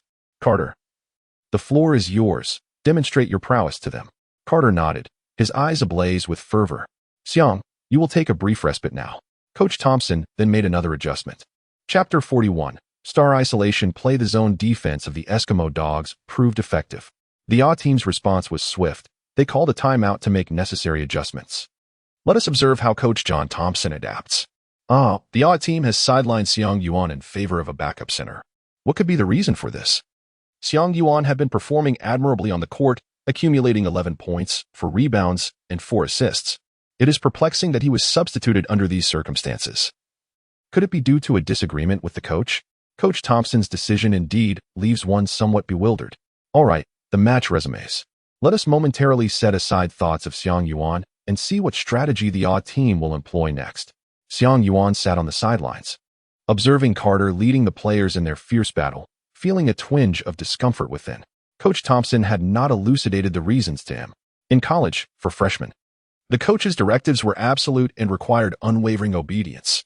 Moreover, the coach bore no obligation to provide explanations to the players. Xiang Yuan found himself devoid of any options, merely sitting there in a daze as he watched the match unfold. In his mind, he replayed the events, hoping that through reflection he might uncover any mistakes he had made or areas where his performance had faltered, only to realize that it was all in vain. Occasionally, he cast furtive glances towards the coach, only to see him sitting there with a serious demeanor, intently observing the situation on the field, offering no clues from his expression. Xiang Yuan bore a heavy heart. Although his performance was reasonably commendable, he understood that any displeasure from the coach could significantly jeopardize his prospects in university, thereby influencing his future path. Regardless of Xiang Yuan's contemplations, the intensity of the match escalated on the court. The spectators quickly discerned the new strategy of the Excelsior team, which was strikingly straightforward: star player isolation. Such was the ingenuity of coach John Thompson. It is unlikely that coaches from other institutions would devise an isolation play for a freshman embarking on their inaugural NCAA game. Yet, Coach Thompson took that bold step. Furthermore, it appeared to yield favorable results. The other players of the Excelsior team, though slightly uncomfortable psychologically, executed Coach Thompson's strategy with unwavering dedication. They were not mere freshmen. They had spent at least a year under the coach's tutelage and were well acquainted with his temperament. Failing to adhere to his tactics would invariably result in severe reprimands, and in more dire circumstances, prolonged bench time. Carter, however, was quite familiar with this strategy. Though he lamented for his comrade in silence, he recognized that he had no privileges at present. The isolation play was merely the first step towards securing a position of influence within the team. "Hang in there, my friend. Once I establish my footing, I will surely advocate for you," Carter mused. With renewed vigor, he unleashed his full arsenal of skills: dribbling penetrations, spin layups, explosive dunks, sudden jump shots, pull-up jumpers, fadeaway jumpers, and drawing fouls while driving. Carter showcased nearly every offensive maneuver at his disposal. The Eskimo Dogs found it increasingly challenging to withstand Carter's formidable onslaught, forcing them to devise ways to accumulate points on their end. Often, just as the Eskimo Dogs managed to secure a hard-fought 2 points, Carter would swiftly respond with 2 of his own. When he scored, the Eskimo Dogs struggled to counter immediately. This ebb and flow widened the gap and scores once more. Before long, the first half concluded, with the scoreboard reading 36-28. Gasping for breath, Carter exited the court. While the isolation strategy proved effective, it posed a significant physical challenge for the star executing it. The University of Connecticut Eskimo Dogs were no pushovers. Their collective strength was formidable. At this juncture in Xiang Yuan's previous life, the Eskimo Dogs were on the rise, poised to dominate the Big East for the years to come. Thus, after such an extended period of isolation play, Carter's stamina began to wane considerably. "Coach, for the second half, let us revert to the pick-and-roll strategy." As Carter, drenched in perspiration, hurriedly approached Coach Thompson with a suggestion. He earnestly hoped that the coach would recognize his exhaustion and reinstate the pick-and-roll strategy, thereby allowing Xiang Yuan to take the court. He understood that being sidelined in such a crucial match would undoubtedly be a tremendous blow to Xiang Yuan. "Good brother." Xiang Yuan cast a grateful glance towards Carter. Then, he turned his gaze towards Coach Thompson, silently urging him to consider this proposal. To his dismay, Coach Thompson remained impassive, completely disregarding Carter's words. Xiang Yuan felt a heaviness in his heart. It seemed that there was little hope left for this competition.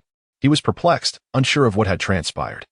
Everything had been going well, so why had he suddenly been benched? Xiang Yuan was utterly perplexed.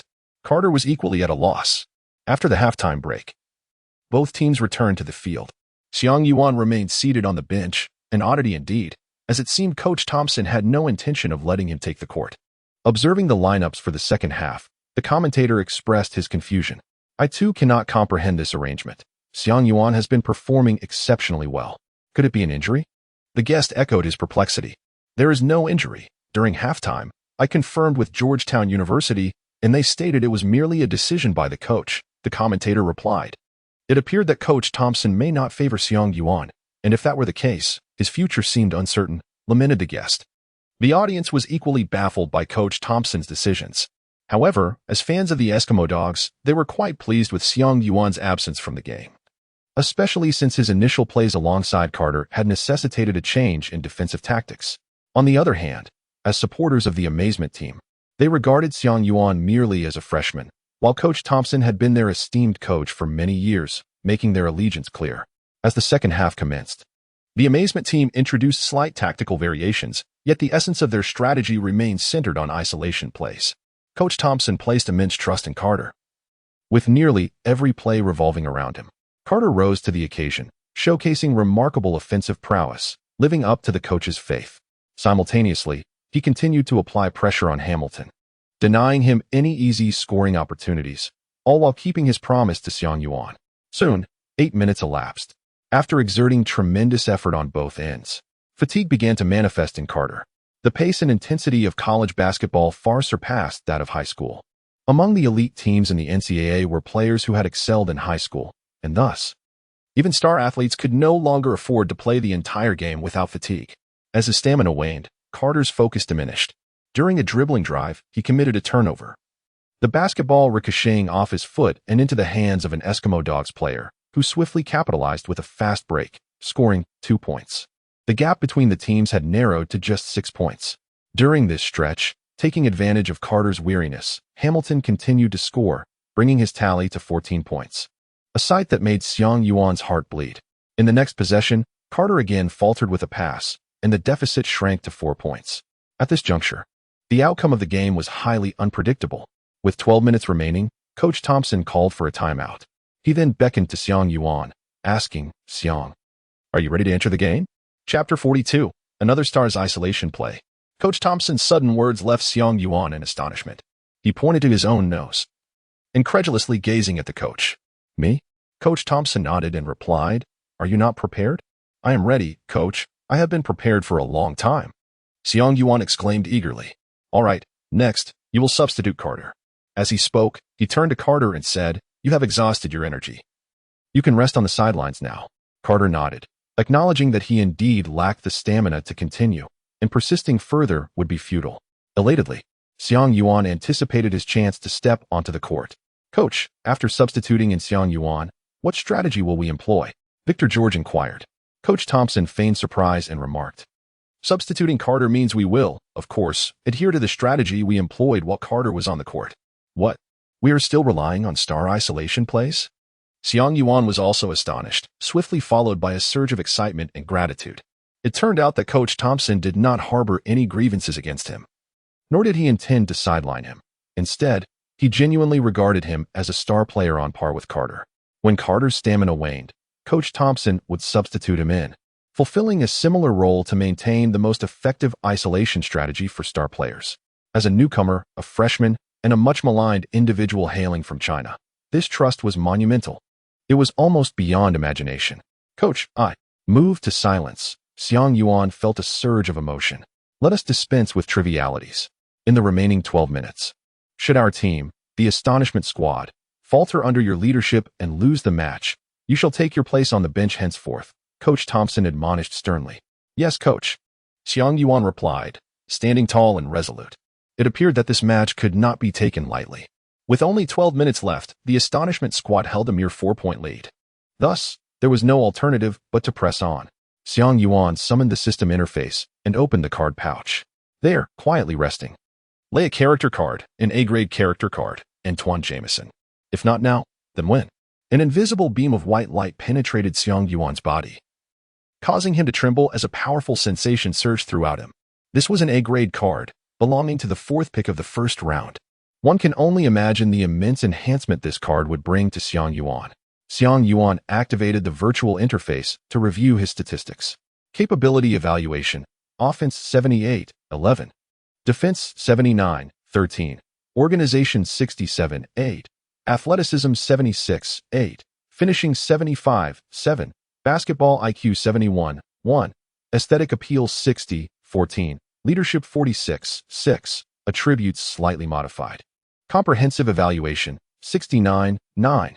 Jameson occupied the power forward position, which bore a certain resemblance to Xiang Yuan's current center role.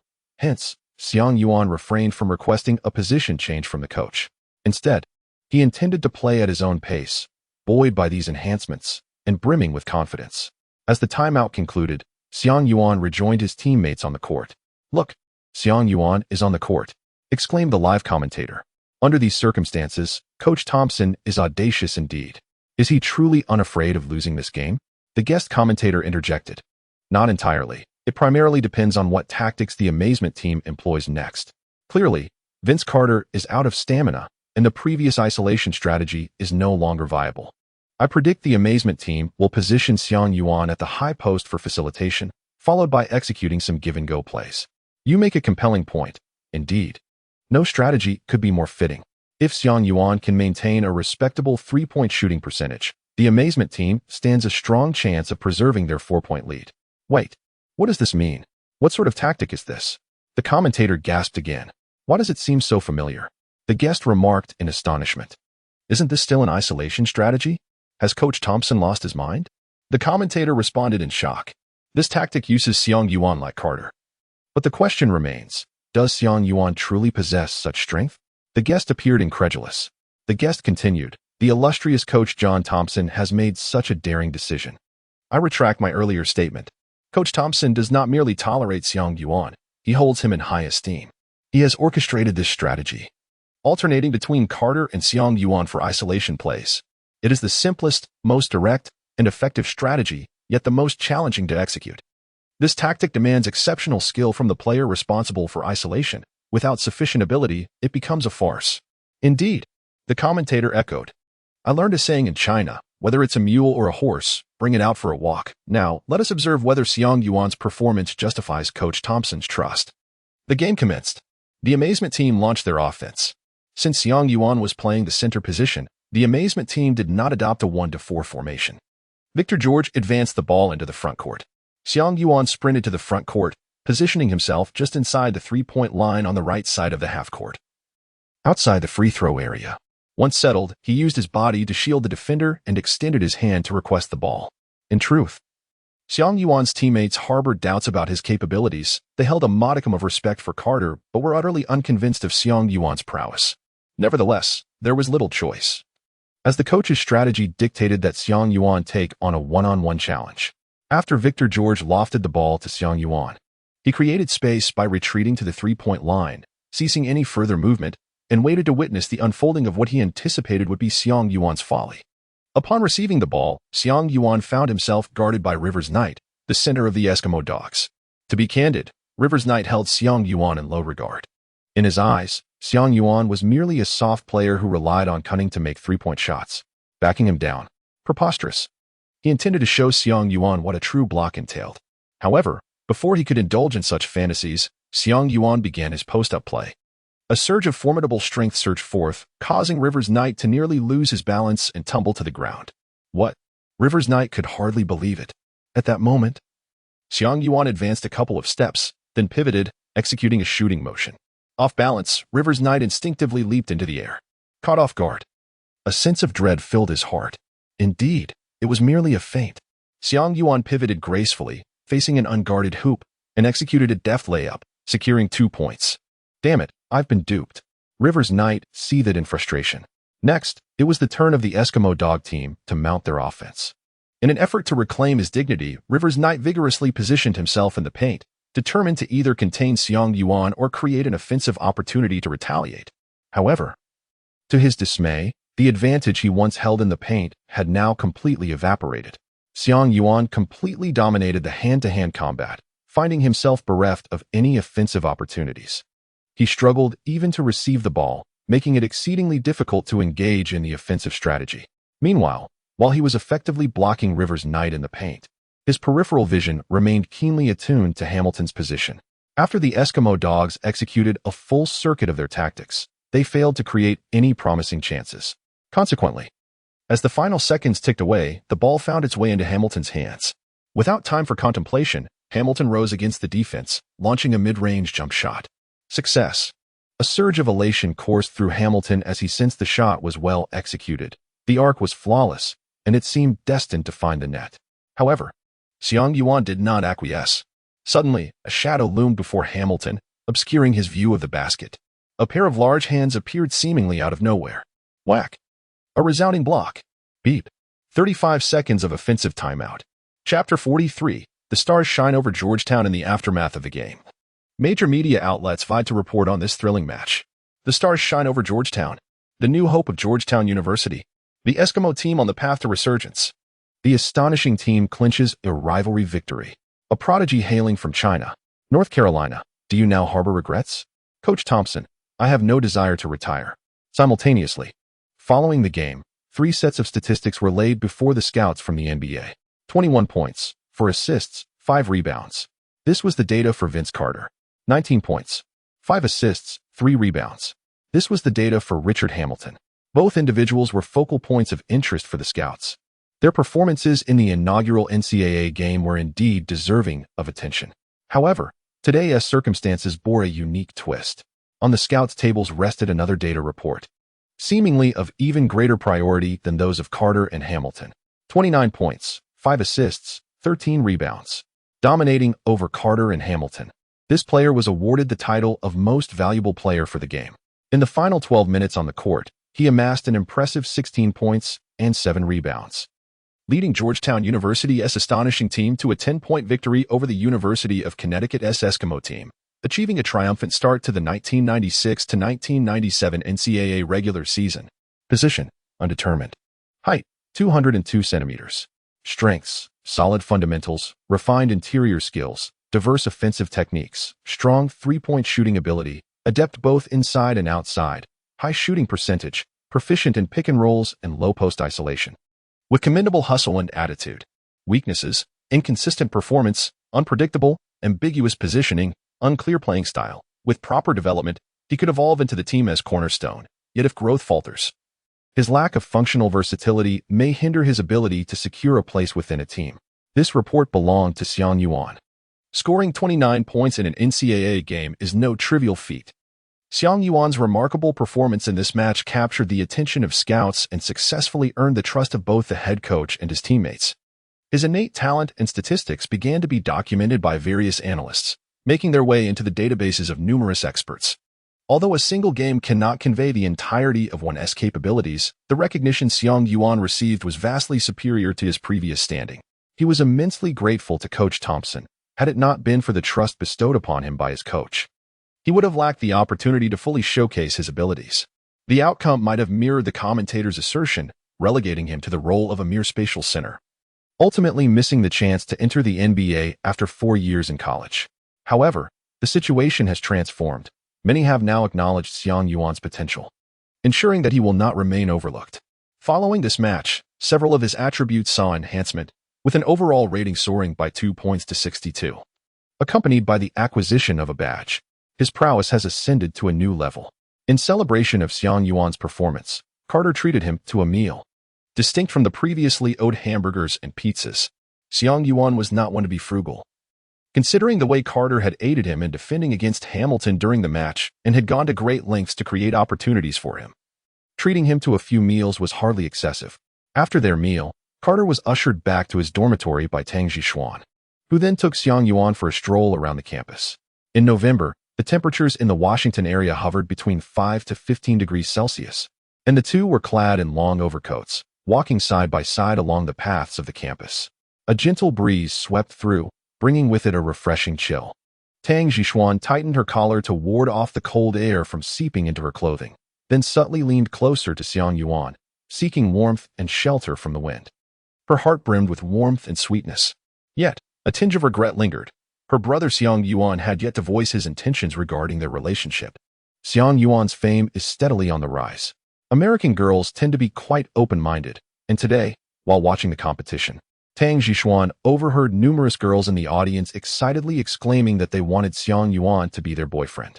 This only heightened Tang Zhishuan's sense of urgency. Xiang Yuan has remained silent about his feelings. Could it be that he still harbors affection for the American campus beauty? Contemplating his past behavior, a shadow once again loomed over Tang Zhishuan's heart. At that moment, her phone rang. Upon answering, she discovered it was her close friend, Rong Qingxi, calling. The two engaged in conversation, and it was not until more than half an hour later that Tang Zhishuan finally ended the call. Xiang Yuan curiously inquired, "What would the phone bill amount to?" Tang Zhishuan replied, "I have no idea, but the Qingxi family is quite affluent, so it doesn't really matter." "Oh, I see." Xiang Yuan pondered to himself. Indeed, like attracts like. It turned out that this little sorceress's close companion also hailed from a well-off family. In his previous life, he had heard whispers of Rong Qingxi, yet had never had the opportunity to meet her. This was largely due to the economic crisis that engulfed his family shortly after he returned to China post-high school graduation, leaving him with little time to spare. What business does her family engage in? Xiang Yuan inquired. The clothing industry, I believe, Tang Zhishuan replied after a moment's thought. I haven't heard much. Just a few casual remarks during our conversations.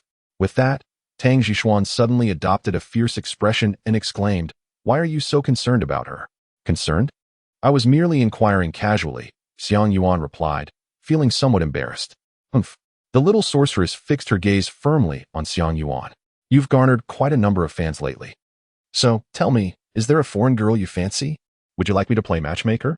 What an unjust accusation. Xiang Yuan quickly capitulated. I've already explained to you that my pursuit of the American campus beauty was merely an exercise in developing my psychological resilience, a special training method. The reason I am seldom affected during competitions now is due to the benefits of that training. I have no interest in foreign girls whatsoever. At this, Tang Zhishuan's cheeks flushed, and she refrained from continuing the conversation. Xiang Yuan comprehended the implications of Tang Zhishuan's words. Yet he was disinclined to address the matter at that moment. Instead, he pondered how to divert the conversation. At that opportune moment, a group of Caucasian female students happened to pass by. Isn't that Xiang Yuan from the amazing team? One of the girls exclaimed, recognizing him. American female students are quite passionate about sports, and this particular girl had recently attended the match between the amazing team and the Eskimo dogs, leaving a profound impression of Xiang Yuan upon her. In the eyes of these American girls, Xiang Yuan, tall, robust, fair-skinned, with chiseled features and undeniable prowess, could undoubtedly be regarded as a strikingly handsome figure. Consequently, the group of girls erupted in excited screams, encircling him and pushing Tang Zhishuan aside, clamoring for his contact information, while seizing the opportunity to touch his muscles.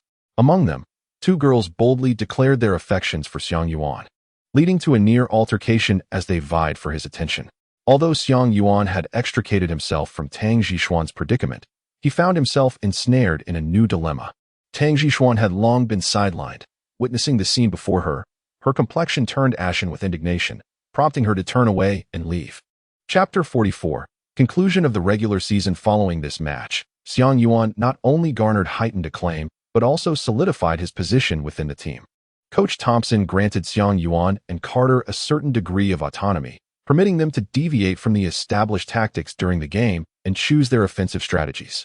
He even devised several collaborative tactics specifically for the duo, clearly intending to construct a new team centered around them. This scenario was precisely what Xiang Yuan had hoped for, and neither he nor Carter disappointed Coach Thompson's trust. Under their leadership, Georgetown University's team navigated the crisis of losing a core player with remarkable finesse, surging through the NCAA Big East Conference regular season with an unstoppable momentum. Once referred to as the Florida Twins, they had now transformed into the Georgetown Duo. By December 2nd, Vince Carter had participated in 28 games, averaging 16 points, 5 rebounds, and 8 assists per game. It is noteworthy that in the NCAA, due to the brevity of games and a 35-second offensive clock per possession, achieving remarkable statistics is quite challenging. In Xiang Yuan's previous life, Carter's freshman season statistics hovered around an average of 10 points and 4 assists. The impressive figures he now attained were closely linked to Xiang Yuan's influence. During the same period, Xiang Yuan also played in 28 games, averaging 7 points, 2 assists, and 9 rebounds, fueled by their extraordinary performances. Georgetown University's team astonishingly achieved a record of 27 wins and 1 loss. Throughout this time, Xiang Yuan's overall rating had ascended to 67, and he had accomplished several side missions issued by the system, earning 800 points. Xiang Yuan had refrained from drawing from the card pool, choosing instead to save for a significant opportunity. Since his overall rating reached 60, the system had unlocked the platinum card pool, and he gazed longingly at the drawing probabilities. Moreover, the task rewards for the first match of the NCAA regular season provided him with 2 special draw opportunities, which he utilized entirely, obtaining an exceptionally valuable knee injury exemption card and a guaranteed game-winning shot card. Xiang Yuan has only just realized how enticing this special reward pool is, far more so than the character card pool. Regrettably, the opportunities to draw from this special reward, granted by tasks, are exceedingly scarce, proving insufficient. It is hoped that the system will show benevolence in the future by offering more rewards of this nature. In the blink of an eye, the date has turned to March 1997. The final regular season match of the Big East Conference is set to take place on March 2nd at the Harry A. Gamble Pavilion, home of the University of Connecticut Huskies. Their challengers, the Georgetown Hoyas, are the same team they faced in their season opener. This match serves as a fitting conclusion to the regular season. The league truly understands the dynamics of popularity. In the season opener, Georgetown, employing a star-driven isolation strategy, managed to triumph over the formidable University of Connecticut, solidifying their reputation as the pride of Georgetown. Given that these two teams could only meet twice during the regular season, the Huskies have waited a full 4 months for the chance to exact revenge in front of their home crowd. The University of Connecticut Huskies have also had a stellar regular season, boasting an impressive record of 26 wins and 2 losses, currently sitting second in the standings. During this period, Richard Hamilton, under the guidance of head coach Jim Calhoun, has made remarkable strides, averaging 23.8 points per game through his precise mid-range shooting and dynamic play, even surpassing the average scores of Xiang Yuan and Carter. Hamilton has now emerged as one of the most sought-after star players in the Big East Conference. This game marks the second encounter among the 3 most representative star players of the entire Big East Conference. To the spectators, it promises to be a spectacular clash, akin to a cosmic collision filled with electrifying moments. Tickets for this event have long been sold out, and the atmosphere on the day is expected to be nothing short of electrifying. The match was extraordinarily thrilling, surpassing even the excitement of the season opener. The Eskimo dog strategy, centered around Hamilton, has matured significantly. Through relentless screens, positioning, and support plays, they created scoring opportunities for Hamilton. In his quest for vengeance, Hamilton left no stone unturned, sprinting relentlessly throughout the game, resting a mere 3 minutes in the 40-minute contest. He amassed an impressive 31 points, wholly captivating the home crowd. However, regrettably, his dazzling performance failed to sway the Georgetown University team. In this game, there was no assigned task to limit Hamilton's scoring, allowing Xiang Yuan to refrain from exhausting Carter with an overzealous defense. Had it been otherwise, Hamilton's stamina could have overwhelmed Carter by halftime. Freed from defensive burdens, Carter was able to fully unleash his offensive prowess. Throughout the game, he executed 4 thunderous dunks from the baseline and showcased an impressive windmill dunk following a steal during a fast break. Ultimately, Carter concluded the game with 21 points, 4 assists, and 6 rebounds, demonstrating a well-rounded performance. Prior to the match, Xiang Yuan utilized a C-grade player card. For him, even with a legacy exceeding 90, the attribute enhancements offered by a C-grade card were negligible, potentially even leading to a decline in certain areas. This card was one he had drawn whimsically from the bronze card pool, investing 100 points during a moment of ennui. The reason for its use in this match was that it was destined to be employed eventually, and it bore a badge that Xiang Yuan greatly favored. This badge, known as Stamina Boost Bronze, provides a modest enhancement to a player's endurance, assisting them in sustaining their performance over the duration of the game. Thus, with the aid of this badge, Xiang Yuan was able to come remarkably close to playing the entire match. In this match, Xiang Yuan similarly achieved 21 points and 4 assists, while additionally securing 13 rebounds. Under the combined pressure of both players, Hamilton's 31 points ultimately proved futile, as he, standing alone, could not overcome the formidable duo from Georgetown. The University of Connecticut's Huskies suffered a narrow defeat, falling short by 5 points.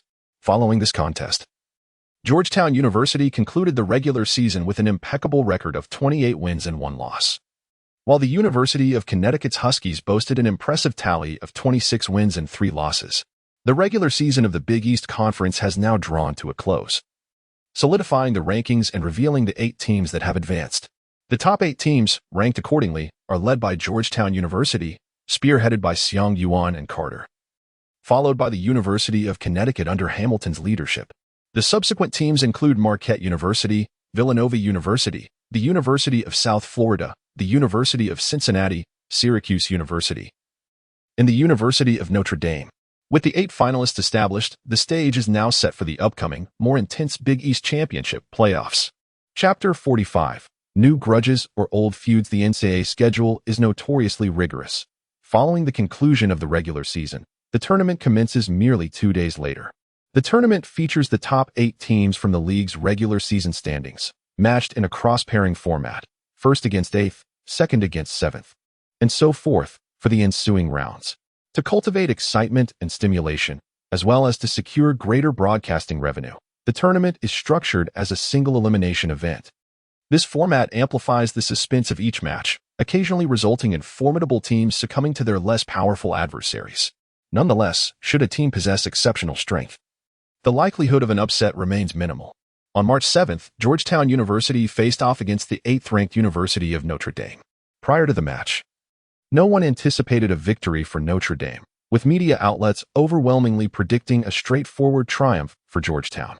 The reality mirrored these expectations, as Georgetown decisively claimed the match, winning by over 20 points. In the second half, players Xiang Yuan and Carter did not even take to the court, inciting dissatisfaction among the fans who had come specifically to witness the talents of Georgetown's dynamic duo. Ultimately, spectators attributed the lopsided outcome to Notre Dame's evident weakness. On March 8th, Georgetown encountered their next opponent, the Villanova Wildcats. Notably, Villanova had been a formidable team the previous year, boasting a player from the illustrious 1996 draft class named Clay Kittles.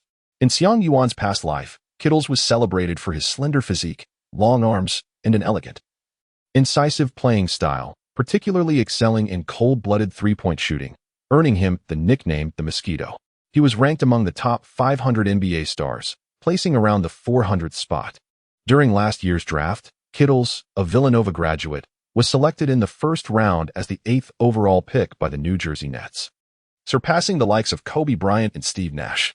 With Kittles' departure and several senior players retiring, Villanova's strength plummeted, and they were expected to miss the playoffs altogether. However, they recruited a forward from Patterson High School the previous summer, which restored their competitive edge. This new addition, Tim Thomas, had averaged an impressive 25, 3 points and 14.5 rebounds in his senior year, earning a place on the McDonald's All-American team before joining Villanova as a starting player. Leading the Wildcats into the tournament, Tim Thomas proved to be a formidable force, emerging as a notable player in the Big East, drawing attention second only to Carter, Xiang Yuan, and Hamilton. Consequently, pre-match predictions were no longer one-sided.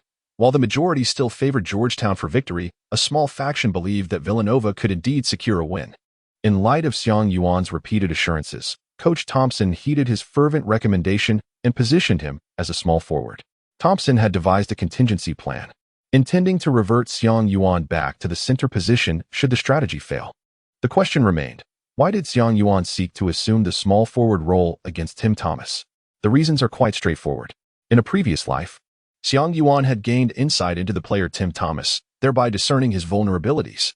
Tim Thomas possesses formidable offensive capabilities, showcasing a well-rounded skill set and a penchant for maneuvering near the three-point line, where his shooting accuracy is notably high. However, his defensive skills are considerably lacking. During the NCAA regular season, Thomas's weaknesses were not prominently exposed, as the forwards he faced were not particularly adept defensively. The Shockers had previously contended against the Wildcats in 2 matches, wherein Tim Thomas excelled, scoring 18 points in one game and 20 in another. At that time, Xiang Yuan was positioned as a center and did not directly match up against Thomas. In this upcoming game, however, they would find themselves in direct competition. As the match commenced, the fans and media were astonished to witness Georgetown University's unexpected tactical shift. The original power forward was assigned to the center position, while the small forward transitioned to play as the power forward. Meanwhile, Xiang Yuan, who had been playing center, moved to the small forward role. This alteration took everyone by surprise. Initially, Georgetown was the favored team, boasting a stable lineup without any injuries, making their decision to alter the roster particularly perplexing. Yet, Georgetown proceeded with this unexpected change. As the game unfolded, the sentiments of the crowd shifted dramatically, from skepticism towards Thompson to admiration for his strategic acumen. This encapsulates the emotional journey of the fans and media alike. In this match, Xiang Yuan consistently targeted Tim Thomas from the outset, achieving an astonishing success rate. Under Xiang Yuan's relentless offensive onslaught, Tim Thomas struggled to defend himself, thereby exposing his defensive inadequacies. In his previous life, after entering the NBA, Tim Thomas managed to sustain his career due to the formidable defensive capabilities of his teammates, which somewhat compensated for his shortcomings, allowing him to fully unleash his offensive prowess. However, in the NCAA, he was the core player of the Wildcats, without teammates capable of covering his defensive gaps. The Wildcats coach was well aware of this reality but could only hope to manage it day by day. Little did he anticipate that this vulnerability would be identified by Xiang Yuan so early on. Although Tim Thomas possessed considerable offensive skill, Xiang Yuan's offensive abilities were equally formidable, complemented by his adequate defensive skills. This interplay led to a catastrophic breach in the Wildcats' defense. Observing the unfolding situation, Coach Thompson wisely refrained from altering his strategy, allowing Xiang Yuan to continue playing at the small forward position. Throughout the match, Tim Thomas managed to score 19 points, including 2 three-pointers, which seemed commendable. However, in the realm of comparison, such numbers pale. Xiang Yuan, on the other hand, amassed an impressive 36 points, significantly eclipsing Thomas's score, along with 3 assists and 7 rebounds. Notably, Xiang Yuan also recorded 4 blocks. While Carter's performance did not shine as brightly as Xiang Yuan's, he still contributed a solid 18 points and 6 assists. Ultimately, the match concluded with Georgetown University's team triumphing over Villanova University's Wildcats with a score of 61-49, proudly advancing to the finals of the Big East Conference Championship. Their opponents in the finals would be determined between their long-standing rivals, the University of Connecticut Huskies and the Marquette University Golden Eagles. Would it be a new grudge or an old vendetta? All would be revealed following the match on March 9th.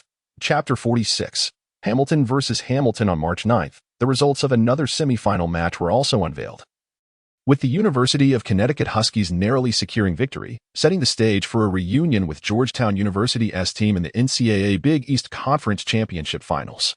This splendidly illustrates the adage that rivals often cross paths.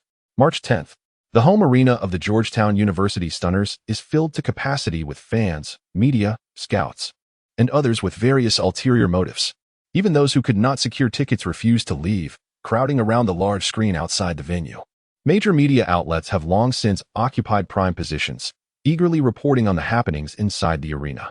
In the locker room of the Eskimo Dogs, head coach Carl Horn is gathering his players for a pep talk. Gentlemen, it has been easy to reach this point. Last year, we were the champions of the Big East. This year, I believe we remain champions. Although we suffered 2 defeats against Georgetown University, the margins were narrow, indicating that we have a genuine opportunity to win. It's merely a matter of fortune. Hamilton, unleash your full potential. And the rest of you, stay sharp and perform well. All right, for today's game, our lineup remains unchanged. If you give it your all, victory will undoubtedly be ours. Let us go, boys. Give it your best. After delivering his speech, Coach Carl Horn took a sip from his water cup and contemplated whether everything had been arranged properly. Yet, a lingering sense of emptiness plagued him, as if a significant issue had been overlooked. He sat there, pondering, but could not discern what had been missed. Soon, the time for the match arrived. Never mind, he thought. He stood up and led the Eskimo Dogs onto the court.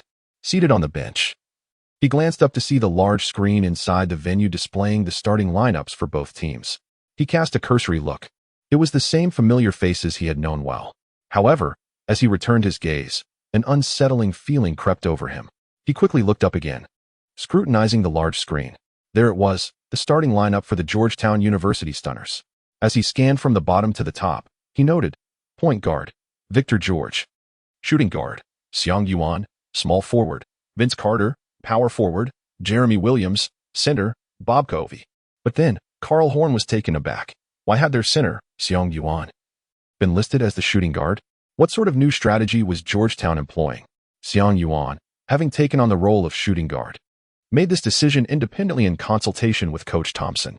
The reason for this choice was rather straightforward. He had once again succumbed to his impulse.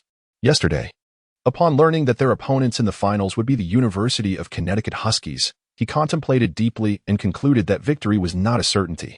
However, Xiang Yuan was in dire need of a win. A defeat would strip them of their direct qualification for the NCAA championship.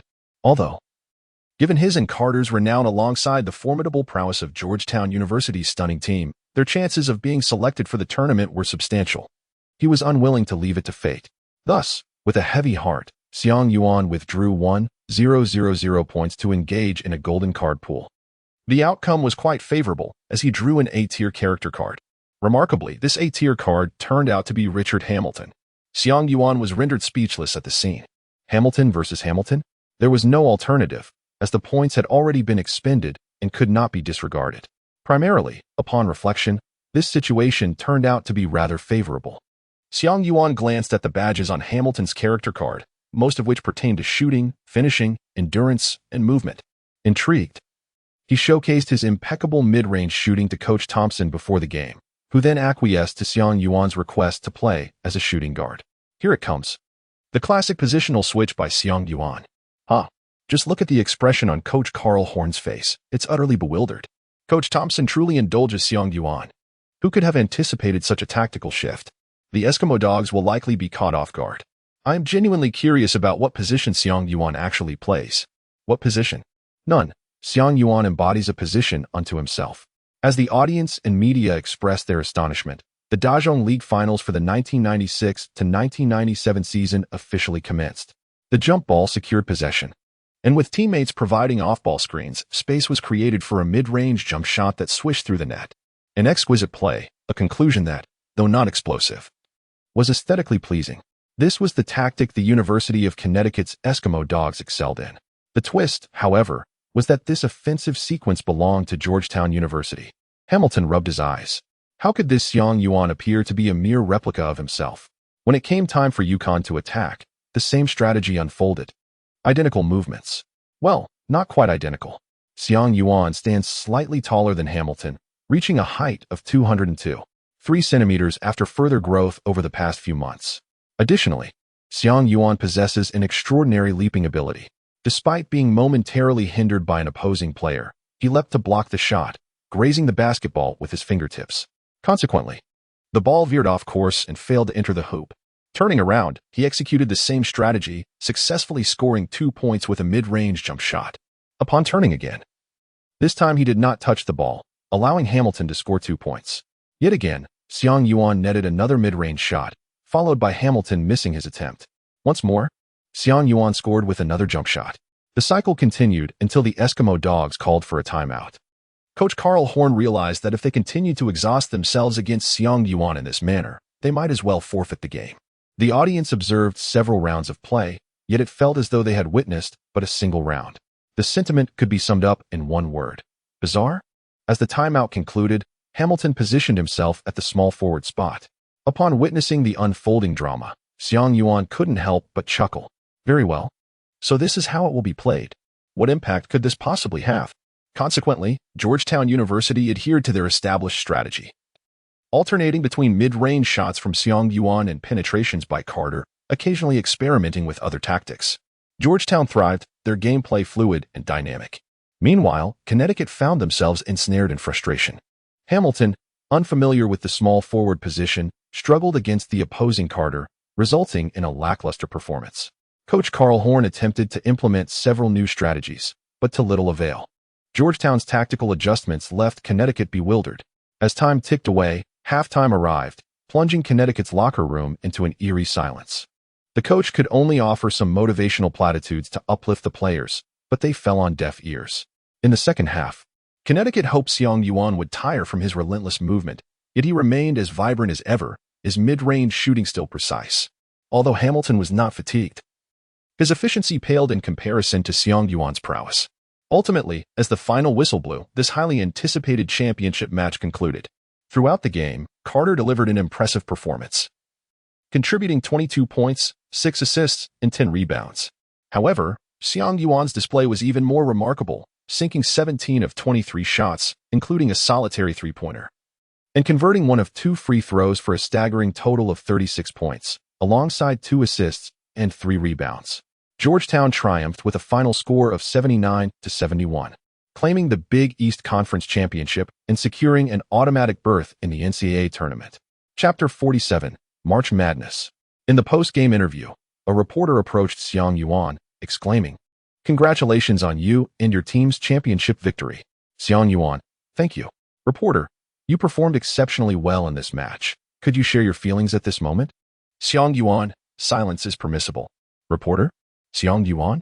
Reporter, "Well, it appears that our esteemed classmate Xiang Yuan is in a state of great excitement. Please elucidate why it is essential to play as a shooting guard in this match." The reporter has transformed the invitation into a command. Xiang Yuan, I feel quite confident about my mid-range shots today. Fortunately, that was a reasonable response. The reporter took a deep breath and continued to inquire, having secured your qualification for the NCAA championship, what are your objectives moving forward? Xiang Yuan, no cavities, aha. I meant to say, the championship title. Reporter, all right, thank you, Xiang Yuan. Let us now interview the next contestant. The Big East tournament has concluded, yet the NCAA championship is just about to commence. The players of Georgetown University's stunning team are fortunate to have a few days of respite. The days without rigorous training are indeed refreshing. Xiang Yuan and Carter spent 2 leisurely days together before returning home to visit their parents. However, the business of his parents' company has been dwindling, leaving them exhausted and devoid of time to tend to Xiang Yuan. Observing their plight, memories of his previous life flooded back, casting a shadow over his spirits. Although, according to the timeline of his former life, there were still 2 to 3 years before the family faced complete bankruptcy. Xiang Yuan was unwilling to witness his parents endure such relentless toil and despondency any longer.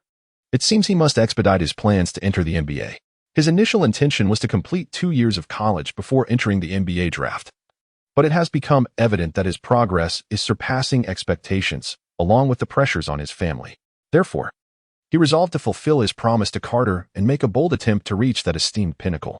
Having made his decision, Xiang Yuan promptly flew back to the United States. Soon, within the confines of Georgetown University's gymnasium, a diligent figure emerged, training earnestly each day. Witnessing his brother's unwavering dedication, Carter could no longer remain idle, and so another figure joined the gymnasium. Coach Thompson observed all of this with quiet approval, nodding in acknowledgement. The future looks promising.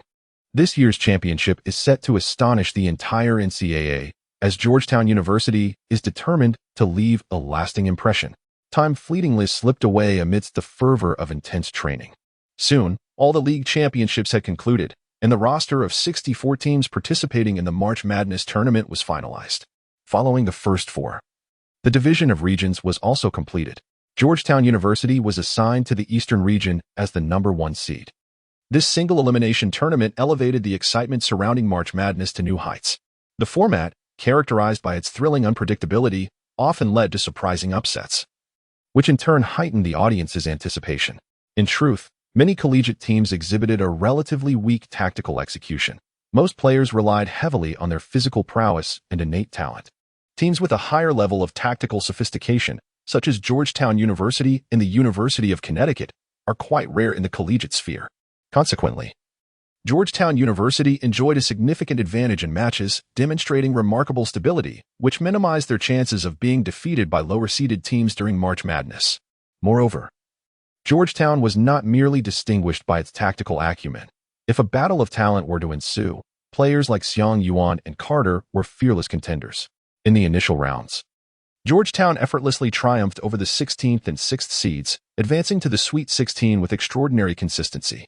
On March 26th, in the Sweet 16, both stars from Georgetown shone brightly, overcoming Kansas State University to progress further. The following day, Georgetown bested Florida Atlantic University, securing a spot in the Elite Eight. By March 29th, Georgetown had reached the Final Four, having faced little substantial challenge along the way. On April 3rd, the semifinals commenced, where Georgetown's opponent was the University of Arizona, featuring the formidable Mike Bibby, known as the White Devil. In a previous life, Xiang Yuan had witnessed Arizona claim the NCAA championship in this season. However, with Xiang Yuan's arrival, such a conclusion was destined to be rewritten. The reputation of the Georgetown duo was now widely recognized. In this match, Xiang Yuan returned to the center position. To be candid, Mike Bibby was apprehensive about the prospect of Xiang Yuan unexpectedly taking on the role of point guard. The primary concern was not fear of Xiang Yuan himself, but rather the fact that throughout this entire NCAA season, he had never played the point guard position, leaving teams without any pertinent material to strategize against him should he assume that role. The versatility of Xiang Yuan's position during the match has indeed caused considerable distress among the coaches of various teams. When they saw Xiang Yuan take on the center position, the University of Arizona breathed a sigh of relief. Although their center was not particularly formidable, it seemed unlikely that he would be overwhelmed by Xiang Yuan. The focus then shifted to Mike Bibby's performance. It must be said that Bibby delivered an impressive display in this game, scoring 23 points, securing the highest number of rebounds for the team with 9, and contributing 6 assists along with 4 steals. Unfortunately, the Georgetown duo, as always, proved to be formidable. Throughout the game, Xiang Yuan and Carter executed their pick-and-roll strategy to perfection. Together, they amassed an impressive total of 52 points, 13 assists, and 19 rebounds. Ultimately, Georgetown University triumphed over the University of Arizona with a score of 84-79, securing a place in the NCAA Finals. The Georgetown fans went into a frenzy after failing to qualify for the tournament last year and losing Allen Iverson. The supporters had nearly lost hope and had braced themselves for another year of not making it past the regional championships. Yet, fate bestowed upon them a delightful surprise, as they found themselves in the NCAA Championship Finals. Xiang Yuan and Carter have now become two of the most renowned figures at Georgetown University. When the pair strolls along the university's pathways, they are greeted by a multitude of enthusiastic fans, prompting Xiang Yuan to take his evening walks on campus in solitude. On April 4th, another semifinal match concluded, with the University of Kentucky securing a ticket to the finals. The NCAA championship for the 1996-1997 season is set to commence on April 6th, featuring a showdown between Georgetown University and the University of Kentucky. This match promises to be a grand celebration for basketball enthusiasts across the nation. On April 6th, even the NBA will yield to the anticipation surrounding this highly anticipated clash. Fans from all over the country will turn their attention here to witness the emergence of this season's NCAA champion. The level of attention this game commands is nothing short of extraordinary. Moreover, Xiang Yuan is poised to fulfill his promise to Carter by delivering him a championship of even greater significance. Xiang Yuan initially believed that this promise might only be realized in his second year. However, now that the opportunity has presented itself, it must be seized. NCAA champion. Here I come. Chapter 48, The Dream of Elijah Yuan. On April 6th, the NCAA March Madness Men's Basketball National Championship Final will commence, featuring Georgetown University and the University of Kentucky vying for the title. Kentucky is favored to win, with ESPN predicting a 74.3% probability of their victory. Georgetown last reached the NCAA Final in 1985, where they narrowly lost to Villanova University by a mere 2 points, forfeiting the championship title that year. 12 years have passed, and Georgetown has unexpectedly found itself once again on the grand stage of the finals. Their adversary, the illustrious University of Kentucky, triumphed over Syracuse University last year to claim the NCAA championship and has maintained an exceptionally high competitive form this season, determined to defend their title successfully. This match is drawing countless spectators, including numerous NBA stars. Georgetown's renowned NBA players, Patrick Ewing and Alonzo Mourning, are both present to witness the event. On the Kentucky side, Anthony Walker, a key player from the 1996 NCAA championship team who was selected by the Boston Celtics as the 6th overall pick in that year's draft, has also come to lend his support to former teammates and current Mets. Before the game, Tang Jixuan approached Xiang Yuan and presented him with a slender red string. "What is this?" Xiang Yuan inquired. "This is a lucky string I obtained for you back home. Wear it on your wrist to bless you with victory," Tang Jixuan replied. "Thank you." Although he was skeptical of such notions, he appreciated the beautiful sentiment. Noticing the hopeful gaze of Tang Jixuan, Xiang Yuan reluctantly tied the red string around his wrist. This game is of paramount importance to Xiang Yuan. He has resolutely decided to announce his entry into the NBA following this match. Therefore, whether for his future, for his family, or to honor a promise made to his brothers, he must give his all, deliver a flawless performance, and secure the championship. In preparation for this game, he had begun to expend the points he had long saved and hesitated to use, engaging in a card draw. He boldly attempted the golden card pool twice, resulting in the acquisition of an A-level coach card and a B-level player card. Xiang Yuan chose to utilize 2 rest days, thus expending both character cards to free up space in his card pouch. After using these 2 mats, he still had 2 slots available in his card pouch and an impressive score of 2,600 points. Additionally, he possessed a complimentary opportunity to draw from the platinum card pool provided by the system. "Jixuan, I am heading off to prepare for the competition. Rest assured, I shall secure the championship," Xiang Yuan declared to Tang Jixuan.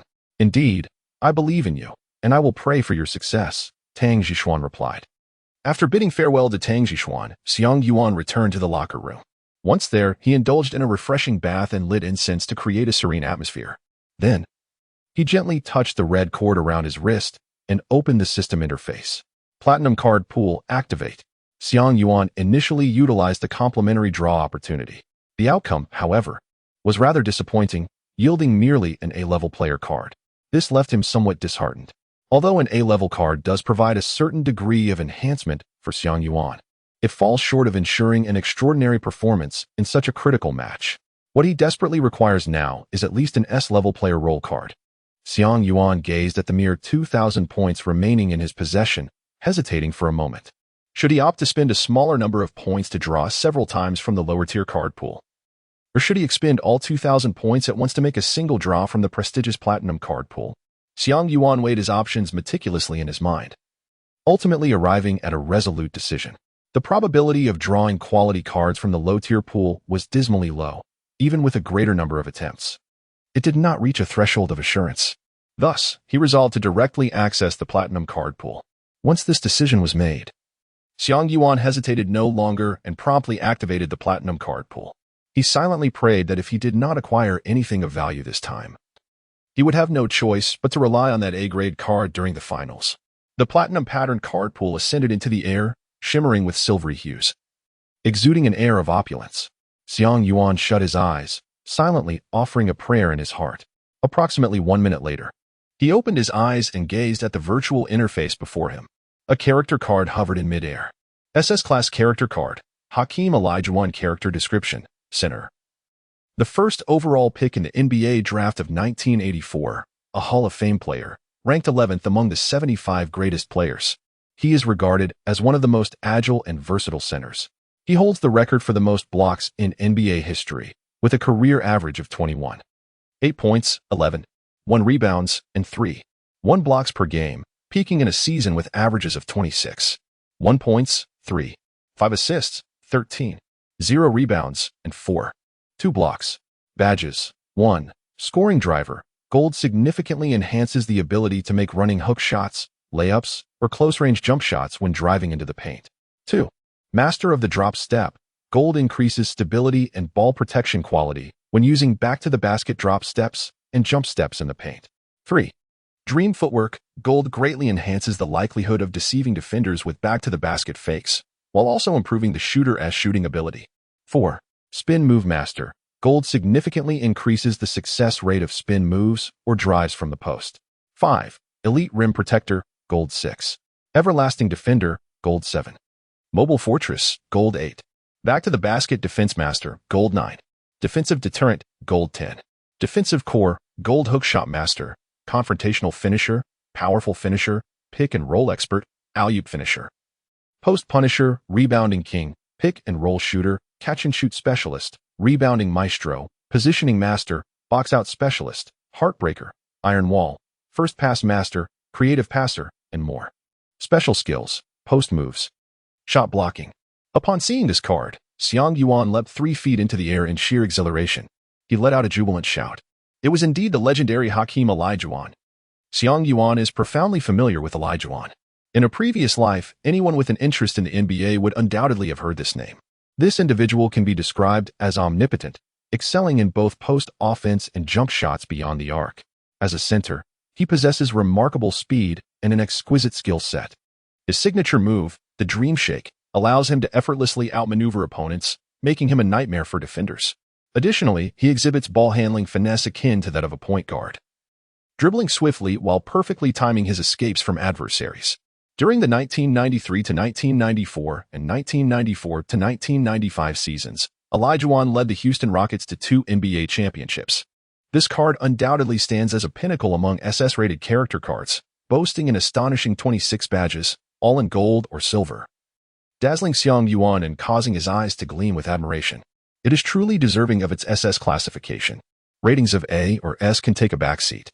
With this card in hand, Xiang Yuan feels over 90% confident in clinching this crucial game and aiding Georgetown University's team in securing the NCAA championship for the 1996-1997 season. Chapter 49. The decisive battle approaches. Seated on a bench in the locker room, Xiang Yuan opened the system interface to review his current attributes. Host, Xiang Yuan. Height, 203 centimeters. Weight, 98. 4 kilograms. Points, 600. Badges, explosive leap, bronze. Space creator, silver. Come here, silver. Post punisher, bronze. Brawler, bronze. Catch and shoot, silver. Special skills, none. Character cards, 22 ability evaluation, offense 75, defense 74, playmaking 70, athleticism 74, finishing 70, basketball IQ 71. Entertainment value 57. Leadership 53, attributes abridged, overall assessment 68 and overall score of 68. Furthermore, after utilizing the Jameson character card, Xiang Yuan acquired 2 badges, Post Punisher, Bronze, and Brawler, Bronze. Subsequently, after employing the Hamilton character card, he obtained the Catch and Shoot, Silver, badge. With these capabilities, even without using a character card, Xiang Yuan's strength is already sufficient to contend in NCAA competitions. Alas, such prowess does not guarantee a spectacular performance or a championship victory. The journey to greater strength must continue. Xiang Yuan clenched his fist. However, that is a matter for another time. Now, this match, he possesses an advantage. Xiang Yuan produced the resplendent SS grade card and opted to utilize it. Ding! The host has successfully activated the Hakeem Olajuwon character card. At the moment the system's voice resonated, Xiang Yuan sensed an extraordinary transformation within his body. Simultaneously, a plethora of knowledge flooded his mind, granting him a profound comprehension of basketball techniques such as footwork, agility, and the timing of passes. The alteration in his attributes was inevitable. Ability evaluation, offense 85, 10, defense 87, 13, organization 80, 10, athleticism 82, 8, finishing 83, 13. Basketball IQ 78, 7, entertainment value 69, 12, leadership 68, 15, attributes subject to slight variation. Comprehensive review, 79, 11, 79. What an extraordinary concept. Xiang Yuan recalled that prior to his rebirth, there existed a gaming company known as 2K Games, which developed a title named NBA 2K. This game incorporated a rating mechanism that he found to bear a striking resemblance to the assessment system he was familiar with. At that time, NBA 2K had progressed to its 2K24 edition, which introduced a newly crowned #1 draft pick, Victor Wembanyama, whose rating soared to an impressive 84 points, marking him as the highest-rated rookie in the history of NBA 2K. It is noteworthy that before Wembanyama's emergence, the highest-rated rookie in NBA 2K was Zion Williamson, the 2019 #1 pick, whose rating in 2K20 was 81. In contrast, LeBron James, the #1 pick from the illustrious 2003 draft class, who later ascended to the pinnacle of the all-time scoring list, had a rookie rating of merely 78 points. Historically, these games have been cautious in awarding high initial ratings to rookies, with past #1 picks typically receiving ratings around 78. Wembanyama's rating has thus sparked considerable discussion among enthusiasts. Although Xiang Yuan's overall score of 79 is not on par with the 2K rating, it is certainly not far off. Should Xiang Yuan participate in the draft with such an evaluation, he would undoubtedly be regarded as a prodigy. A coveted first overall pick that teams would go to great lengths to acquire, even at the cost of their own performance. Regrettably, this assessment comes only after the enhancement from the character card. Had Xiang Yuan opted to play another year in college, he would likely reach this level and become a highly sought-after asset. However, at present, his standing among scouts is not as elevated. Furthermore, Xiang Yuan has yet to announce his intention to enter this year's NBA draft, rendering him merely a promising prospect in the eyes of scouts. Nevertheless, it matters little.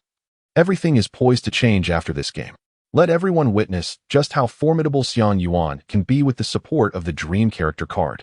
With merely an hour remaining before the game commences, the players from Georgetown University gradually make their way into the locker room. At that moment, a voice suddenly emanates from the coach's office within the locker room. "Xiang, come here for a moment." Upon hearing Coach Thompson's summons, Xiang Yuan promptly rises. Yet, after taking only a couple of steps, he unexpectedly stumbles, falling heavily to the ground. "Xiang, what happened?" Bobcat O'Reilly, who happened to be nearby, hurriedly rushes over to assist him. "Thank you. I'm fine. Perhaps I just sat for too long." Xiang Yuan dismisses the incident, suspecting it to be a temporary adjustment issue following the use of the character card. After regaining his footing, he enters the coach's office. Coach Thompson, alerted by the commotion outside, regards Xiang Yuan with a look of concern and worry. "What is the matter? Is your body all right?" Coach Thompson inquires. For athletes of their caliber, control and coordination of the body are typically excellent, making such falls exceedingly rare.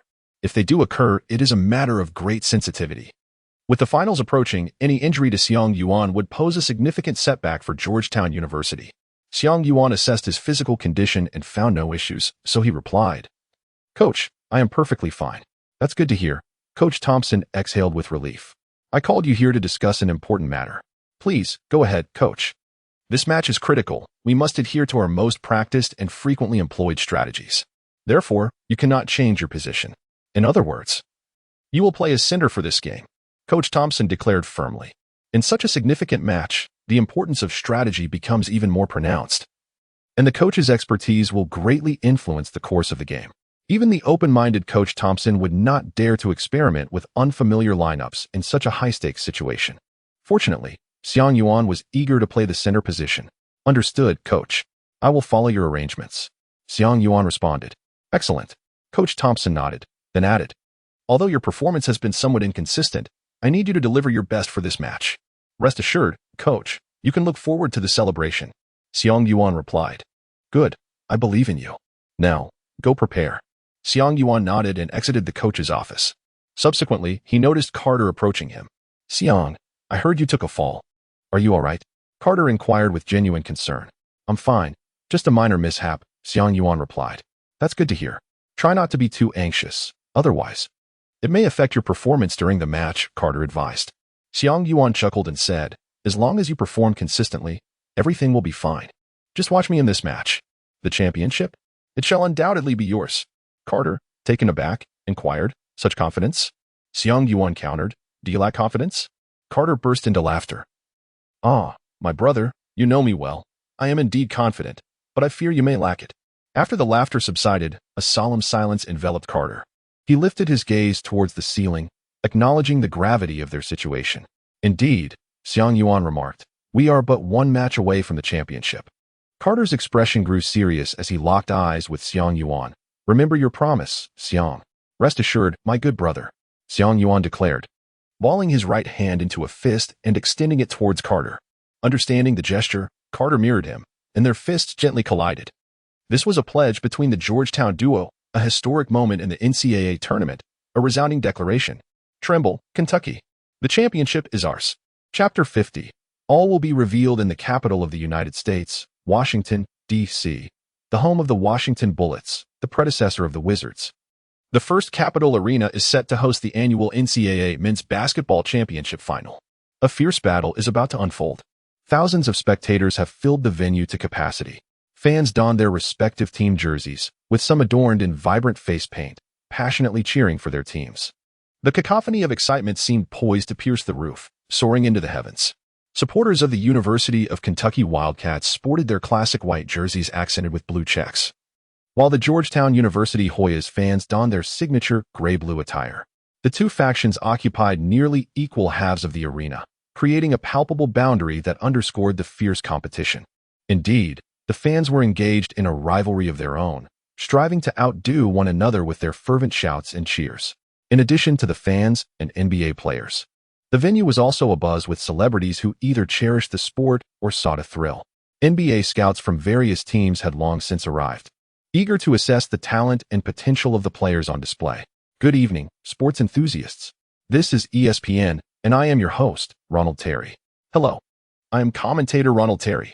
Host. We are currently situated at the site of the 1996-97 NCAA Championship Final, a spectacular matchup that will commence in just 1 hour. Terry, could you share insights about the two main protagonists of this contest? Terry, certainly. Host, let us first discuss the Kentucky Wildcats. As a venerable powerhouse, they triumphantly secured the NCAA championship title last season. Although they have bid farewell to Anthony Walker this season, they have infused fresh talent into their roster, and the core members of their championship-winning team remain unchanged, maintaining their formidable strength. This season, their team boasts an impressive average of 78.1 points per game, a shooting percentage of 49.4, an average of 39, 7 rebounds, 18, 3 assists, 4, 3 blocks, and 5.7 steals. Now, let us turn our attention to Georgetown University's formidable team. Another historic powerhouse, yet their performance in recent years has been less than stellar, particularly last year. Despite having the legendary Allen Iverson, they failed to emerge from the Big East Conference. This year, they lost that 1996 NBA first overall pick, and amidst widespread skepticism, they remarkably advanced to the NCAA finals. It must be noted that the recruitment of two exceptional freshmen has been pivotal.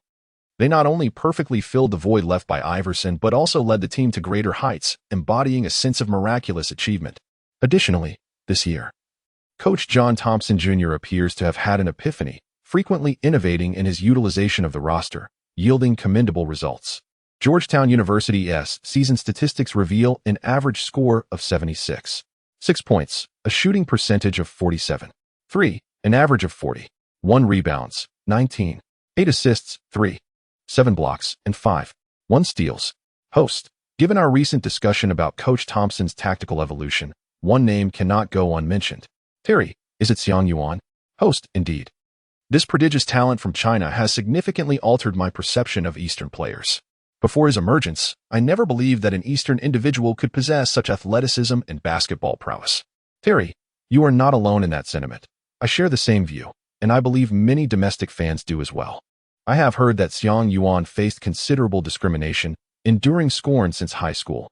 Reportedly, he was rejected by all the girls in his school, which is truly lamentable. Even upon joining the school basketball team, he faced humiliation, with many urging him to leave the team. Yet, Xiang Yuan persevered and ultimately graced this grand stage.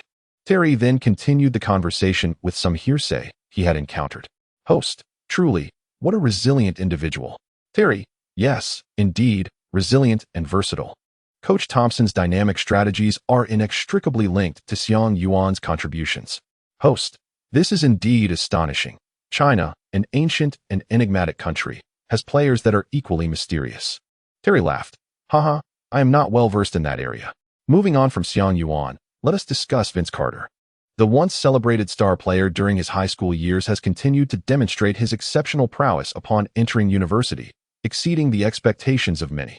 He has become a box office sensation at Georgetown University, possessing a remarkable leaping ability that allows him to glide effortlessly between opponents, showcasing his unique moves. Watching him play basketball is truly a visual delight. The host remarked, the pick-and-roll strategy between him and Xiang Yuan is indeed classic. Terry responded, indeed. Yet the essence of this strategy lies with Xiang Yuan. Without his precise shooting ability from beyond the arc, this tactic would be easily countered. The host, with an incredulous tone, noted, it seems that the core of Georgetown's remarkable team is indeed the Chinese player, Xiang Yuan. Both players have garnered a considerable following, and Terry, wishing to avoid conflict, shifted the topic. He mentioned that Kentucky University lacks a definitive core player, instead excelling through their overall strength. Noticing that Terry had not pursued the previous topic, the host continued along his line of thought. Doesn't Derek Anderson count as a core player? His statistics and skills are equally impressive. That's not to say he isn't a core player, Terry clarified. What I mean is that Kentucky has many core players, such as Nazr Muhammad and Jamal Magloire. Their strength contributes to the overall power of the team. It seems Mr. Terry holds a favorable view of Kentucky University's chances of winning the championship. Indeed, Terry did not shy away from the question, stating directly, Kentucky's defense is exceptional, and their two center players possess solid fundamentals, both of whom tower over Xiang Yuan. Consequently, Xiang Yuan's effectiveness will be significantly curtailed, limiting the potential of Georgetown's pick-and-roll strategy. In this scenario, I believe Kentucky's chances of winning exceed 80%, barring any unforeseen circumstances. The host countered, I have a differing opinion. Terry replied, oh? Do you believe Georgetown will triumph? Not exactly. I think it's a 50-50 chance for both teams, the host responded, attempting to mediate the discussion. Terry remarked, you sly old fox. Each individual harbors their own thoughts regarding this match. Regardless, the outcome will be revealed after the game. Will it be Georgetown or Kentucky? All eyes in the arena, as well as from across the nation and even the world, converge upon this moment, focused on these two teams. All answers shall ultimately be unveiled. Chapter 51. The match begins 10 a.m. The NCAA championship game of 1997, after much anticipation, has finally commenced. The grand screen illuminated the venue, and following the fervent broadcast of the promotional video, the starting lineups for both teams emerged. For the University of Kentucky, the starters were as follows. Point guard, Dylan Wilson shooting guard, Derek Anderson small forward, Ron Mercer power forward, Nazr Muhammad center, Jamal Magloire coach, Rick Pitino for Georgetown University. The starters included point guard, Victor Page shooting guard, Vince Carter small forward, Jeremy Williams power forward, Bob Carr center, Javan Blair. Both teams presented their customary starting lineups. However, it was noteworthy that Georgetown University's roster appeared relatively more conventional. The shift in Xiang Yuan's position has become a topic of great discussion among fans. Thus, upon viewing such a roster, some supporters expressed a hint of disappointment. Nonetheless, the majority of Georgetown fans breathed a sigh of relief. If positions were to be altered at will during such a match, they would undoubtedly begin to question Coach Thompson's competence. As the whistle blew, the game commenced in earnest. The opening tip-off was upon them. Opposing center Jamal Magloire stood at an impressive height of 211 centimeters, towering over Xiang Yuan by 8 centimeters. However, Xiang Yuan possessed the remarkable badge of exceptional leaping ability, which somewhat compensated for the height disparity. The referee tossed the ball high into the air. Xiang Yuan leaped into the air, seizing the ball. Unfortunately, he had jumped prematurely. From this very jump ball, one could sense the extraordinary tension that would characterize this match. The game resumed, but this time Xiang Yuan was unable to secure the ball. The University of Kentucky initiated the first offensive play.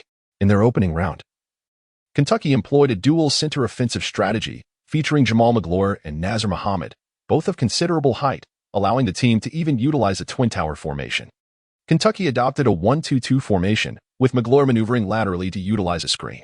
After executing a cut, Muhammad set another screen, positioning himself near the free throw line. At this moment, Georgetown's defense closed in. Consequently, the ball handler Dylan Wilson passed the ball to Muhammad. Muhammad received the pass and effortlessly scored 2 points. 2-0. A straightforward, yet successful tactic. The essence of this strategy lay in the towering presence of Kentucky's 2 big men. Now it was Georgetown's turn to attack. Victor George dribbled the ball into the front court. Carter positioned himself at the arc to receive the ball, and Xiang Yuan sprinted over as well. Witnessing this, everyone understood that Georgetown was about to execute a pick-and-roll, one of the signature tactics of Georgetown's dynamic duo. After the screen, the defense switched, allowing Xiang Yuan to draw away Carter's defender, leaving Carter matched up against the opposing center. Recognizing this opportunity, Carter opted to drive to the basket. He was set to exploit the size mismatch. After several dribbles, Carter successfully found a lane to penetrate the paint. However, the University of Kentucky was not to be trifled with. Waiting beneath the basket was none other than Nazr Muhammad. Standing at 2.08 meters, Muhammad possessed impressive leaping ability. Anticipating Carter's approach, he was ready. Muhammad seized the moment, leaping high with the intent to block Carter's shot. Yet, he gravely underestimated Carter. The two players jumped nearly simultaneously, but the height of Muhammad's jump paled in comparison to Carter's. Although they appeared parallel in the air due to Muhammad's height advantage, there was one crucial factor. Carter's hang time was far superior. Do not forget, Carter had already made a name for himself as a dunking sensation during his high school years. As Muhammad landed, he watched helplessly as Carter soared through the air. Bang! The crowd erupted. The fans of Georgetown University roared with excitement. Look, that's our Carter. A sensational dunk. Behold the unfortunate Muhammad, destined to become a magnificent backdrop. Utterly dashing. Carter, I adore you. I wish to bear your offspring. My goodness, everyone, calm down. One man has already lost his mind.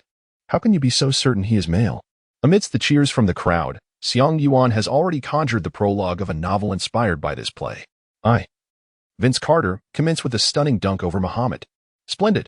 As they retreated on defense, Xiang Yuan and Carter exchanged a vigorous high five. Just watch me. Carter flashed a proud smile at Xiang Yuan.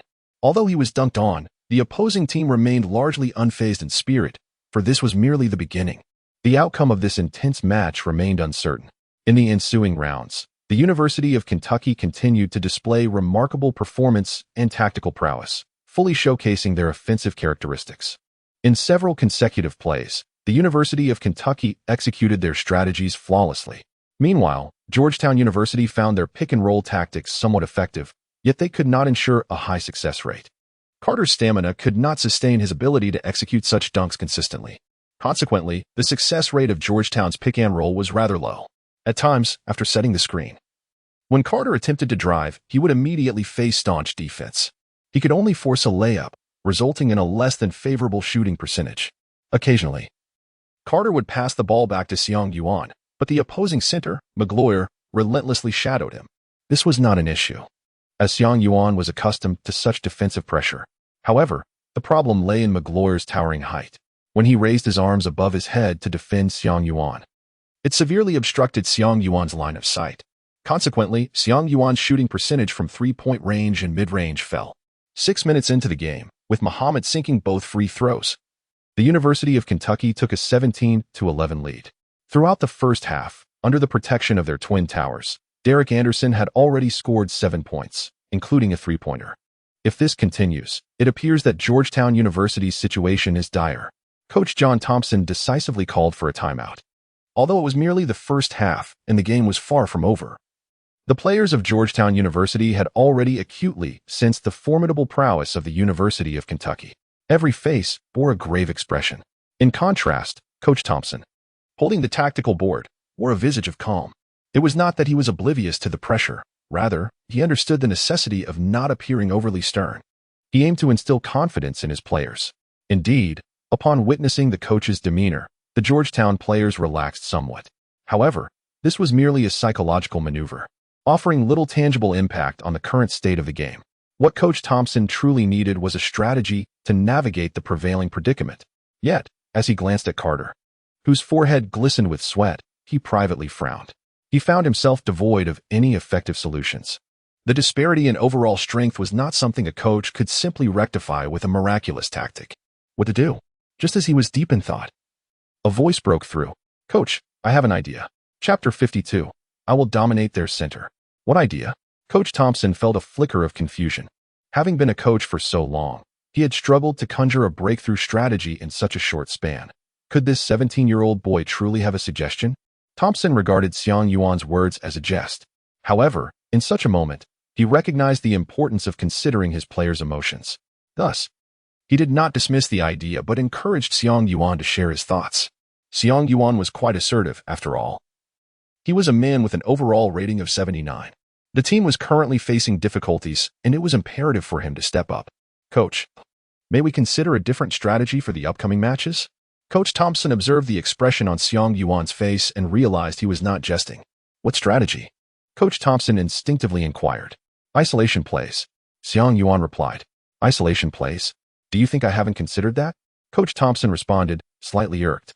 "Your isolation plays with Carter may yield some results, but only against teams of lesser or equal strength. You should be aware of Kentucky's prowess against such a formidable defense. The effectiveness of isolation is akin to that of pick and rolls. Your suggestion holds no merit." "No, Coach, there is another scenario," Xiang Yuan insisted. At that moment, the players from Georgetown University were captivated by their exchange, gazing at Xiang Yuan with admiration, unsure whether they were impressed by his audacity or something else entirely. Only Carter nudged Xiang Yuan with his elbow, signaling him to refrain from further comments. Coach Thompson was indeed on the verge of anger, but he restrained himself due to the significance of the finals. "Then enlighten me, what other scenario are you referring to, if you cannot articulate it? Even in this championship match, I will have you sit on the bench to reflect," Coach Thompson stated solemnly. Xiang Yuan chose to disregard the emotions of his teammates and coach. Now was the moment to seize the opportunity. With an air of unwavering confidence, he declared, "There is another scenario. I can utterly dominate the opposing center." "What? Dominate? Has he lost his mind?" "Xiang Yuan, cease your words and calm down." His teammates could no longer contain themselves, exclaiming in disbelief, and even Carter urged him to take a moment to regain composure. Coach Thompson's expression darkened considerably. He couldn't believe Xiang Yuan was so ungrateful. Just as Thompson was about to order Xiang Yuan to the bench, he was met with the latter's confident gaze, radiating an aura of invincibility that seemed to challenge the world. This gaze, miraculously, quelled Thompson's anger and compelled him to contemplate the situation seriously. If Xiang Yuan could indeed dominate the opposing center, Thompson mused, then the current predicament would be effortlessly resolved. He began to strategize in his mind. Suppose Xiang Yuan could score with ease on the offensive end while completely neutralizing the opposing center on defense. In that case, there would be no need to worry about offense, and the defensive focus could shift to guarding the perimeter, granting Carter a degree of freedom. If this were true, the more Thompson considered it, the more exhilarated he became. If this were indeed the case, all problems would vanish. He glanced at the clock. Nearly 6 minutes had elapsed in the first half. Given this, what harm could there be in trying? If it did not yield positive results, he could simply call a timeout to reconfigure the strategy. The cost of error was but a single timeout. This was a course of action he would take resolutely. Coach Thompson proceeded with his plan. The ensuing tactics would revolve around Xiang Yuan executing a star player isolation play. The teammates were astonished. What kind of enchantment had Xiang Yuan cast upon the coach? It was utterly inconceivable. Yet, there was no alternative, since the coach had made his decision. They had no choice but to comply. Except for Carter, everyone was filled with conflicting emotions. They harbored a glimmer of hope that Xiang Yuan would falter and be replaced by Coach Thompson, yet simultaneously wished for him to fulfill his bold proclamation of dominating the opposing player. This was the championship battle. They too yearned for that gleaming trophy. Even if they might not have another opportunity to enter the NBA, securing the NCAA championship would render their collegiate journey unregrettable. Carter said nothing. He merely delivered a solid punch to Xiang Yuan. Everything was encapsulated in that single, unspoken gesture. The timeout has concluded. Both teams' players return to the court. The odd team prepares to serve. Victor George dribbles past the halfway line. Switch, switch. The Wildcats players shout fervently. However, they soon realize that the odd team appears disinterested in executing a pick-and-roll strategy. At this moment, Xiang Yuan has positioned himself in the low post. With Magloire left behind him, he remains focused solely on the ball handler. Xiang Yuan positioned himself adeptly, then extended his right hand, signaling that he was ready for a pass. The strategy was uncomplicated. George hesitated momentarily, yet gracefully lofted the ball into the paint, delivering it into Xiang Yuan's hands. Magloire pondered. Is he attempting to take me on one-on-one? He gazed at Xiang Yuan, who stood a good half-head shorter than himself, nearly bursting into laughter. How much contempt must he harbor for my defensive prowess? He mused, while his body remained in motion.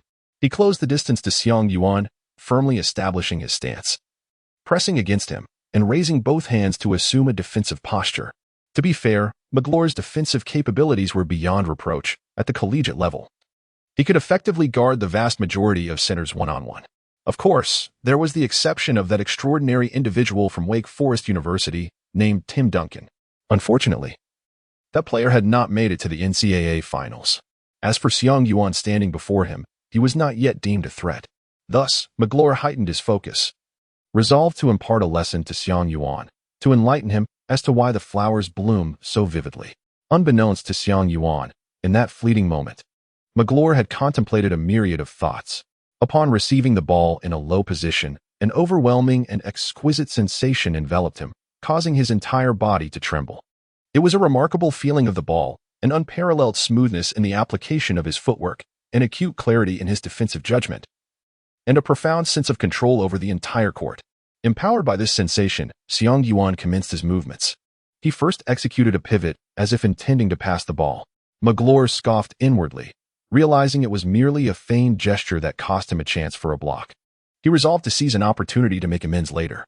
However, before the thought could fully form, Xiang Yuan abruptly pulled the ball back to his front and initiated a shooting motion.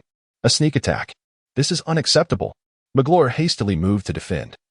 Although he was tall and had been momentarily faked out, the ball remained within his defensive reach.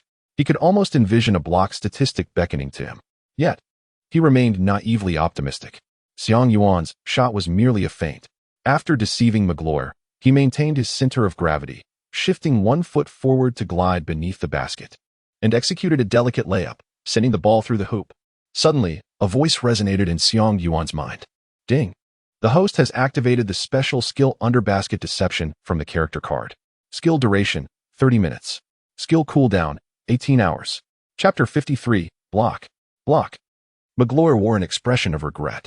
He had been deceived. It was somewhat disheartening. Nevertheless, conceding a point was quite ordinary, and he remained oblivious to the implications. The Wildcats were on the offensive. As Magloire beheld Xiang Yuan guarding him, an idea sparked in his mind. Since you scored on me, I shall return the favor. Consequently, he abandoned the play and stationed himself in the low post. Once positioned, Magloire extended his hands, signaling for the ball. His teammates, recognizing the situation, also opted not to run the play and promptly passed the ball to Magloire. Upon a glance, Xiang Yuan realized that this was an attempt to exploit his weaknesses. Excellent. Splendid. What I fear is your lack of aggression. Magloire confidently dribbled the ball twice. With assuredness, Magloire executed a half-turn. Magloire, with unwavering confidence, performed a delicate hook shot beneath the basket. Xiang Yuan leapt with confidence, empowered by the Super Bounce badge, the Rim Protector Elite badge, the Back to the Basket Defense Master badge, and the defensive anchor badge. Xiang Yuan executed a swift and decisive block. With a resounding clap, the force of the block was considerable, leaving his hands slightly reddened. Reminiscent of Magloire's flushed cheeks, Xiang Yuan's block sent the ball soaring to the three-point line in the backcourt, where Carter happened to be stationed. Quick as a flash, he intercepted the ball midair and swiftly dribbled it towards the front court. The Wildcats players were caught off guard, unable to mount a defense in time. Carter dashed to the basket, leaped, and gently placed the ball into the hoop with both hands. To conserve energy, he opted against any showy dunking maneuvers. The awe-inspiring team had just scored 4 consecutive points. Coach Thompson, who had been seated, found himself rising in surprise. Could it be that their tactics were indeed effective?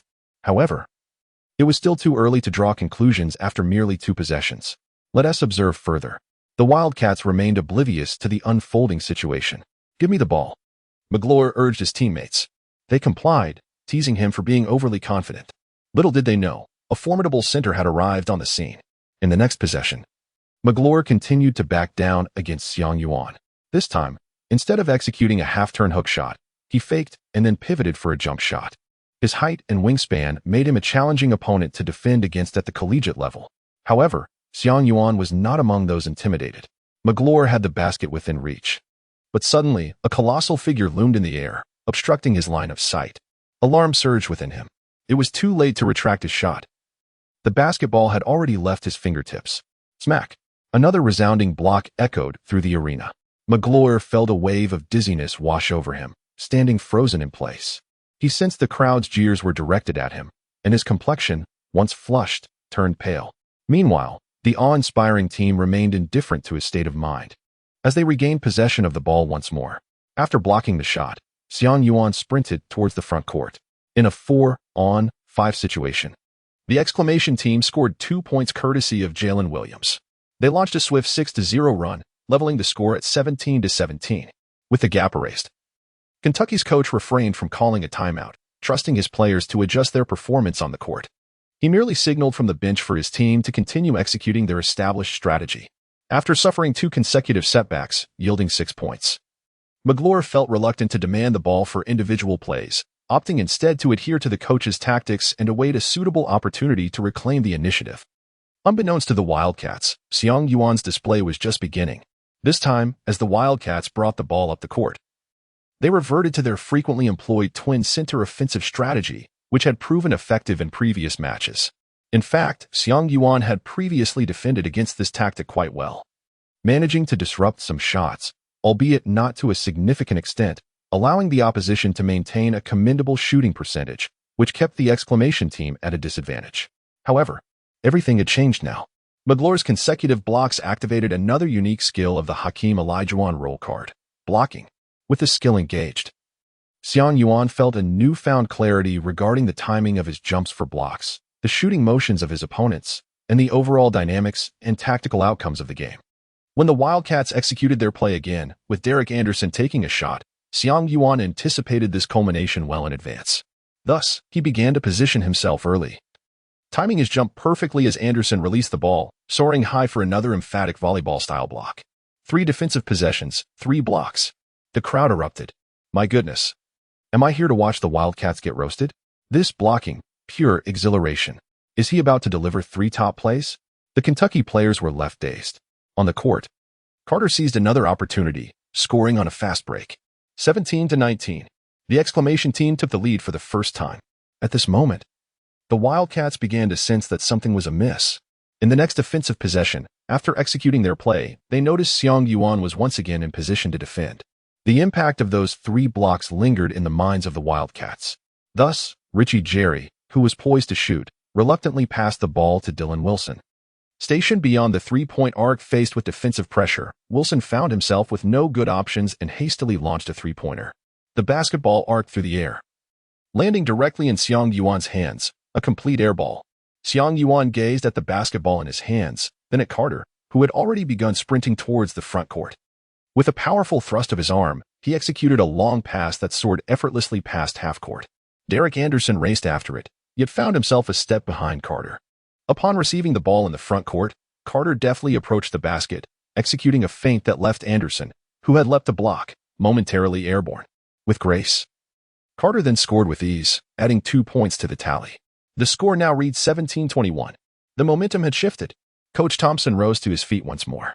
After several exchanges, he had witnessed firsthand Xiang Yuan's defensive prowess and its profound impact on the game's trajectory. It was astonishingly effective. Could it truly be this formidable?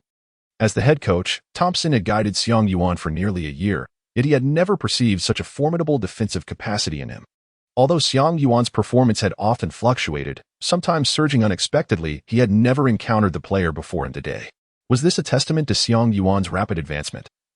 Or had he concealed his capabilities during regular training and games? Coach Thompson preferred to believe in the former.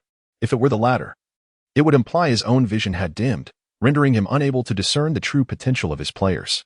Nevertheless, these were mere trifles for Coach Thompson. Regardless of whether Xiang Yuan had hidden or improved his abilities, it was a remarkable surprise. Securing victory in this match was all that mattered. At the age of 57, after years of stagnation for the team, he had begun contemplating retirement. However, if he could clinch another championship before hanging up his whistle, onward, onward, let us go, Coach Thompson shouted hoarsely from the sidelines. Chapter 54, Mastery on Both Ends host. Greetings to our esteemed audience. We are live at the NCAA Championship game, with ESPN bringing you the latest updates. The current score stands at 17-21, with the University of Kentucky trailing by 4 points. The Kentucky Wildcats coach has called a timeout. They have just suffered a surge from Georgetown University, who delivered a stunning 10-0 run, turning the tide from a 6-point lead to a deficit. Georgetown's remarkable center, Xiang Yuan, has been pivotal during this stretch, showcasing extraordinary defensive skills that have stifled Kentucky's offensive rhythm, thereby altering the course of the game. Truly an astonishing performance. Wouldn't you agree, Terry? Terry, absolutely captivating. 3 consecutive blocks have rendered Kentucky's offense utterly perplexed. Host, how will Kentucky respond next? Let us stay tuned. The pause has concluded, and the match resumes. As the University of Kentucky Wildcats initiated their offensive, the Georgetown University Hoyas and the spectators present became acutely aware of Kentucky's strategy, namely, to evade Xiang Yuan. The Wildcats abandoned their dual-center approach, opting instead for a more straightforward tactic. Yet, simplicity and strategy can yield effective results. After 4 offensive possessions, employing passing and cutting maneuvers, drive and kick plays, and screen and roll strategies, the University of Kentucky finally broke their scoring drought, accumulating 5 points.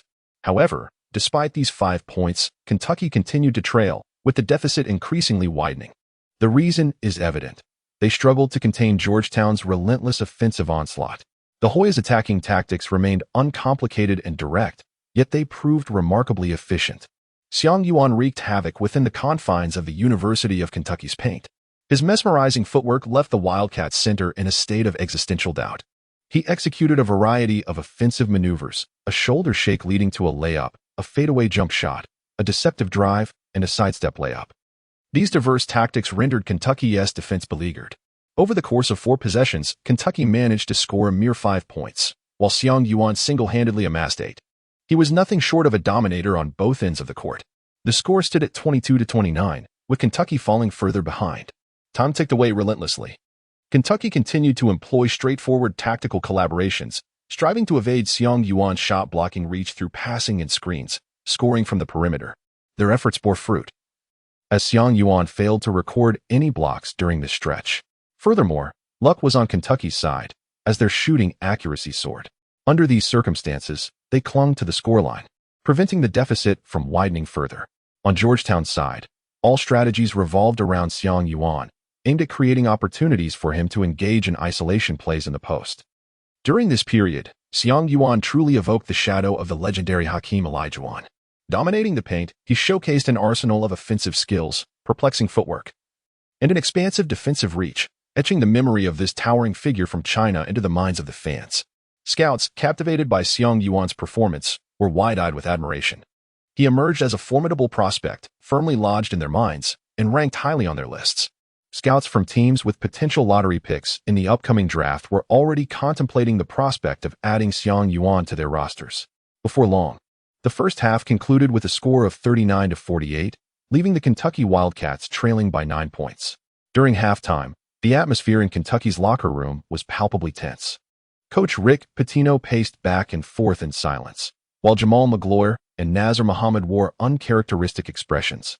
Both had taken turns defending Xiang Yuan, yet neither had succeeded. Other players focused on regaining their stamina, the room steeped in silence, with little left to say. To be candid, prior to the game, the Kentucky players had not regarded Georgetown's team with much respect. For years, Georgetown had not been considered a formidable opponent, posing no true threat to Kentucky. This year's Georgetown team appeared to the reigning champions as nothing more than a fortunate upstart. And what defines an upstart?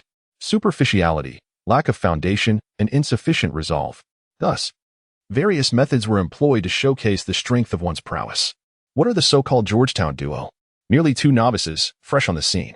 Can they truly create significant waves? This reflects the genuine state of mind of the University of Kentucky players before halftime. Yet, reality has mercilessly slapped them in the face.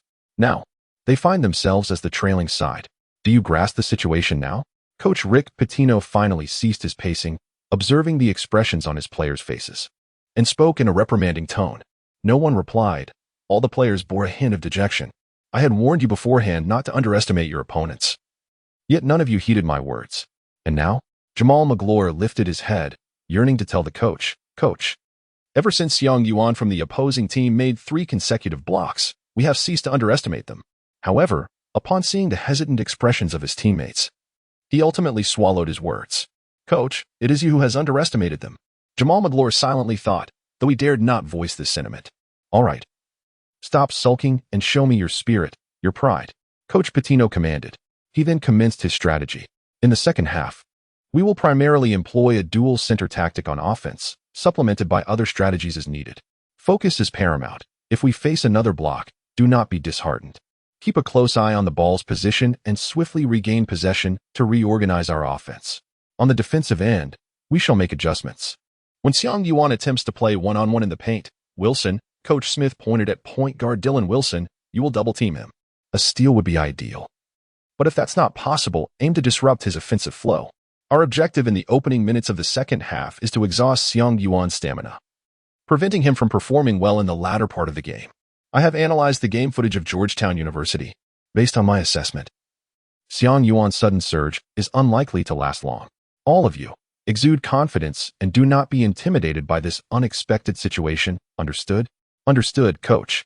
The players responded in unison. Following the coach's address, their confidence gradually began to return. Excellent. A mere 9-point deficit. It is easily recoverable. Remember, demonstrate your attitude. Let's seize that coveted championship. We must defend our title. Do we have confidence? Yes, we have confidence. The players of the University of Kentucky shouted in unison. The once mighty team appears poised to make a resurgence. Chapter 55. Encountering the double team. After the intermission, the second half of the match commenced. The outcome of the first half of this final left many in disbelief, as the heavily favored University of Kentucky found themselves trailing by as much as 9 points. As the second half began, all eyes were on the pressing question of how the University of Kentucky would close the gap. Once the game resumed, Kentucky's strategy unfolded before the audience. Initially, they made slight adjustments to their offensive tactics, altering the positions of their screens and shots. Consequently, Xiang Yuan once again showcased his prowess with 3 impressive blocks. Kentucky's fans began to voice their frustrations, criticizing Coach Pitino's capabilities. However, they soon realized the situation was not as dire as it seemed. While Kentucky's shots were indeed blocked by Xiang Yuan, the aftermath resulted in the ball either rolling out of bounds or being anticipated by Kentucky's players, thus allowing them to retain possession. Thanks to this tactical performance, Kentucky's offensive efficiency surged dramatically. On the defensive end, they initiated double teaming against Xiang Yuan. Initially, Georgetown University was unprepared for this strategy, having not employed double teaming tactics in the first half. Consequently, Xiang Yuan had grown somewhat complacent, failing to anticipate the sudden shift in defense. As a result, Kentucky managed to steal the ball from Xiang Yuan twice in quick succession. In just 3 minutes into the second half, Kentucky had rapidly closed the gap by 6 points, reducing the deficit to a mere 3. The previously subdued emotions of Kentucky's fans were finally unleashed. See, this is the strength of the University of Kentucky. In the first half, we played conservatively. In the second half, watch us dominate Georgetown. The Georgetown fans, while anxiously clinging to their hopes, refused to be outdone in spirit. How amusing. Everyone is Xiang Yuan. Look at your center. If it weren't for the double team, he'd still be getting annihilated by Xiang Yuan. We merely underestimated the situation at the start. We've only lost a few points. Why weren't you this arrogant when you were trailing by 9? Let us not forget. We Georgetown University are still in the lead. Want the championship? Dream on. And thus, the rivalry between the fans intensified. Now, chaos and clamor envelop the scene. However, the turmoil among the fans has yet to affect the performance of the players on the court. Coach John Thompson has wisely called for a timeout. It is evident that the opposing team made adjustments during halftime. If not addressed promptly, the hard-earned lead may be eroded. Xiang, Coach Thompson began, addressing Xiang Yuan. They've adopted a double-team strategy. Focus your attention. Once you're trapped, find a way to pass the ball out. Understood? I understand, Coach. Xiang replied. Turning his gaze to the other players, Coach Thompson continued. You all need to elevate your concentration. Keep your eyes on the basketball and fight vigorously. Do not allow them any opportunities for second-chance points. Understood, Coach. The players responded in unison. Coach Thompson nodded, expressing his satisfaction. Yet, his eyes betrayed a hint of concern as he looked back at Xiang Yuan. During the latter half of the first half, Xiang had single-handedly propelled Georgetown University forward, excelling in both offense and defense to establish a lead. Although they had a brief respite at halftime, the second half commenced with Xiang not only facing the same defensive duties but also contending with double teams, increasing the pressure significantly. Xiang, how is your stamina? Do you need a break? Coach Thompson inquired, as he could not ascertain Xiang's fatigue after such a short intermission. Rest assured, Coach, I am fine, Xiang assured him. Very well, Coach Thompson replied. Let us go. We are less than 20 minutes away from the NCAA championship. We must hold steady and persevere. Yes. The timeout soon concluded, and both teams' players began to return to the court. Xiang Yuan gazed at the players from the University of Kentucky across the court, a smile gracing his lips. Do they think they can thwart me with a double-team strategy? They remain unaware of the comprehensive skills possessed by Elijah Yuan, particularly his exceptional ability to assist. With this thought in mind, he beckoned to Carter, signaling him to come over. What is it? Carter inquired, puzzled. Brother, if they attempt to double-team me again, you should position yourself beyond the three-point line or make a cut towards the basket. Essentially, find a spot where you can be elusive. I will ensure the ball reaches your hands, Xiang Yuan instructed. All right, leave it to me. As long as your pass is on point, I'll secure the points. Carter replied confidently. The two exchanged a high five, heads held high as they strode back onto the court. The match resumed. Georgetown University initiated their offense, the strategy remaining unchanged, with Xiang Yuan once more spearheading the attack. At this juncture in the game, the other players from Georgetown had not been afforded many opportunities to showcase their talents. Even Vince Carter had only managed a modest tally of 10 points, 2 assists, and 2 rebounds. Without a doubt, the standout performer on the court was Xiang Yuan. Thus far, he had amassed an impressive 23 points, 4 rebounds, and 6 blocks. Yet, this was far from the conclusion. Xiang Yuan's performance shall persist. Moreover, it shall unfold in a different manner. Georgetown University's offense continues to revolve around the interior play of Xiang Yuan. Due to Xiang Yuan's superior agility compared to the opposing center, Magloire, the latter has never succeeded in fronting him defensively. Thus, it remains quite effortless for Xiang Yuan to receive the ball in the low post. Upon receiving the ball, Xiang Yuan dribbled it twice when the opposing point guard, Wilson, stealthily maneuvered to Xiang Yuan's side, intending to snatch the ball away. However, Xiang Yuan was already on guard. Thus Wilson's attempt proved fruitless. Undeterred by his failure to secure the ball, Wilson remained resolute. Success in theft was merely fortuitous, and its absence was anticipated within their strategy. Following the predetermined tactics, Wilson approached swiftly to encircle Xiang Yuan. Here it comes. With a fleeting glance, Xiang Yuan began to leverage the expansive vista of the court, keenly observing the dynamics of the game, particularly the positioning of Carter. Carter, too, was not to be underestimated. Upon witnessing the opposing point guard maneuver around his flank, he swiftly initiated his movement. Carter aimed to traverse from the top of the arc towards the left corner, closely shadowed by Derek Anderson of the rival team. However, as they approached the midcourt area, Anderson was momentarily hindered by the outstanding power forward Bobcat OV of the astonishing team. This brief delay allowed Carter to reach the three-point line at the corner. Under normal circumstances, such a scenario would be manageable, even without direct defensive pressure. As long as the ball arrived in Carter's hands at an opportune moment, it would pose little issue. Yet, Xiang Yuan had already anticipated Carter's trajectory. Understanding the situation, he executed a remarkable pass from behind Magloire, just before the double team from the University of Kentucky materialized. This pass was challenging, but Xiang Yuan executed it flawlessly. Carter received the ball at the perfect moment, bending his knees to leap for a shot. The basketball traced an exquisite arc through the air, swish. A three-pointer found the net. Chapter 56. The Intensifying Battle. Carter's three-point shot ignited the connection between the Georgetown duo. The University of Kentucky persisted unwaveringly in their double-team strategy. Hence, Xiang Yuan and Carter embarked on a different style of collaboration. The other players from the astonishing team wholeheartedly supported this tactic, devising various methods to set screens for Carter, creating opportunities for his movement. Each time Carter found an opening, Xiang Yuan's passes arrived with impeccable timing, allowing Carter to convert them into points. Even when Carter faced staunch defense, his teammates would create openings, although their scoring efficiency did not match Carter's. It sufficed. Thus, over the course of approximately 5 minutes, Xiang Yuan, despite experiencing a decrease in scoring due to the double team, amassed 6 assists. Initially, his assist count for the first half stood at a mere 1. It had now soared to 7. Concurrently, during this period, he recorded 3 more blocks, bringing his total to 9. This culminated in an impressive tally of 26 points, 7 assists, and 9 blocks, alongside 7 rebounds. Xiang Yuan is resolutely pursuing a historic quadruple-double in the NCAA championship. Simultaneously, Carter's scoring figures are steadily on the rise. The formidable duo from Georgetown has undeniably showcased their terrifying prowess to the world. Kentucky University is barely managing to withstand their onslaught. Nevertheless, Kentucky's strength remains formidable. Apart from the 2 standout players, Xiang Yuan and Carter, they maintain an advantage in 3 other positions. Moreover, their bench depth surpasses that of Georgetown University. Consequently, despite the exceptional performances of Xiang Yuan and Carter, the point differential has not widened significantly. With 12 minutes remaining in the game, the score stood at 56-63, with Kentucky trailing by a mere 7 points. As the game progressed into its latter stages, Kentucky's advantages became increasingly pronounced. Their robust bench allowed their starters to rest to some extent.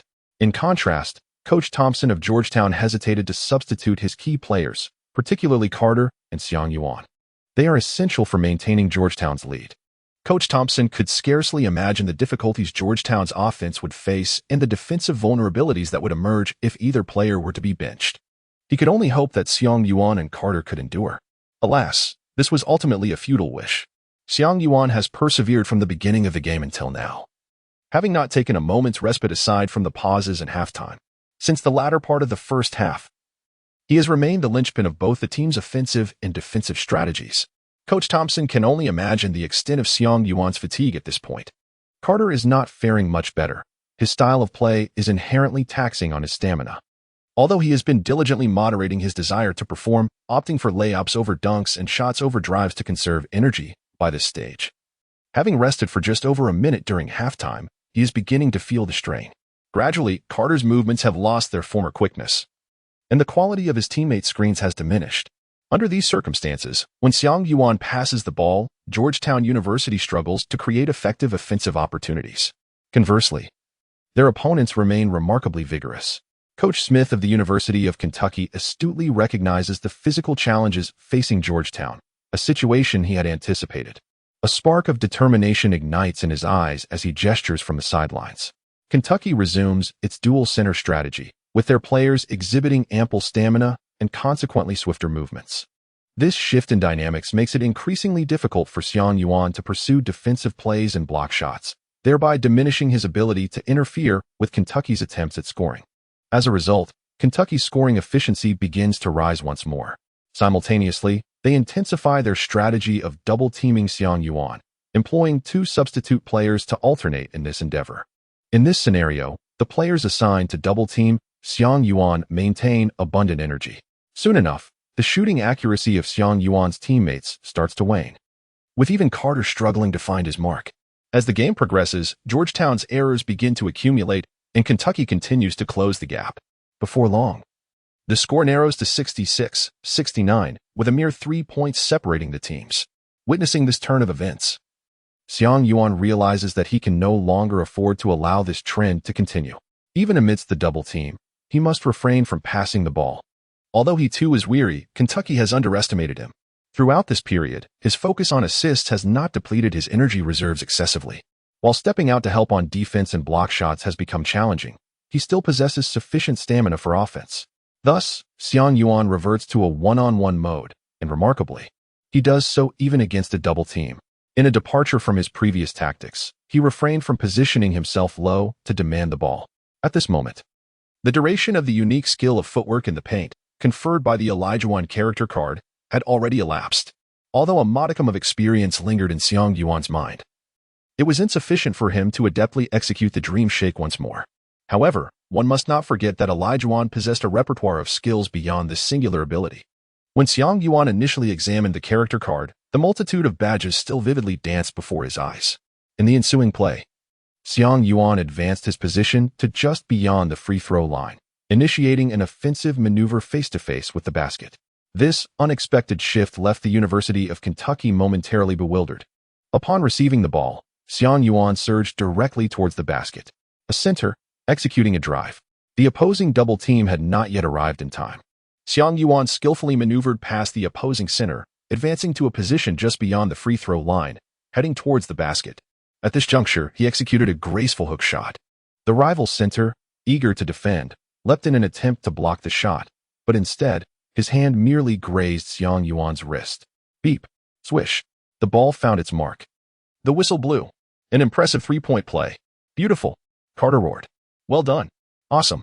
This remarkable play significantly bolstered the morale of Georgetown University. Subsequently, Xiang Yuan confidently converted his free throw. 3 points added to the tally. Georgetown University regained a 6-point lead. Inspired by this momentum, the team united in their defensive efforts. Kentucky University attempted 2 strategies but struggled to find a favorable opportunity. As the shot clock dwindled, the final ball handler, Derek Anderson, under Carter's vigilant defense, executed a series of between-the-legs dribbles before abruptly stepping back for a jump shot. This step-back shot was indeed exquisite, yet Carter's defense remained resolute. The basketball struck the rim and soared high into the air. Rebound. Xiang Yuan secured a prime position for the rebound, his determination unwavering. In that moment, his gaze was solely fixated on the basketball soaring through the air. With a powerful leap, akin to reaching for the moon, he embraced the rebound. A smile graced his face as he seized the ball. However, that smile swiftly vanished amidst the shouts of his teammates and the onset of excruciating pain. Chapter 57. The onset of injury. Time seemed to freeze in that arena. The cries of his teammates echoed in his ears, yet they felt distant to Xiang Yuan. A wave of intense agony surged through his nerves, momentarily robbing him of the capacity to focus on the world around him. Moments earlier, Xiang Yuan had soared high to secure the defensive rebound. At that instant, however, the formidable substitute center from the University of Kentucky, named Dick Pullman, also leapt into the air. The two collided forcefully mid-flight. It remains uncertain whether Dick Pullman acted with intent. The outcome was that Xiang Yuan, struck by Pullman, lost all sense of balance while airborne. Despite the chaos, he clung desperately to the basketball, yet he found himself utterly incapable of controlling his movements beneath him. Xiang Yuan's left leg struck the air, and then he landed on one leg. This in itself was unremarkable. However, by a twist of fate, as Xiang Yuan descended, his right foot fortuitously landed upon the foot of Kentucky University's substitute power forward, Leander Adetokunbo. Xiang Yuan's right foot twisted at an awkward angle, causing him to crash heavily to the ground. No one could ascertain whether Leander Adetokunbo's actions were intentional. Yet, the outcome was undeniable. Xiang Yuan had sustained an injury to his right foot. He was acutely aware that this was no mere sprain, it was a severe issue. The root cause was undoubtedly the result of overexertion. Additionally, it was possible that the enhancements he occasionally received from character cards, despite the protective inheritance, were contributing factors. Such external forces, not originating from his own body, could indeed exert a detrimental impact during physical maneuvers. Accumulation of these various factors could either lead to no issues at all or culminate in significant problems. Reflecting on a previous incident where he had fallen in the locker room before the match, he realized it had foreshadowed this current injury. Coach Thompson hurried over, his expression filled with concern as he noted the anguish etched on Xiang Yuan's face, directing a questioning glance towards the team physician. The physician understood the coach's unspoken query and, without uttering a word, solemnly shook his head. It was imperative to escort Xiang Yuan back to the locker room for further examination. However, the physician harbored a grave awareness that the likelihood of Xiang Yuan's injury being severe was alarmingly high. Meanwhile, The large screen at the venue replayed the moment of Xiang Yuan's injury for all to see. As Xiang Yuan landed, his ankle exhibited a minimal degree of flexion. Given this slight bend, it suggested that the sprain was rather mild. However, the intensity of his pain belied this assumption. Earlier, he had cautiously probed his foot, and drawing from years of experience, he surmised that Xiang Yuan's condition was not merely a simple sprain, but rather indicative of a more severe injury. Numerous names of foot ailments flitted through the team physician's mind, none of which boasted a recovery period shorter than 2 weeks. Thus, when confronted with Coach Thompson's inquiring and hopeful gaze, he could only shake his head. This gesture essentially conveyed to Coach Thompson that any hopes of Xiang Yuan rejoining the game were futile. Coach Thompson's countenance darkened, exuding a palpable frustration. Yet he found himself powerless in the face of the situation. At that moment, Carter rushed over. Observing the troubled expressions on the coach's and physician's faces, he instinctively clenched his fists, a surge of anger rising within him. He turned to storm onto the court to confront Dick Pullman and Andalato Kunbo, intent on exacting retribution upon those treacherous individuals. "Carter, stop right there." Coach Thompson's authoritative voice rang out, as several teammates firmly restrained him. "Let me go. I need to avenge Xiang Yuan." Carter struggled vehemently against their hold. "Violence is not the solution. If you go now, you jeopardize your future." Coach Thompson retorted sharply. "Don't care. Let me go." Carter shouted in frustration. "If you seek vengeance, then defeat them in the game and secure that damned championship trophy for your brother." "You coward." Coach Thompson's words resonated deeply. Finally, Carter fell silent, though the fiery anger still flickered in his eyes, revealing the depth of his rage. Yet, the coach's admonition reminded him of the paramount goal: the championship must be claimed. Meanwhile, Xiang Yuan lay on a stretcher, having been transported back to the locker room. The team physician administered a brief pain relief treatment before preparing for a thorough examination. However, Xiang Yuan was already acutely aware of his injury. It was a stress fracture in his ankle. How did he possess such clarity? The answer lay within the system. As he had collapsed, clutching his right foot and writhing in agony, the system had provided an alert. In that moment of excruciating pain, he had been unable to heed it. Now, with the physician having administered pain relief, his faculties returned somewhat. He subsequently opened the system interface. Ding. Detection indicates that the host has sustained a stress fracture in the right ankle. Estimated total recovery time, 12 to 16 weeks. Stress fracture of the right ankle, 1,216 weeks. As the world around Xiang Yuan faded into darkness, everything seemed to drift away, as if he were suspended in a different dimension. Only the name of the injury and that dreadful number echoed in his mind. Ankle stress fracture, a nightmare for any basketball player. Encountering such an injury means that even with surgery and eventual recovery, his physical condition would undoubtedly suffer a significant decline, and psychologically, he would harbor reservations that would prevent him from realizing his full potential. In a previous life, the once mighty Yao Ming, a superstar of the NBA's Houston Rockets, faced a similar fate, enduring 2 stress fractures that ultimately led to his premature retirement at the peak of his career. Had it not been for that cursed injury, Yao Ming could have enjoyed an even more illustrious professional journey. He stands as a quintessential example of what could have been in the NBA. With this injury, Xiang Yuan's draft aspirations would surely be dashed. Moreover, even if he were to recover, his stock in the draft would plummet drastically. Is it possible that my career is destined to end before it has even begun? What lies ahead? What about my parents? And Tang Jixuan? Xiang Yuan was on the brink of despair when suddenly, the voice of the system echoed once more. Ding. A special reward item has been detected. Foot injury exemption card. Would the host like to utilize the foot injury exemption card? It was as if a ray of light had pierced through the boundless darkness, illuminating the path ahead and rekindling hope in life. Xiang Yuan was overwhelmed with emotion, tears streaming down his face. Indeed, how could he have forgotten about this reward item? System, I adore you, he exclaimed inwardly, invoking the foot injury exemption card. Ding. The foot injury exemption card has been utilized. Injury recovery in progress. Time required for recovery, 10 minutes. Chapter 58, The King's Return. 10 minutes for recovery. There remain 10 minutes and 32 seconds in the match. However, this duration is not counted against the match time. It is merely a standard 10 minutes. Xiang Yuan quietly calculated in his mind, excluding free throws, out-of-bounds plays, and timeouts. He believed he could return in the final moments of the game. At this moment, he could only silently pray that his teammates would maintain the current situation. Therefore, he quickly called for the team physician. Do not arrange for a check just yet. Xiang Yuan said to the physician. I feel fine for now, and I wish to watch the conclusion of this match. Xiang Yuan intended to delay time for a moment. This request was entirely reasonable, and the team doctor sighed in agreement, as it was merely a matter of a little over 10 minutes. The two men turned their gaze towards the large screen in the locker room, where the score read 66-72. Despite having been fouled, Xiang Yuan had not been awarded free throws due to the lack of accumulated fouls. Georgetown University had substituted in their backup center, Randall Brewster. The game continued. The players and fans of the University of Kentucky secretly relished the moment. With 10 minutes remaining, they were only 6 points behind, while most hoped to avoid injuries.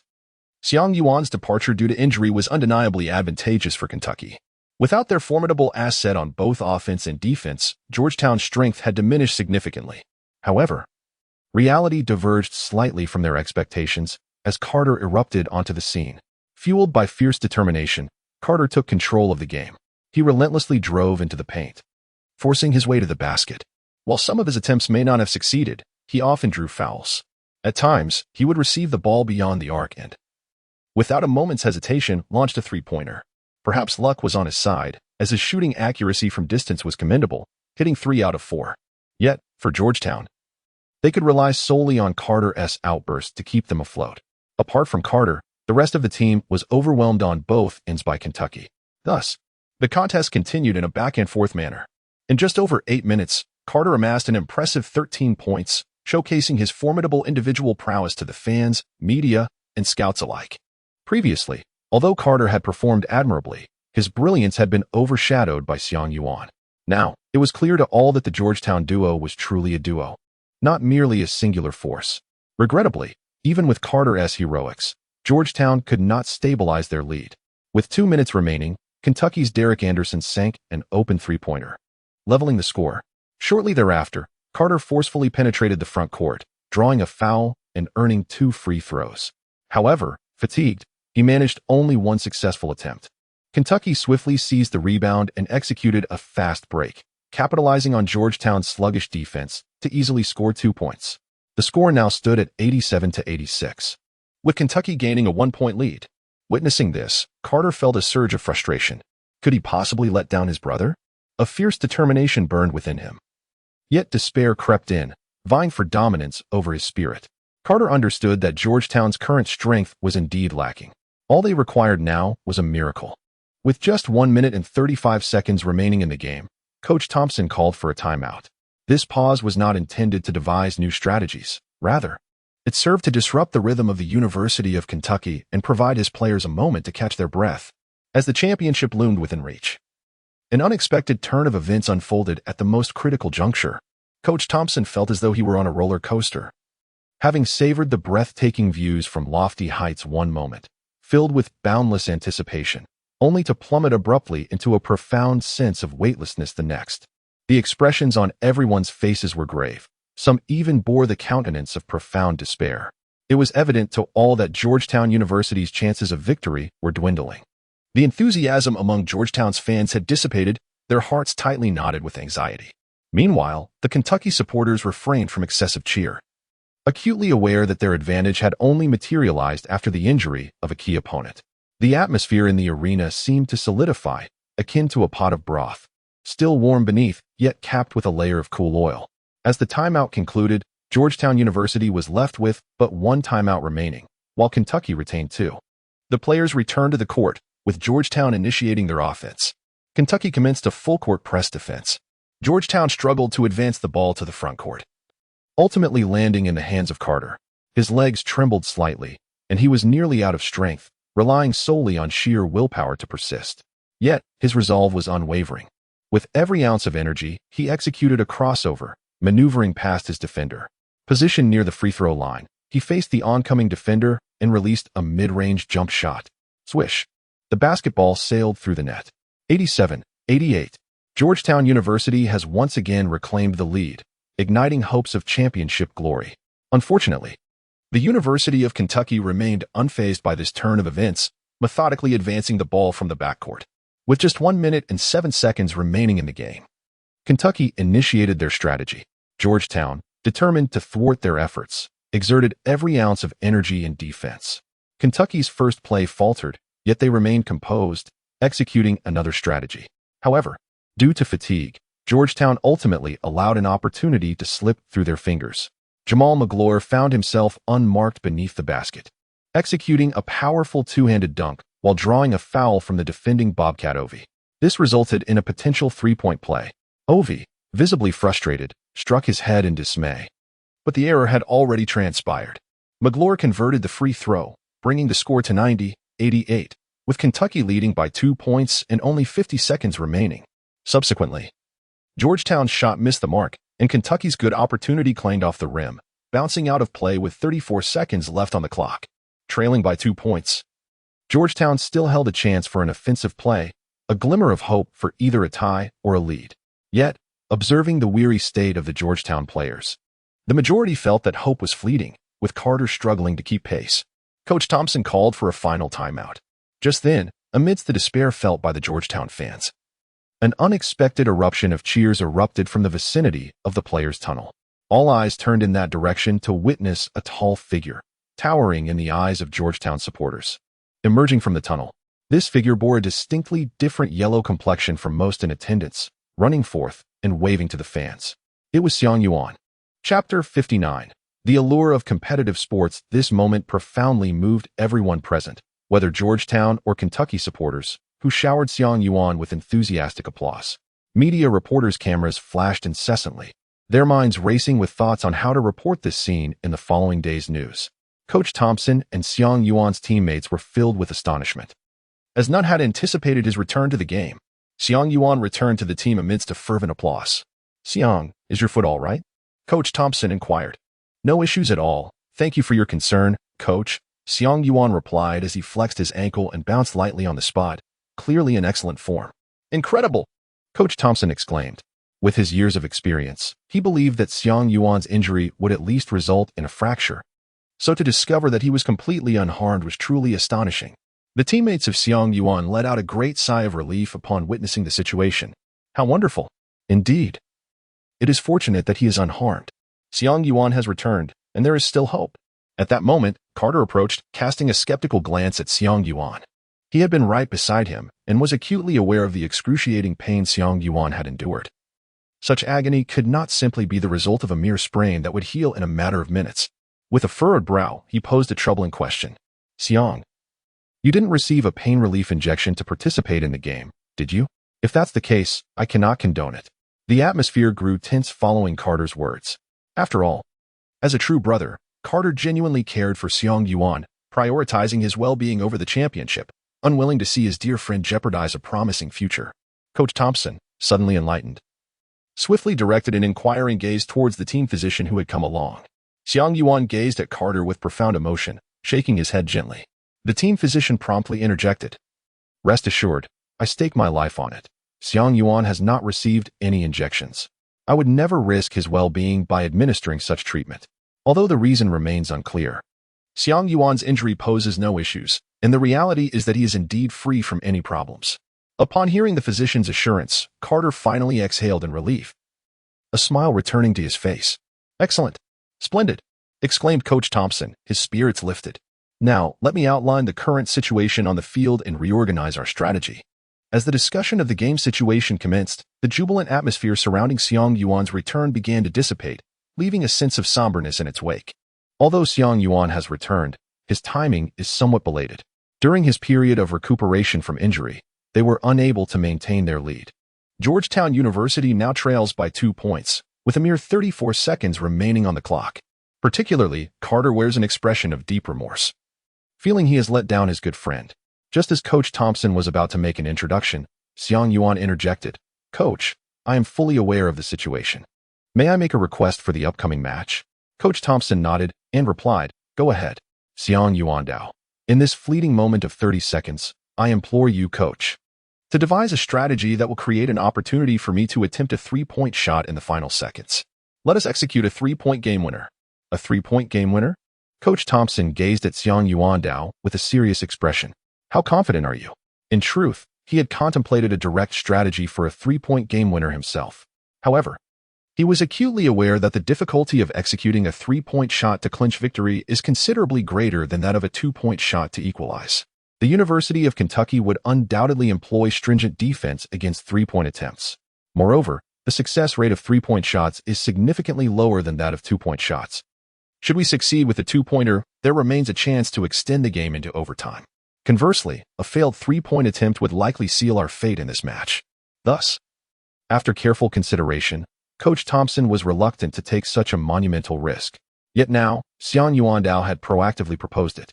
Coach Thompson mentally rehearsed the scenario.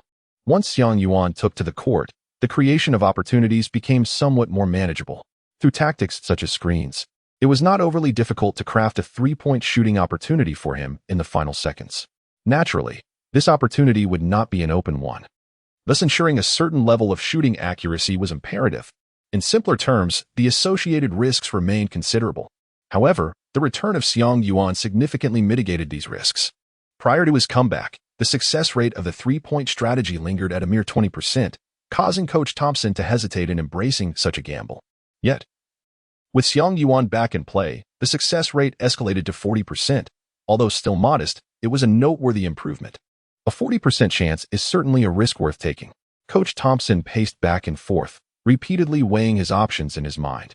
Time ticked away, and the timeout was nearing its conclusion. All the players from Georgetown University fixated intently on their coach, eagerly awaiting his decision. Xiang Yuan was exceedingly anxious, fearing that the coach would hesitate to take risks. Fortunately, Coach Thompson ultimately resolved to proceed. All right, let us go for it. Once the decision was made, Coach Thompson swiftly began to devise a strategy. This tactical approach had been meticulously contemplated in his mind for quite some time. However, he had struggled to determine who would execute this plan. Carter's physical condition had deteriorated significantly, and the others had proven too unreliable. Now that Xiang Yuan had returned and proactively expressed his willingness, arranging this strategy became remarkably straightforward. Thompson held a modicum of admiration for Xiang Yuan. Such youth, coupled with a willingness to shoulder responsibility, indicated a promising potential to become an NBA star. The pressure of this critical shot was not something just anyone could withstand. If he succeeded, all would be well.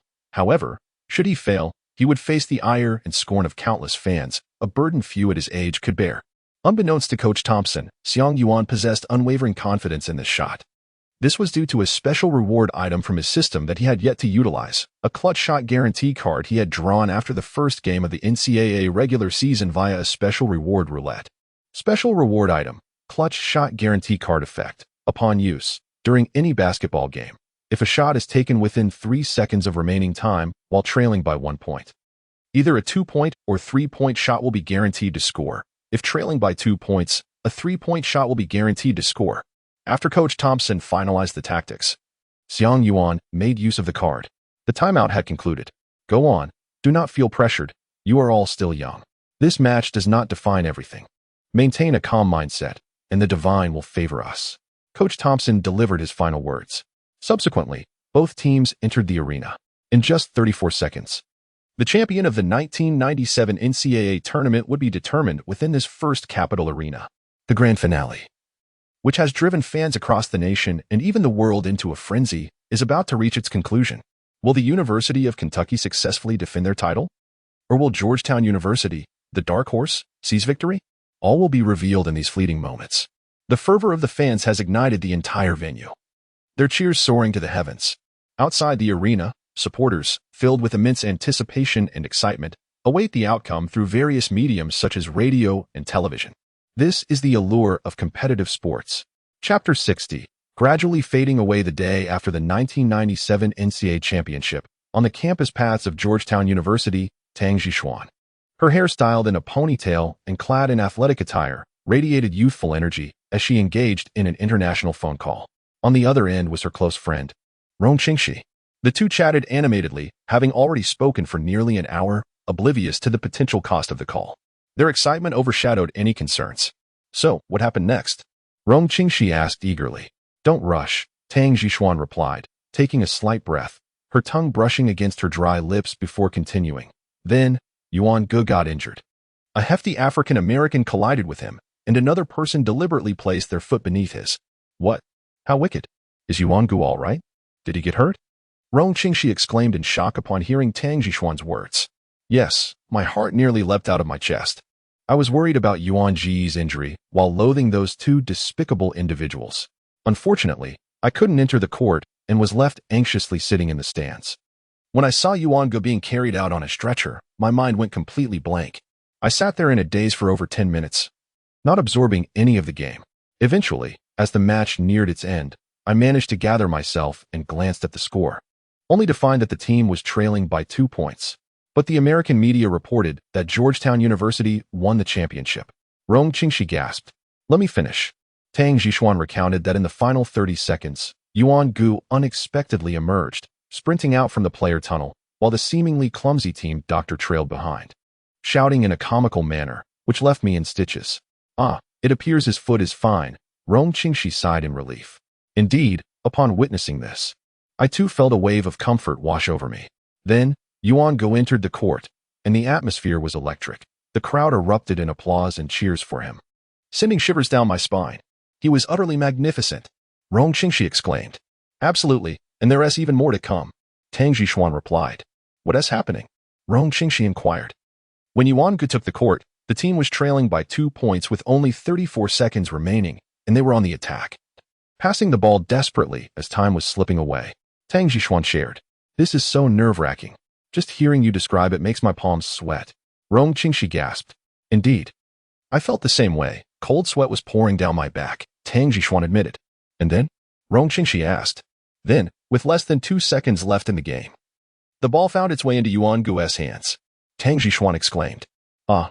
Rong Qingxi gasped once more. With an admiring tone, Tang Zhishuan continued. Yuan Ge stood there, glanced at the 3-point line before him, and without hesitation, executed a stylish and confident jump shot. Did it go in?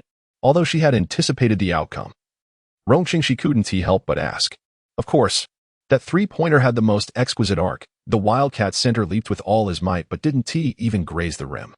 Tang Zhishuan declared proudly, and as the ball swished through the net, the game concluded, with Yuan Ge clinching victory for Georgetown University. You should have seen it. The crowd went wild. My ears were nearly deafened by the cheers. Some fans even rushed onto the court, only to be escorted away by security. Rong Qingxi, on the other end of the phone, was enthralled, wishing she could fly to America to personally experience the electrifying atmosphere. What about the stats? I'm so curious about that, Rong Qingxi asked eagerly. Just a moment, Tang Zhishuan replied, somewhat indifferent to such details, knowing only that Xiang Yuan had won the match. She then retrieved a sports newspaper she had on hand. Unfolding it, the front page headline boldly proclaimed, Georgetown University's team, the astonishing new champions.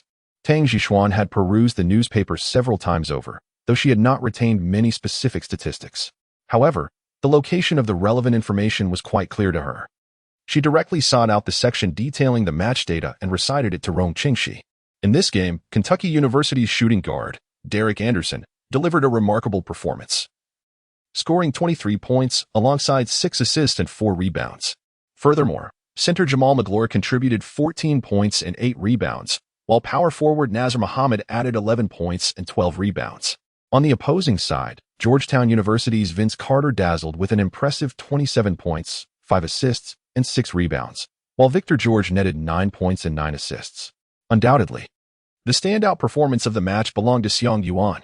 He astonishingly amassed 39 points, 10 rebounds, 7 assists, and 9 blocks, nearly achieving the unprecedented quadruple-double in NCAA history. Particularly remarkable was his comeback after sustaining a foot injury, returning to the game with just 34 seconds left and executing a breathtaking 3-point shot in the final 2 seconds, sealing the victory against Kentucky University. Wow, those statistics are simply explosive.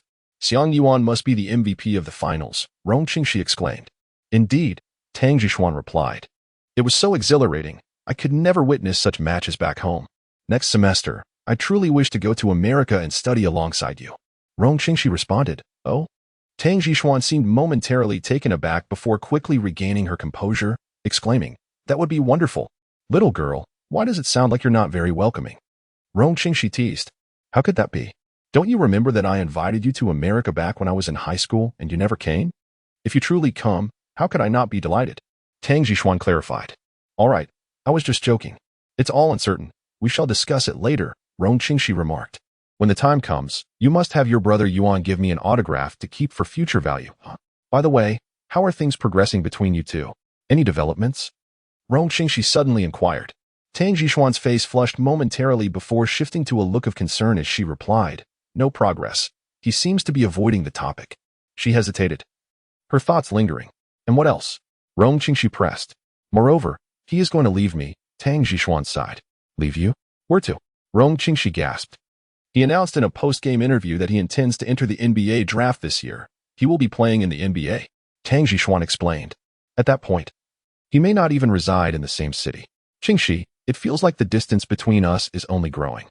Chapter 61. David Stern and the Draft Report following the NCAA Championship. A name from an ancient Eastern civilization reverberated throughout the United States. Xiang Yuan. Dominating the game. Injured. Making a comeback. Delivering a game-winning shot. Each topic was captivating in its own right. Moreover, in the aftermath of this championship, Xiang Yuan dropped a bombshell. He announced his intention to enter the 1997 NBA draft, aiming to challenge the highest echelons of basketball grandeur. This revelation caught the majority of onlookers off guard. Aside from coaches Carter and Thompson, Xiang Yuan had confided this ambition to no one else. He had promised Carter that once they secured the NCAA championship, he would pursue a career in the NBA. No one anticipated that they would actually clinch the title in their freshman year. Carter himself was taken aback by the authenticity of Xiang Yuan's words. When Xiang Yuan disclosed this news through a media outlet, Carter was left in a state of disbelief. Was this what they referred to as betrayal? Yet, he found himself powerless. For Xiang Yuan had long made this commitment. Coach Thompson, while not overly surprised, felt a twinge of concern and regret. Xiang Yuan's prowess is undoubtedly sufficient to compete in the NBA. Coach Thompson, however, harbors concerns regarding the likelihood of encountering a similarly open-minded coach in the NBA who would permit Xiang Yuan to play various positions. He has long recognized that Xiang Yuan's talents manifest across multiple roles, attesting to his status as a genuine versatile player, a true polymath.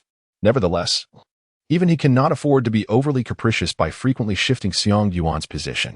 Consequently, he predominantly assigns Xiang Yuan to the center position, only altering his placement under exceptional circumstances. Coach Thompson's initial intention was to allow Xiang Yuan to complete 4 years in college, thereby affording him ample time to refine his position and experiment with different roles, excelling in each. However, after Xiang Yuan articulated his eagerness to advance to the NBA, Coach Thompson found himself devoid of any rationale to impede his aspirations. Thus, he consented to Xiang Yuan's departure. Xiang Yuan's decision truly took the scouts of various NBA teams by surprise, as no one anticipated that he would declare for the draft in his freshman season. The scouts lacked a comprehensive understanding of him. When their respective owners inquired about Xiang Yuan, many scouts were unable to present a complete scouting report. Consequently, these scouts began to work tirelessly through the night, gathering information, statistics, and game footage related to Xiang Yuan to compile his scouting report. However, while they were scrambling to catch up, a relatively complete scouting report had already found its way to the desk of NBA Commissioner David Stern. New York, NBA headquarters. The 55-year-old David Stern, wearing a pair of spectacles perched on his nose, was diligently reviewing the draft report. Name: Xiang Yuan. Age: 18. Position: center. Tentative school: Georgetown University. Nationality: China. Height: 6 feet 8 inches, approximately 2.03 meters. Weight: 218 pounds, approximately 99 kilograms. Player template: none. NCAA statistics: played 37 games, averaging 29.8 minutes per game, with 21.1 points, 8, 7 rebounds, 4, 7 assists, 1, 6 blocks, and 1, 3 steals per game, shooting 63, 2 from the field, 38, 6 from three-point range, and 88, 4 from the free throw line. Draft projection: first round, 7 to 15 strengths, excellent physical attributes, solid fundamentals, refined skills in the post, diverse offensive methods, and comprehensive offensive techniques. He possesses outstanding footwork in the paint, adept at maneuvering past defenders, coupled with remarkable three-point shooting ability. He is both a formidable inside and outside threat, boasting a high shooting percentage and serving as an exceptional pick-and-roll finisher. He excels in executing pick-and-roll plays and low-post isolations, demonstrating a strong attitude and tenacity in rebounding, finishing in the paint, and assisting teammates. He exhibits a degree of organizational ability, with significant potential for playmaking, an excellent court vision, and a high basketball IQ, skillfully leveraging his strengths and exploiting opponents' weaknesses to achieve his objectives. He possesses a strong competitive spirit, proving to be a true player in high-pressure situations, unafraid to shoulder responsibility. With substantial potential, he harbors the capability to evolve into a star-level player. Weaknesses: inconsistency in performance, variability, and ambiguity regarding his position. Although he currently plays primarily as a center, his height may present challenges in the league when matched against other towering players, particularly in low-post confrontations. Xiang Yuan's playing style lacks clarity, and his positioning remains ambiguous. Should this superstar approach be properly cultivated, it has the potential to evolve into that of a superlative star. However, if it fails to be nurtured, its limited functionality may render it challenging for him to secure a definitive role within a team, ultimately relegating him to the status of a marginal player. Xiang Yuan's wingspan is not particularly remarkable, which limits his defensive capabilities, compelling him to rely on his considerable leaping ability to compensate. His defensive skills since entering the league remain debatable. In summary, the merely 18-year-old Xiang Yuan executed a breathtaking three-point shot to clinch victory for his team in the recently concluded 1996-1997 NCAA championship, earning the prestigious title of Finals MVP. His performance in the finals was nothing short of extraordinary, showcasing dazzling statistics, solid low-post techniques, and exceptional passing skills. However, a critical concern lies in his inconsistency at times. He exhibits remarkable prowess, while at others, he appears rather average, making it challenging to place unwavering trust in him for every game. Furthermore, his lack of a fixed position could adversely affect his viability in the NBA, as he will be surrounded by elite teammates who are unlikely to allow a newcomer to encroach upon their roles. No coach would willingly embrace such an unstable arrangement. Upon reviewing the report, the NBA president, who has nearly single-handedly transformed the league into one of the world's most successful professional sports organizations through astute business acumen, strategic celebrity branding, and international promotion, began to radiate a unique glimmer of wisdom. "Chinese?" he inquired, a blend of questioning and confirmation in his tone. His assistant, standing at the table, nodded affirmatively, replying, "Indeed, a Chinese." This confirmation brightened David Stern's eyes even further. In recent years, the NBA's growth has seemingly stagnated, causing more gray hairs to sprout upon the head of its president. The domestic market has become saturated, and viewership has begun to decline. Among the four major leagues, the NBA is perceived as the underdog. Consequently, he is eager to expand into overseas markets.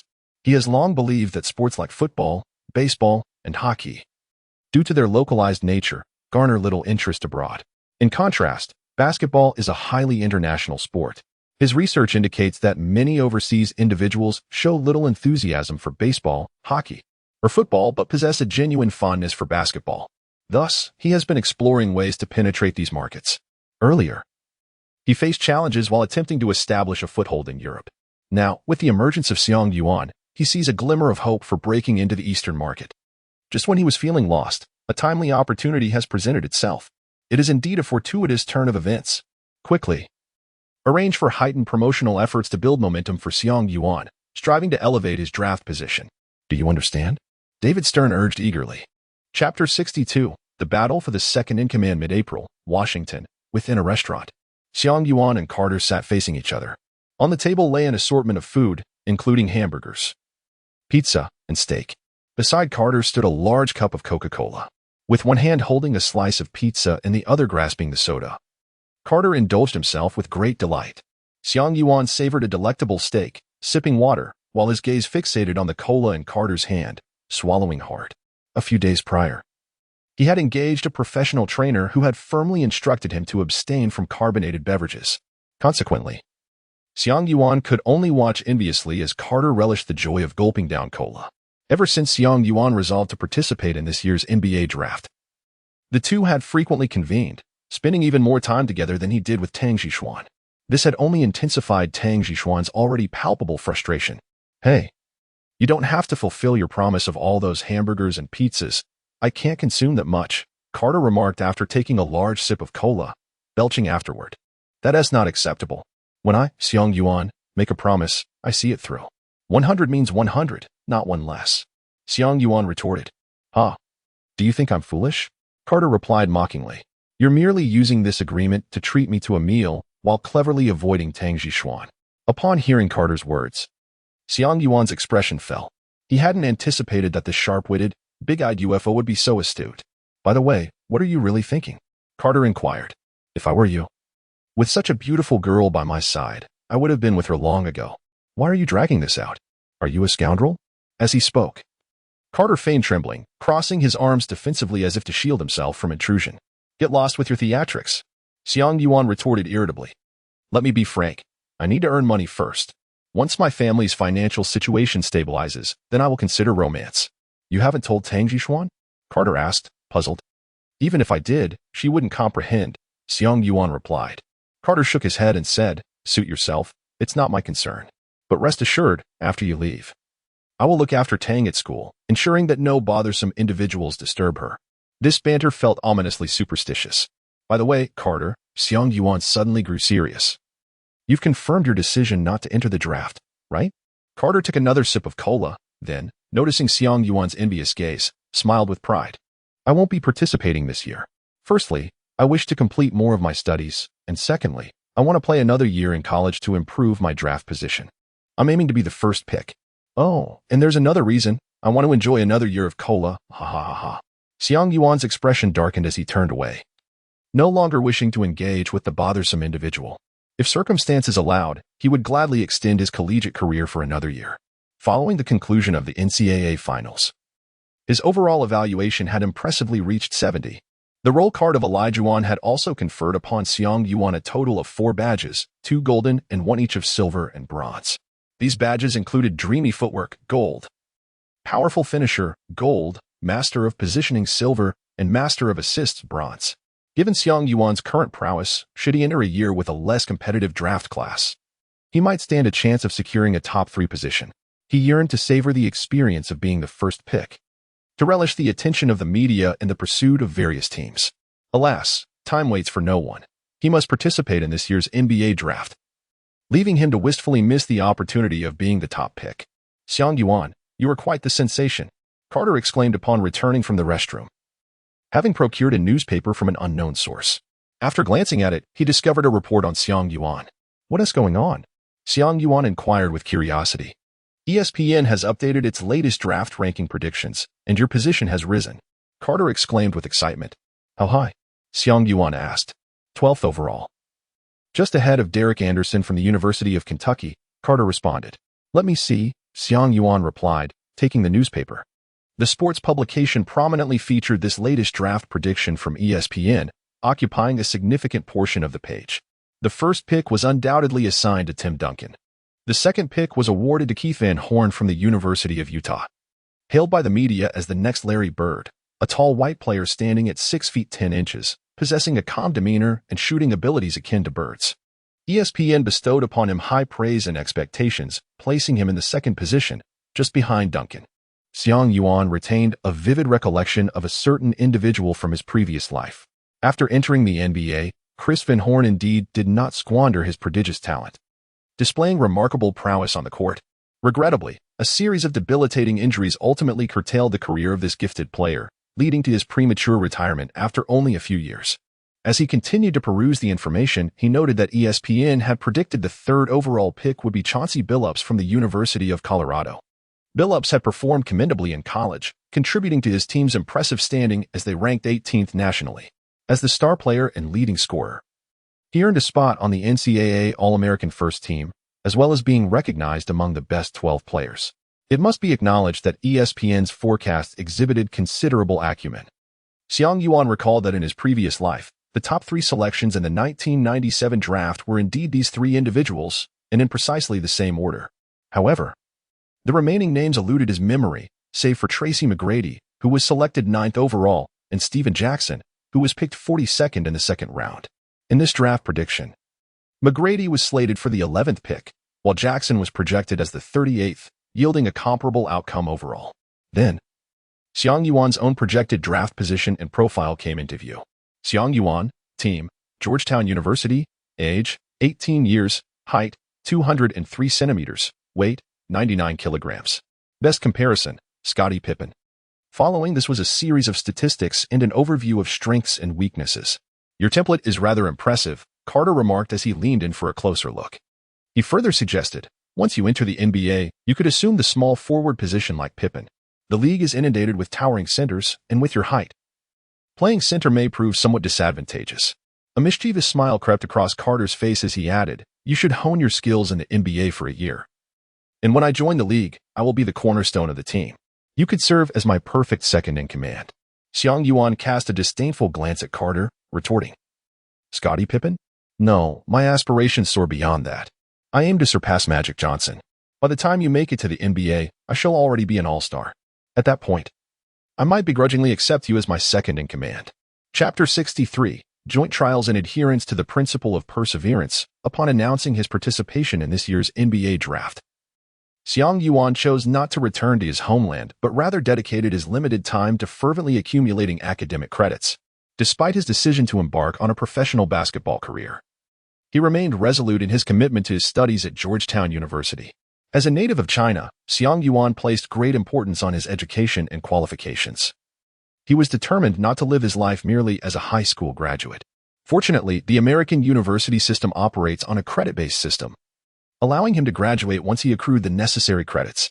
Thus, even after entering the NBA, he could seize the opportunities during the off-season to return to campus and attend classes to fulfill his academic requirements.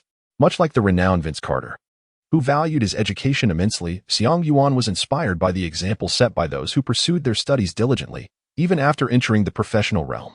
During the intense 2001 playoffs against the 76ers, Carter famously returned to his alma mater to secure his degree, nearly arriving late for the game.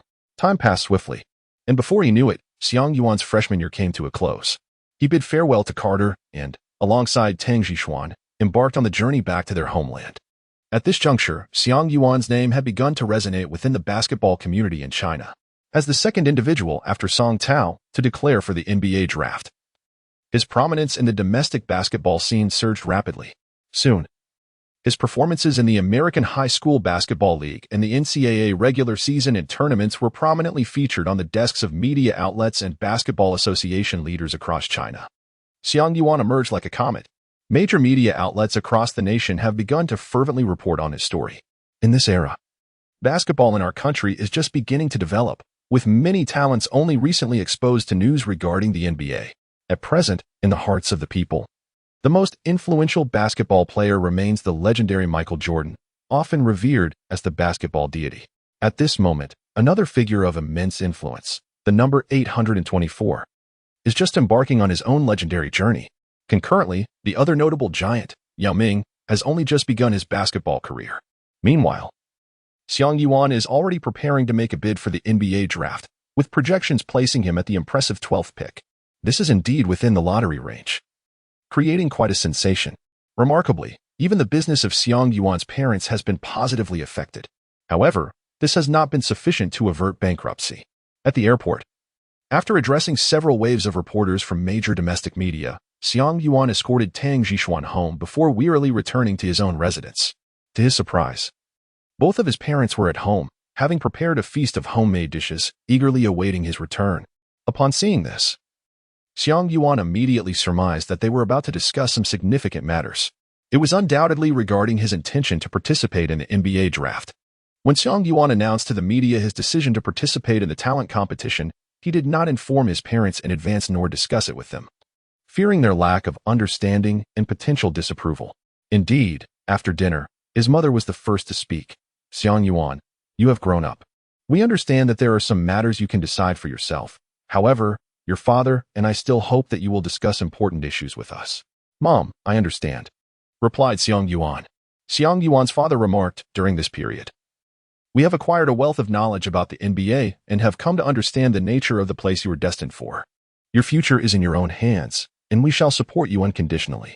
Our only wish is for you to navigate your path wisely and not neglect your studies." "Rest assured, Dad," Xiang Yuan replied. "But for now, how's your business faring?" "Do not concern yourself with that," his father responded. "I am aware that business is challenging at the moment, but do not worry. Once I enter the NBA, I will soon earn a substantial income. And then you will have no cause for concern. Enough of this discussion for now. You seem tired. Go and rest," his mother urged. As the conversation drew to a close, Xiang Yuan felt a sense of relief wash over him. This familial hurdle had been surmounted rather effortlessly. He had prepared an extensive array of arguments and a plethora of materials regarding the NBA, yet none were necessary. His parents had surely dedicated a significant amount of time amidst their busy lives to delve into these matters. the love of parents is often silent, profound, and magnificent. In the subsequent days, Xiang Yuan reunited with a few classmates and friends from his home country. He then spent a delightful couple of days with Tang Zhishuan and Rong Qingxi. Xiang Yuan now dares not venture to the gymnasium of the university. He has become a complete celebrity there. Whenever he walks along the road, the vast majority of students from the university recognize him and rush over to surround him, requesting photographs and autographs. Xiang Yuan had no choice but to don a mask and a hat to evade a potential calamity. Thus, after enjoying a month of tranquility in his homeland, the pre-draft workouts for the NBA were set to commence. Bidding farewell to his parents and Tang Zhishuan, Xiang Yuan boarded a flight destined for America. At present, he is projected to be the 12th pick in the draft.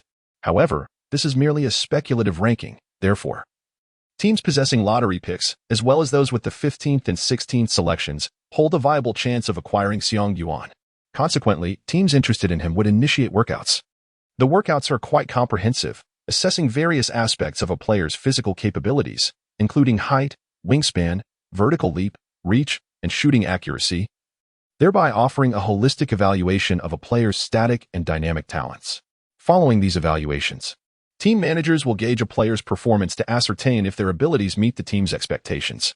After the talent assessments, rookies typically participate in scrimmages to observe their basketball IQ and playing style in a competitive environment.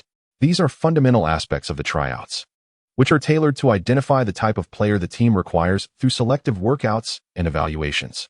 There exists another form of tryout known as the collective workout, officially organized by the NBA. This collaborative event aims to facilitate communication between rookies participating in the draft and the teams holding the draft rights, benefiting both parties.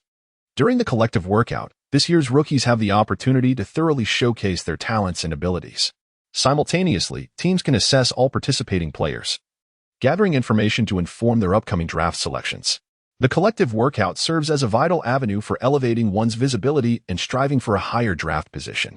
Although Xiang Yuan was not particularly concerned about his draft ranking, he still chose to partake in the collective workout. On the day of the event, he arrived at the training facility alone, oblivious to which rookie players would also be attending.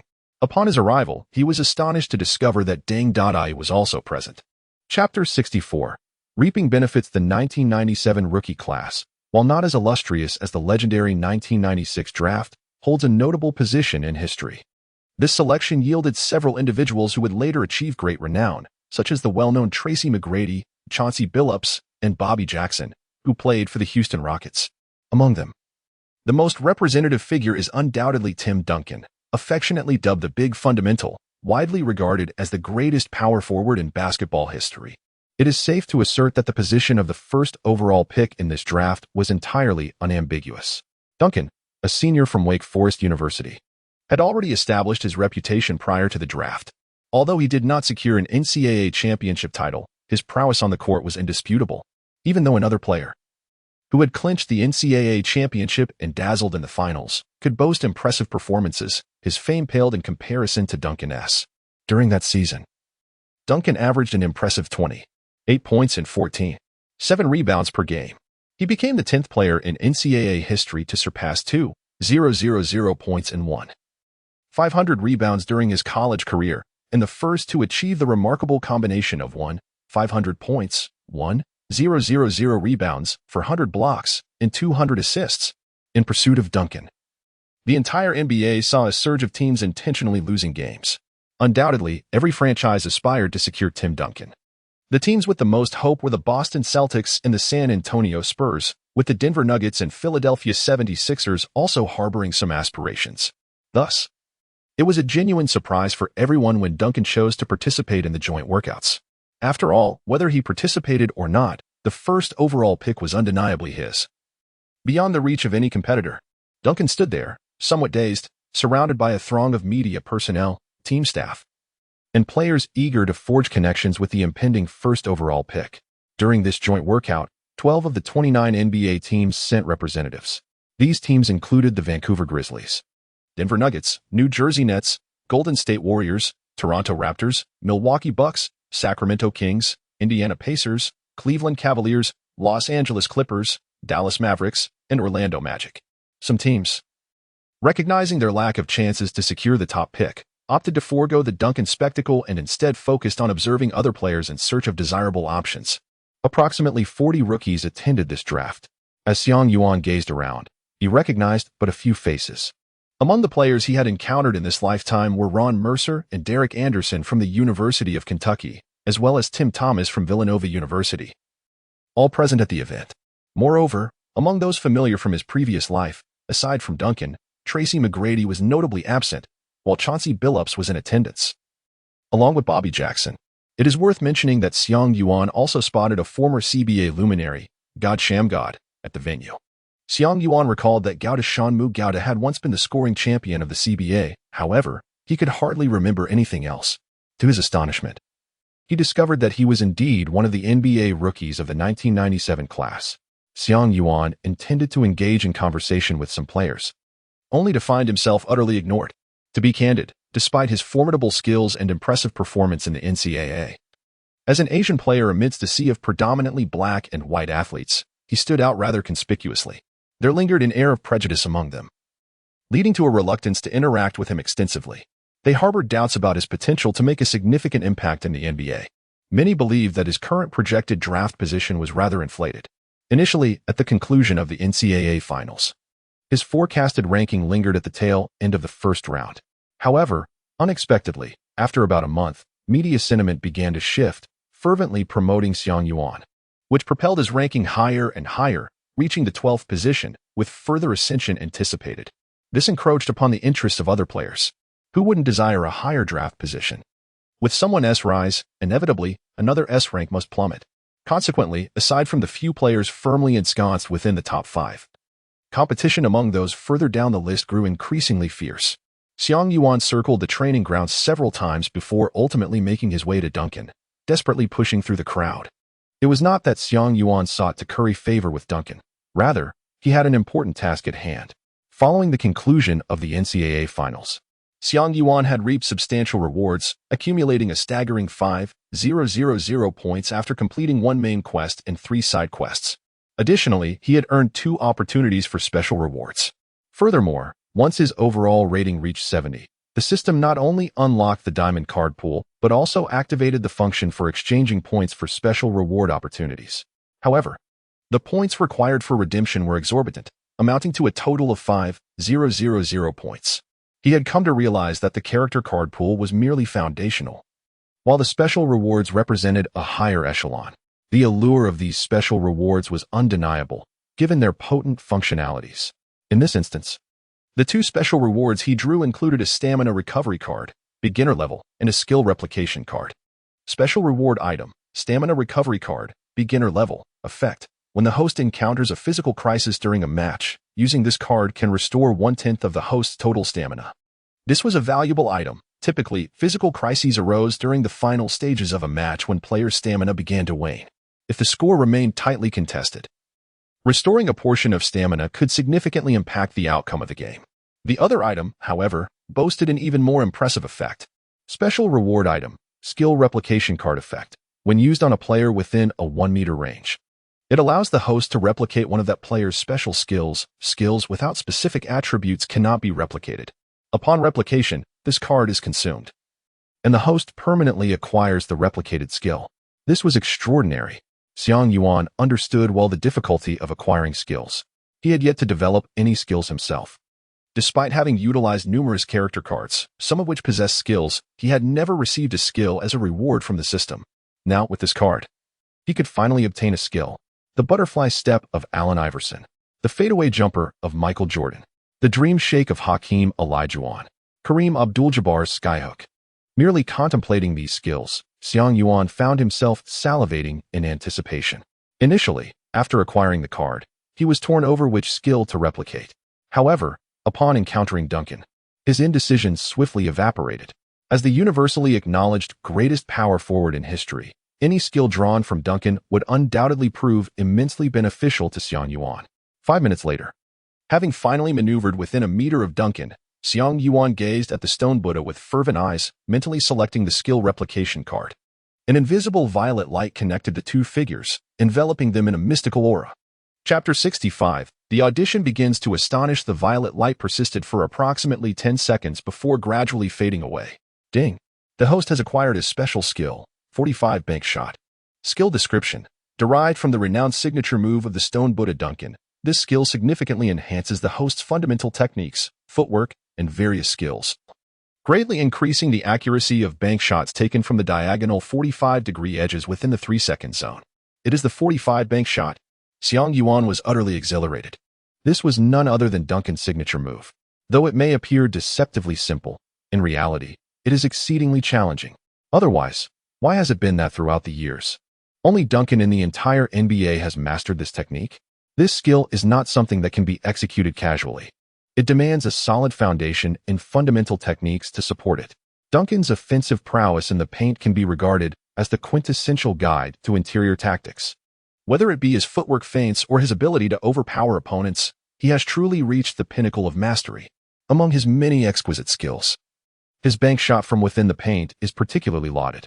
At this moment, Duncan remained oblivious to the fact that Xiang Yuan had taken advantage of him.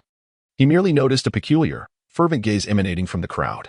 As he mentally sifted through his thoughts, he discerned the identity of the owner of that strange gaze. He held no prejudice against this Chinese individual. Thus, he offered a slight nod to Xiang Yuan before subtly shifting his position to evade his gaze. Xiang Yuan nodded in acknowledgement, a gesture of reciprocity, before departing from the scene. The wool had been secured. This joint trial training could undoubtedly be deemed a fruitful endeavor. Following a cacophony of excitement, the official proceedings of the joint trial training commenced. All the players gathered together, and in accordance with the drawn numbers, they began the evaluations. One event at a time. The official personnel of the joint trial, along with staff from various teams and members of the media, formed a substantial circle surrounding the training ground, initiating their assessment of the players' diverse capabilities. The sequence number drawn by Xiang Yuan was 21. The first player to undergo trials was named Blevin Knight, who was predicted to be the 17th pick in the ESPN draft rankings. The initial assessment naturally focused on fundamental metrics such as height and weight. Blevin Knight is indeed a remarkable talent, standing at a modest height of 1.78 meters and weighing 78 kilograms. Such proportions, astonishingly, can secure a high ranking, indicating that he must possess extraordinary skills in other areas. Indeed, his offensive and organizational capabilities were impeccable. The combined comprised 10 evaluations. The second assessment was the vertical leap from a standing position.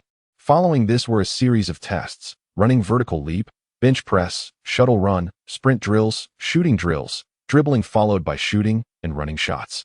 Ultimately, based on the circumstances, they proceeded to the trial scrimmage. Before long, each assessment was completed, and approximately 10 minutes later, Blevin Knight's trial concluded. The staff present meticulously recorded his performance data, which was then displayed on the large screen at the trial venue via computer. The screen showcased the names of all participants alongside their respective test results, revealing that, apart from height and weight, the remaining trial data was ranked. The atmosphere in the venue began to thicken with tension. Next, there was little to say, as each participant took turns repeating all the trial assessments. Duncan drew the number 14. When Duncan stepped onto the court, all eyes widened in anticipation, eager not to miss the performance metrics of this nationally renowned first overall pick. However, when the results were revealed, a profound silence enveloped the crowd. Barefoot. He measured 211 centimeters in height, weighed 113 kilograms, and boasted an astonishing wingspan of 2.27 meters, with a standing vertical leap of 2.88 meters, a vertical jump of 76 centimeters, and a running vertical leap of 2.99 meters. Although his shuttle run and sprint data were not particularly jaw-dropping, they remained within acceptable limits. During the shooting drills, he stunned everyone with his remarkable shooting consistency and accuracy, leaving jaws dropped throughout the venue. One could only marvel at the undeniable prowess of the recognized number 1 pick. After Duncan's test, the subsequent rookie players fell into a state of despondency. The staff present also seemed to lack enthusiasm. After all, it is far easier to transition from modesty to extravagance than the reverse. Thus, the trials proceeded smoothly. Soon, it was Xiang Yuan's turn. He took a deep breath and stepped onto the testing ground. This time, he refrained from utilizing any character cards. Firstly, with his current physical attributes and an overall rating of 70, he was already sufficiently equipped to compete in the NBA, even among a group of extraordinarily gifted players. Secondly, for Xiang Yuan at this moment, Substantial improvement could only be achieved by employing S-grade or higher character cards. Ordinary A and B-grade cards would yield minimal enhancement, and C-grade cards were utterly ineffective. Currently, he possessed only one A-grade card. He decided to reserve his points for critical moments to draw from the advanced card pool or exchange them for special reward opportunities. Therefore, he resolved to rely solely on his innate abilities for this test. After measuring his height and weight, Xiang Yuan was pleasantly surprised to discover that he had grown taller. Now standing at 2.04 meters. This was indeed an unexpected delight. Observing this result, the team staff began to murmur among themselves, intrigued by the development. After all, Xiang Yuan's previous height was 2.03 meters, and this additional centimeter indicated that he possessed even greater potential. Once the height and weight measurements were completed, Xiang Yuan positioned himself in front of the vertical jump test area. As the only individual of Asian descent in the venue, his testing drew considerable attention. Many began to whisper among themselves, predominantly expressing skepticism. Can he succeed? An Asian player? I've heard that their physical attributes are not particularly strong. He actually predicted a 12th pick. That's quite ludicrous. It must be the media's influence. Perhaps he has bribed them. Just wait.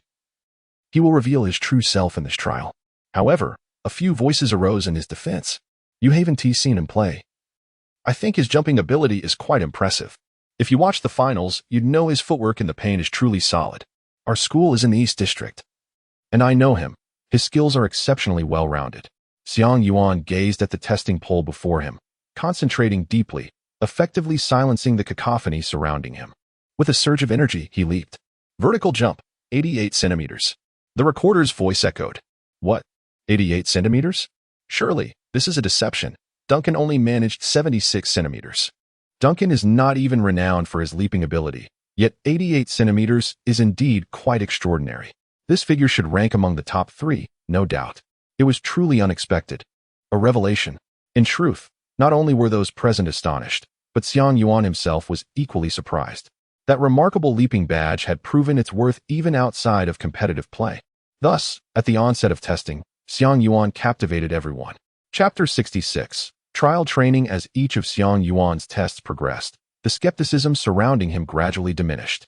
The reason was clear. His performance was undeniably impressive. Skill is the most effective means to dispel doubt. In events such as the approach jump, bench press, shuttle run, baseline training, and sprints, Xiang Yuan consistently delivered results above the standard. During subsequent shooting drills, his accuracy was remarkably high, particularly from the 45-degree angle. With Duncan's signature technique enhancing his performance, Xiang Yuan's shooting accuracy from this position exceeded his usual rate by more than 10%. As for three-pointers, while the era was beginning to appreciate the significance of the long-range shot, it had not yet reached its full renown. However, Xiang Yuan had been reborn from 2023, an era when the three-pointer had become the most crucial offensive strategy in basketball. Xiang Yuan was acutely aware of the profound impact that a three-point shot could have on the trajectory of a game. Consequently, during his training sessions, he often engaged in additional practice, frequently shooting three-pointers after completing his regular drills. In the absence of defenders, he could successfully sink over 70 out of 100 attempts. And on days when his rhythm was particularly sublime, he could surpass 80. It is worth noting that in a previous life, the legendary sharpshooter Stephen Curry, who transformed the entire landscape of the league with his three-point prowess, managed to achieve a mere 90 successful shots out of the same 100 attempts. Thus, during this trial, Xiang Yuan's three-point shooting once again astonished everyone present. Although he occasionally attempted three-pointers during NCAA games, no one anticipated that Xiang Yuan, who primarily played as a center, possessed such extraordinary shooting skills. With accuracy of this caliber, he ought to play as a shooting guard, akin to Reggie Miller. However, one could argue that a small forward position would be more fitting, given his height and similarities to Bod. A power forward role could also be advantageous, as it would create space on the court. But wouldn't a center position be even more suitable? What position should he truly occupy? Many staff members from various teams expressed their astonishment, unsure of how to communicate their findings to their respective team leaders upon returning. Nevertheless, the necessity of reporting remained, as Xiang Yuan's talents were undeniably remarkable. As for the dilemma of how to utilize him effectively should he be drafted, that was a conundrum for the coaches to ponder. 2 hours later, the trial's testing phase concluded, and the final rankings were announced. Xiang Yuan has consistently ranked at the forefront of several projects. Notably, his achievements in vertical leap and three-point shooting stand out, with him securing the third and first positions, respectively. Today's evaluation session has come to a close. However, the overarching joint trial continues. Following the completion of the test events, the main highlight will be the competitive scrimmage. Given the exhaustive nature of today's assessments, the scrimmage has been scheduled for tomorrow. On the following day, the participating players reconvene at the venue. The cohort of over 40 aspiring athletes is divided into two large groups, each comprising approximately 20 individuals. Subsequently, these groups are further segmented into two teams of around 10 players each, who will engage in the competitive match. The starting lineup is composed of those predicted to rank higher and who have previously excelled in the assessments, while the remainder serve as substitutes. However, the distinction between starters and substitutes is minimal. To ensure a thorough evaluation of each athlete's abilities and characteristics, the playing time for every participant is kept relatively equal. Xiang Yuan was assigned to the second group, taking the role of the starting small forward. The rationale behind placing him in this position lies in the fact that such trial matches impose minimal requirements regarding positional play. Furthermore, his height undoubtedly contributed to this decision. In the NCAA team, Xiang Yuan stood as the tallest player, naturally assuming the role of center. However, upon arriving here, he found himself surrounded by numerous players who towered over him, many of whom also played the center position, relegating Xiang Yuan to a more reserved role. This scenario mirrors the experience of students preparing for the college entrance examination in China. Before the exams, one might be regarded as an exceptional student, ranking among the top in their grade, brimming with confidence and standing out among peers. Yet, upon entering a prestigious university, one soon discovers a plethora of academic prodigies from across the nation, rendering their previous advantages utterly inconsequential. This is the sentiment that envelopes him. Within this team, the starting center is Tony Batty, who measures 2'11" meters in height and weighs 104 kilograms, hailing from Texas Tech University. The starting power forward is Keith Van Horn, standing at 2'08" meters from the University of Utah. Xiang Yuan serves as a small forward, while the shooting guard position is occupied by the 1'98" tall Anthony Parker from Bradley University. The point guard role is filled by the first trialist, Levin Knight. The bench players include Chris Anstey, Jason Lawson, John Thomas, John Taylor, and Gerard Hornicart. Opposing Xiang Yuan's team is a squad led by Tim Duncan and Chauncey Billups, complemented by several projected late-round players. It is quite remarkable to be facing Duncan in a scrimmage so soon. Xiang Yuan was filled with excitement. He recognized that he was not yet a rival to Duncan. However, he possessed a certain confidence. Duncan could not utterly overpower him.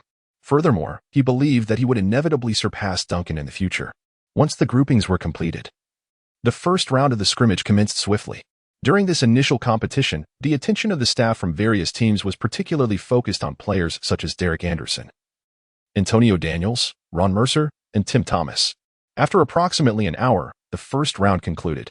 In this scrimmage, Tim Thomas delivered an impressive performance, accumulating 20 points, 3 rebounds, and 3 assists. Derek Anderson contributed 18 points, while Ron Mercer added 15 points and 5 assists. Additionally, a player named Danny Fortson stood out remarkably, achieving 19 points, 5 rebounds, and 4 assists during the match. Danny Fortson was projected to be drafted at the 21st position, but it was anticipated that his ranking would significantly rise following this combine. This exemplifies the substantial impact of the combine. After the conclusion of the first round, the second round of the scrimmage began. Xiang Yuan, accompanied by his temporary teammates, stepped onto the court. Upon gazing at Duncan across the way, a fervent battle spirit ignited within him. To exploit an opportunity, one must seize it where it lies. Otherwise, what merit is there in the endeavor? Just yesterday, he had emulated the renowned skills of the somewhat hapless Duncan. Today, he intended to leverage Duncan's immense fame to demonstrate to the scouts of various teams that selecting him, Xiang Yuan, with their draft pick would be a decision they would never regret. As the match commenced, this trial confrontation revealed everyone's underlying ambitions. Each individual aspired to showcase their abilities during this fleeting opportunity. Thus, within the arena, all were deemed equal, devoid of a central figure. Even Duncan found himself relegated to the periphery, as his teammates hesitated to pass him the ball. They seemed to understand that once the ball reached Duncan's hands, the likelihood of that possession concluding was exceedingly high. In Xiang Yuan's case, it is quite similar. No one is inclined to pass the ball to an unfamiliar individual of Asian descent. Xiang Yuan sensed the overwhelming malice emanating from the Oreos. With no choice left, he resolved to strive for opportunities on his own. Consequently, the on-site staff witnessed a more industrious Xiang Yuan, exhibiting fervent defense, tenacious rebounding, adept offensive maneuvers in the paint, and precise shooting from the perimeter, including three-point attempts. In a mere 20 minutes of court time, he endeavored to showcase his abilities to the fullest. Notably, his impeccable 45-degree bank shot stunned Dang Dandai, evoking a reflection of his own prowess. Duncan found it hard to believe that players with such solid fundamentals still existed in this world. Throughout the training match, Xiang Yuan amassed impressive stats: 17 points, 7 rebounds, 3 assists, and 2 blocks. He could sense the gaze of scouts from various teams intensifying with interest. Following this day, his projected draft position was certain to rise once more. Chapter 67. A storm is brewing a few days after the joint tryouts. ESPN once again updated its draft prediction rankings. The top 3 remained unchanged, while significant fluctuations occurred in the subsequent positions. Tim Thomas surged to 4th place, while the rankings from 7th to 10th underwent a reshuffling.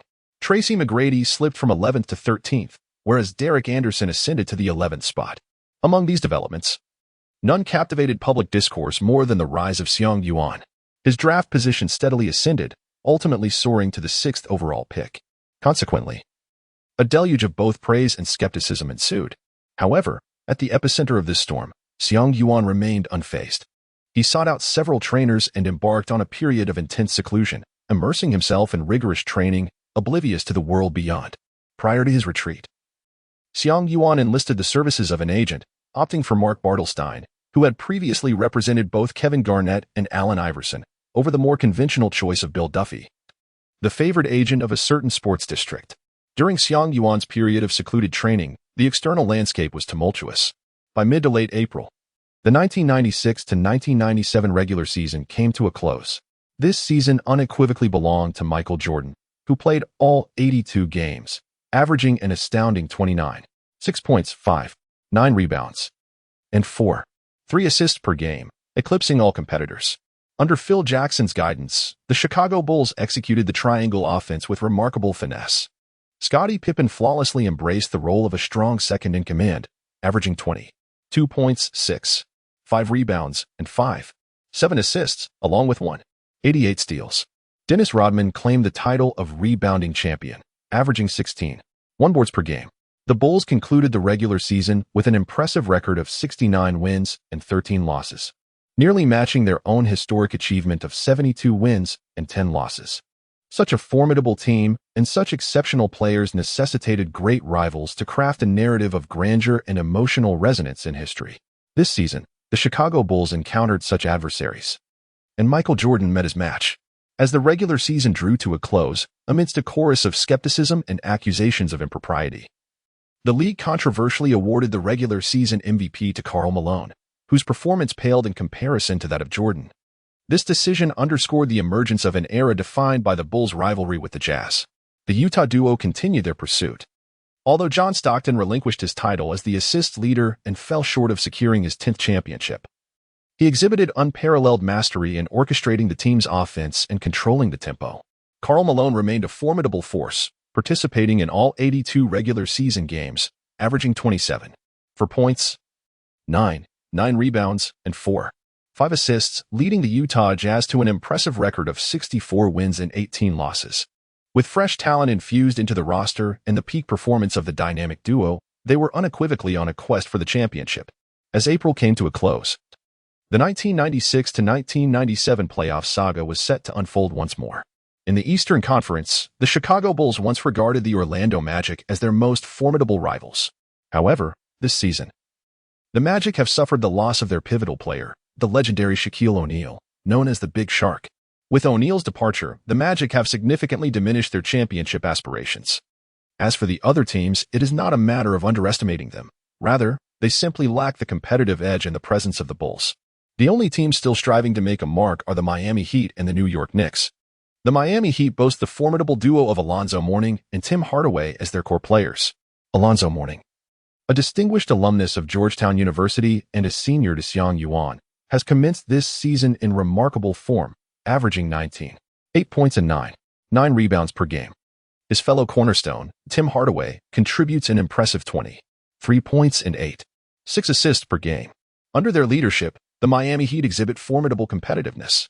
Conversely, the New York Knicks boast a dynamic duo in Patrick Ewing and Allen Houston, complemented by the formidable talents of John Starks and Larry Johnson, rendering them equally competitive.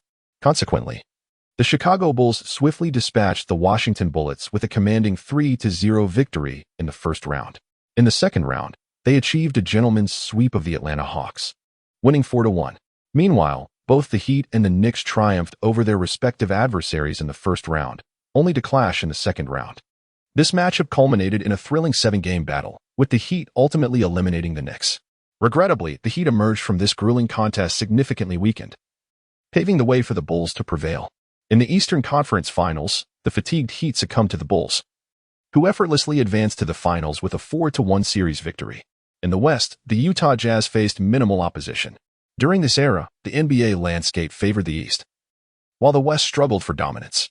Even the Los Angeles Clippers, lacking star power and with their highest scorer averaging a mere 15.0 points, managed to reach the playoffs, underscoring the weakness of the Western teams. However, with Shaquille O'Neal joining the West, he guided the Los Angeles Lakers to a commendable fourth-place finish in the regular season, securing their playoff berth.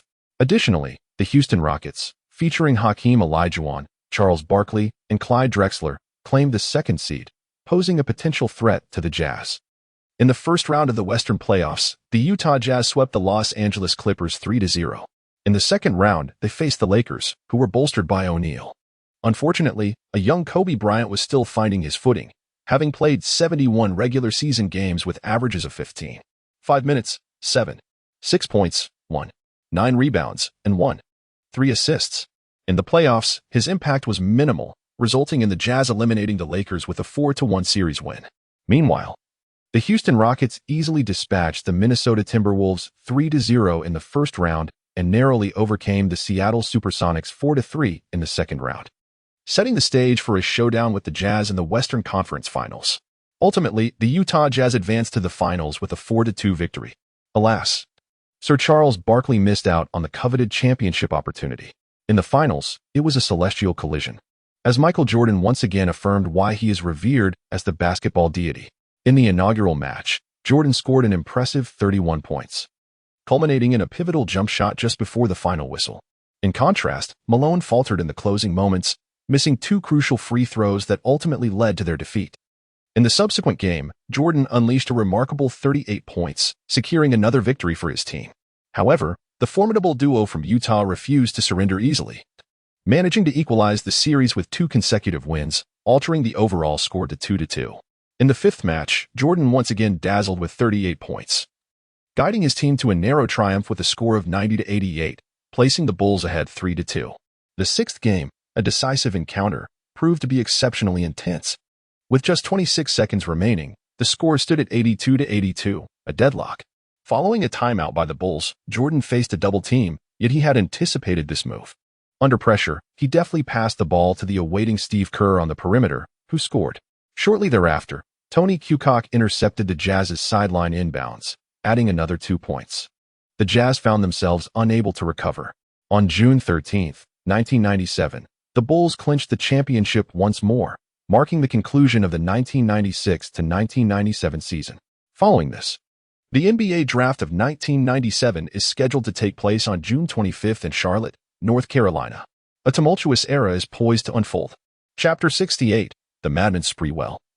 Just days before the draft commences, Xiang Yuan has finally concluded his training. It must be noted that a professional trainer truly embodies expertise. The diverse training regimens were meticulously organized and remarkably reasonable, virtually eliminating the risk of injury. Consequently, during this period, Xiang Yuan experienced a comprehensive enhancement in his skills, fundamental techniques, strength, stamina, shooting, rhythm, dribbling, passing, and layups.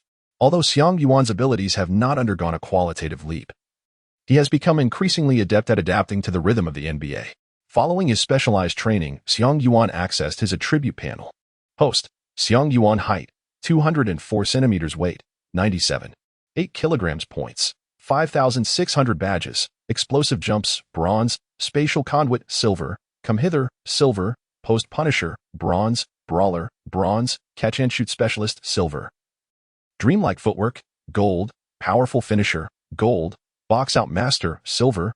First pass maestro, bronze. Special skill, 45 bank shot roll card, 12 ability evaluation, offense 78, defense 77, playmaking 74, athleticism 80, finishing 78, basketball IQ 72, aesthetic appeal 63, leadership 62, attributes slightly abridged, overall rating 73. This overall rating suggests that, within the NBA, he could be deemed a competent starting player. Xiang Yuan is filled with anticipation for the future. During this time, numerous teams have extended individual invitations for tryouts. Prior to the specialized training, Xiang Yuan informed his agent, Mark Bartstein, that he could arrange the tryout invitations at his discretion, but they must not exceed 5 teams. Furthermore, the tryouts were to be conducted only after the completion of his specialized training. Consequently, while Xiang Yuan was undergoing his training, Bartstein meticulously began selecting the teams for the tryouts. Firstly, Bartstein needed to ensure that these teams possessed appropriate draft positions, with a substantial likelihood of selecting Xiang Yuan. Otherwise, attending the tryouts would merely be a waste of time. Next, he filtered through the teams that could potentially draft Xiang Yuan, identifying those that would be conducive to his future development. Additionally, he needed to assess which teams could offer him a commendable contract. One must acknowledge that having an agent significantly conserves energy. If Xiang Yuan were to handle these matters alone, it would undoubtedly be an arduous task, as many aspects would be beyond his comprehension. Ultimately, after Xiang Yuan completed his specialized training, Bartstein presented him with the selected teams for the tryouts. The 5 teams included the Denver Nuggets, Boston Celtics, Golden State Warriors, Toronto Raptors, and Sacramento Kings. The Nuggets held the 5th pick, the Celtics the 6th, the Warriors the 8th, the Raptors the 9th, and the Kings the 11th. Each of these teams had a potential opportunity to draft Xiang Yuan and expressed a certain level of interest in him. Bartstein arranged for the 5 tryouts to take place over a span of 2 days. Following Bartstein's meticulously crafted itinerary, Xiang Yuan first visited the Golden State Warriors. The Warriors have had a tumultuous season, managing a disappointing record of 30 wins and 52 losses. Following the season, they parted ways with head coach Rick Adelman, and the upper management is contemplating a trade, intending to part with the talented Chris Mullin. Presently, they are in dire need of fresh talent. Among this year's rookies, they are particularly keen on Antonio Daniels and Ron Mercer, though with only the 8th pick at their disposal, the chances of securing either player are slim. Among the remaining options, they have expressed interest in Adonal Foyle. During the joint tryouts, they sent representatives, and as a result, Xiang Yuan's performance captured the Warriors' attention. They have now added another promising candidate to their list. Although Xiang Yuan's projected draft position is currently 6th, it is merely a prediction on draft day. The situation is unlikely to change significantly for the top 3 picks, making it exceedingly difficult to foresee the outcomes for the others. Who knows if Xiang Yuan might fall to them? Moreover, the Chinese community in Golden State is quite substantial, and fans are more inclined to embrace Xiang Yuan. Coupled with the burgeoning market in China, the Golden State Warriors were eager to invite Xiang Yuan for a trial. They had no reason to refrain from doing so. On the day of the trial, the general manager, assistant coaches, and key players of the Warriors were present. The content of the team trial differed significantly from that of the joint trials. Beyond the fundamental exercises, the team trial involved their own players closely evaluating the skills of the newcomers, offering a more intimate and thorough assessment of their abilities. One pivotal aspect of the trial was the high-intensity shooting drills. High-intensity shooting training entails exhausting the athlete's physical stamina through various running and strength exercises before proceeding to shoot. Under such fatigued conditions, shooting accuracy tends to decline. This scenario serves as an authentic test of a player's true shooting capabilities. Fortunately, Xiang Yuan had undergone similar training numerous times during his specialized training sessions. During his first attempt, his shooting percentage was dismal, evoking memories of his earlier days when he was still engaged in systematic activation tasks. Thankfully, after extensive training, Xiang Yuan made significant strides in this particular area. Following the foundational trials, the Warriors were quite pleased with Xiang Yuan's performance. Next, the team as players would assess him through one-on-one matchups. Typically, these matchups involve a head-to-head challenge. The player facing Xiang Yuan was none other than Latrell Sprewell, known to fans as the Maniac. At this juncture, the infamous choking incident in NBA history had yet to unfold, and Sprewell's reputation remained untarnished. During this season, he averaged 24, 2 points, 6, 3 assists, and 4, 6 rebounds, establishing himself as a prominent shooting guard in the NBA, renowned for his exceptional offensive and defensive skills. Typically, Core players of such caliber are reluctant to partake in these trials, viewing them merely as opportunities to scrutinize rookies, which they often find uninteresting. However, Sprewell's character inclined him to relish such occasions. Despite his formidable prowess, he derived great enjoyment from dominating inexperienced players, relishing the thrill of overwhelming the newcomers. Thus, he volunteered to participate. Xiang Yuan and Sprewell took their positions on the court. Sprewell initiated the confrontation, saying, "Kid, let me show you the brutal reality of the NBA. So you won't end up in tears later. We'll play one-on-one to 21 points. If I allow you to score more than 5 points, I will consider myself defeated. What do you say?" Xiang Yuan, this fellow is truly audacious. However, one must concede that Sprewell's prowess is undeniable. An all-star player. One-time NBA first-team selection. One-time NBA second-team all-defensive selection. For an ordinary rookie, it is exceedingly challenging to engage with him, except for top-tier draft picks like Duncan, who possess exceptional strength. Alas, Xiang Yuan is no ordinary rookie. Chapter 69, Relentless Pursuit. The tryouts with the Golden State Warriors have concluded. Xiang Yuan did not emerge victorious. However, this defeat does not imply that he failed to score even 5 points. Armed with skills acquired from Duncan, combined with his delicate techniques in the paint, it was impossible for Sprewell to completely neutralize him, regardless of his defensive prowess. In this one-on-one match, played to 21 points, Xiang Yuan managed to secure 14 points. By the time Xiang Yuan reached his 4th point, Sprewell had already acknowledged his talent, retracting his earlier bravado. After all, he was merely boastful. He demonstrated a certain awareness of the situation. Since he could not limit Xiang Yuan to below 5 points, he accepted the reality. The exchange of points continued between them. Yet ultimately, Sprewell claimed victory. This duel allowed Sprewell to gain a clear understanding of Xiang Yuan's abilities, which also caught the attention of the Warriors' management, who were thrilled at the prospect of having discovered a gem. At the same time, they were deeply concerned with their 8th overall pick. It seemed exceedingly difficult to select Xiang Yuan. The question of trading up for a higher draft position lingered in the minds of the upper management, refusing to dissipate. Regardless of the Warriors' sentiments, the implications were profound. Xiang Yuan hurriedly made his way to Sacramento, employing the same approach as before. Moreover, the Kings were even more ruthless. Xiang Yuan engaged in one-on-one matches with 3 players from the Kings team. The first match was against Billy Owens. Xiang Yuan narrowly triumphed. In the second match, Corliss Williams. Xiang Yuan narrowly lost. In the third match, Mickey Richmond. Xiang Yuan suffered defeat. After 3 intense one-on-one matches, he was utterly exhausted. Fortunately, the outcome proved to be quite favorable. The Kings directly approached Xiang Yuan, inquiring whether he would consider coming to Sacramento, promising him the most prestigious rookie contract. Under the guidance of his agent, Xiang Yuan refrained from providing a definitive answer. To be frank, he found Sacramento to be quite appealing.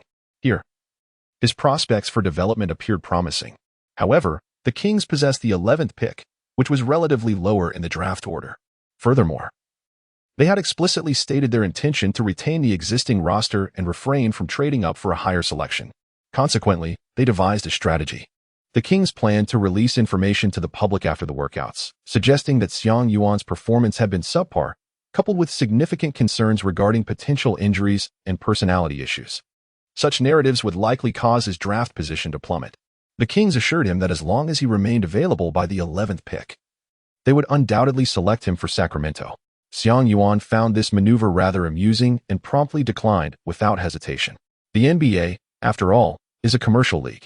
In a previous life, Xiang Yuan had encountered numerous tales of treachery and deception within the NBA. Promises? Loyalty? Nonsense. Such clandestine operations leave no evidence behind. What if the Kings refused to acknowledge their commitments? In that scenario, Xiang Yuan could only watch helplessly as his draft stock plummeted, with no solace to be found. After concluding his trial with the Kings, Xiang Yuan flew directly to Denver. Upon arrival, the hour was late. However, even at such a late hour, the Denver Nuggets did not postpone his trial to the following day. This gesture moved Xiang Yuan deeply, leading him to believe that the Nuggets held him in high regard. Considering that the Nuggets possessed the 5th overall pick, he felt that this high-altitude city might indeed be a viable option.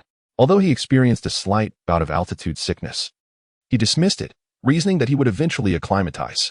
Yet, the reality was far from Xiang Yuan's expectations. The Nuggets had not postponed his trial due to their lack of interest. Rather, it stemmed from the fact that they had already evaluated Tony Batty before him. Consequently, The Nuggets executives had decisively concluded that if Batty remained available beyond the top 4 picks, he would be their selection. Naturally, if any of Keith Van Horn, Chauncey Billups, or Antonio Daniels fell to the 5th pick, they would abandon Batty without hesitation in favor of another prospect. However, such a scenario was exceedingly unlikely. Hence, the Nuggets had essentially reserved their choice for Tony Batty, rendering Xiang Yuan's trial a mere formality. During the trial, most of the Nuggets' upper management had already departed, leaving only a rather peripheral assistant coach to oversee the proceedings. The main roster players had vanished entirely, and those who remained were listless, hastily going through the motions. The trial training that Xiang Yuan experienced was characterized by a rather unsatisfactory treatment. During the trial, even the final one-on-one session was omitted.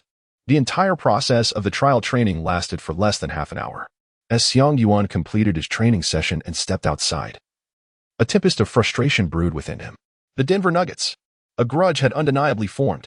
That very evening, Xiang Yuan decided to check out of his hotel and refrain from lingering in Denver. He boarded a flight that traversed the night and headed directly to Boston.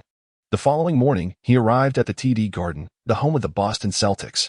The Celtics held Xiang Yuan in considerable regard, a sentiment largely influenced by their newly appointed head coach, who also served as the team's general manager, executive president, and chairman, Rick Pitino.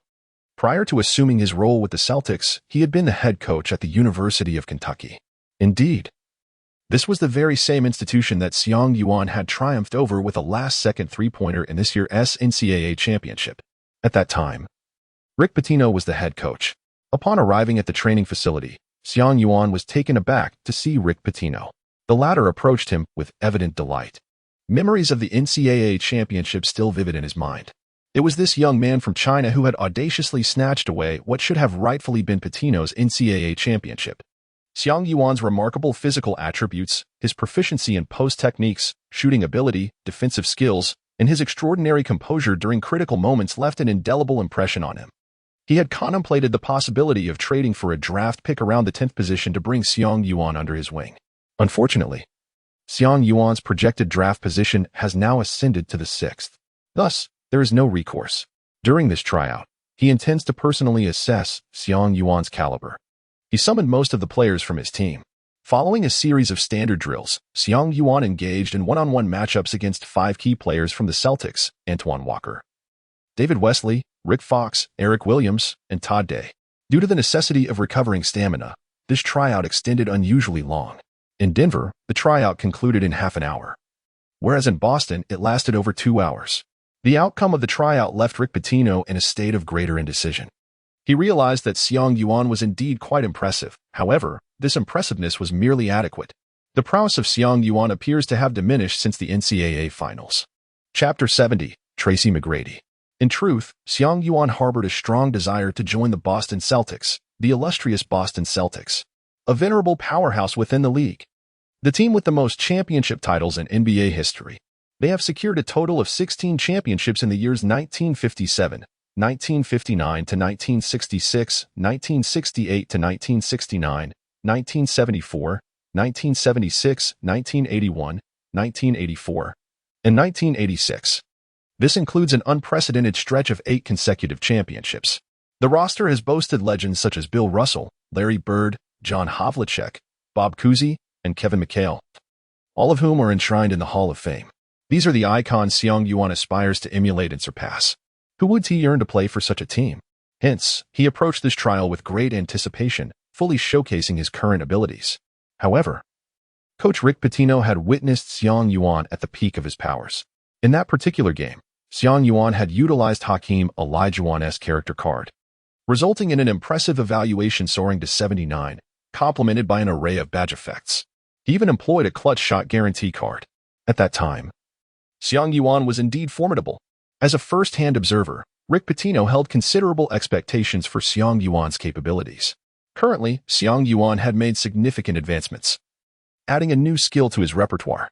Yet, compared to that earlier game, there remained a noticeable disparity in his strength, although this gap would gradually close.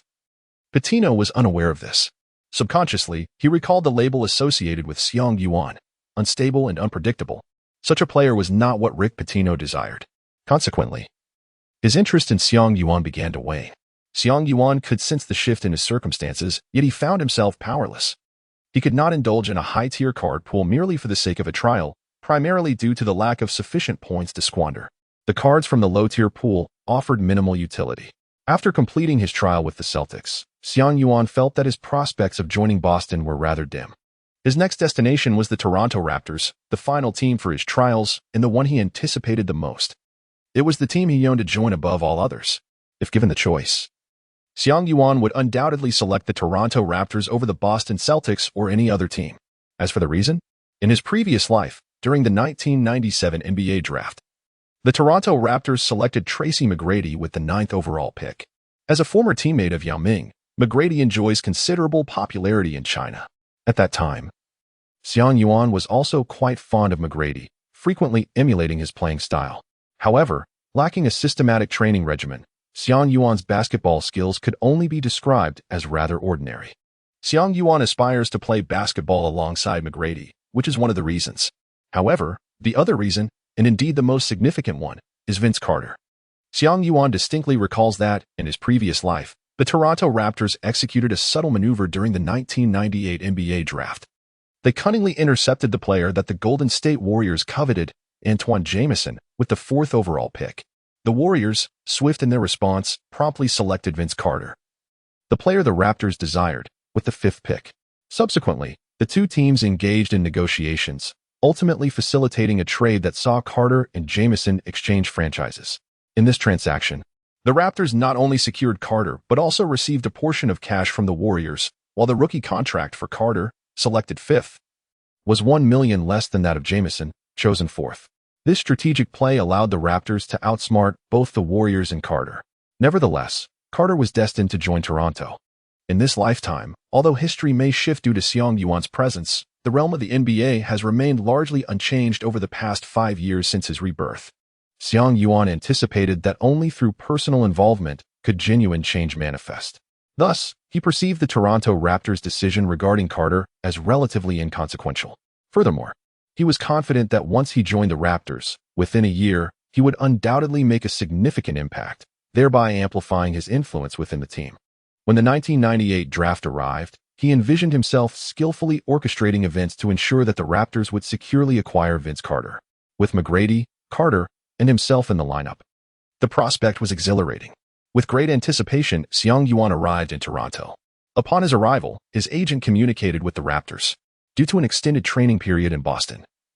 Coupled with the lengthy flight, Xiang Yuan found himself exhausted and unfit for the trial scheduled that day. The Raptors concurred with this assessment.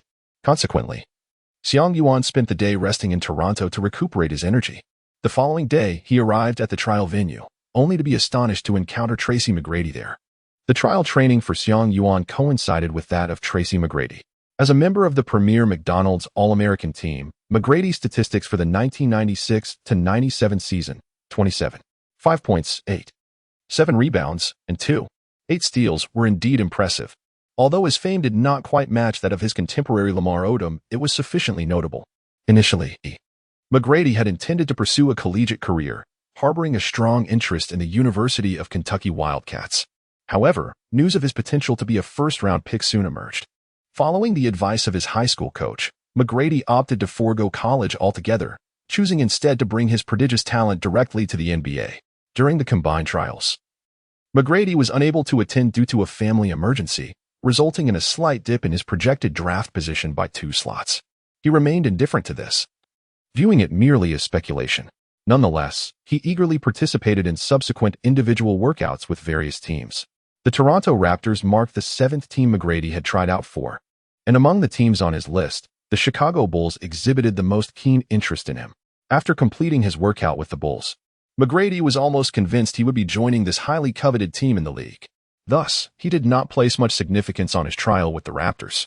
However, Xiang Yuan was acutely aware that, according to the course of history, McGrady would not be joining the Chicago Bulls. In a previous life, mere hours before the 1997 draft, Bulls general manager Jerry Krause was in discussions with the Vancouver Grizzlies, proposing to trade Scottie Pippen as the primary asset to acquire the 4th pick to select McGrady. Just hours before the draft, Michael Jordan declared that he would retire on the spot if the team traded Pippen, effectively extinguishing any hopes of McGrady joining the Bulls. Unbeknownst to McGrady at this moment, his destiny was destined to intertwine with that of Toronto.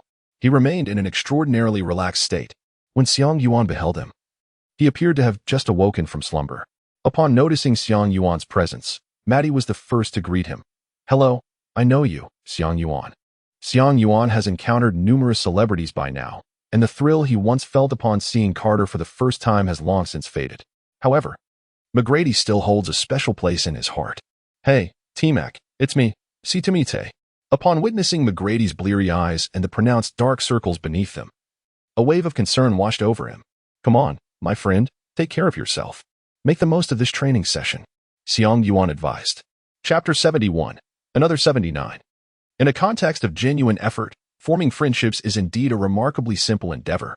Xiang Yuan is quite dedicated, and coupled with McGrady's amiable nature, the two quickly became acquainted shortly after their first meeting. "Xiang, what do you mean by work hard?"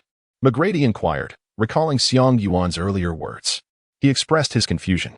"Oh, I mean you should take this trial seriously," Xiang Yuan clarified. "Ah, I see." McGrady rubbed his eyes and quietly confided to Xiang Yuan. "But I am heading to the Chicago Bulls. This trial is merely a formality." Xiang Yuan mused. This McGrady is quite innocent. However, he quickly came to terms with it. After all, McGrady is merely a high school student at this stage of his life. A certain degree of naivety is to be expected. It is indeed a positive trait. Acknowledging this, Xiang Yuan felt compelled to take on the responsibility. He resolved to give McGrady a proverbial warning, to enlighten him on the folly of placing all his hopes in a single, unreliable venture. Just as he pondered how best to convey this message, a question abruptly surfaced in his mind. If the Raptors were to select McGrady with their draft pick, what would they use to choose him? Xiang Yuan had previously overlooked this issue entirely, which left him feeling quite distressed. Upon this realization, he halted the words that were about to escape his lips. Firstly, the two were now in a competitive relationship. If McGrady were to be selected by the Raptors, he would lose his chance to join the team, which would, in all likelihood, mean forfeiting the opportunity to reunite with Carter next year. In the choice between McGrady and Carter, Xiang Yuan would undoubtedly favor Carter. The aspiration of having the three of them on the same team could only be realized if he could persuade the Raptors to find a way to trade for a higher draft pick this year. Secondly, he simply could not fathom how to initiate the conversation. It would be absurd to tell McGrady that he was already aware of Jordan's actions that would unfold in a few days. McGrady would likely regard him as a fool. Xiang Yuan pondered for a moment. After all, McGrady's talent could never be overlooked. Let him take the lead then. Xiang Yuan's current endeavor is to excel in this trial training. The session commenced swiftly, with Tracy McGrady being the first to take the stage. Despite the dark circles under his eyes, McGrady navigated through the drills with ease. It was evident that he was not exerting his utmost effort, nonetheless. His performance during the trial was commendable. Such is the nature of innate talent. At this juncture, McGrady's personality still exhibited a degree of immaturity, as he often approached various matters with a lack of diligence, including his training attitude and playing condition. Some even questioned his professional integrity. In his previous life, it was not until his second season in the league that McGrady began to acclimate to the rhythm of a professional athlete's lifestyle, channeling his energy into regular training, which ultimately allowed him to truly showcase his abilities. One might say that the current McGrady is merely a budding blossom, yet to reach full bloom. Otherwise, would NBA scouts, coaches, and managers be oblivious to his potential, allowing him to slip to the 9th pick? The trial for McGrady concluded swiftly. Observing the expressions on the faces of the Raptors' upper management, Xiang Yuan surmised that their thoughts mirrored those of Rick Pitino after witnessing Xiang Yuan's trial the previous day. Quite impressive, but merely satisfactory.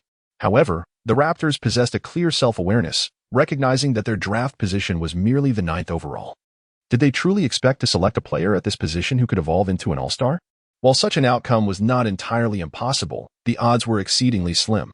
In their estimation, this 2-3-meter-tall high school player, despite his commendable physical gifts, lacked a diverse array of reliable offensive techniques aside from his incisive drives, displayed a mediocre defensive attitude, and was heavily reliant on ball possession. Such attributes did not seem to align with those of a prospective all-star. The Toronto Raptors had only recently joined the NBA, having been established in the 1995 to 1996 season, resulting in a workforce that was still quite inexperienced and lacking in astute judgment. Comparatively, Jerry West of the Los Angeles Lakers far surpassed them in insight. Last year, this emblematic figure, upon witnessing Kobe Bryant's trial, resolutely persuaded Lakers owner Jerry Buss to trade the star center Vlade Divac to acquire the 13th pick from the Hornets, thereby bringing Kobe to Los Angeles. This maneuver has since been heralded as legendary among countless fans. This year, he was poised to make another bold move. A few days ago, after witnessing Tracy McGrady's workout, he deemed McGrady to possess immense star potential. Consequently, he approached Lakers owner Jerry Buss once more, proposing the all-star small forward Eddie Jones as the primary asset to facilitate a trade with the team fortunate enough to draft McGrady. The Lakers had no first-round pick at the time in order to acquire him. Just imagine, McGrady, Kobe, and Shaquille O'Neal all on the same team. It would have been sheer madness. Regrettably, this trade was vetoed by owner Buss. The Lakers had executed a similar transaction the previous year, and this season, Buss was reluctant to repeat the process, primarily because he did not wish to invest excessive energy into nurturing another high school talent. One was already sufficient. Did they truly need another? As a result, this potential trade that could have forged a Lakers dynasty was abruptly thwarted. These events unequivocally underscored McGrady's prodigious gift. However, for Xiang Yuan, these matters held no significance. After McGrady's workout concluded, it was his turn. "Xiang, give it your all." As McGrady descended from the workout court, he seated himself and began to wipe the sweat from his brow with a towel, then loudly cheered for Xiang Yuan. McGrady felt no sense of rivalry between them. After all, he was destined for Chicago. Xiang Yuan turned back and gestured an OK sign to McGrady before making his way towards the trial area. Prior to the commencement of the trial, he accessed the system interface. Within the card pack of the system, there remained but a single character card. This was an A-level card, obtained through the free draw opportunity from the Novice Gift Pack prior to the NCAA Finals. A-level character card, Eddie Jones character synopsis, a first-round pick, 10th overall, in the 1994 NBA Draft, possessing a well-rounded skill set. Throughout his career, he averaged 14.8 points, 2.9 assists, 4.0 rebounds, and 1.7 steals per game, with his peak season showcasing averages of 21 points, 4.2 assists, 4.8 rebounds, and 2.7 steals. He is a three-time NBA All-Star. Badges, omitted. Special skills, none. Xiang Yuan pondered for a moment, grappling with his reservations. Despite the lingering feeling that utilizing an A-level card during the trial seemed somewhat extravagant, he ultimately resolved to proceed with it. There was no alternative. This was the only way to truly captivate the higher-ups of the Toronto Raptors, positioning himself as a prime candidate. It might even compel them to trade up for draft picks or emulate the Los Angeles Lakers' strategy to acquire him. Thus, Xiang Yuan decided to take the plunge. The inheritance degree of the Eddie Jones roll card had reached an impressive 82. With the enhancement from the character card, Xiang Yuan's overall rating has ascended once more to 79 points. Initially, when his overall rating was at 68, he utilized the Elijah character card, which elevated his rating to 79. Now, with his base rating already at 73, the application of this card has once again raised his overall rating to 79. Xiang Yuan once again felt a surge of power within him. Toronto Raptors, if you do not trade for the 4th or 5th pick to select me, it would be a disservice to my character card. With unwavering confidence, Xiang Yuan strode toward the training ground. Chapter 72. The Raptors discover a treasure. The tryout proceeded without any notable alterations. The same procedures were followed. Although the Raptors did not disregard this session as the Denver Nuggets had, they also did not place excessive emphasis on it. However, after Xiang Yuan's second trial event, the atmosphere began to shift. Standing vertical leap, 95 centimeters. Upon the revelation of this figure, the Raptors staff were left in disbelief. They recalled that during the joint tryout, Xiang Yuan's vertical leap was only 88 centimeters. Could it be that within such a brief span, Xiang Yuan's athletic prowess had significantly improved? What does a height of 95 centimeters signify? For comparison, the former NBA leaping champion Steve Francis achieved a vertical jump of 114 centimeters, while Michael Jordan reached 98 centimeters and Kobe Bryant 97 centimeters. It is evident that this jumping height is quite impressive. Following the standing vertical leap, Xiang Yuan proceeded to the running vertical leap, 108 centimeters. Then came the bench press, where he lifted an astounding 130 kilograms. The shuttle run, baseline shuttle training, and sprints all maintained an exceptionally high standard. In shooting drills, his accuracy was remarkable. Even under high-load shooting conditions, his success rate astonishingly exceeded 60. The Raptors staff blinked in astonishment. Were they truly evaluating a player of Duncan's caliber? Or perhaps Van Horn's? The Raptors personnel struggled to comprehend. Had Xiang Yuan not exerted his full potential during the joint tryout? Typically, one would display their complete capabilities in such a setting, unless. The Raptors staff began to whisper among themselves, deliberating this perplexing matter. Was it possible that he genuinely desired to join the Raptors? This seemed to be the only plausible explanation. It is indeed my first encounter with a naturally gifted player eager to join our team, one remarked. Yes, indeed. Most players of any merit go to great lengths to avoid our newly formed franchise, another added. Moreover, our location is rather remote, and few wish to endure the journey. The thoughts of the Chinese are truly inscrutable. Well then, let us proceed to one-on-one trials to assess his other abilities. Following a private discussion, the current head coach of the Raptors made arrangements. Walter Williams, you shall be the first to gauge his true potential. Walter Williams, the starting shooting guard and small forward for the Raptors, stands at a height of 2.03 meters and weighs 99 kilograms. This season, he averages 16. 4 points, 2.7 assists, and 5.0 rebounds, showcasing commendable strength. Upon hearing the coach's instructions, he donned his basketball uniform and stepped onto the training court. Let us begin. Observing Xiang Yuan's previous performance, Walter Williams refrained from uttering any unnecessary words. Very well, Xiang Yuan nodded. The one-on-one commenced, resulting in Xiang Yuan triumphing with a score of 21-17. The two players are of similar height, yet Xiang Yuan's proficiency in the post is evidently superior. In such one-on-one confrontations, mastery of interior techniques provides a significant advantage, as there are no teammates to set screens, pass, or facilitate drives. Therefore, the ability to execute solo offensive plays becomes crucial, especially in low-post scenarios. How does it feel? After stepping off the court, the Raptors head coach discreetly inquired. Quite impressive. Walter Williams acknowledged. His talent is formidable. However, his height is comparable to mine. And it appears there is little room for survival at the center position in the NBA unless he can play other roles. Walter Williams spoke candidly. Go take a rest. Marcus Camby, you're up. Marcus Camby, the Raptors' second overall pick from the previous year, averages 14. 8 points and 6.3 rebounds this season. He embodies the archetypal center, with a tall stature, long arms, exceptional leaping ability, and outstanding shot-blocking skills, positioning him as a player regarded as the future cornerstone of the team. Testing Xiang Yuan's capabilities against him is quite fitting. After yet another round of one-on-one, Xiang Yuan surprisingly suffered a defeat with a score of 19-21. This matchup left Camby drenched in cold sweat, as he did not anticipate Xiang Yuan posing a threat in such a contest. Camby's defensive prowess and shot-blocking abilities are particularly remarkable, granting him an advantage in one-on-one play. However, during their interior battle, Camby found himself momentarily bewildered by Xiang Yuan's moves. Typically, he managed to block only one of Xiang Yuan's attempts. Subsequently, Xiang Yuan's floater and bank shot proved to be remarkably accurate. Fortunately, Camby had already spent a year in the NBA, enhancing his skills and gaining invaluable experience. Otherwise, considering his performance from a year ago, he could have genuinely faced defeat at Xiang Yuan's hands. Once the one-on-one concluded, Camby turned back to give the coach a thumbs up, indicating his approval of Xiang Yuan's performance. The coach nodded, delight in his eyes growing ever brighter. It can be said that Xiang Yuan's trial was nothing short of explosive. How could it not be? That is an A-level character card.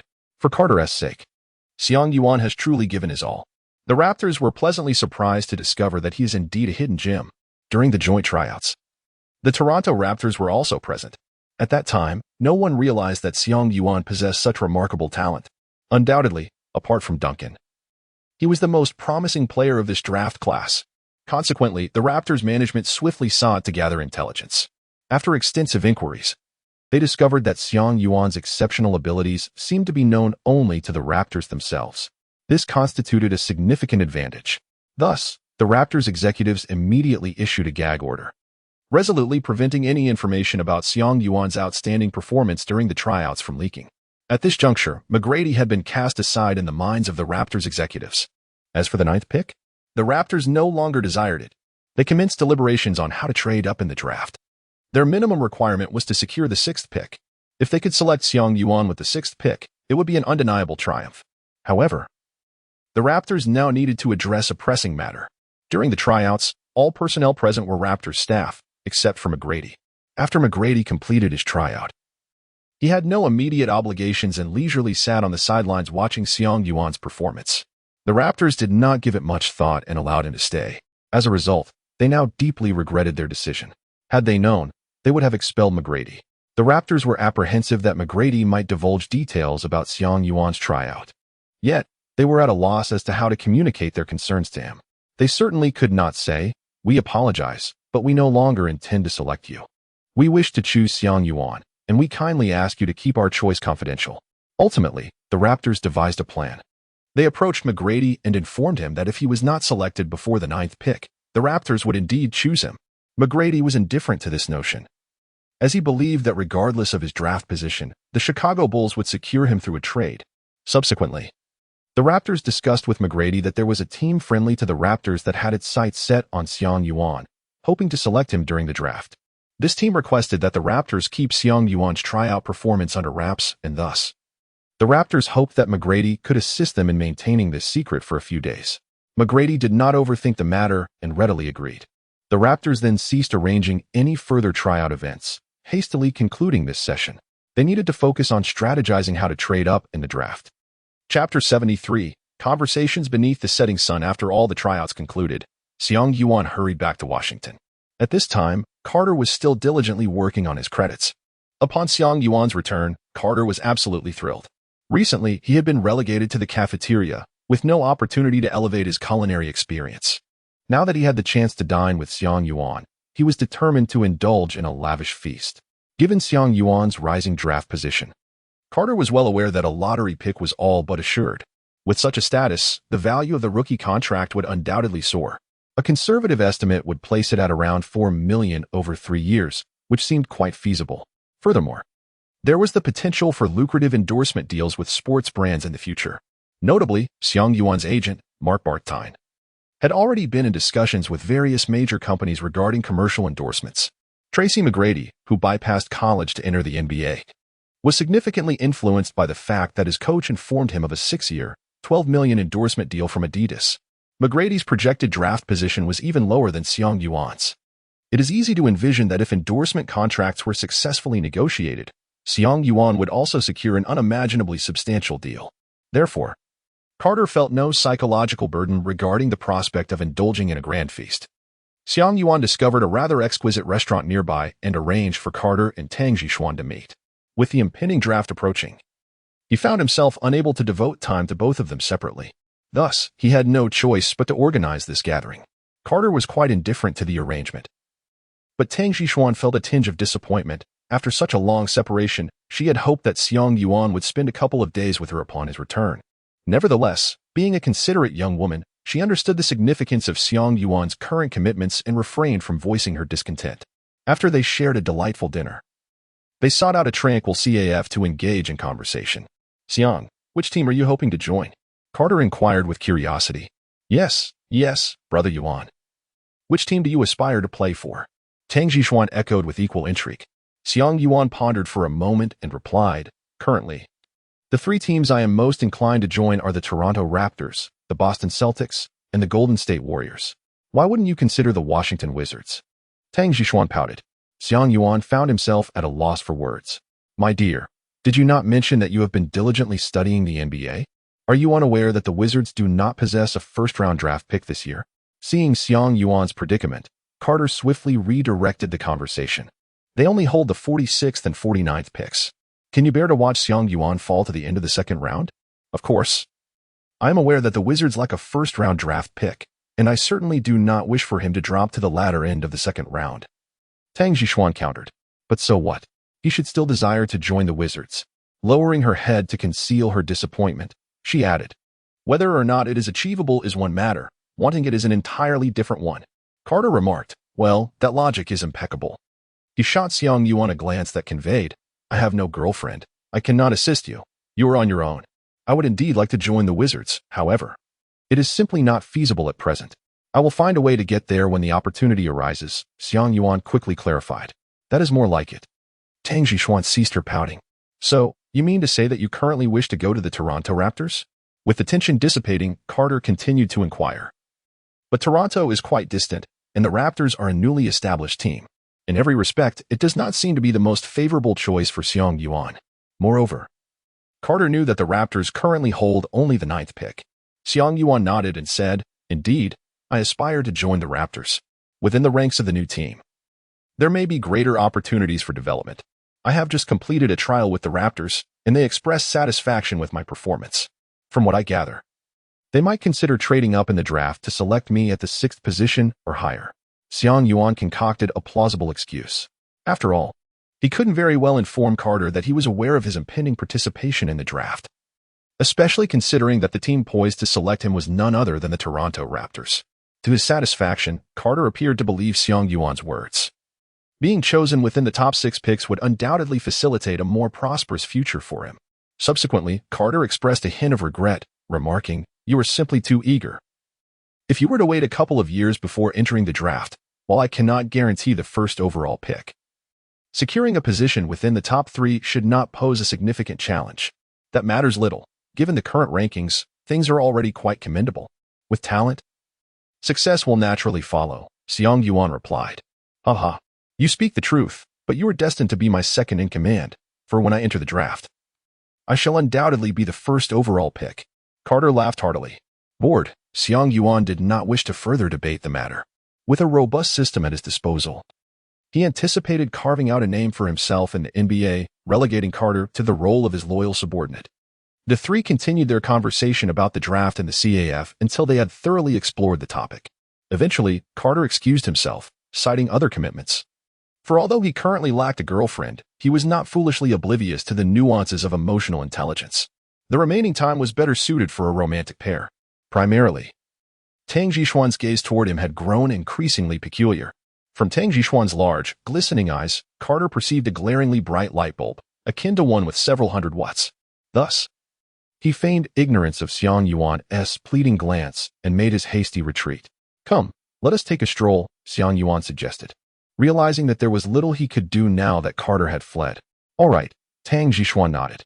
Upon exiting the CAF, twilight had begun to set in. The afterglow of the setting sun painted the layers of clouds in vibrant hues, while the warm orange light adorned the streets, rendering the entire avenue somewhat gentler in appearance. The shadows of Xiang Yuan and Tang Jixuan, one tall and the other short, meandered along the narrow path. "Brother Yuan, ever since you joined the NBA, have you found no time to return?"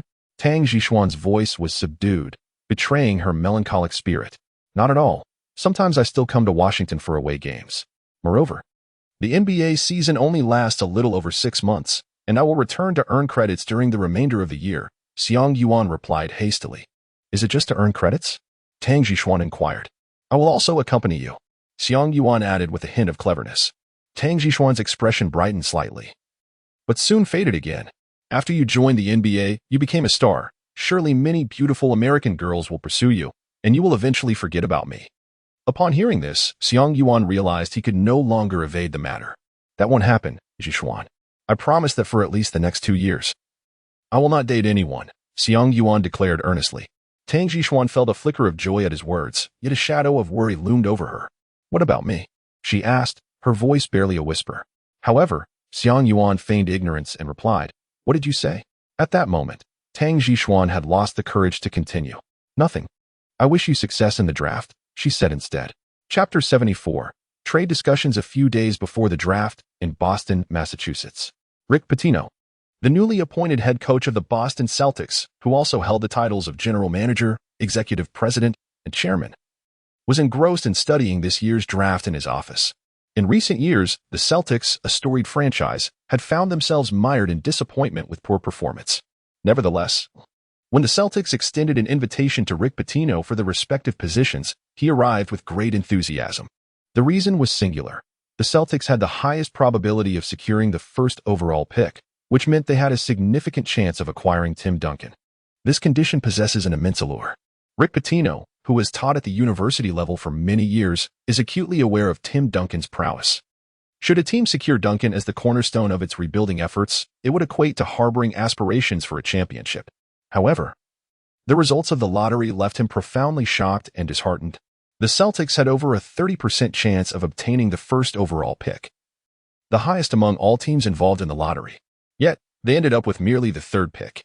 After the lottery concluded, he returned to his office and smashed everything on his desk in a fit of rage, unable to fully vent his boundless fury. Upon accepting the invitation from Boston, He had long prepared for Duncan's arrival, even devising plans and strategies centered entirely around him. Now, all of his schemes lay in ruins. Furthermore, the Celtics not only lost Tim Duncan, they were also unable to select Keith Van Horn. With the third pick, they could only settle for Chauncey Billups, a player Pitino was not particularly fond of. In a previous iteration, the Celtics had used the third pick to draft Billups, only to trade him away shortly after the season commenced. Pitino, unwilling to concede defeat, reached out to the general manager of the San Antonio Spurs, determined to offer everything he could to reclaim that coveted first overall pick. Unfortunately, before negotiations could even commence, they were abruptly concluded. The Spurs cherished that unexpected first pick as a treasure, and they would not trade it for any price. Spurs head coach Greg Popovich openly declared, "The probability of us trading this first overall pick is as slim as the chances of our scout R.C. Buford becoming the starting guard for the Spurs." Rick Pitino has once again overturned the table. The architect of the tanking strategy, the esteemed Red Auerbach of the Boston Celtics, is also scurrying about, seeking every possible means to bring Tim Duncan back to Boston. Auerbach reached out to Greg Popovich, intending to persuade him to reconsider, promising that he would accept any conditions as long as Duncan was relinquished to Boston. Ultimately, he was met with refusal. The tanking plan had utterly failed. Now advanced in age, he ceased to concern himself with the Celtics' affairs, delegating the ensuing draft and related matters to Rick Pitino. Pitino, however, was left to contend with the mess devoid of Duncan and Van Horn. Even though the Celtics had drafted Anthony Walker, who performed decently last year, Pitino had long seen through his potential and was acutely aware that he could not lead the Celtics toward rejuvenation. Presently, the Celtics hold the third and sixth picks. The third pick could likely only secure Chauncey Billups, as his talent is evident, even if Pitino harbored reservations about him. He could not allow him to fall into the hands of other teams. As for the sixth pick, Pitino is now in a state of deep contemplation. Initially, he intended to select Ron Mercer, a player he once coached at the University of Kentucky. However, the emergence of Xiang Yuan has complicated matters. The scenes from this year's NCAA championship linger vividly in his mind, where the young man from China snatched away the NCAA title that should have rightfully belonged to him. Xiang Yuan's physical endowments, his prowess in the paint, shooting capabilities, defensive skills, and his extraordinary composure during critical moments have left a profound impression on him. He had initially contemplated the possibility of trading for a draft pick around the 10th position to bring Xiang Yuan under his wing. Unfortunately, Xiang Yuan's projected draft position has now ascended to the 6th. He has also observed the circumstances of the joint workouts. Consequently, he extended an invitation for a private workout with Xiang Yuan. The results of this private session have left Pitino in a state of greater indecision. The duration of Xiang Yuan's basketball journey remains rather brief. From his senior year in high school to university, it totals less than 2 years. This brevity renders Pitino, who typically favors stability, somewhat skeptical of Xiang Yuan's capabilities. Although Xiang Yuan has showcased commendable performance in the NCAA, Pitino is not inclined to make significant decisions based on a singular explosive game. Furthermore, the draft reports indicate that Xiang Yuan's performance lacks consistency and his playing style is not sufficiently defined. Such individuals may potentially ascend to stardom. Yet there exists a substantial likelihood that they may falter into the realm of marginal players due to their ambiguous roles. Pitino possesses a high degree of confidence in nurturing Duncan, but the prospect of developing Xiang Yuan presents considerable risks. As for Xiang Yuan's projected draft position, Pitino has already discerned the situation, recognizing it as mere theatrics orchestrated by David Stern. The 6th overall pick presents a dilemma. Should he adhere to the original strategy and select the reliably contributing Ron Mercer, or take a gamble on the uncertain Xiang Yuan? This quandary has left Pitino in a state of profound distress.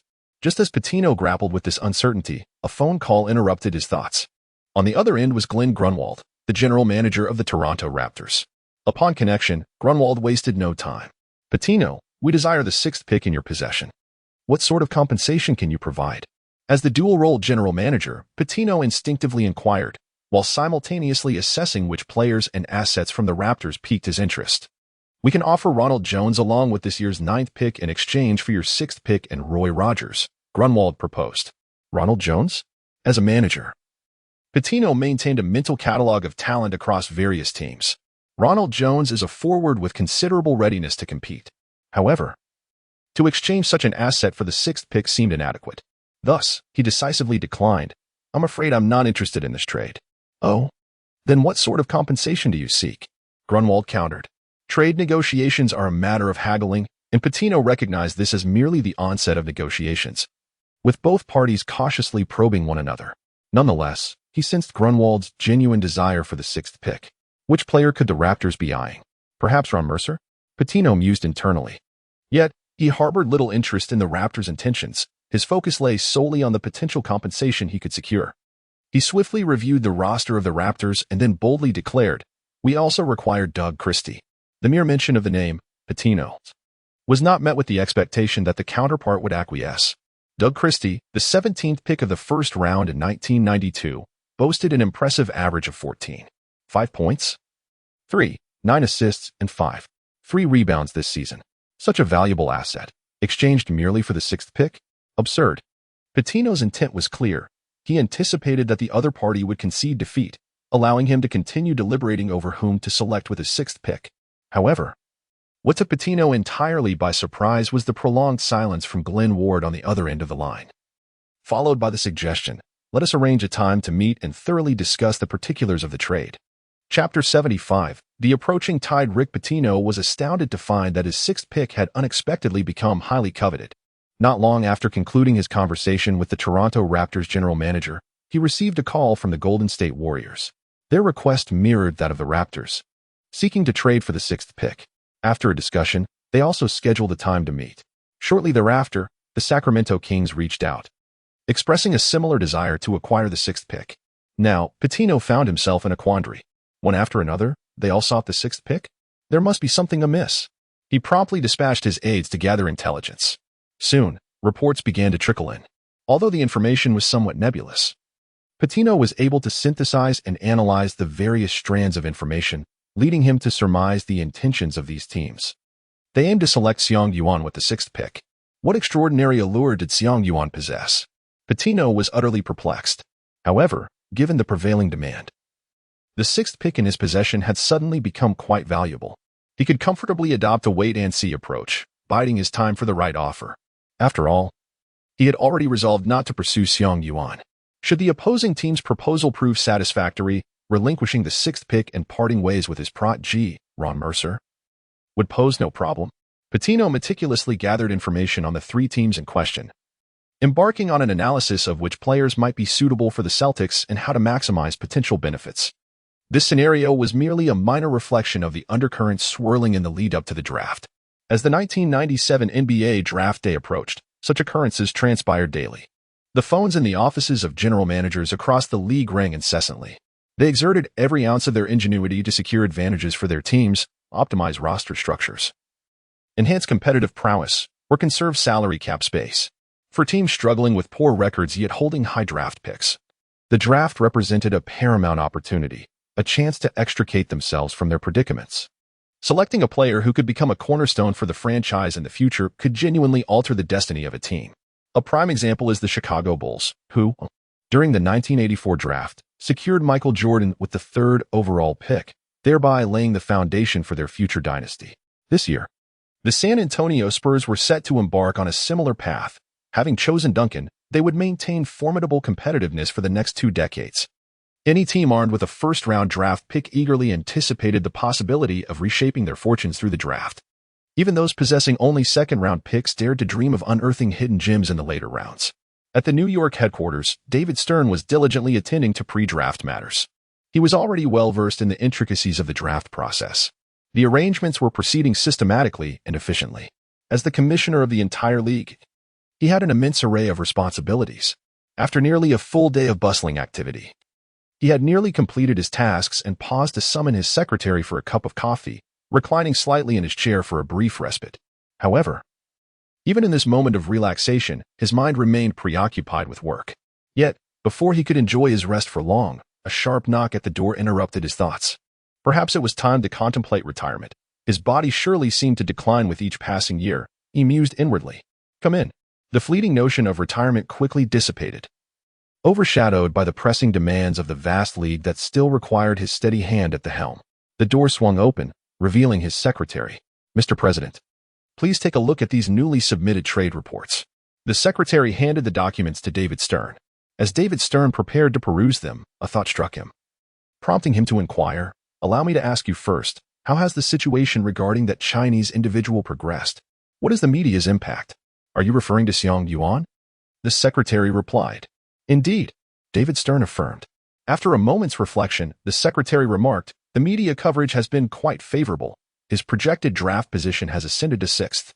However," he continued cautiously, observing David Stern's expression, "following the joint workouts and team trials, his evaluations seem to have diminished, although the media narrative remains unchanged at our behest. Reports circulating among teams suggest mixed reviews, leading to the likelihood that his final draft position may drop." Pausing again, noticing David Stern's displeasure, he added, "Nevertheless, securing a lottery pick should not pose much of a problem." Just a lottery pick? David Stern mused silently. He indeed yearned to penetrate the Chinese market. Yet he understood the limitations of compelling teams to utilize their valuable draft assets on players they did not desire. In essence, inflating Xiang Yuan's draft stock to open the Chinese market was a clandestine maneuver. The teams constituted the league's foundation and could not be overly coerced. Very well. A lottery pick will suffice. That is still commendable. Setting aside the matter of Xiang Yuan for the moment, David Stern began to examine the trade report that the secretary had just provided. He picked up the first report and scrutinized its contents. The primary focus of this report was a trade involving draft rights. The parties in the transaction were the Sacramento Kings and the New Jersey Nets. The specific terms of the trade entailed the Sacramento Kings sending Michael Smith and this year's first-round 11th draft pick in exchange for the New Jersey Nets' first-round 7th draft pick along with Ida Banu. In this trade, Michael Smith's contract with the Kings amounted to $1.57 million, while Ida Banu's salary with the Nets was $1.3 million. Michael Smith was a commendable role player for the Kings, averaging 6 points and 9 rebounds per game last season. In contrast, Ida Banu averaged only 2 points and 5 rebounds. It was evident that the Kings had their sights set on a particular player and were concerned that their 11th pick might not be secure. Hence their decision to trade up in the draft. Even if they failed to acquire their coveted player, they could still select a relatively strong rookie at the 7th position. Meanwhile, the Nets were in dire need of a defensively proficient role player. Their offensive efficiency from the previous season was commendable, but their defensive efficiency left much to be desired. They currently require an enhancement of their immediate capabilities and do not need to select a rookie for development. Thus, this trade serves the needs of both parties involved. Upon reviewing this transaction report, David Stern remained silent, placing it aside to pick up another document. The Toronto Raptors exchanged their first-round 9th overall pick, Doug Christie, and Hubert Davis in return for D. Brown of the Celtics and the 6th overall pick. After perusing both reports, David Stern chuckled and remarked to his secretary, "I surmise that both the Kings and the Raptors wish to select the same player. Hence their upward trade of draft picks. It appears that at least the Kings' aspirations will not materialize." He instructed, "Take these 2 reports away and arrange them in order for the draft day proceedings." After the secretary departed, David Stern rose and gazed out over the New York skyline from his high-rise office. Another draft day approaches. What intriguing developments await this year? Chapter 76, The Beginning of Dreams, June 25, 1997. The NBA draft convened in Charlotte, North Carolina. On this day, Xiang Yuan's parents set aside their demanding work to fly to Charlotte, participating in this profoundly significant moment in Xiang Yuan's life. Tang Zhishuan also attended. Initially, she was reluctant to go, as there was no formal relationship between her and Xiang Yuan. However, after his invitation and a subsequent nudge from his mother, her resolve wavered. Meanwhile, Rong Qingxi advised her that such a high-profile event was essential to attend, as it would convey the impression that Xiang Yuan was already taken, dissuading other girls from encroaching. Thus, she decided to go. Naturally, as his closest friend, Carter was also present. He sat in a chair, scanning the surroundings, immersing himself in the atmosphere of the draft. This was a place he would inevitably find himself in one day. Xiang Yuan donned a sharply tailored suit and sat in a designated area at the draft event alongside his parents, Tang Zhishuan, Carter, and his agent, Mark Batdine. This area was not just any ordinary seating. It was a privilege reserved solely for invited rookies, famously known as the Green Room. Contrary to its name, the Green Room was neither a literal room nor a specific chamber. It referred to a special section of the draft venue where players could sit with their families and agents, awaiting the moment when Commissioner David Stern would announce their names. The green room had a strict capacity of 5 invitees, and fortunately, Xiang Yuan's entourage did not exceed this limit.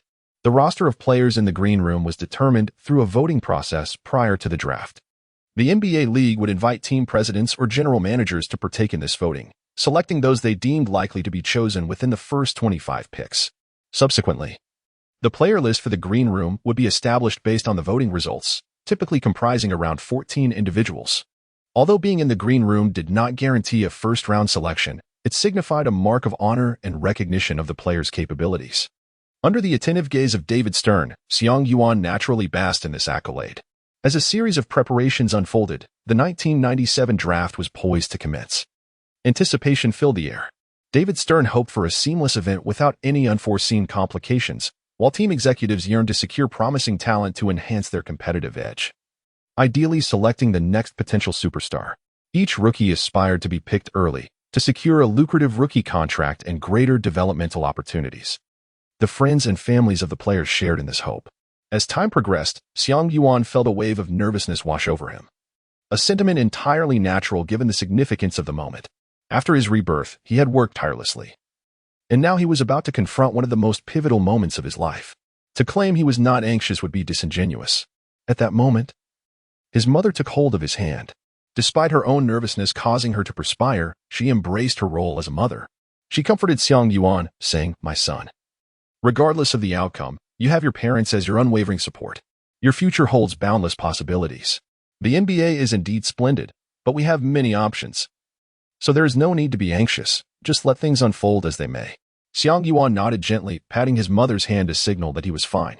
Yet, in truth, his mother's words held little significance for him. Only Xiang Yuan understood the profound importance of entering the NBA.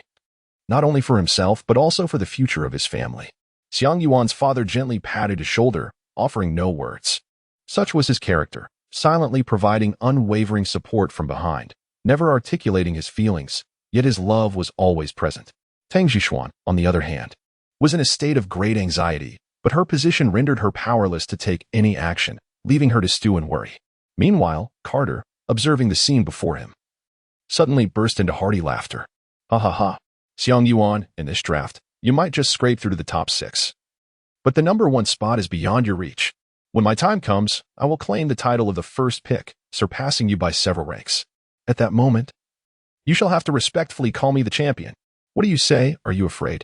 If you're scared, just admit it. And I'll hasten my journey to the NBA, ready to watch over you." Carter's playful banter had a remarkably uplifting effect. Xiang Yuan has come to realize that even if Carter participates in this year's draft, he is undoubtedly a top contender.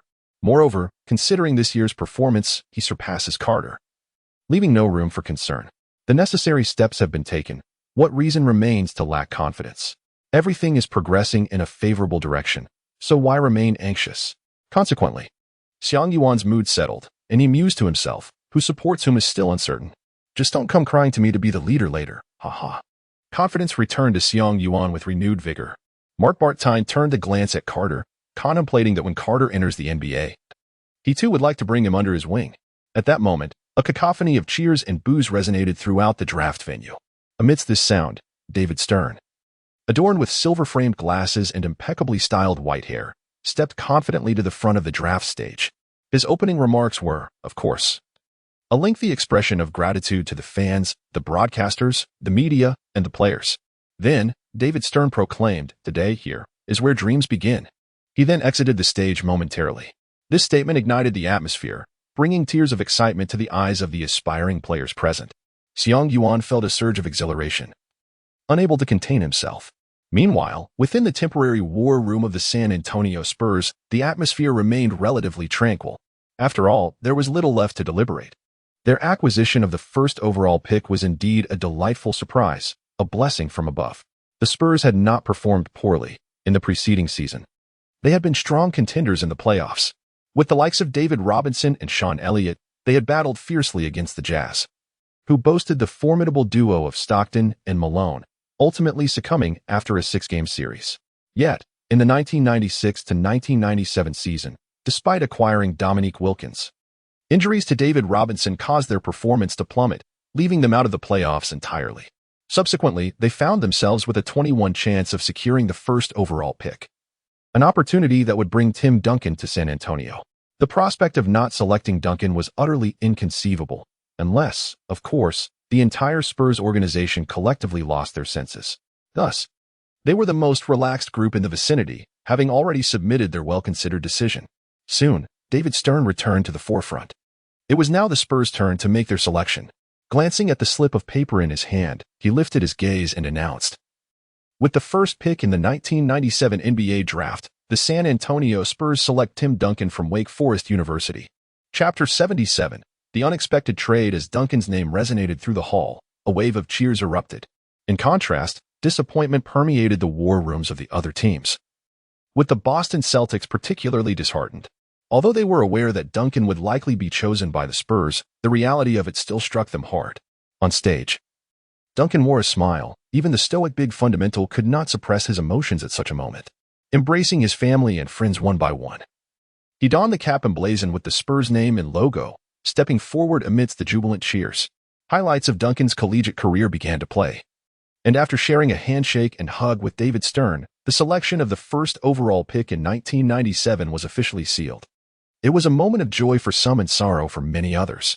Following this, the Philadelphia 76ers, after a lengthy deliberation, ultimately chose Keith Van Horn with the second pick. This decision was not without merit, as Van Horn's talent was indeed noteworthy. In his previous life, Keith Van Horn averaged 7 points and 6 rebounds in his rookie season. Throughout his 9 seasons in the NBA, he maintained an average of 0 points and 8 rebounds. Regrettably, relentless injuries ravaged this prodigy. This player, often likened to the second coming of Larry Bird by the media, was released following the conclusion of the 2005 to 2006 season. Nonetheless, his performance in the NBA lived up to his draft position. Subsequently, with the third pick, the Celtics secured Chauncey Billups. Pitino lacked the omniscient perspective and had never perused a novel. Thus, in his view, the only viable option at the third pick was to select Chauncey Billups. In a previous life, Chauncey Billups found himself unceremoniously cast aside by Rick Pitino after playing 51 games for the Boston Celtics, thus embarking on a tumultuous journey. The relentless trades left Billups somewhat disheartened, causing a steady decline in the media's appraisal of his abilities. Little did anyone anticipate that he would ultimately assist the Detroit Pistons in clinching the championship during the 2003 to 2004 season, earning the Finals MVP accolade. Presently, the youthful and exuberant Chauncey Billups dons a Boston Celtics cap, taking the stage with a mind brimming with boundless aspirations for the future. Once the top 3 picks are concluded, the excitement truly begins. Frankly speaking, the initial trio holds little intrigue. Almost everyone is aware of which players the top 3 teams are likely to select. It merely varies in order. Moreover, this year's first overall pick is a foregone conclusion, leaving only the question of whether Van Horn or Billups will be the second or third pick, rendering it rather mundane. However, post-top 3, the anticipation escalates. No one knows which players the teams holding the subsequent draft rights will choose. Some teams are anxious, fearing that their coveted players may be snatched away by rival teams. Others are torn, deliberating over which player to select with their draft rights. Meanwhile, certain teams are actively maneuvering to secure a more advantageous draft position or to trade their rights for a desired player. In essence, chaos reigns, and the spectacle is enthralling. At that moment, within the Sacramento Kings makeshift war room, staff members are bustling about with palpable tension. A piece of news arrives, causing their expressions to darken considerably. The announcement reveals that the Celtics have traded their 6th overall pick to the Toronto Raptors. The Kings had previously engaged in discussions with the Celtics to acquire the 6th pick, but the talks fell through when their president hesitated to part with the valuable asset. Corliss Williamson, who averaged 6 points and 1 rebounds on a modest salary. Unexpectedly, the Celtics turned around and completed the trade with the Raptors. The Kings do not harbor any jealousy towards the transactions between these two teams. Rather, they are filled with trepidation. Since the Raptors have traded up, it is evident they have their sights set on a particular player, believing that they would not be able to secure him at the 9th pick. Ultimately, their greatest fear is that the Raptors may emerge unexpectedly and seize Chauncey Billups. They exhaust every avenue to gather intelligence, yet the Raptors remain tight-lipped, leaving the Kings in the dark regarding their intentions. There is little recourse. The trade is finalized, and exploring alternative deals proves challenging. The Kings had previously inquired about the Vancouver Grizzlies and the Denver Nuggets, who hold the 4th and 5th picks, respectively. Unfortunately, these teams appear to lack genuine interest in trading, with their demands being exorbitantly high. Consequently, the Kings were compelled to settle for a lesser option and reached out to Boston, but their trade efforts bore no fruit. Ultimately, they were left with no choice but to engage in a trade with the New Jersey Nets for the 7th pick. The Kings now harbored a singular hope that the Raptors would refrain from selecting Xiang Yuan. Otherwise, their trade would be in vain. Meanwhile, within the Raptors' makeshift war room, the atmosphere among the team staff was notably relaxed, as if they were walking on clouds. The Raptors believed they were the sole team cognizant of Xiang Yuan's true value. Enjoying an advantage in information, they had already inquired about Xiang Yuan's performance in workouts with other teams, discovering it to be rather unremarkable. This only solidified their conviction that Xiang Yuan had a strong desire to join Toronto.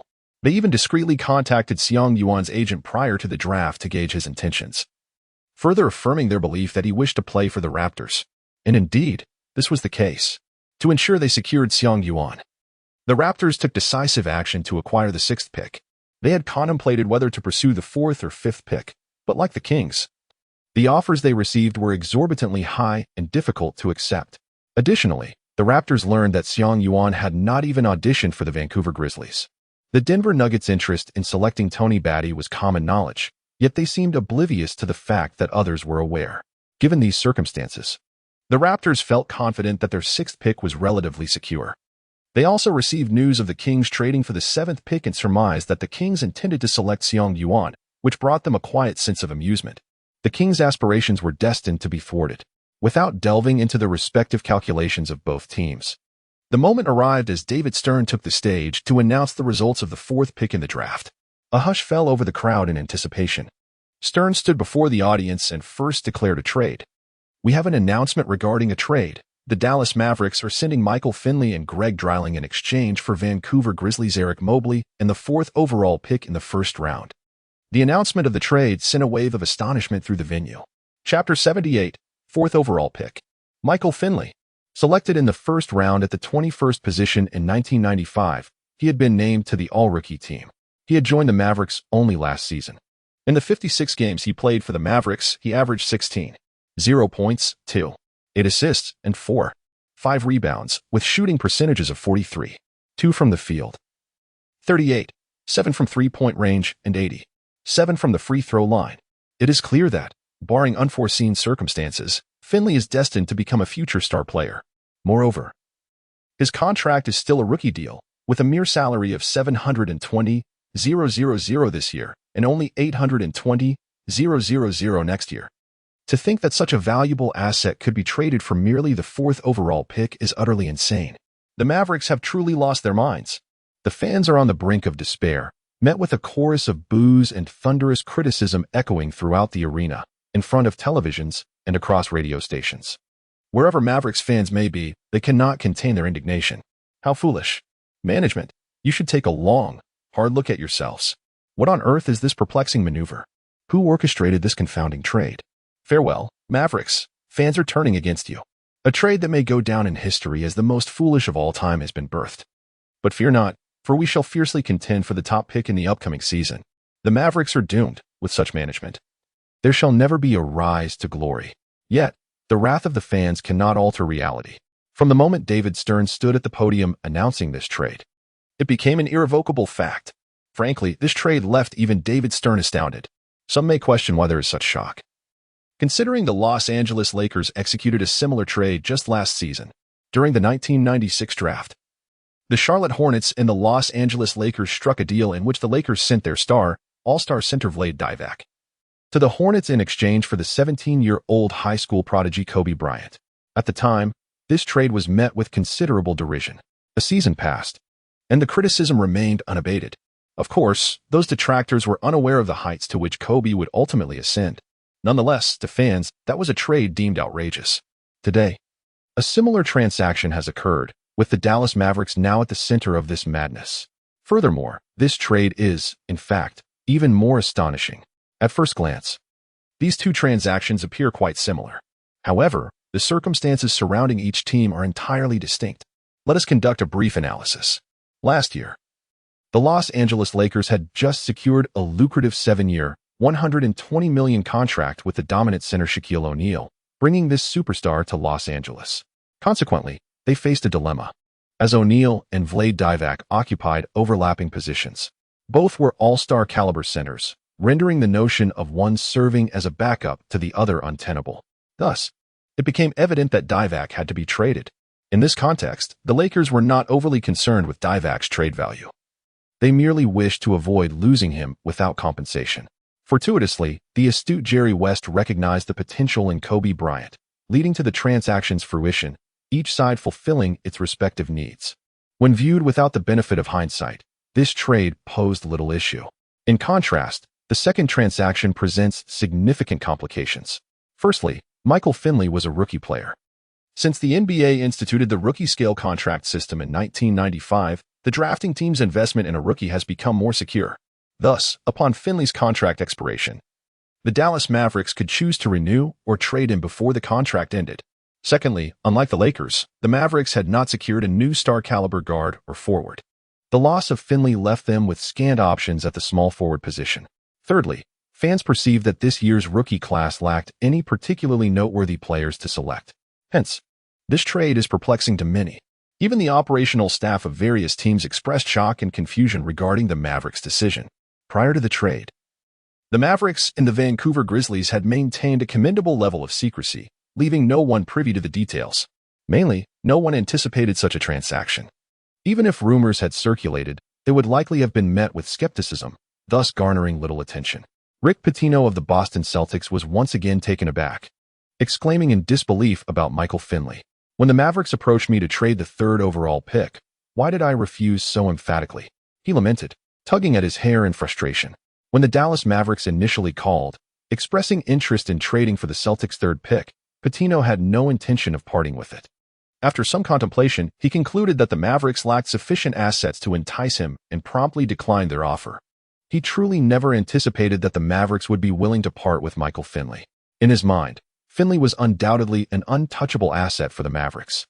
Had he known they were genuinely prepared to include Finley in the deal, he would have certainly acquiesced. Alas, it was too late for regrets, and the Memphis Grizzlies capitalized on the oversight. On the Celtics side, there was a sense of remorse for not securing Finley. Meanwhile, in the Raptors' war room, an unsettling silence enveloped the atmosphere as they sensed something amiss. Indeed, moments later, David Stern on stage continued to announce the Dallas Mavericks select, with the fourth overall pick in the first round, Yao Ming from Georgetown University. Upon hearing this selection, David Stern felt a surge of delight. The fourth overall pick was commendable, even surpassing his expectations for Yao's position. The Dallas Mavericks had made a splendid choice. He began to ponder whether he should consider offering some incentives to the Mavericks. This selection held significant potential for enhancing his future media presence and expanding the Chinese market, thus promising a profoundly positive impact. In the green room area, Xiang Yuan found himself somewhat bewildered. What was happening? Fourth overall pick? The Dallas Mavericks? He had never even tried out for the Mavericks. How could they have made such a bold choice? Initially, Xiang Yuan had prepared himself to join the Toronto Raptors. In fact, during his tryout, he had expended an A-level character card on the Raptors. However, his plans had now been completely upended. He instinctively glanced at Carter beside him. Carter was exuberantly celebrating, thrilled for Xiang Yuan. Turning his gaze to his agent, he noticed a hint of astonishment on the agent's face. As if he too had not anticipated this outcome. His eyes shifted to his parents, who appeared to have slightly reddened eyes. Then, he looked at Tang Jixuan, who was equally overwhelmed with excitement, her face flushed. Turning back, he faced David Stern on stage, who regarded him with the gaze of one admiring gold, a gentle smile adorning his face. As scenes flashed before him, Xiang Yuan's emotions gradually settled. Since fate had brought him here, he would embrace it. Uncertain of the reasons behind the Mavericks' interest in him, he could do nothing but extend his congratulations to them. After sharing embraces with his parents and Carter, he accepted the Dallas Mavericks cap that someone had handed him and placed it upon his head. With his head held high, he strode toward the stage. Fourth overall pick in the first round. NBA Here I Come. Chapter 79. The conclusion of the draft within the war room of the Dallas Mavericks. An air of peculiarity enveloped the atmosphere. Despite the trading process and the draft proceeding smoothly, there lingered an unsettling uncertainty regarding the ultimate outcomes of these transactions. In essence, this endeavor resembled a stark gamble, one of considerable magnitude and wild audacity. The architect of this gamble was none other than Don Nelson, the Mavericks general manager. Often referred to as the mad scientist. Renowned for his exceptional tactical prowess and innovative spirit, Don Nelson joined the Mavericks in the latter half of the previous year. Prior to his tenure in Dallas, he held the position of head coach for the New York Knicks, where he had contemplated trading the team's star center, Patrick Ewing, for the then-nascent Shaquille O'Neal, a decision deemed utterly reckless by the New Yorkers. Consequently, he departed from the Knicks. Before his coaching role with the Knicks, he had served in various high-level management and coaching capacities with the Warriors and the Bucks. Nelson was known for his inventive tactical approaches, steadfastly adhering to a fast-paced style of play. In a previous incarnation, his hack-a-Shaq strategy gained notoriety throughout the league. During his coaching tenure with the Warriors, he advocated for a fluid positional philosophy, aiming to enable Chris Webber to play multiple roles. However, Webber's reluctance ultimately compelled the Warriors to trade him to Washington. While Nelson faced dismissal due to the team's dismal record of 14 wins against 31 losses, upon joining the Mavericks, he found himself dissatisfied with the roster and was persistently exploring avenues for trading players, as the current structural composition of the team was incompatible with his visionary ideals, despite no longer being in a coaching role. During his university years, a serendipitous opportunity arose when Don Nelson attended an NCAA game. In that match, Xiang Yuan, playing as a center, delivered an impressive performance, scoring 26 points, along with 7 assists and 8 rebounds. Most notably, Don Nelson witnessed Xiang Yuan's versatile skills, a type of player he greatly admired. It was as if he had glimpsed a second Chris Webber. Consequently, he began to monitor Xiang Yuan discreetly, and with each subsequent performance, Xiang Yuan continued to astonish him. His solid interior techniques, consistent shooting, high three-point accuracy, robust defense, keen court vision, commendable passing awareness, ample physical talent, and adaptability to various positions all made Don Nelson feel as if he had discovered a raw gem. After Xiang Yuan delivered a game-winning shot against the University of Kentucky in an NCAA game and announced his intention to enter the NBA draft, Don Nelson began to devise a strategy to secure him for the Mavericks. By not inviting Xiang Yuan for a workout, he intended to cultivate a low-profile approach, allowing everyone to believe that the Mavericks held no interest in him. Despite the absence of a formal workout, Don found ways to obtain all of Xiang Yuan's workout footage. Even the Raptors, who regarded their evaluations as confidential and took measures to prevent leaks, were unaware that Don had managed to acquire information about Xiang Yuan's performance during their workouts. Unbeknownst to the Raptors, a mole existed within their ranks. They believed their insights on Xiang Yuan's workout were exclusive to them, convinced they could select him at the 6th pick, only to be outmaneuvered by the Mavericks. The draft continues, with the subsequent picks unfolding. The Denver Nuggets selected their long-coveted Tony Batty at the 5th position, following the Dallas Mavericks trade to the 4th pick, where they chose Xiang Yuan. The Nuggets management was nearly euphoric. Initially, they had feared that the Mavericks intended to seize Tony Batty. The Nuggets regarded Batty as the most promising rookie after Tim Duncan in this draft class. To their surprise, the Mavericks selected Xiang Yuan instead, leaving the Nuggets relieved from their momentary panic. At the 6th pick, the Toronto Raptors, whose aspirations had been dashed, deliberated extensively between Tim Thomas, Ron Mercer, and Tracy McGrady before ultimately opting for McGrady. After all, McGrady was among the players they had originally favored, while the other two had not participated in the Raptors' tryouts, making them hesitant to take a risk. Had they not traded, they could have secured McGrady with their 9th pick. However, due to Xiang Yuan's influence, history took a different turn. Next, the Sacramento Kings selected Tim Thomas at the 7th pick. The Kings' trading ambitions also fell flat. Yet their disappointment was not as profound as that of the Raptors. They had learned that the Raptors intended to choose Xiang Yuan, meaning even without the Mavericks' intervention, they would have had no chance to select him. Thus, they found solace in the fact that they need not lament over something unattainable. Moreover, Tim Thomas was an excellent choice, making the Kings' situation not too detrimental in comparison to a trade.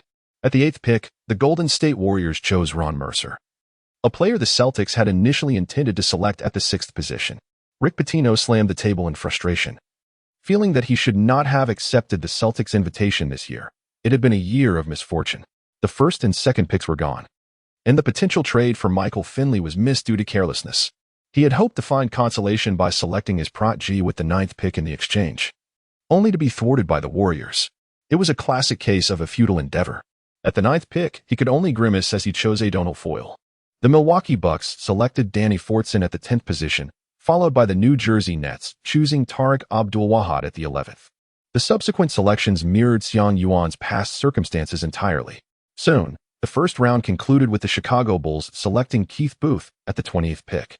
The second round offered little of note, save for the Phoenix Suns choosing Steven Jackson at the 43rd pick, with the Chicago Bulls once again concluding proceedings by selecting Roberto Cuevas at the 58th pick.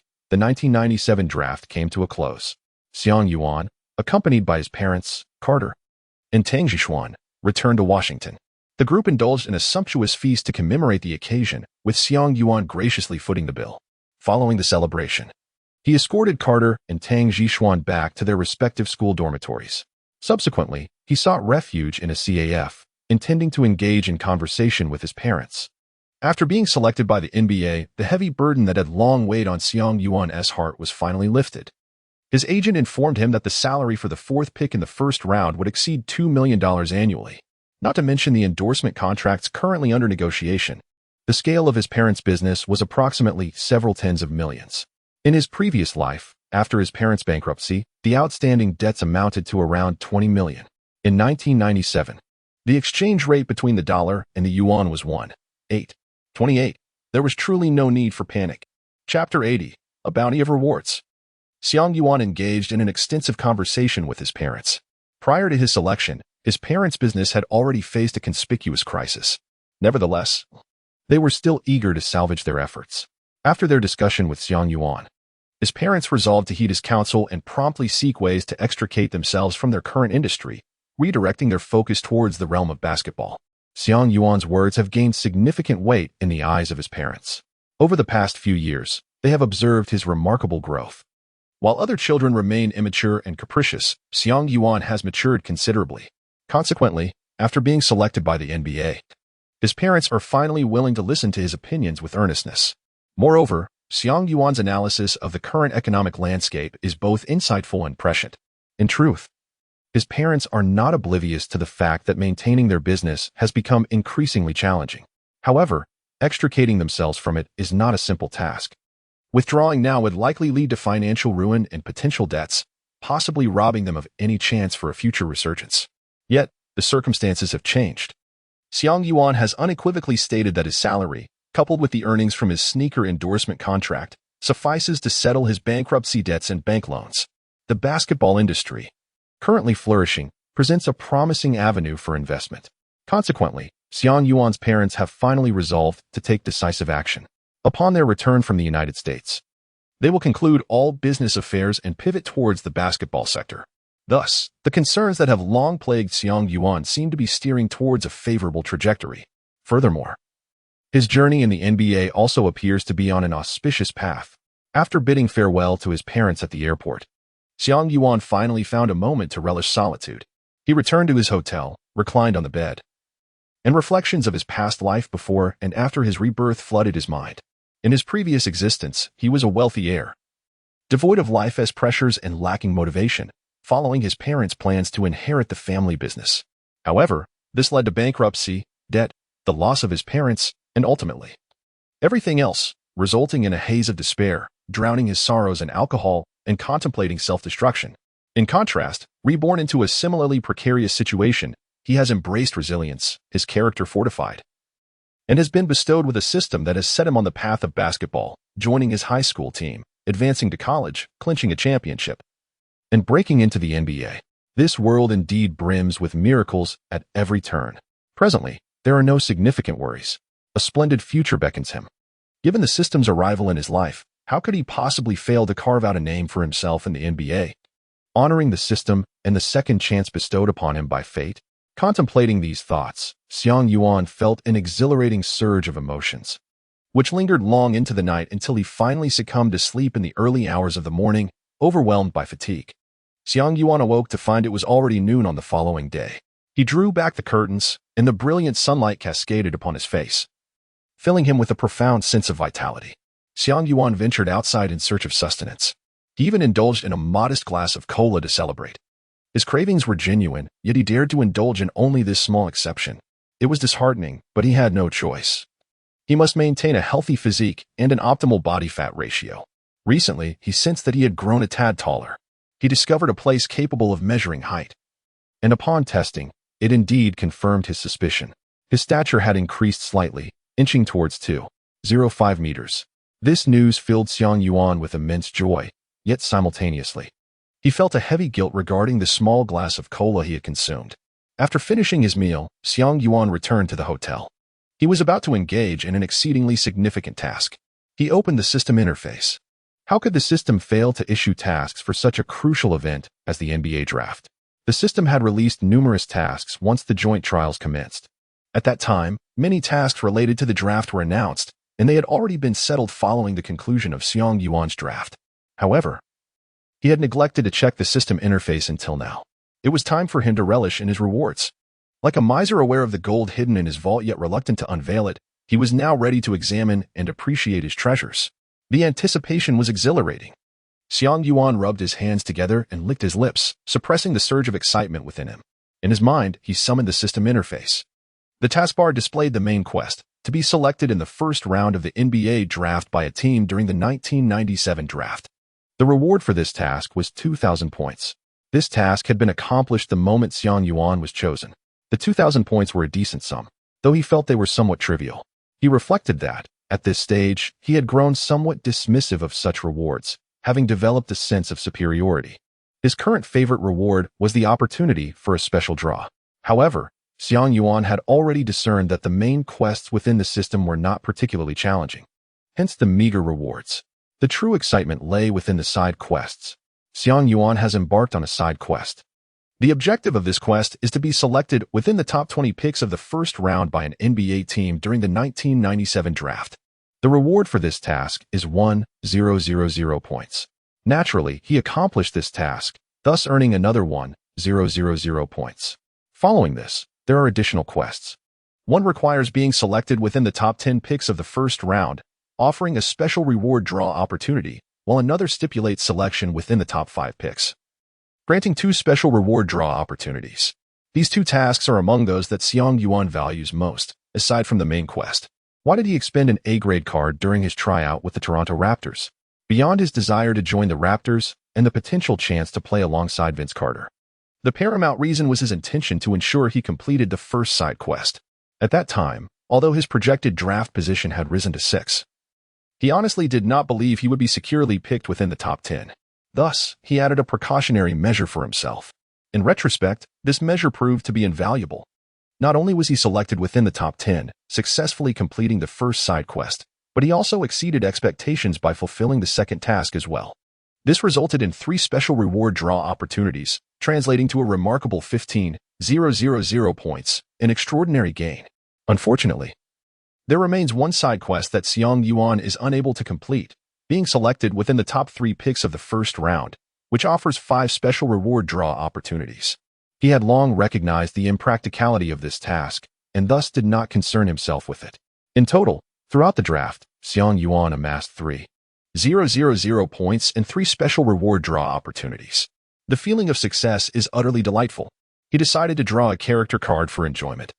This insatiable desire to consume has become uncontrollable for him. Presently, he finds himself devoid of character cards. Seizing the moment of good spirits, Xiang Yuan opened the diamond card pool, still possessing 1 free draw opportunity. He first perused the system introduction for the diamond card pool. Diamond card pool, character level and probability introduction: A-grade character, probability 32. 47 S-grade character, probability 36. 79 SS grade character, probability 20. SSS grade character, probability 10. 74 draw opportunity, 1 truly. It is the diamond card pool, ensuring at least an A-grade character. Xiang Yuan opted for the extraction without hesitation. A dazzling light, seemingly emblematic of eternal brilliance, flashed before him. A resplendent character card materialized before Xiang Yuan's eyes. An S-rank. Quite impressive. Xiang Yuan was filled with excitement. However, as he gazed intently, a sense of bewilderment washed over him. Why is it a woman? S-class character card, Kendall Jenner. Character synopsis: a member of the Kardashian family and one of the NBA's premier defensive players, capable of significantly enhancing defensive prowess. Special skill: Kardashian charm. Xiang Yuan, what a chaotic mess. Chapter 81, The Kardashian Curse. Xiang Yuan was well aware of the Kardashian family.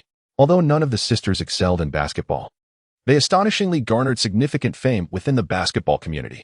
This was largely due to their affinity for the sport and their penchant for engaging with basketball stars. Utilizing adept defensive techniques, they managed to render the stars' ball handling breakthroughs exceedingly challenging, thereby drastically exhausting their stamina during matches, ultimately leading to their downfall. Many basketball luminaries witnessed a marked decline in their performance while contending against the formidable defense of the Kardashian sisters. In a previous life, Xiang Yuan found himself amidst the Kardashian sisters, who have captivated numerous basketball stars, including Lamar Odom, James Harden, Tristan Thompson, Blake Griffin, Ben Simmons, and Devin Booker. The Kardashian curse encompasses two facets, one positive and one negative.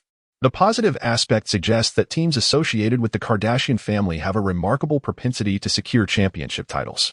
Conversely, the negative aspect indicates that men linked to the Kardashian family are often destined for unfortunate fates. Xiang Yuan was uncertain whether the special skill of this character card was beneficial or detrimental. However, he was reluctant to activate this skill and equally disinclined to retain the character card. Though it could enhance his defenses, he felt it was unnecessary. This instance felt akin to squandering an opportunity to draw a diamond card, leaving him somewhat discontented. Nevertheless, it was complimentary, so he didn't feel overly regretful. Today, he had no intention of venturing outside. To avoid occupying valuable storage space for character cards, he decided to utilize this card directly. Upon doing so, Xiang Yuan sensed a wave of weakness enveloping his body. When he checked the system interface, he was dismayed to see his overall rating plummet by 30 points. Now standing at 43. Ding. The host has triggered the special skill Kardashian curse of the character card. Skill duration, 8 hours. Skill cooldown, 16 hours. What? It triggered just like that? I haven't even done anything. Xiang Yuan nestled in the warmth of the hotel bed, trembling with apprehension. After a restless 4 hours, nothing had transpired. Xiang Yuan let out a sigh of relief. He was eager for the dawn to arrive, so he could present this peculiar character card. At that moment, his phone rang unexpectedly. Upon answering, he was greeted by the exuberant voice of Carter. Xiang Yuan, I've won the championship. Haha. Xiang Yuan? You have claimed the championship. What title have you secured? Xiang Yuan calculated that the NCAA season has yet to commence, and the McDonald's All-American game has not been held. How could Carter possibly claim any titles? Haha. Our school is hosting its own sports meet. I have secured several championships. Today, I feel particularly splendid. Allow me to share. I triumphed in the 50-meter dash, the 100-meter sprint, the 1,000-meter race, high jump, shot put, and long jump. Moreover, I led our freshman baseball team to victory. Isn't that impressive? With so many accolades, Carter's joy seems to be soaring from the other end of the line. The astonishment on Xiang Yuan's face was unmistakable. It was utterly absurd. Had he known the results would be so remarkable, he would have saved it for the NBA Finals. Of course, it was merely a fleeting thought. He had only just entered the NBA and was still far from the finals. Unaware of the many years it would take to reach that floor, he could not afford to keep such a pivotal card in his deck, occupying a precious spot. Xiang Yuan? Xiang Yuan? Carter's voice on the other end of the line interrupted his reverie. Oh, congratulations. Be sure to treat me to a hamburger then, Xiang Yuan replied, regaining his composure. By the way, a sudden realization struck Xiang Yuan. He cautioned Carter, be careful today, stay indoors as much as possible. Xiang Yuan harbored concerns that the Kardashian curse might possess effects beyond mere superstition. How could that be? I still intend to celebrate with my classmates. You must be envious of the numerous championships I have secured, and thus seek to diminish my joy, you malicious fellow. Ha ha. Suddenly, amidst the laughter, Carter fell silent with a startled exclamation. Xiang Yuan felt a sudden jolt of concern. Just as he feared, something had indeed gone awry. Carter, what has happened? He inquired anxiously over the phone. Damn it, I twisted my ankle. After a moment, Carter's voice returned. Is it serious? Fortunately, it's not a fracture. But my ankle is swollen, and it seems I will need at least a month of rest, Carter replied, his tone now lacking the earlier exuberance. Who carelessly threw that tennis racket? Are they blind? Carter's voice erupted again through the line. Goodness, how could such nonsense exist in this school? Carter's tone was nearing desperation. Xiang Yuan silently ended the call. He gazed at the remaining 3 hours of skill duration, softly mourning for Carter in his heart. This character card is simply one word: powerful. He hopes that Carter can endure this wave. After drawing this card, Xiang Yuan had no intention of drawing any more cards today. Instead, He focused on the 3 opportunities for special reward draws. Previously, he had drawn a skill duplication card and a basic stamina recovery card. He had not utilized the stamina recovery card basic. The skill duplication card had bestowed upon him a formidable ability. What splendid treasures could he draw this time? With a thought, the special reward wheel materialized before him. Each time he engaged with this wheel, Xiang Yuan experienced a vivid sensation akin to leaving a supermarket after shopping, only to draw prizes such as laundry detergent and eggs from his receipt. Indeed, it was quite delightful. With practiced ease, Xiang Yuan mentally pressed the activation button. The wheel in the void began to spin. Xiang Yuan called out, and the roulette came to a halt. A design materialized before his eyes. It was the silhouette of a 3-point shot. Special reward item, 3-point surefire card 66.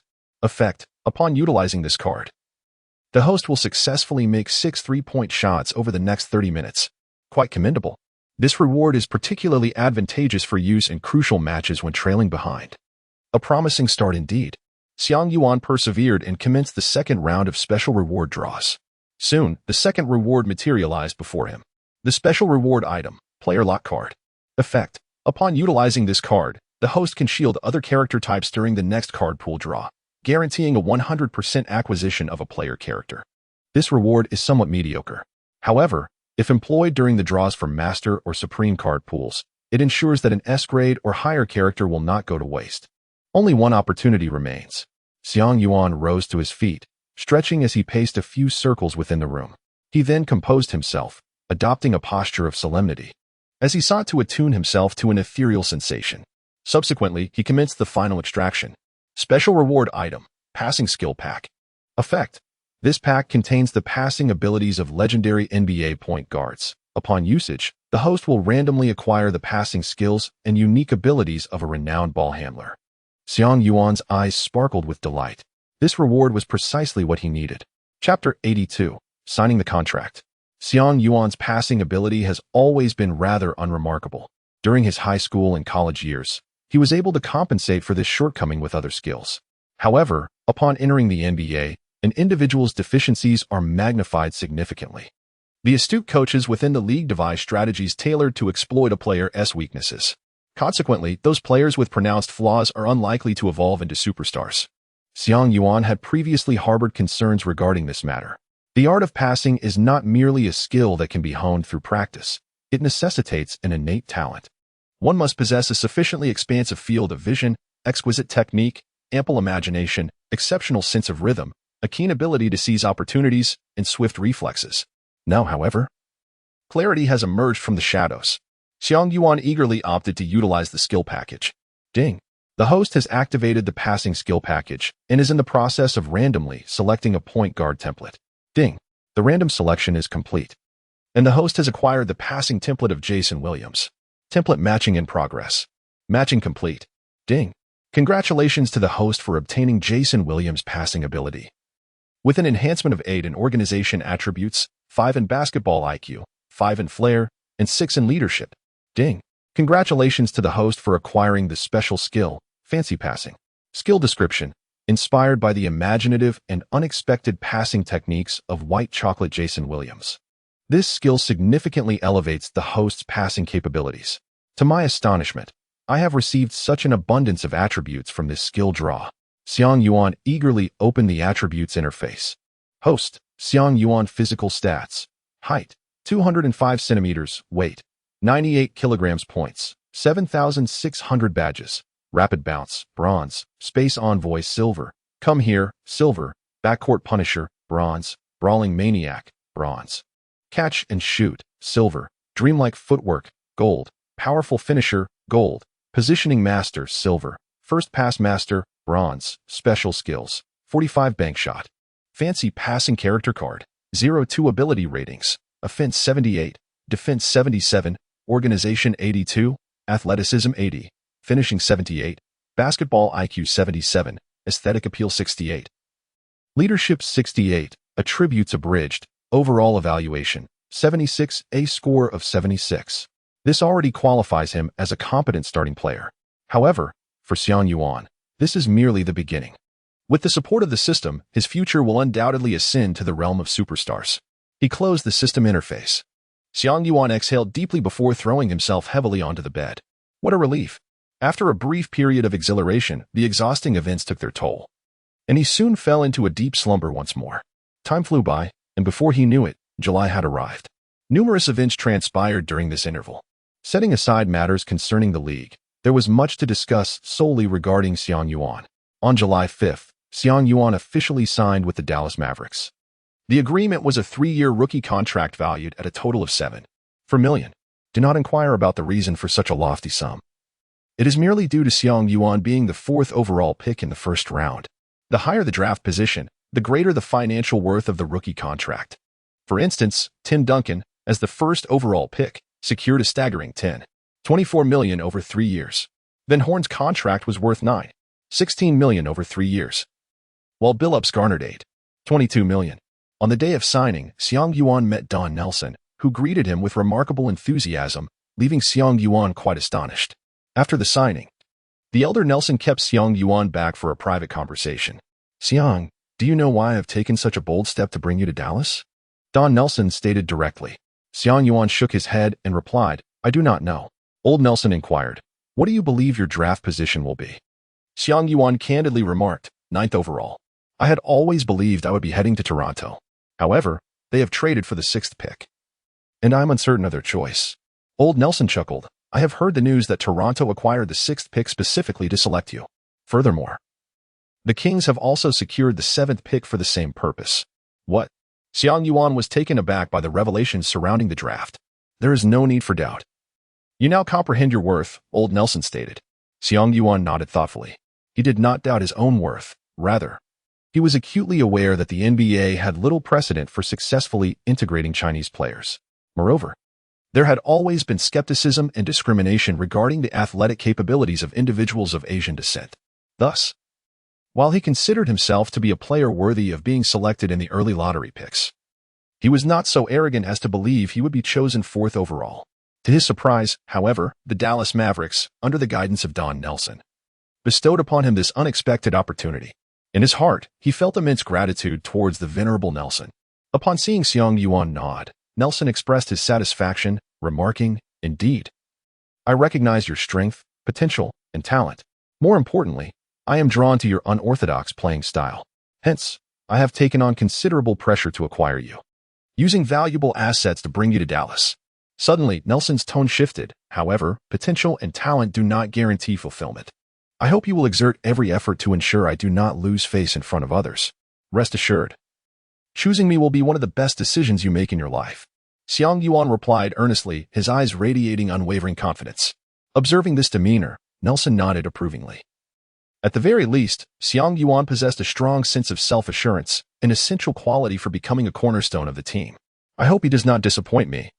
Nelson silently mused after the signing ceremony, watching Xiang Yuan depart. This choice weighed heavily upon him, despite his position as the general manager with full authority over team operations. The crux of the matter was that he had traded Michael Finley to bring Xiang Yuan to Dallas. Aside from the team owner, scarcely anyone supported this decision. The owner, too, had chosen to refrain from intervening, placing complete trust in him. Meanwhile, local fans in Dallas were seething with rage. They even initiated a petition to oust him from the general manager position. Although this plan ultimately did not materialize, it vividly reflected the fans' disdain for this trade. On one side was a young, promising future all-star player averaging 16.0 points, 2.8 assists, and 4.5 rebounds per game. On the other was a little-known rookie, fresh from his freshman season, with an uncertain development trajectory, especially given that this rookie hailed from the East. To the fans, this trade was nothing short of a farce. A foolish act destined for the annals of infamy. The local media relentlessly criticized Nelson, denouncing his autocratic decisions and mocking his apparent lack of vision. Whether through newspapers, magazines, television, radio, or even the burgeoning internet, the chorus of skepticism surrounding this decision was inescapable. ESPN, CBS Sports, and other major media outlets have conducted in-depth reports on this matter, expressing a degree of skepticism in their discourse. Notably, the latest issue of Sports Illustrated features a dedicated interview on this topic. The guest of this interview is Michael Finley, another key figure in the event. Chapter 83. The interview with Sports Illustrated host. "Hello, Michael, it is a pleasure to meet you. Welcome to Sports Illustrated for this special interview." Michael Finley, Thank you, host. Host, let's begin by discussing matters beyond the basketball court. During your time at the University of Wisconsin, you majored in business. We noted that prior to your NBA career, you worked for a period in the Chicago business district. Which do you prefer, the world of business or the game of basketball? Michael Finley, that is an intriguing question. I would say that before I was drafted into the NBA, business was my profession and basketball was my passion. However, after being selected by the NBA, basketball became my profession, while business turned into my passion. Clearly, I once enjoyed the world of business, but now I relish my career in basketball. Host, so, you began your journey in basketball through your passion, is that correct? Michael Finley, one could say that. Host, what is the most memorable aspect of basketball for you? Michael Finley, it would have to be my high school years when we won the state championship. Host, indeed. The moniker the Three Mighty Dragons still resonates at East Proviso High School. Would you like to take this opportunity to say something to your former teammates? Michael Finley, hello. Cheryl Ford and Donnie Boyce.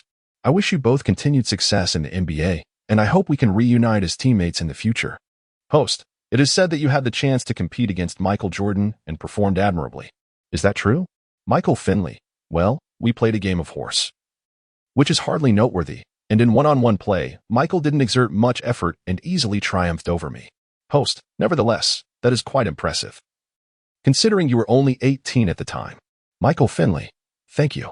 Host, would you like to share your feelings about being named the National Player of the Year during your sophomore season? What was that experience like? Michael Finley, I was ecstatic and incredulous. Given the multitude of exceptional basketball players in the United States, it was an extraordinary honor for me. Yet I feel somewhat unworthy of it. Host, there is no need for modesty. Your performance certainly merits such recognition. And your scoring record throughout your college years is likely to remain unbroken for quite some time. Michael Finley, thank you, but I hope this record is soon surpassed, as it would demonstrate the advancement of our basketball prowess. Host, you truly are a humble and gracious gentleman. Michael Finley, thank you, host. Host, we have observed that since entering the NBA, your performance has been commendable. Last season, you averaged 16 points per game, and this is merely your second season in the league. What reflections do you have on such an achievement? Michael Finley, I still need to strive for self-improvement and aim for even greater performances. Host, do you have any aspirations for the future? Michael Finley, my foremost goal is undoubtedly to be selected for the All-Star game. Host, I believe that goal will soon be within your reach. Michael Finley, thank you. Host, at the beginning of our conversation, you mentioned your interest in business. In fact, the NBA is fundamentally a commercial league, and playing in it can be considered a form of business. Do you concur with this perspective? Michael Finley, yes, I wholeheartedly agree with that viewpoint. Host, we would like to inquire about your experience of being traded twice in just 2 seasons in the NBA. Do you have any insights you wish to share with us? Michael Finley, first and foremost, I am immensely grateful to the Phoenix Suns for selecting me as the 21st pick in the first round and providing me with the opportunity to start. They introduced me to the NBA and equipped me with everything I needed for my growth. I hold nothing but gratitude towards them. The NBA is a business, and they traded me due to team rebuilding, which was a decision aligned with commercial principles. I harbor no resentment about this. Host, and what about the Dallas Mavericks? Michael Finley, the Dallas Mavericks? Well, I can only say that I adore the fans there. Host, oh, aside from the fans? Michael Finley, aside from the fans, I am not fond of anything else there. Initially, I held great respect for Don Nelson. I believed that under his guidance, the Mavericks would soon ascend to the ranks of strong teams and potentially contend for the championship. However, I did not anticipate such a foolish trade. This transaction is not in line with commercial principles. Hosto, how do you perceive this trade? Michael Finley, to borrow the words of the fans, this will be regarded as the most foolish trade in history, quite preposterous. Of course, this is from the perspective of the Mavericks.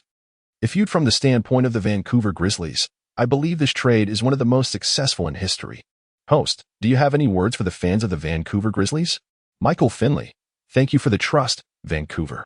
In the upcoming season, I shall lead the Grizzlies on the path to resurgence. Host, do you have any final words for the Mavericks?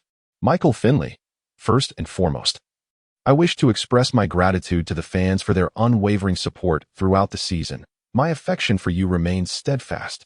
Secondly, to the Mavericks management, casting me aside, watch closely, for I shall instigate boundless regret. Host, it appears you harbor quite a grievance against the Mavericks management. Michael Finley, Indeed, my sentiments are directed solely at the management. Host. Lastly, what is your appraisal of the 4th overall pick, Xiang Yuan, acquired in exchange for you? Michael Finley. I am not particularly familiar with him. I hear he has played for only 2 years? Host. Approximately, just a little over 2 years. Michael Finley, to be selected 4th overall suggests he possesses considerable talent. However, each year, numerous players exhibit promising abilities yet ultimately fail to carve a niche in the NBA. Host. Are you implying that Xiang Yuan may be one of those players? Michael Finley. I have not stated such, but a player from China? I hope his frail physique can withstand the onslaught of the league's giants. Host. What do you believe his potential height is? Michael Finley. Height? No, he should focus on whether he can survive within the NBA. Host. Thank you very much for participating in this interview. It has been a delightful conversation. I wish you all the best in your new team. Michael Finley. Thank you sincerely. Sports Illustrated featured this interview as a cover story in their latest issue, which held significant influence at the time. Upon the magazine's release, discussions surrounding the interview quickly escalated, creating quite a stir. Chapter 84. The emotionally intelligent Xiang Yuan. The day after the magazine was published, numerous reporters from various newspapers and magazines were drawn to this topic. It was the off-season, devoid of major news, and the journalists were eager for stories. Suddenly, this topic emerged, and the reporters could not let it slip away. News from major media outlets rapidly made headlines. Michael Finley in the Mavericks' complex relationship. Michael Finley, weak Chinese player. Renowned journalist, Michael Finley claims Xiang Yuan has no future in the NBA. Vancouver reporter, we had no intention of selecting Xiang Yuan, but we just made one of the most lucrative trades in history. Michael Finley, Xiang Yuan will struggle to survive in the NBA. Shock. Is Michael Finley a racist? Soon, Xiang Yuan found himself unexpectedly engulfed in a sea of distress. Each day, wherever he ventured, throngs of reporters lay in wait. The moment he appeared, they descended upon him like famished wolves spotting a hapless hare, eager to thrust their microphones into his mouth. The questions posed by the journalists were few, ultimately boiling down to inquiries regarding Xiang Yuan's perspective on Michael Finley's remarks. How to respond? I can observe while standing, sitting, or reclining. Xiang Yuan silently scoffed at the thought, yet he knew such sentiments could not be voiced. To do so would thrust him into the limelight, a scenario detrimental to his future endeavors. The reporters had already begun to excessively interpret Finley's statements. Alas, it was their vocation to fabricate news and ignite discussions, to capture the public's attention. One must admit, Finley was indeed rather idle. At this juncture, attending such an interview seemed rather ill-timed. Clearly, he had become a pawn for Sports Illustrated. It was likely that this transaction had truly vexed him. Typically, Michael Finley possessed a temperament of remarkable gentleness, rarely embroiled in controversies both on and off the court. He was the type of player that coaches trusted implicitly. Yet, on this occasion, he found himself at the eye of the storm, instigating a contentious debate. Perhaps his intentions were not to incite discord, but once words are spoken, one must bear the consequences. In truth, Xiang Yuan empathized with Finley's profound grievances. However, the fallout had unfortunately ensnared him, much to his chagrin. Initially, Xiang Yuan intended to sidestep the issue entirely. Alas, the reporters relentlessly pursued him, clinging tenaciously to their inquiries. He was compelled to respond. Should he remain silent? The media would readily brand him as arrogant and conceited. Such a label was not the outcome he desired. The Dallas fans had already harbored considerable animosity towards him. Should he cultivate a negative persona, his prospects in Dallas would be severely hampered. For instance, Nike and Adidas had both been negotiating endorsement contracts with his agent. However, both companies had now paused their discussions. It was evident they were awaiting the results of this debacle, gauging the eventual fallout. Should the outcome prove unfavorable, the negotiations could be abruptly terminated at any moment. As the proverbial duck slipped from his grasp, Xiang Yuan pondered deeply before ultimately accepting the invitation from ESPN for a straightforward interview. Reporter, Xiang Yuan, thank you for graciously agreeing to this interview with ESPN. Xiang Yuan, thank you for your attention. Reporter, you're welcome. Let us dive straight into the topic. What are your thoughts on Michael Finley's comments in Sports Illustrated? Xiang Yuan expressed profound respect for Michael Finley, admiring his playing style, defensive tenacity, rigorous training regimen, and competitive spirit. These qualities serve as a paragon for young athletes like himself who have recently entered the league. He firmly believes that Finley is destined to become a future all-star.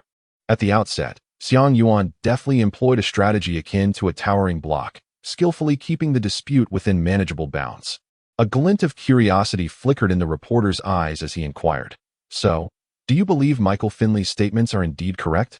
The reporter's probing was meticulous, concealing a latent threat. Should Xiang Yuan concede, he would unwittingly construct an image of a weakling. Excessive humility verges on inferiority.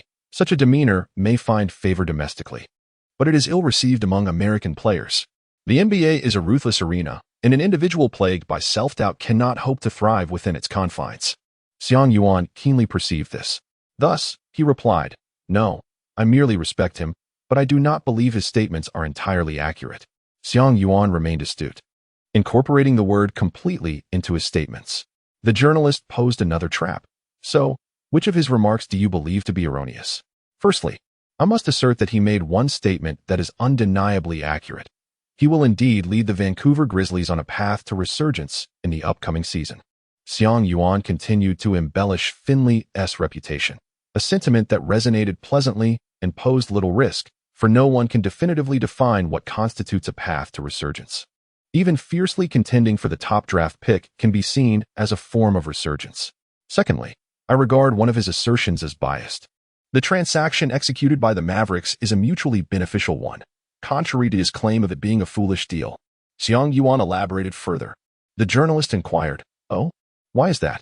Xiang Yuan: "Vancouver has acquired the star-level player they desired to serve as the cornerstone of their team, while the Mavericks have also secured a future star player as their foundational core. Is this not a mutually beneficial transaction?" Reporter: "It seems you are quite confident in your potential to evolve into an all-star caliber player in the future?" Xiang Yuan nodded and replied, "Without a doubt." The reporter continued, "However, Michael Finley believes that due to your Chinese nationality, it is utterly impossible for you to establish a foothold in the NBA. And even survival poses a significant challenge. Do you think Finley harbors a certain degree of prejudice regarding your nationality and ethnicity?" This question was deeply cutting. A poor response could provoke immense repercussions, potentially escalating to the level of international and interethnic tensions. Xiang Yuan did not respond immediately. "I am parched. May I have a sip of water?" he inquired. "Of course," came the reply. While taking a moment to hydrate, Xiang Yuan swiftly contemplated how to articulate his response. Once he had quenched his thirst, he began, "I believe that Michael Finley's remarks have been gravely misconstrued." The reporter, intrigued, asked, "Then, how do you interpret his statements?" Xiang Yuan inquired, "Is he merely a Chinese individual?" He indeed expressed it in such a manner. The journalist reflected upon the interview with Sports Illustrated, nodding in affirmation. "It follows that he must have temporarily overlooked my nationality, hence his momentary hesitation." His statement bears no logical connection to the subsequent remarks. In essence, his implication was that he questioned whether I could withstand the relentless onslaught of the formidable titans within the league. However, this concern is entirely unrelated to my nationality or ethnicity. Regardless of who it may be, such skepticism is likely directed towards any rookie newly entering the league. I recall that when Allen Iverson first joined the NBA, numerous voices were raised in doubt, asserting that he would struggle to find his footing amidst the towering giants of the league. And what came next? The journalist, undeterred, pressed further, stating that he believed you would be unable to survive in the NBA. Xiang Yuan smiled faintly and remarked, "That is merely the normal concern and care that a senior exhibits towards a newcomer in the league." The reporter, taken aback, gaped in astonishment. This Xiang Yuan truly possesses a high emotional intelligence. In Chapter 85, the Summer League has arrived. During the interview, Xiang Yuan's responses were impeccable, leaving no room for misinterpretation. Objectively speaking, while the ESPN reporters may have exuded a sense of cunning, they still adhered to a moral baseline. The content of the interview was published faithfully in the press release, without any unauthorized alterations. This integrity stands in stark contrast to many unscrupulous journalists who relish in taking quotes out of context, omitting crucial details, and leading the public to misconstrue the information. As a result, Xiang Yuan's handling of the situation garnered widespread satisfaction. Even Michael Finley, who initially harbored some resentment towards Xiang Yuan, began to feel a twinge of guilt. During the exclusive interview, despite his carefulness, having only been in the league for 2 years, he was still relatively inexperienced and allowed some words to slip out in anger.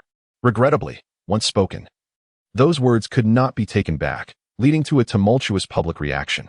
Fortunately, Xiang Yuan managed the situation adeptly, particularly with the flattering praises he bestowed upon Finley, which left him feeling quite pleased. This shift in perception towards Xiang Yuan was notable. Subsequently, some media outlets remained relentless in their pursuit of sensational stories. However, this time, Finley exhibited wisdom and restraint. Thus, the storm dissipated without further incident.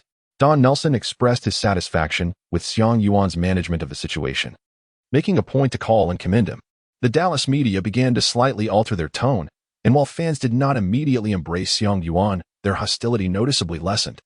Following this incident, the NBA experienced a brief period of tranquility. Notably, during this time, Xiang Yuan's agent, Mark Bartelstein, successfully finalized his sneaker endorsement contract. Xiang Yuan has entered into a 2-year contract with Adidas worth $2 million. If converted to a 6-year term, the contract would amount to a mere $6 million, a stark contrast to the 6-year, $12 million advertising contract recently signed by McGrady. Logically, one would assume that Xiang Yuan, ranked 4th, would command a higher contract than McGrady, who was ranked 6th. Yet, the reality is that Adidas does not harbor high hopes for Xiang Yuan's future development. Furthermore, under Xiang Yuan's guidance, Mark Bartelstein insisted on not signing a long-term agreement, which significantly diminished Adidas's interest. Consequently, they were left with no choice but to settle for this short-term, low-paying contract. Xiang Yuan opted for a brief contract because he harbors confidence in his ability to swiftly establish a reputation within the NBA. He believes that when the time comes to sign advertising contracts, the monetary figures will be far more substantial, perhaps even securing a lifetime contract. Adidas is cognizant of this perspective, which is why the contract includes a clause stipulating that when Xiang Yuan negotiates future endorsements, he must prioritize Adidas at the same price point. This demonstrates the acumen of a long-standing sports giant. While they may not currently believe in Xiang Yuan, they are nonetheless ensuring their own safeguard. Should Xiang Yuan eventually emerge as a star player, they can still lure him back with a more lucrative contract, preventing other companies from seizing the opportunity. Of course, Xiang Yuan is not particularly concerned about this arrangement. Such scenarios are commonplace. Moreover, he is not especially fixated on whether he signs with Adidas, Nike, or any other major company. His primary focus is on profitability. Although there have been rumors in the past suggesting that stars under the Adidas banner face suppression from the NBA, Xiang Yuan has never subscribed to these notions. These tales are merely fabrications spun by less knowledgeable fans of the players. The league would have to be exceedingly foolish to choose one company over another, stifling competition. Allowing two major corporations to engage in healthy rivalry would benefit the league, rather than relinquishing its bargaining power to a singular entity. Such a foolish course of action is inconceivable for a well-established, internationally renowned commercial sports league. Time flies swiftly, and soon the Summer League will be upon us. Xiang Yuan is on the verge of embarking on his true journey into the NBA. The starting point of this odyssey is the Summer League, where he will set sail with the Dallas Mavericks. Although this journey may appear somewhat tattered, it signifies a new beginning. Following the trade of Michael Finley, the Mavericks have fully committed to a path of reconstruction. Regardless of the fan sentiments, all hopes now rest upon the shoulders of this year's 4th overall draft pick, Xiang Yuan. They have exhausted their resources, and the team is devoid of any viable talent. In a mid-season trade involving 9 players, Chris Gatling, who played 44 games averaging 19.1 points, has been traded to the New Jersey Nets. Jim Jackson, who appeared in 46 games with an average of 15.5 points, also moved to the Nets. George McLeod, with 41 games and an average of 13.7 points, has found his way to the Los Angeles Lakers. Sam Cassell, who played 16 games averaging 12.3 points, was likewise traded to the Nets. In February, the Mavericks engaged in a transaction with the Miami Heat, trading Jamal Mashburn, who averaged 10.6 points, for Kurt Thomas, Sasha Danilovic, and Martin Imrasep. Sasha Danilovic, who played 13 games with an average of 16.6 points, retired from the NBA after the season. The remaining 2 players are mere benchwarmers. Presently, the Mavericks roster lacks even a single player who averages double-digit points, underscoring their dire situation. However, this predicament may offer certain advantages for Xiang Yuan. In the upcoming season, he can play with complete freedom, as the ball will predominantly be in his hands, with no one to contest him. Prior to the season's commencement, under the guidance of the venerable coach Nelson, Xiang Yuan collaborated with the team's assistant coaches to analyze the roster for the Summer League. Typically, assistant coaches lead the Summer League teams, and players do not participate in roster decisions. Yet, Xiang Yuan is an exception, as he is the future cornerstone of the franchise, deserving of utmost development. Coach Nelson has always been a believer in trust. Having invested significantly in bringing Xiang Yuan to Dallas, he is committed to granting him the freedom to flourish. With the cultivation of Xiang Yuan being the paramount objective, the assistant was indifferent to this matter, for the Dallas Mavericks roster offered little of note. There were merely a handful of players, and a casual approach would suffice. Thus, after deliberation, the two ultimately finalized the roster for the Summer League. The 10-member list is as follows: Xiang Yuan, Dennis Scott, Sean Bradley, Hubert Davis, Robert Pack, Samaki Walker, Khalid Reeves, Courtney Thomas, A.C. Green, and Chris Anstey. On July 9, 1997, the NBA's Summer League commenced officially. Chapter 86, starting power forward on July 10th, the second day of the Summer League. The Dallas Mavericks were set to compete. Their opponents were the Phoenix Suns, with whom they maintained a cordial relationship.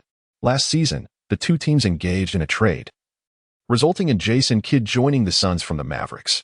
However, Kidd would not be participating in the Summer League.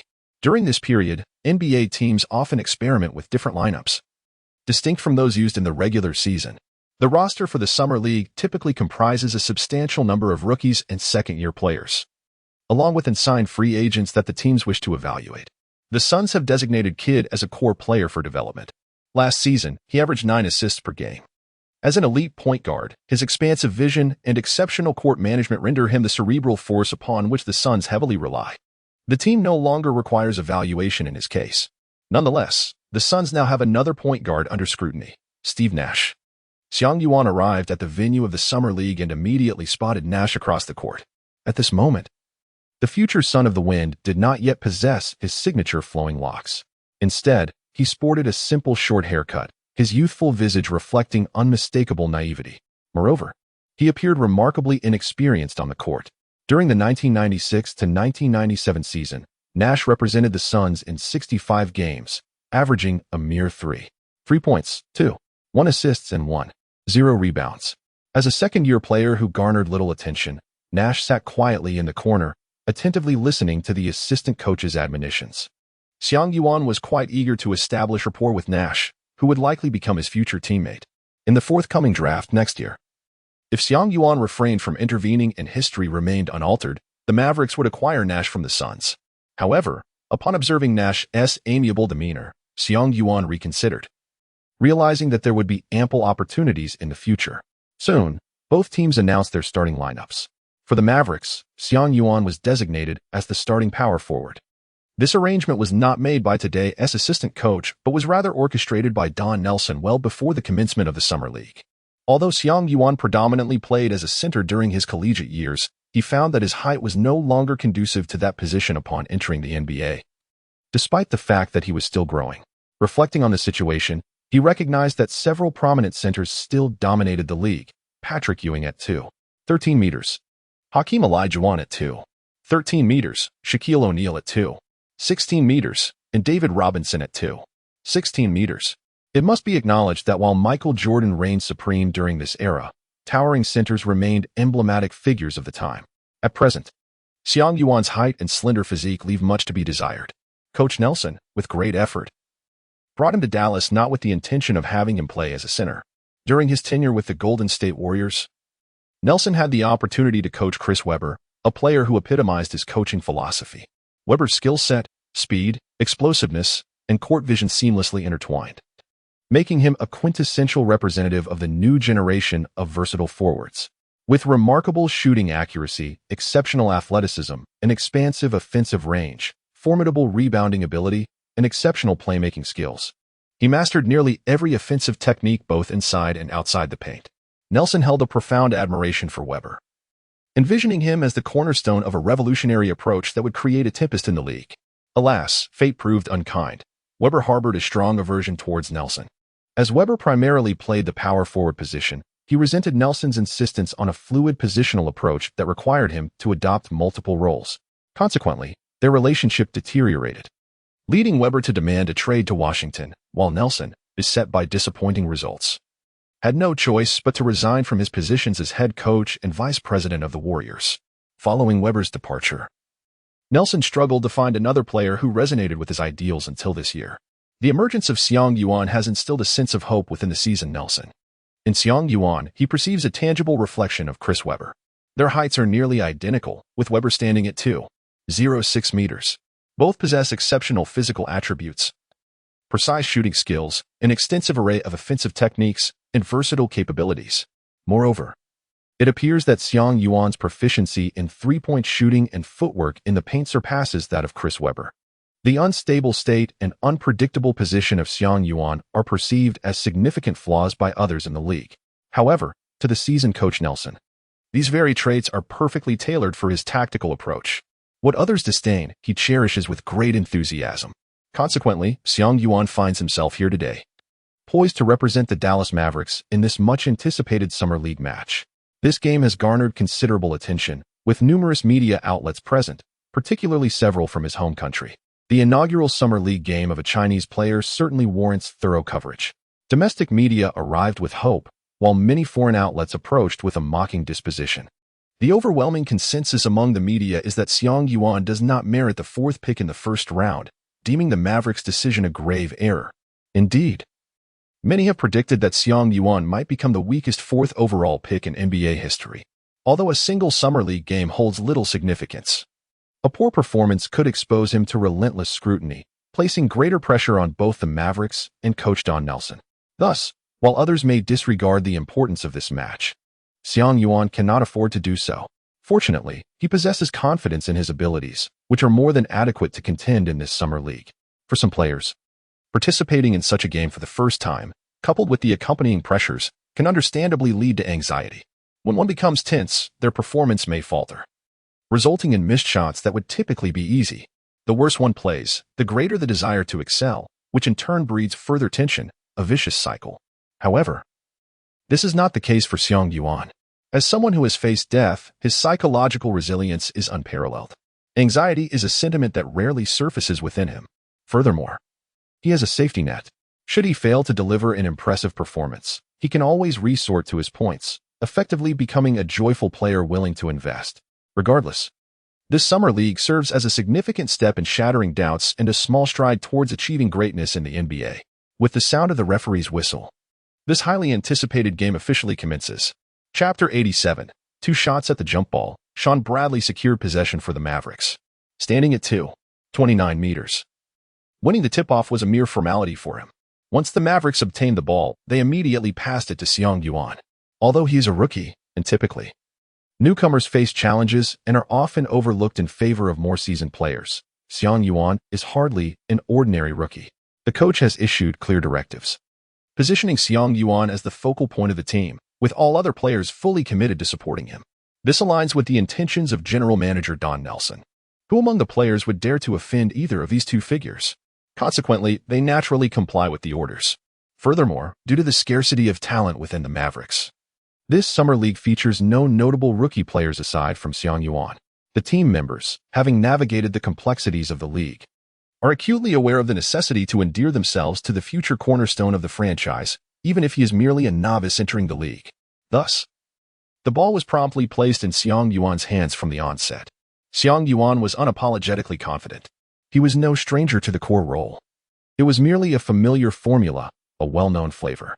As soon as he seized the ball, the Phoenix Suns power forward, Antonio McDyess, swiftly moved to defend against him. McDyess, the second overall pick in the 1995 draft, was only in his third season. Just this January, he had been traded to the Suns, having previously averaged 18.3 points and 7.3 rebounds per game with the Denver Nuggets. Since entering the league, he had been regarded as one of the premier power forwards. His prowess was undeniable. Before the game, no one had anticipated that Xiang Yuan would be positioned as a power forward. However, witnessing this scenario, the crowd was suddenly invigorated. They eagerly awaited the showdown between Xiang Yuan and McDyess, or rather, they anticipated the spectacle of Xiang Yuan being dominated by McDyess. Nevertheless, Xiang Yuan was destined to defy their expectations. Xiang Yuan stood at the arc's pinnacle, leisurely dribbling the ball. McDyess spread his arms wide, assuming a defensive stance. Intently focused on Xiang Yuan, he harbored no prejudice or bias against him. The fact that Xiang Yuan was selected as the fourth pick in the first round is of little consequence to him. However, now that he finds himself on the court, he is determined to give his utmost effort. The individuals before him, be they Xiang Yuan or any other players, will find it no easy task to score in his presence. From the very outset, the atmosphere on the court is imbued with an intense sense of pressure. Xiang Yuan, with the ball in possession, executed several feints in succession. McDayus remained steadfast, showing no signs of losing his position. It appears that a direct breakthrough is not a simple endeavor. Xiang Yuan would never underestimate the heroes of the world. Thus, with a mere glance, he signaled to Samaki Walker, who was playing the small forward position, to set a screen. Following the screen, Xiang Yuan dribbled fiercely towards the right. The opposing small forward, George McLeod, swiftly switched to defend him. At that moment, Xiang Yuan had penetrated to within a step of the right free throw line. Noticing the defensive switch, he executed a half-turn maneuver while dribbling. Naturally, McLeod shifted laterally in response to Xiang Yuan's movement. However, he was unprepared for the fact that Xiang Yuan's half-turn was merely a feint. Sensing McLeod's weight shift, Xiang Yuan pivoted back, collecting the ball, and faced the basket to take his shot. A faint thud resonated, followed by the swish of the net as the basketball grazed the backboard before bouncing into the hoop. It was a bank shot that secured the first points of the game. 2-0, the Mavericks had taken the lead. The expression on McDyess's face grew slightly grave. With a change of possession, Steve Nash advanced the ball into the front court. Nash was a quintessential late-blooming talent. In his previous life, Nash only ascended to all-star status in his 6th year, reaching his peak with the Suns after the age of 30. Thus, the current Nash poses little concern. Nevertheless, his innate talent for passing must still be regarded with caution. Regrettably, he finds himself devoid of opportunities to fully harness his gifts, as he remains underappreciated and lacks the focused guidance of a coach. Upon advancing the ball to the front court, he noticed McDyess raising his hand for the pass. Thus, he reluctantly lobbed the ball towards the paint. Per Nash, he mused, once I establish my footing with the Mavericks, I shall persuade, no, suggest to the venerable Nelson to expedite your trade. However, now is not the time for such considerations. McDyess received the ball in the paint, with Xiang Yuan defending against him. Yet, as he initiated his isolation against Xiang Yuan, he soon realized that the task was far more complex than he had anticipated.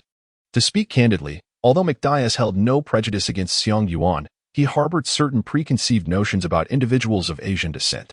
In his mind, he envisioned Xiang Yuan as physically frail, easily overwhelmed by his presence, and likely to retreat under pressure. He refrained from exerting his full strength, mindful of the possibility that Xiang Yuan might resort to a defensive tactic that would destabilize him.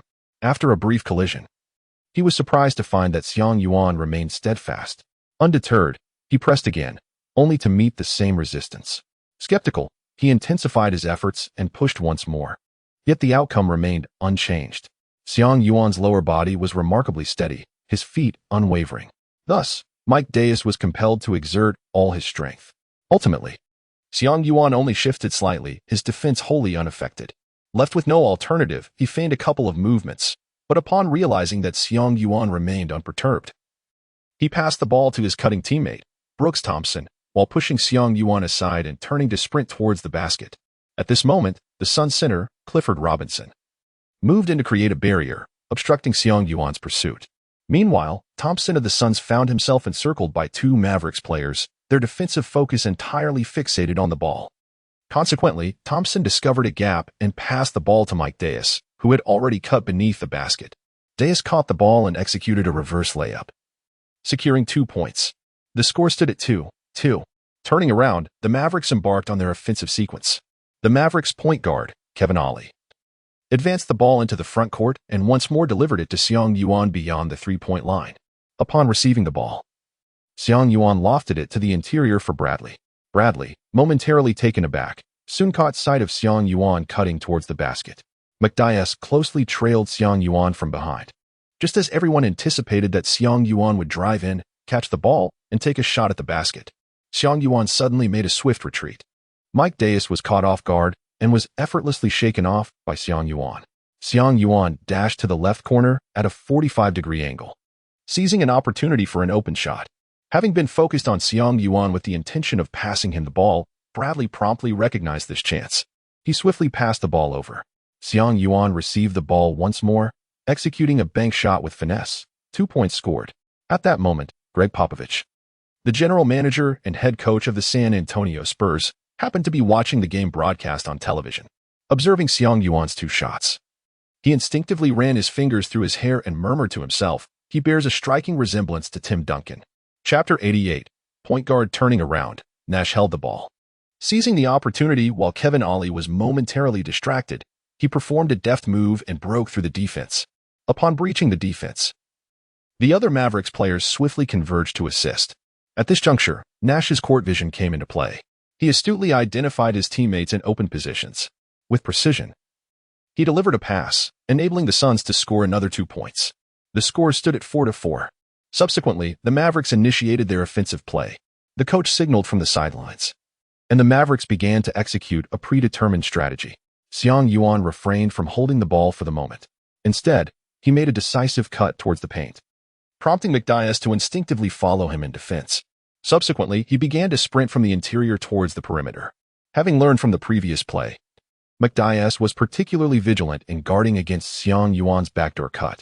Therefore, upon witnessing Xiang Yuan employ the same tactic once more, he promptly pursued him, determined to deny any opportunity. Nevertheless, Xiang Yuan did not rely solely on his simple movement to elude McDyess this time.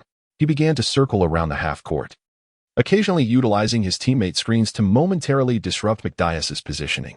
Ultimately, Xiang Yuan found himself at the right corner beyond the three-point arc. At that moment, McDyess, having been delayed, had only just caught up near the free-throw line, as this was a meticulously preordained strategy. As Xiang Yuan had just reached his position, his teammate's pass had already arrived. Xiang Yuan received the pass and immediately took a wide-open three-point shot. Swish. Such a shot, Xiang Yuan executed with great confidence. The score was now 7-4, with the Mavericks leading by 3 points once more. Subsequently, the Suns missed their shot. The Mavericks repeated their previous strategy, with the sole distinction that this time, Xiang Yuan positioned himself at the left corner beyond the three-point line. Another clean and decisive three-pointer. The score escalated to 10-4, granting the Mavericks a 6-point advantage. The Suns had no choice but to call a timeout. If this continued, the Mavericks would gain momentum and deliver a significant surge, making it increasingly challenging for the Suns to catch up. During the timeout, the audience began to converse. Has Xiang Yuan already scored 10 points? One person exclaimed, glancing at the statistics in surprise. Indeed, 2 mid-range shots and 2 three-pointers. His scoring ability is impressive. Another echoed. Impressive? He merely has unrestricted shooting privileges, someone scoffed. Yet, he had made all 4 of his attempts. Among the fans, there were still those who maintained a rational perspective. It's just that the opposing defense is abysmal. The skeptic continued dismissively. But he did make all 4 shots, the rational fan insisted. Just wait and see. I don't believe he can keep it up. Frankly, prior to the game, the Suns had underestimated Xiang Yuan and the Mavericks entirely. Their plan was simply to practice their coordination and secure an effortless victory. However, the reality diverged significantly from their expectations right from the opening moments, as the Mavericks took the lead. In a flurry, the Suns coach began to devise strategies to counter the Mavericks' tactics. McDyess' defense was, in fact, sound. However, the Mavericks' strategy was specifically designed. The Suns had not prepared any defensive tactics for Xiang Yuan. This back and forth led to complications. The Suns coach realized that if they did not devise a solution, it would be their team that faced defeat today. Although this was merely a summer league game, losing to a team like the Mavericks would be unacceptable for the Suns. The coach discerned that it was impossible to completely contain Xiang Yuan in a one-on-one situation. He also recognized that the Mavericks had centered their strategy around Xiang Yuan. Fortunately, the solution was not overly complex.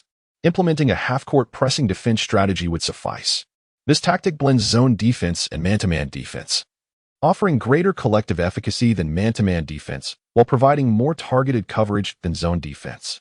Focus on the ball, not the man. Once the tactics were arranged, the game resumed. The defensive strategy employed by the Suns indeed proved effective. Subsequently, Xiang Yuan struggled to secure any straightforward shooting opportunities. By effectively neutralizing Xiang Yuan, a key offensive asset, the Suns found themselves in a more comfortable position. The Mavericks, lacking in strength, showcased a roster devoid of notable talent. Consequently, the Suns swiftly closed the scoring gap and soon seized the lead. At the end of the first quarter, the score stood at 21-14, with the Suns ahead by 7 points. During the intermission, the Mavericks coach merely instructed the players to rest and recuperate. As an assistant coach, he held a limited role, primarily focused on 2 tasks: providing Xiang Yuan ample opportunities to showcase his abilities and rehearsing the recently devised offensive strategy. Both objectives had been met. The Suns' lead was a testament to their superiority, while the Mavericks' deficit was a predictable outcome. Thus, the coach maintained a laid-back demeanor, unwilling to implement any extraordinary measures in response to the current situation. However, Xiang Yuan approached him, saying, "Coach, I would like to gather the players for a moment. I have something to discuss." He proceeded to convey his thoughts to the coach. Being a recent addition to the team, although destined to be a core player in the future, he currently wielded little authority and could only express his intentions through the coach. Nevertheless, Xiang Yuan was confident that, with time, he would establish a degree of influence within the team. After listening to Xiang Yuan, the coach nodded and summoned the Mavericks players. "Listen up," the coach began. "In the upcoming plays, I want you to actively reposition yourselves during the offense, while keeping your focus on Xiang Yuan. I will assign him to play the role of a point forward. This concept, I trust, is familiar to you all. It is a unique philosophy conceived by our general manager. When Xiang Yuan has control of the ball, make every effort to create space and be ready to receive a pass. Understood?" The players nodded in agreement, though some harbored a tinge of skepticism regarding this arrangement. After all, had they not played basketball for years, capable of making even the simplest of passes? However, upon re-entering the game, the members of the Mavericks suddenly realized that it was indeed possible to miss a pass. The reason, of course, was that Xiang Yuan's passes were exceedingly intricate and utterly unexpected. Such passes, which often catch opponents off guard, can create significant opportunities. Nevertheless, this style of play necessitates a profound synergy among teammates. Unfortunately, this was merely the first official match that the Mavericks had played alongside Xiang Yuan, and their chemistry was woefully inadequate. Consequently, Xiang Yuan's passes proved difficult to receive, and even when they were caught, a considerable reaction time was required for adjustment. Out of 10 passes, perhaps only 3 would result in successful plays. Yet, even with such a modest success rate, these plays were undeniably delightful to behold. Much to the audience's satisfaction, spectators were thoroughly entertained by the flamboyant passing displayed, astonished by Xiang Yuan's unexpected prowess. Gradually, the atmosphere in the arena began to shift, with many individuals re-evaluating their perceptions of Xiang Yuan. It must be noted that the trio of swift passes, blocks, and dunks constitutes the triumvirate of basketball artistry. Increasingly, spectators began to blame Xiang Yuan's teammates for their inability to capitalize on his well-placed passes. Chapter 89, Taking Action. With 3 minutes and 31 seconds remaining in the second quarter, during a stoppage of play, Xiang Yuan was substituted for a brief respite. At this juncture, he had accumulated 6 assists, albeit with 5 turnovers. Despite the considerable number of mistakes he had made, the fans in attendance rarely held him accountable. Typically, the blame fell upon his teammates for their inefficacy. Presently, Xiang Yuan had few detractors, and most spectators adopted a rational perspective while watching the game. They understood that had Xiang Yuan's teammates been able to receive those passes, it would have resulted in a beautifully executed scoring opportunity rather than a turnover. Thus, when Xiang Yuan was substituted, he had already tallied 14 points, 4 rebounds, 6 assists, and 6 turnovers. Meanwhile, during Xiang Yuan's time on the bench, the Suns maintained their advantage, leaving the Mavericks utterly powerless against their onslaught. At halftime, the score had escalated to 45-30. With the Suns leading by a substantial 15 points. "Xiang Yuan, what on earth are you doing? What kind of passes are those? I can barely catch them." "If you can't pass, then don't." Lacking offensive capability and simply shifting blame? Even if the coach were present today, I would still tell you that at your current level, you are unworthy of being the core of our Mavericks. During the halftime break, an individual chose to confront Xiang Yuan. This individual was Hubert Davis, the shooting guard for the Mavericks. Despite the Mavericks' intention to establish Xiang Yuan as their core player, and the explicit instructions from Don Nelson and the coaching staff urging the team to fully support Xiang Yuan on the court, the players still harbored their own tempers. After all, those who play in the NBA are inherently proud and ambitious. It was unexpected that they would find themselves overshadowed by a rookie, especially one hailing from China. Furthermore, they were expected to adapt to this newcomer. Had this rookie been of the caliber of Tim Duncan, renowned even before entering the league and highly sought after by various teams, it would have been more palatable. However, this rookie was merely a product of media hype, with his true abilities remaining uncertain. To add to the absurdity, the general manager inexplicably traded Michael Finley for Xiang Yuan and appointed him as the core player. Hubert Davis, who shared a close bond with Finley, felt a deep sense of injustice on his behalf. Consequently, he could no longer endure the current situation and abruptly lashed out at Xiang Yuan. "Davis, silence yourself." The coach's face darkened, clearly showing his displeasure at this blatant disregard for authority. "Why should I be silent? Am I not merely stating the truth?" Davis retorted obstinately. His words resonated with several other players, who nodded in agreement, evidently sharing his sentiments. It is often the case that individuals prefer to blame others rather than reflect on their own shortcomings. "Truth?" The coach fumed. "That is merely your perceived truth. What I see is that Xiang Yuan delivered excellent passes, while you all were unfocused, fumbling the ball like butterfingers. And now you choose to blame the passer, Xiang Yuan? Perhaps you harbor grievances against me, your assistant coach. Very well, I will not tolerate this any longer. In the second half, I will consult the head coach or even the general manager to see how they wish to proceed with the game, to determine whether they blame Xiang Yuan or you."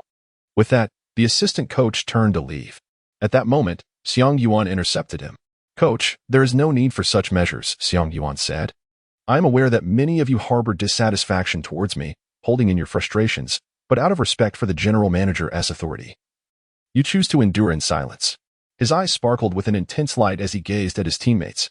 Those whom he locked eyes with instinctively lowered their heads or turned away, avoiding his gaze. Only Hubert Davis and Sean Bradley met Xiang Yuan's eyes directly. However, there was a distinction between the two. Hubert Davis confronted Xiang Yuan with anger. Sean Bradley has never harbored any feelings of resentment, prejudice, or discrimination towards Xiang Yuan. Although Bradley was the second overall pick in the 1993 draft, his career in the league was marred by injuries after an initial period of ambition. He soon recognized that he lacked the capacity to be the cornerstone of a team. His foremost desire now is to distance himself from injuries and to play normally. Thus, he holds no objections to Xiang Yuan assuming the role of the team's core. On the contrary, he finds joy in it. After all, the presence of someone to share the burden alleviates much of the pressure and significantly reduces his risk of injury. Moreover, as an international player, Bradley faced considerable prejudice and scorn upon entering the league, and to this day, he is still affectionately nicknamed the Stick.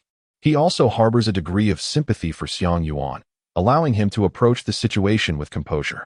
Xiang Yuan continued, "What I wish to convey is rather straightforward. Your dissatisfaction is your own concern. I, Xiang Yuan, am not unreasonable. If you remain unconvinced, I shall demonstrate my capabilities until you are persuaded. Should I fail to achieve this, I will take my leave without your coercion. However, certain matters are clear-cut. If it is one's fault, then it is indeed their fault. If you lack focus and fail to catch the ball, it is unjust to place the blame upon me. Such behavior is devoid of principles, a distortion of truth, and an act of slander. This is a manifestation of unreasonable provocation and a display of cowardice and incompetence. Therefore, should anyone continue to confront me with such baseless justifications, I shall have no choice but to seek the judgment of the general manager to discern who is truly in the right." Xiang Yuan's words resonated with profound clarity. Although some harbored grievances against him, he was fully cognizant of the underlying truth. It was undeniable that Xiang Yuan's passes were indeed exceptional. Their inability to receive them could not solely be attributed to their lack of focus, but rather had no bearing on Xiang Yuan himself. Consequently, the dissenting voices fell silent. Only Hubert Davis, in a display of disdain, spat contemptuously into a nearby trash bin before turning away with a scornful expression, retreating into his own solitude. Xiang Yuan paid little heed to it. Nevertheless, he had mentally noted the obstinate, irritable, and malevolent character of that individual. He then turned to the coach and said, "Coach, our team's synergy is lacking, and there is no chemistry on the court. Therefore, employing the tactic of a ball-controlling forward is not suitable for the second half of the match. For the second half, I propose to abandon a fixed position and instead engage in simpler passing and cutting strategies. Would that be acceptable?" The coach pondered for a moment and nodded in agreement with Xiang Yuan's suggestion. Xiang Yuan felt immensely satisfied with the handling of the incident. This young man, if properly nurtured, might indeed blossom into a star player, the coach mused silently. Chapter 90. Steven Jackson. As the whistle sounded, the second half of the match commenced. As the game progressed, the Suns quickly realized that the Mavericks had altered their strategy, evoking a sense of individualism among the players. Xiang Yuan no longer assumes the primary role of orchestrating ball control. The possession of the ball is determined by whoever receives it. They may choose to pass or shoot as they please.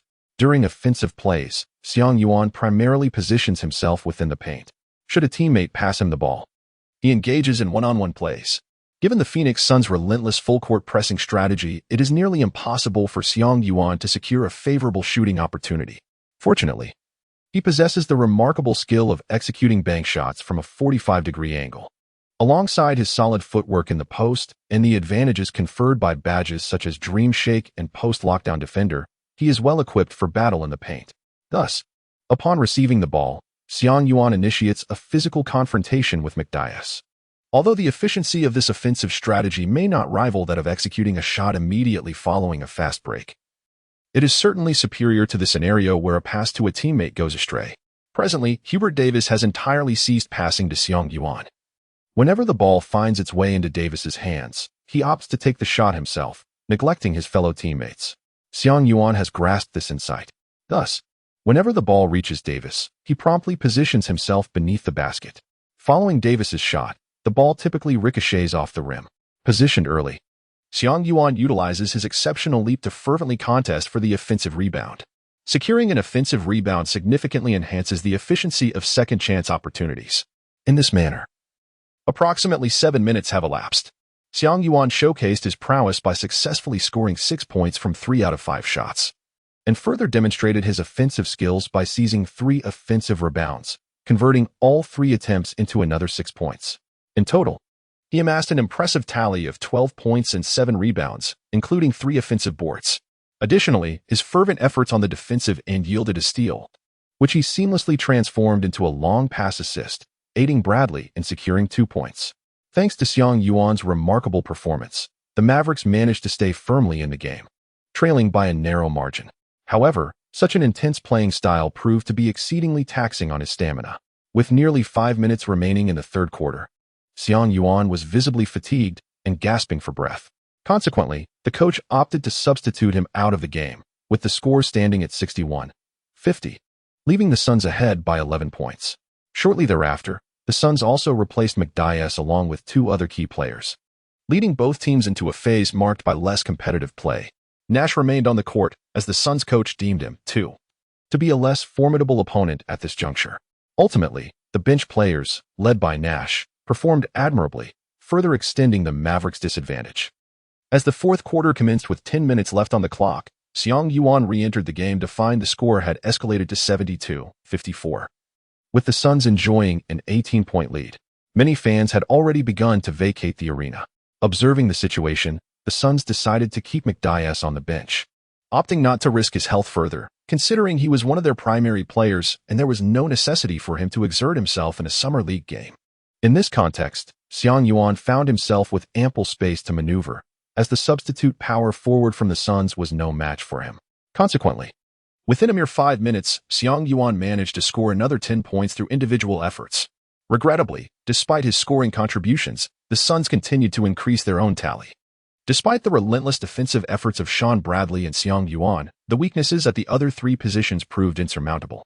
With just over 3 minutes remaining in the match, the Mavericks found themselves trailing by 12 points, prompting the coach to abandon further resistance. Hence, the Mavericks substituted all their main players, while the Suns similarly coordinated the replacement of their starters with a few benchwarmers.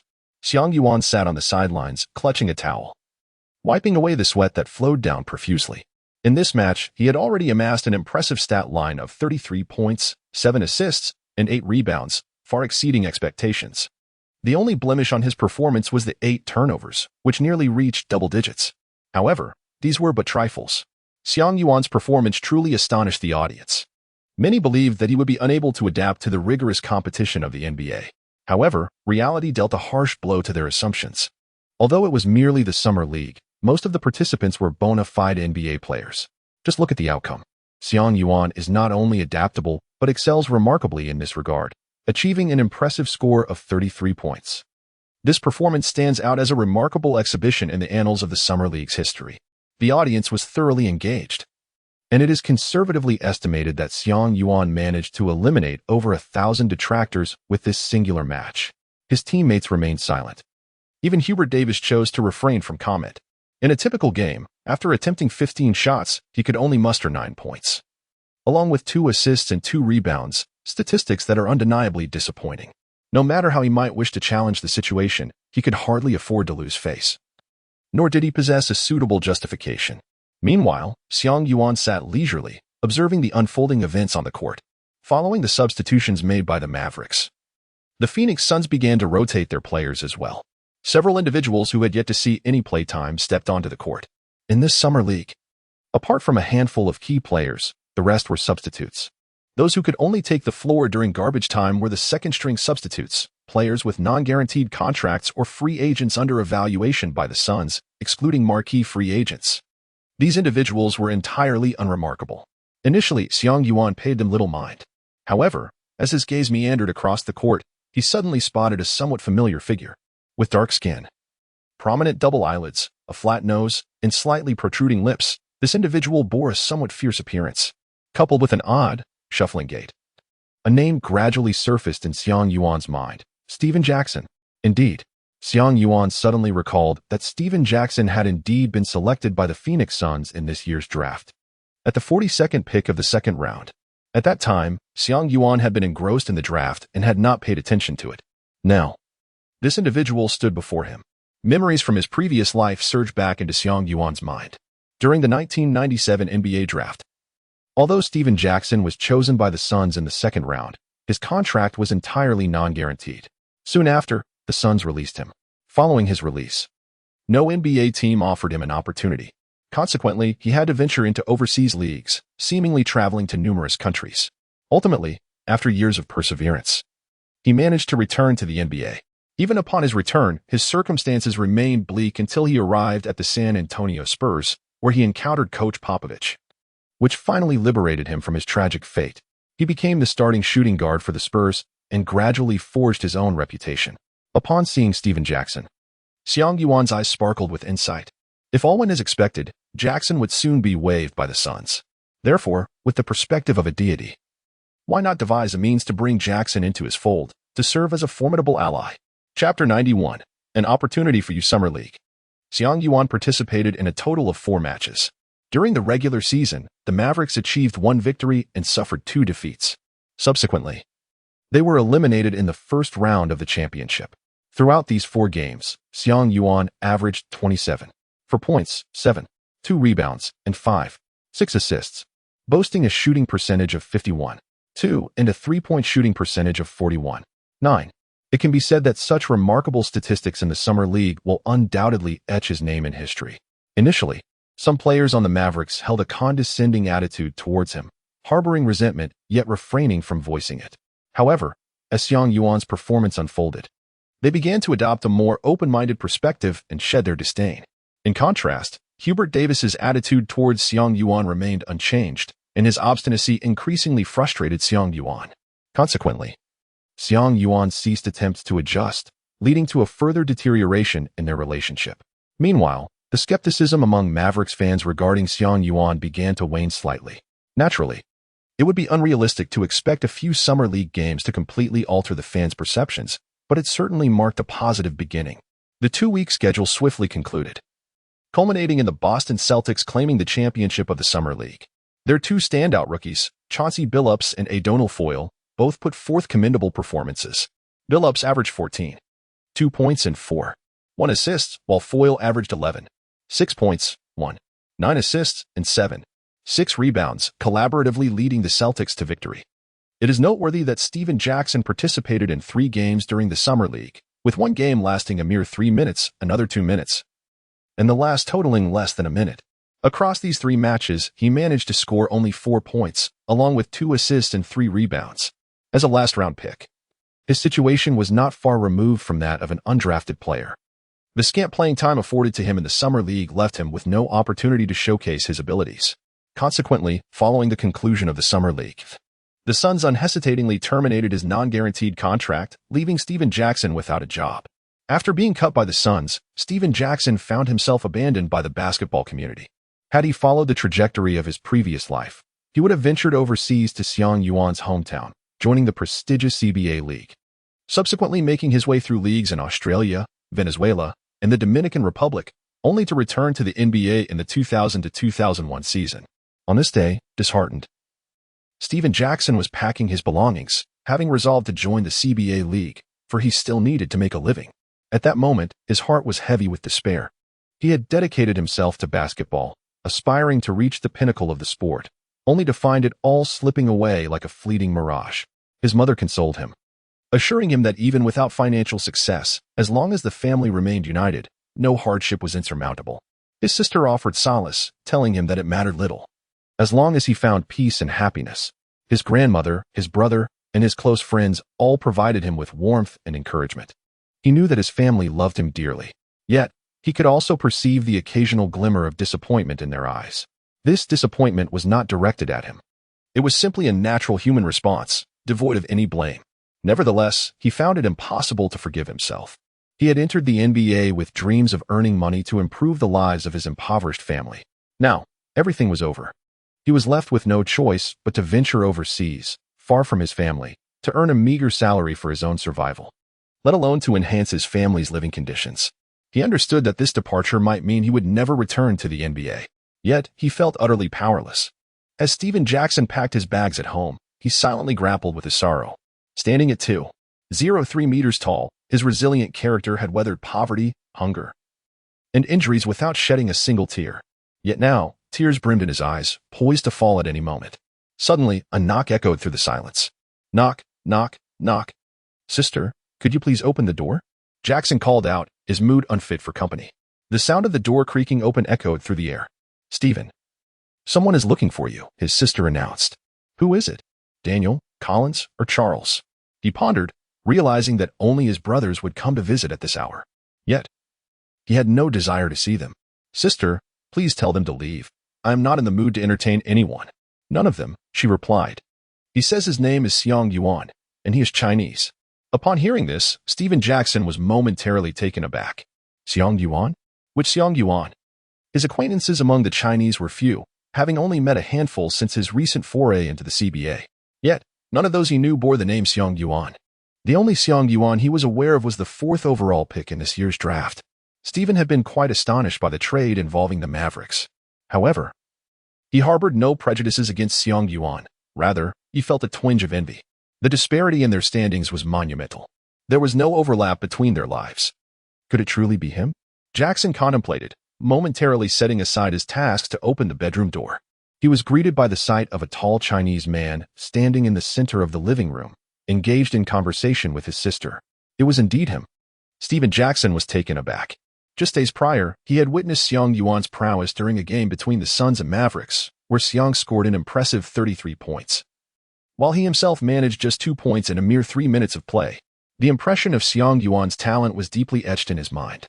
He could not fathom why this promising future star had come to his home. Hello, he greeted politely, at a loss for further words. Hello, Stephen, Xiang Yuan replied warmly. I hope you will pardon my audacity in coming to visit. You're too kind. Please, make yourself at home, Stephen Jackson invited. Would you care for something to drink? Xiang Yuan waved his hand dismissively and said, There's no need for such formalities. I have come to discuss a matter with you. What matter? Stephen Jackson inquired, perplexed, as he could hardly fathom what topic could warrant a discussion between them. Are you considering a move to the CBA? Xiang Yuan replied. So that was the issue at hand, Stephen Jackson pondered. It seems that Xiang Yuan has connections within the CBA. Could it be that he wishes for me to join a team he is familiar with? With this thought, Stephen Jackson refrained from deceiving him and simply nodded in acknowledgement. Seeing his assent, Xiang Yuan continued. If, and I emphasize if, a team is willing to extend to you an opportunity for a trial, and assuming the outcome is favorable, you might secure a basic contract. Would you then be inclined to remain in the NBA? Stephen Jackson's eyes brightened at this prospect, and he nodded eagerly. Absolutely. I would be more than willing. Xiang Yuan nodded slightly and said, Very well, since I understand your intentions. I shall return to discuss this matter with the general manager of the Little Bulls and strive to secure such an opportunity for you. However, I cannot guarantee that you will undoubtedly obtain a contract. Thank you. I am immensely grateful. I scarcely know what to say. My gratitude is overwhelming. We are not even acquainted, yet I appreciate it deeply. Please, have a seat, Stephen Jackson stammered, overwhelmed with emotion. Such an opportunity was something he had scarcely dared to dream of. Chapter 92, The Change of Fate After Departing from Stephen Jackson's Residence. Xiang Yuan promptly made his way to the office of General Manager Don Nelson. Upon entering, he delicately conveyed his desire to grant Stephen Jackson a chance for a trial. In truth, as a rookie, Xiang Yuan should not have been so audacious. Recommendations for such a roster typically came from established stars within the team.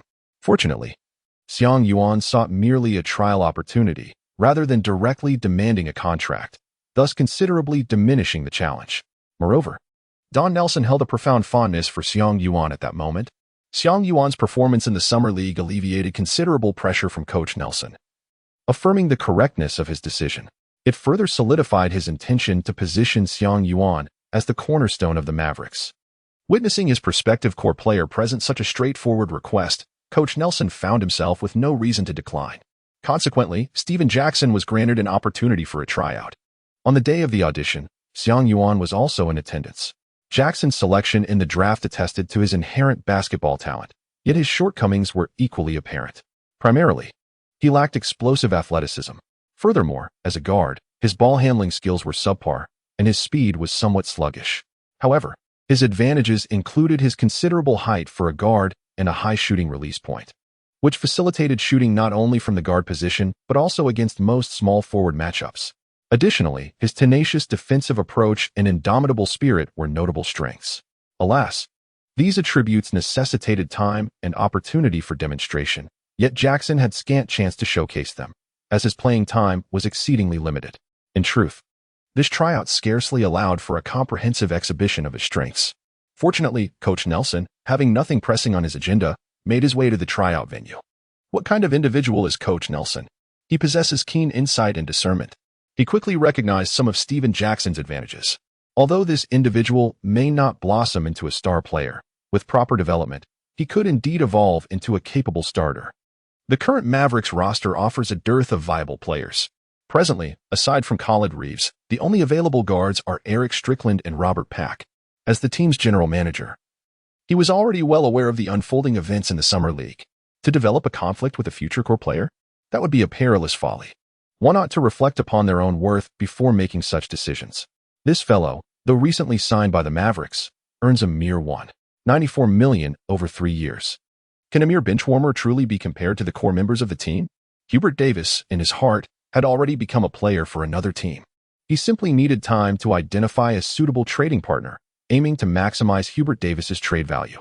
In this context, the Dallas Mavericks were in need of an additional player on their backcourt, and the current candidate, Stephen Jackson, fit the bill perfectly. Furthermore, he was recommended by Xiang Yuan. Although the elder Nelson had no obligation to please Xiang Yuan, it was prudent for a general manager to consider the sentiments of the team's future core under appropriate circumstances.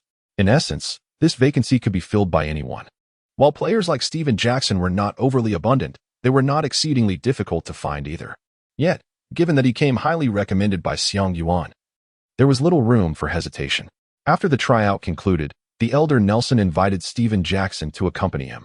With a heart full of trepidation, Stephen Jackson followed the elder Nelson into his office. "Please, take a seat." The elder Nelson gestured toward the sofa. Jackson, hesitant, remained motionless. Observing this, the elder Nelson decided to relent.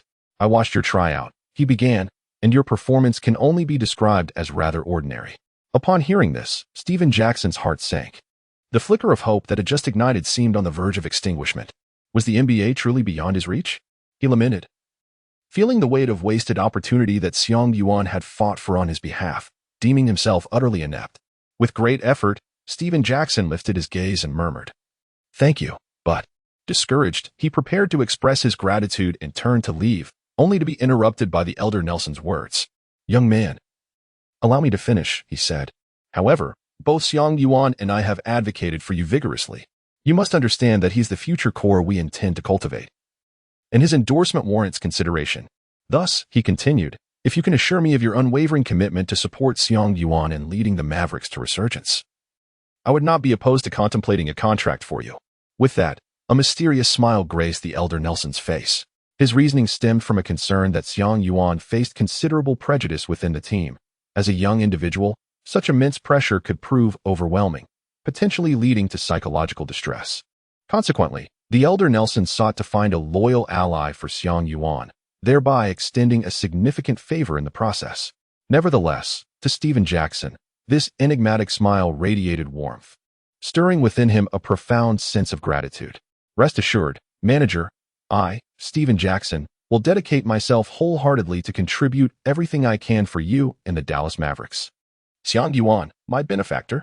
As long as I draw breath, I shall never allow anyone to harm him. Observing Steven Jackson's face flush with excitement before darkening entirely. Old Nelson nodded in satisfaction. Excellent. We intend to offer you a 3-year contract valued at a total of $154 million. Would you be inclined to accept? Old Nelson inquired. This declaration resonated in Steven Jackson's ears like celestial music. For one who had been without a team and was on the verge of seeking a livelihood overseas, what could be more fulfilling than such a generous long-term contract? Indeed, this agreement might be considered the very minimum salary. Yet for Steven Jackson, it represented a remarkable opportunity. More importantly, it was a guaranteed 3-year deal. This was akin to an individual who typically ekes out a living by scavenging, suddenly securing a formal job for 3 years with assured income. I accept. I wholeheartedly accept, Steven Jackson exclaimed with fervor. Excellent. Then, at 9 o'clock tomorrow morning, you shall come here to sign the contract, and once it is finalized, you will officially become a member of the Mavericks. Chapter 93, Growth. Following the conclusion of the Summer League, the NBA has entered its off-season. The 1997 off-season, however, is rather uneventful. This is primarily due to the previous year's excitement, which has rendered this year's off-season somewhat lackluster. Last year, the 96 Dream Team made their entrance into the league, and numerous star players completed significant contracts. For instance, Alonzo Mourning secured a multi-million-dollar deal with the Miami Heat, while Hakeem Olajuwon also finalized a contract of similar magnitude. Other luminaries such as Dikembe Mutombo, Gary Payton, Reggie Miller, and John Stockton were likewise involved in lucrative signings. Juwan Howard made history by landing the first $100 million contract. Most notably, the Chicago Bulls extended a 1-year, $30 million contract to Michael Jordan, a move understood by all. The culmination of these events rendered this year's off-season extraordinarily subdued. However, this was merely the perception of the time. In reality, 1997 was a year of tremendous upheaval and an assembly of stars. The 96 Dream Team had only just begun their journey in the NBA. Kevin Garnett had already ascended to become the big ticket. Tim Duncan joined the San Antonio Spurs, and Tracy McGrady made his debut with the Toronto Raptors. This was the dawn of a new generation. Among the mid-tier players, Penny Hardaway emerged as a supernova within the league. Grant Hill began to be heralded as the next Michael Jordan. Shaquille O'Neal was making monumental waves with the Los Angeles Lakers, while Chris Webber established himself as a cornerstone for the Washington Wizards. Yet, the newcomers and mid-tier stars were still not formidable enough to unseat the established legends. Jordan was poised to pursue his second consecutive three-peat, while Hakeem Olajuwon, Clyde Drexler, and Charles Barkley continued their relentless chase for a championship. Though the Utah duo had aged, they remained steadfast in their quest to challenge the Bulls. All these elements signaled that the upcoming NBA season would be even more exhilarating. Nevertheless, the undercurrents of this grand narrative were invisible to the contemporary observers. The off-season was a period when most players indulged in the pleasures of life. They engaged in various activities, some went fishing or vacationing, while others traveled to witness their favorite football and rugby matches. Many enjoyed leisurely trips with family or friends, savoring the joys of life. Prominent stars often attended various commercial events, while others participated in different business leagues, relishing the thrill of competition. Additionally, some players were busy networking and recruiting, striving to bolster their team strength for the new season. The remaining individuals were immersed in the monotony of rigorous training. Xiang Yuan epitomizes the rarest kind of individual. He is acutely aware that his current abilities are far from sufficient. Thus, he perseveres in the training room, drenched in sweat. However, this time, he is not training alone. Steven Jackson has joined him. Ever since signing a contract with the Mavericks, Steven Jackson has practically become Xiang Yuan's devoted protector. Were it not for Xiang Yuan's knowledge of Jackson's conventional sexual orientation, he might have fled in dismay. In Jackson's eyes, Xiang Yuan is his benefactor, and he embodies a character steeped in loyalty and gratitude. Consequently, he now remains steadfastly by Xiang Yuan's side, ever ready to assist. Xiang Yuan was not particularly accustomed to this. He had repeatedly advised Jackson to refrain from such behavior, yet Jackson remained obstinate. Eventually, with no alternatives left, Xiang Yuan had no choice but to acquiesce to him. Thus, amid the relentless routine of professional training, they continued. Xiang Yuan's prowess has once again reached new heights. For instance, his strength and endurance have notably improved, enhancing his athletic capabilities. His shooting accuracy has become more reliable, reflecting advancements in his offensive skills. Furthermore, his ball handling abilities have been fortified, showcasing growth in his organizational traits. Additionally, his repertoire of movements has become more refined, exemplifying mastery in his finishing techniques. Consequently, his overall rating has risen by 1 point, now standing at 77. During this training period, Steven Jackson has also made significant strides in his abilities, yielding commendable results. The trainers that Xiang Yuan has recruited are exceptionally professional. In his past life, after being cast aside by the NBA, Jackson immediately ventured overseas to play basketball, never having the opportunity to refine his skills through professional training. Consequently, it was only after an extensive period abroad that his abilities truly matured. The disparity between having guidance and lacking it is monumental.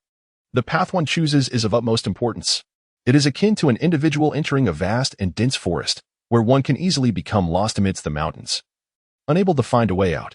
In such moments, if accompanied by someone familiar with the terrain, the way out can be effortlessly revealed. Without the guidance of a professional, even the greatest efforts may yield little in return. However, with expert guidance, one can achieve remarkable results with far less exertion. Xiang Yuan initially believed that Jackson would require approximately 2 years of refinement in the NBA before he could genuinely attain an average of around 20 points per game. A rather optimistic estimate. However, it now appears that such a duration may not be necessary. This realization brings great joy to Xiang Yuan. The overall strength of the Mavericks is currently quite lacking. Basketball is a team sport involving 5 players, although a superstar can significantly elevate the overall capability of a team. If the other players are excessively weak, the team's performance is unlikely to improve. Moreover, having more competent teammates alleviates the pressure experienced during games. When the opposing defense is concentrated on oneself, even the strongest players may struggle to deliver exceptional performances. Xiang Yuan felt immensely fortunate. This strategic move he had made was indeed remarkably astute. Following over 2 months of rigorous training, the team was poised to commence its training camp for the upcoming season. This camp serves as a critical juncture for the team's preparation, as well as a battleground for fringe players vying for a chance to remain with the team. Prior to the training camp, the Mavericks had signed several players, all of whom were granted non-guaranteed contracts. Consequently, the total number of players at the Mavericks training camp had reached 20, with only 14 possessing guaranteed contracts, while 6 held non-guaranteed contracts. Following the camp, the Mavericks would need to make the difficult decision to release at least 5 players. The term "at least" is significant, as some teams may not utilize all available player spots during the camp. The NBA permits a roster of 15 players, with a minimum of 12 required to be eligible for gameplay. The remaining 3 spots are flexible, allowing teams to retain them for operational adjustments once the regular season commences. Hence, the number of cuts could very well exceed 5. It is evident that the competition within the training camp is exceptionally fierce, epitomizing the principle of survival of the fittest. However, this harsh reality primarily affects the fringe players. For Xiang Yuan, the training camp merely represented an opportunity to refine tactics, foster player cohesion, and adjust to the competitive environment. It would facilitate his adaptation to both the team and the NBA's style of play, allowing for an earlier adjustment period. Chapter 94. Precarious. During the training camp, Xiang Yuan finally encountered the current head coach of the Mavericks, Jim Clemens. Last season, the Dallas Mavericks appointed Jim Clemens as their head coach, marking his inaugural season at the helm. Under his leadership, the Mavericks concluded the regular season with a dismal record of 24 wins and 58 losses, failing to qualify for the playoffs. Clemens, a former NBA player, adhered to a traditional coaching philosophy, characterized by strict definitions of positions and tactics. Consequently, he harbored a strong aversion towards Xiang Yuan, struggling to comprehend why the team would opt for a player with an unpredictable playing style and a somewhat ambiguous position, especially at the expense of Michael Finley, one of his favored players. Hubert Davis's audacity to confront Xiang Yuan largely stemmed from his awareness of the head coach's preference for Finley over Xiang. Thus, throughout the entirety of the camp, Jim Clemens consistently regarded Xiang Yuan with disdain. Even in light of Xiang Yuan's commendable performance during the Summer League, one must ponder how a rookie coach with a lackluster record dared to antagonize a player deemed as the future cornerstone by the general manager. It appeared that Clemens's tenure was approaching its conclusion. In his previous life, during Jim Clemens' second season as a coach, specifically the 1997 to 1998 season, He commenced the campaign leading his team to a disheartening record of 4 wins and 12 losses. With an indomitable spirit, he rendered the venerable Nelson unable to maintain his position, compelling him to return to the coaching realm. Subsequently, Jim Clemens never again secured a head coaching position within the league. Xiang Yuan estimates that, in this lifetime, Clemens's dismissal may occur sooner than anticipated. Nevertheless, Clemens harbors a fondness for Steven Jackson. Throughout the training camp, Clemens afforded Jackson significant prominence in the myriad of tactical drills executed by the Mavericks. He even devised several strategies centered around Jackson as the primary offensive focal point. Additionally, a few tactics were rehearsed with Hubert Davis and Sean Bradley as key figures. However, there existed a mere singular strategy revolving around Xiang Yuan. Given the Mavericks' clear intention to position Xiang Yuan as the cornerstone of their future endeavors, it is rather disconcerting that the head coach would engage in such clandestine maneuvers. This highlights the extent of his discontent towards Xiang Yuan. Regrettably, there is little that Xiang Yuan can do in response. Fortunately, this is merely a training camp. Xiang Yuan has focused his attention on adjusting his condition. Following the conclusion of the training camp, the Dallas Mavericks have nearly finalized their roster for the upcoming season, comprising a total of 14 players. The roster is as follows: centers, Sean Bradley, Chris Anstey, Eric Riley. Forwards center, Xiang Yuan, A. C. Green, Martin Yursep. Forwards, Courtney Thomas, Dennis Scott, Samaki Walker. Guards, Khalid Reeves, Robert Pack, Eric Strickland, Hubert Davis, Steven Jackson. In the new season, the Dallas Mavericks will compete in the 1997 to 1998 season with the players listed above. Naturally, in the NBA, trades can occur at any moment, and no one can guarantee their position on the team before or during the season. Nevertheless, securing a place in the NBA, even as a substitute or a bench warmer, is a dream that many aspire to but few attain. Time passes swiftly. Following the conclusion of the training camp, it is now early October, and the NBA preseason has commenced. The preseason serves as a warm-up, as teams often undergo significant changes during the off-season. Thus, the primary purpose of the preseason is to allow teams to refine their rosters, familiarize themselves with their respective playing styles, and establish their competitive lineups for the new season. Additionally, it fosters communication among players and coaches. However, Xiang Yuan no longer wishes to engage in dialogue with Jim Clemens.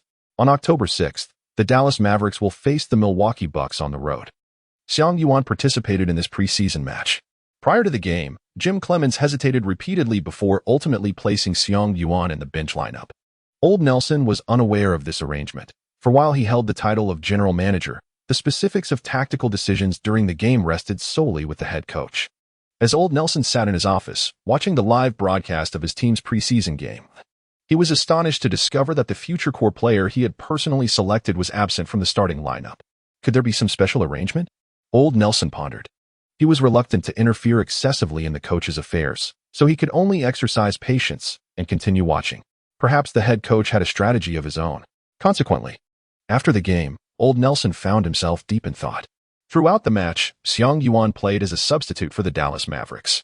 He was substituted in with just over 3 minutes remaining in the first quarter, during which Clemens designated Hubert Davis as the primary ball handler. Hubert Davis fulfilled his responsibilities impeccably, failing to pass the ball to Xiang Yuan even once. As a result, Xiang Yuan only had one opportunity to shoot, which he missed. In the second quarter, Xiang Yuan was on the court for a mere 4 minutes before being replaced. During those 4 minutes, he made both of his attempts, scoring 4 points, along with 1 assist and 3 rebounds. However, he did not receive any further playing time in the first half. In the third quarter, he played for 5 minutes. In the fourth quarter, with the team trailing significantly, he did not take the court again. Overall, Xiang Yuan played a total of 12 minutes and 37 seconds, achieving 3 out of 7 shooting, 2 out of 2 from the free throw line, and accumulating 8 points, 6 rebounds, and 3 assists. Post-game, public reaction was exceedingly fervent. Fans in Dallas expressed their dissatisfaction freely across various media platforms. Some viewers, having witnessed part of the game, refrained from commenting on Xiang Yuan's performance, recognizing that given his limited playing time as a substitute, his performance was commendable. However, such fans were in the minority. Others who watched the game but lacked a deep understanding of basketball deemed Xiang Yuan's skills inadequate. Furthermore, a significant number of fans who had not seen the game but merely reviewed individual statistics dominated the conversation. Those who focused solely on the numbers rarely considered the playing time. Thus, they only noted Xiang Yuan's statistics, which, for an ordinary rookie, might be acceptable. Yet for a player selected 4th overall, such numbers were nothing short of unforgivable. Xiang Yuan's performance in the Summer League has ignited a sense of anticipation among the Mavericks fanbase, and the critics who once derided him seem to have tempered their disdain. However, following the conclusion of this particular game, everything reverted to its original state. In the court of public opinion, Xiang Yuan was mercilessly criticized. Certain unscrupulous media outlets, in pursuit of higher ratings, capitalized on the situation, deliberately downplaying the issue of his playing time while emphasizing the meagerness of his statistics. Consequently, Xiang Yuan once again became a target of scorn among fans. Many uninformed supporters in Dallas clamored for his trade, eager to cut their losses at the first sign of trouble. After one game, Xiang Yuan's standing in Dallas has become precarious. Introduction: point guard, shooting guard, small forward, power forward, center, swingman, coach. From the late 1990s to the early 21st century, a perplexing issue plagued all teams in the NBA, the enigmatic Xiang Yuan, often referred to as the Demon King, and the question of which position he truly played in this game.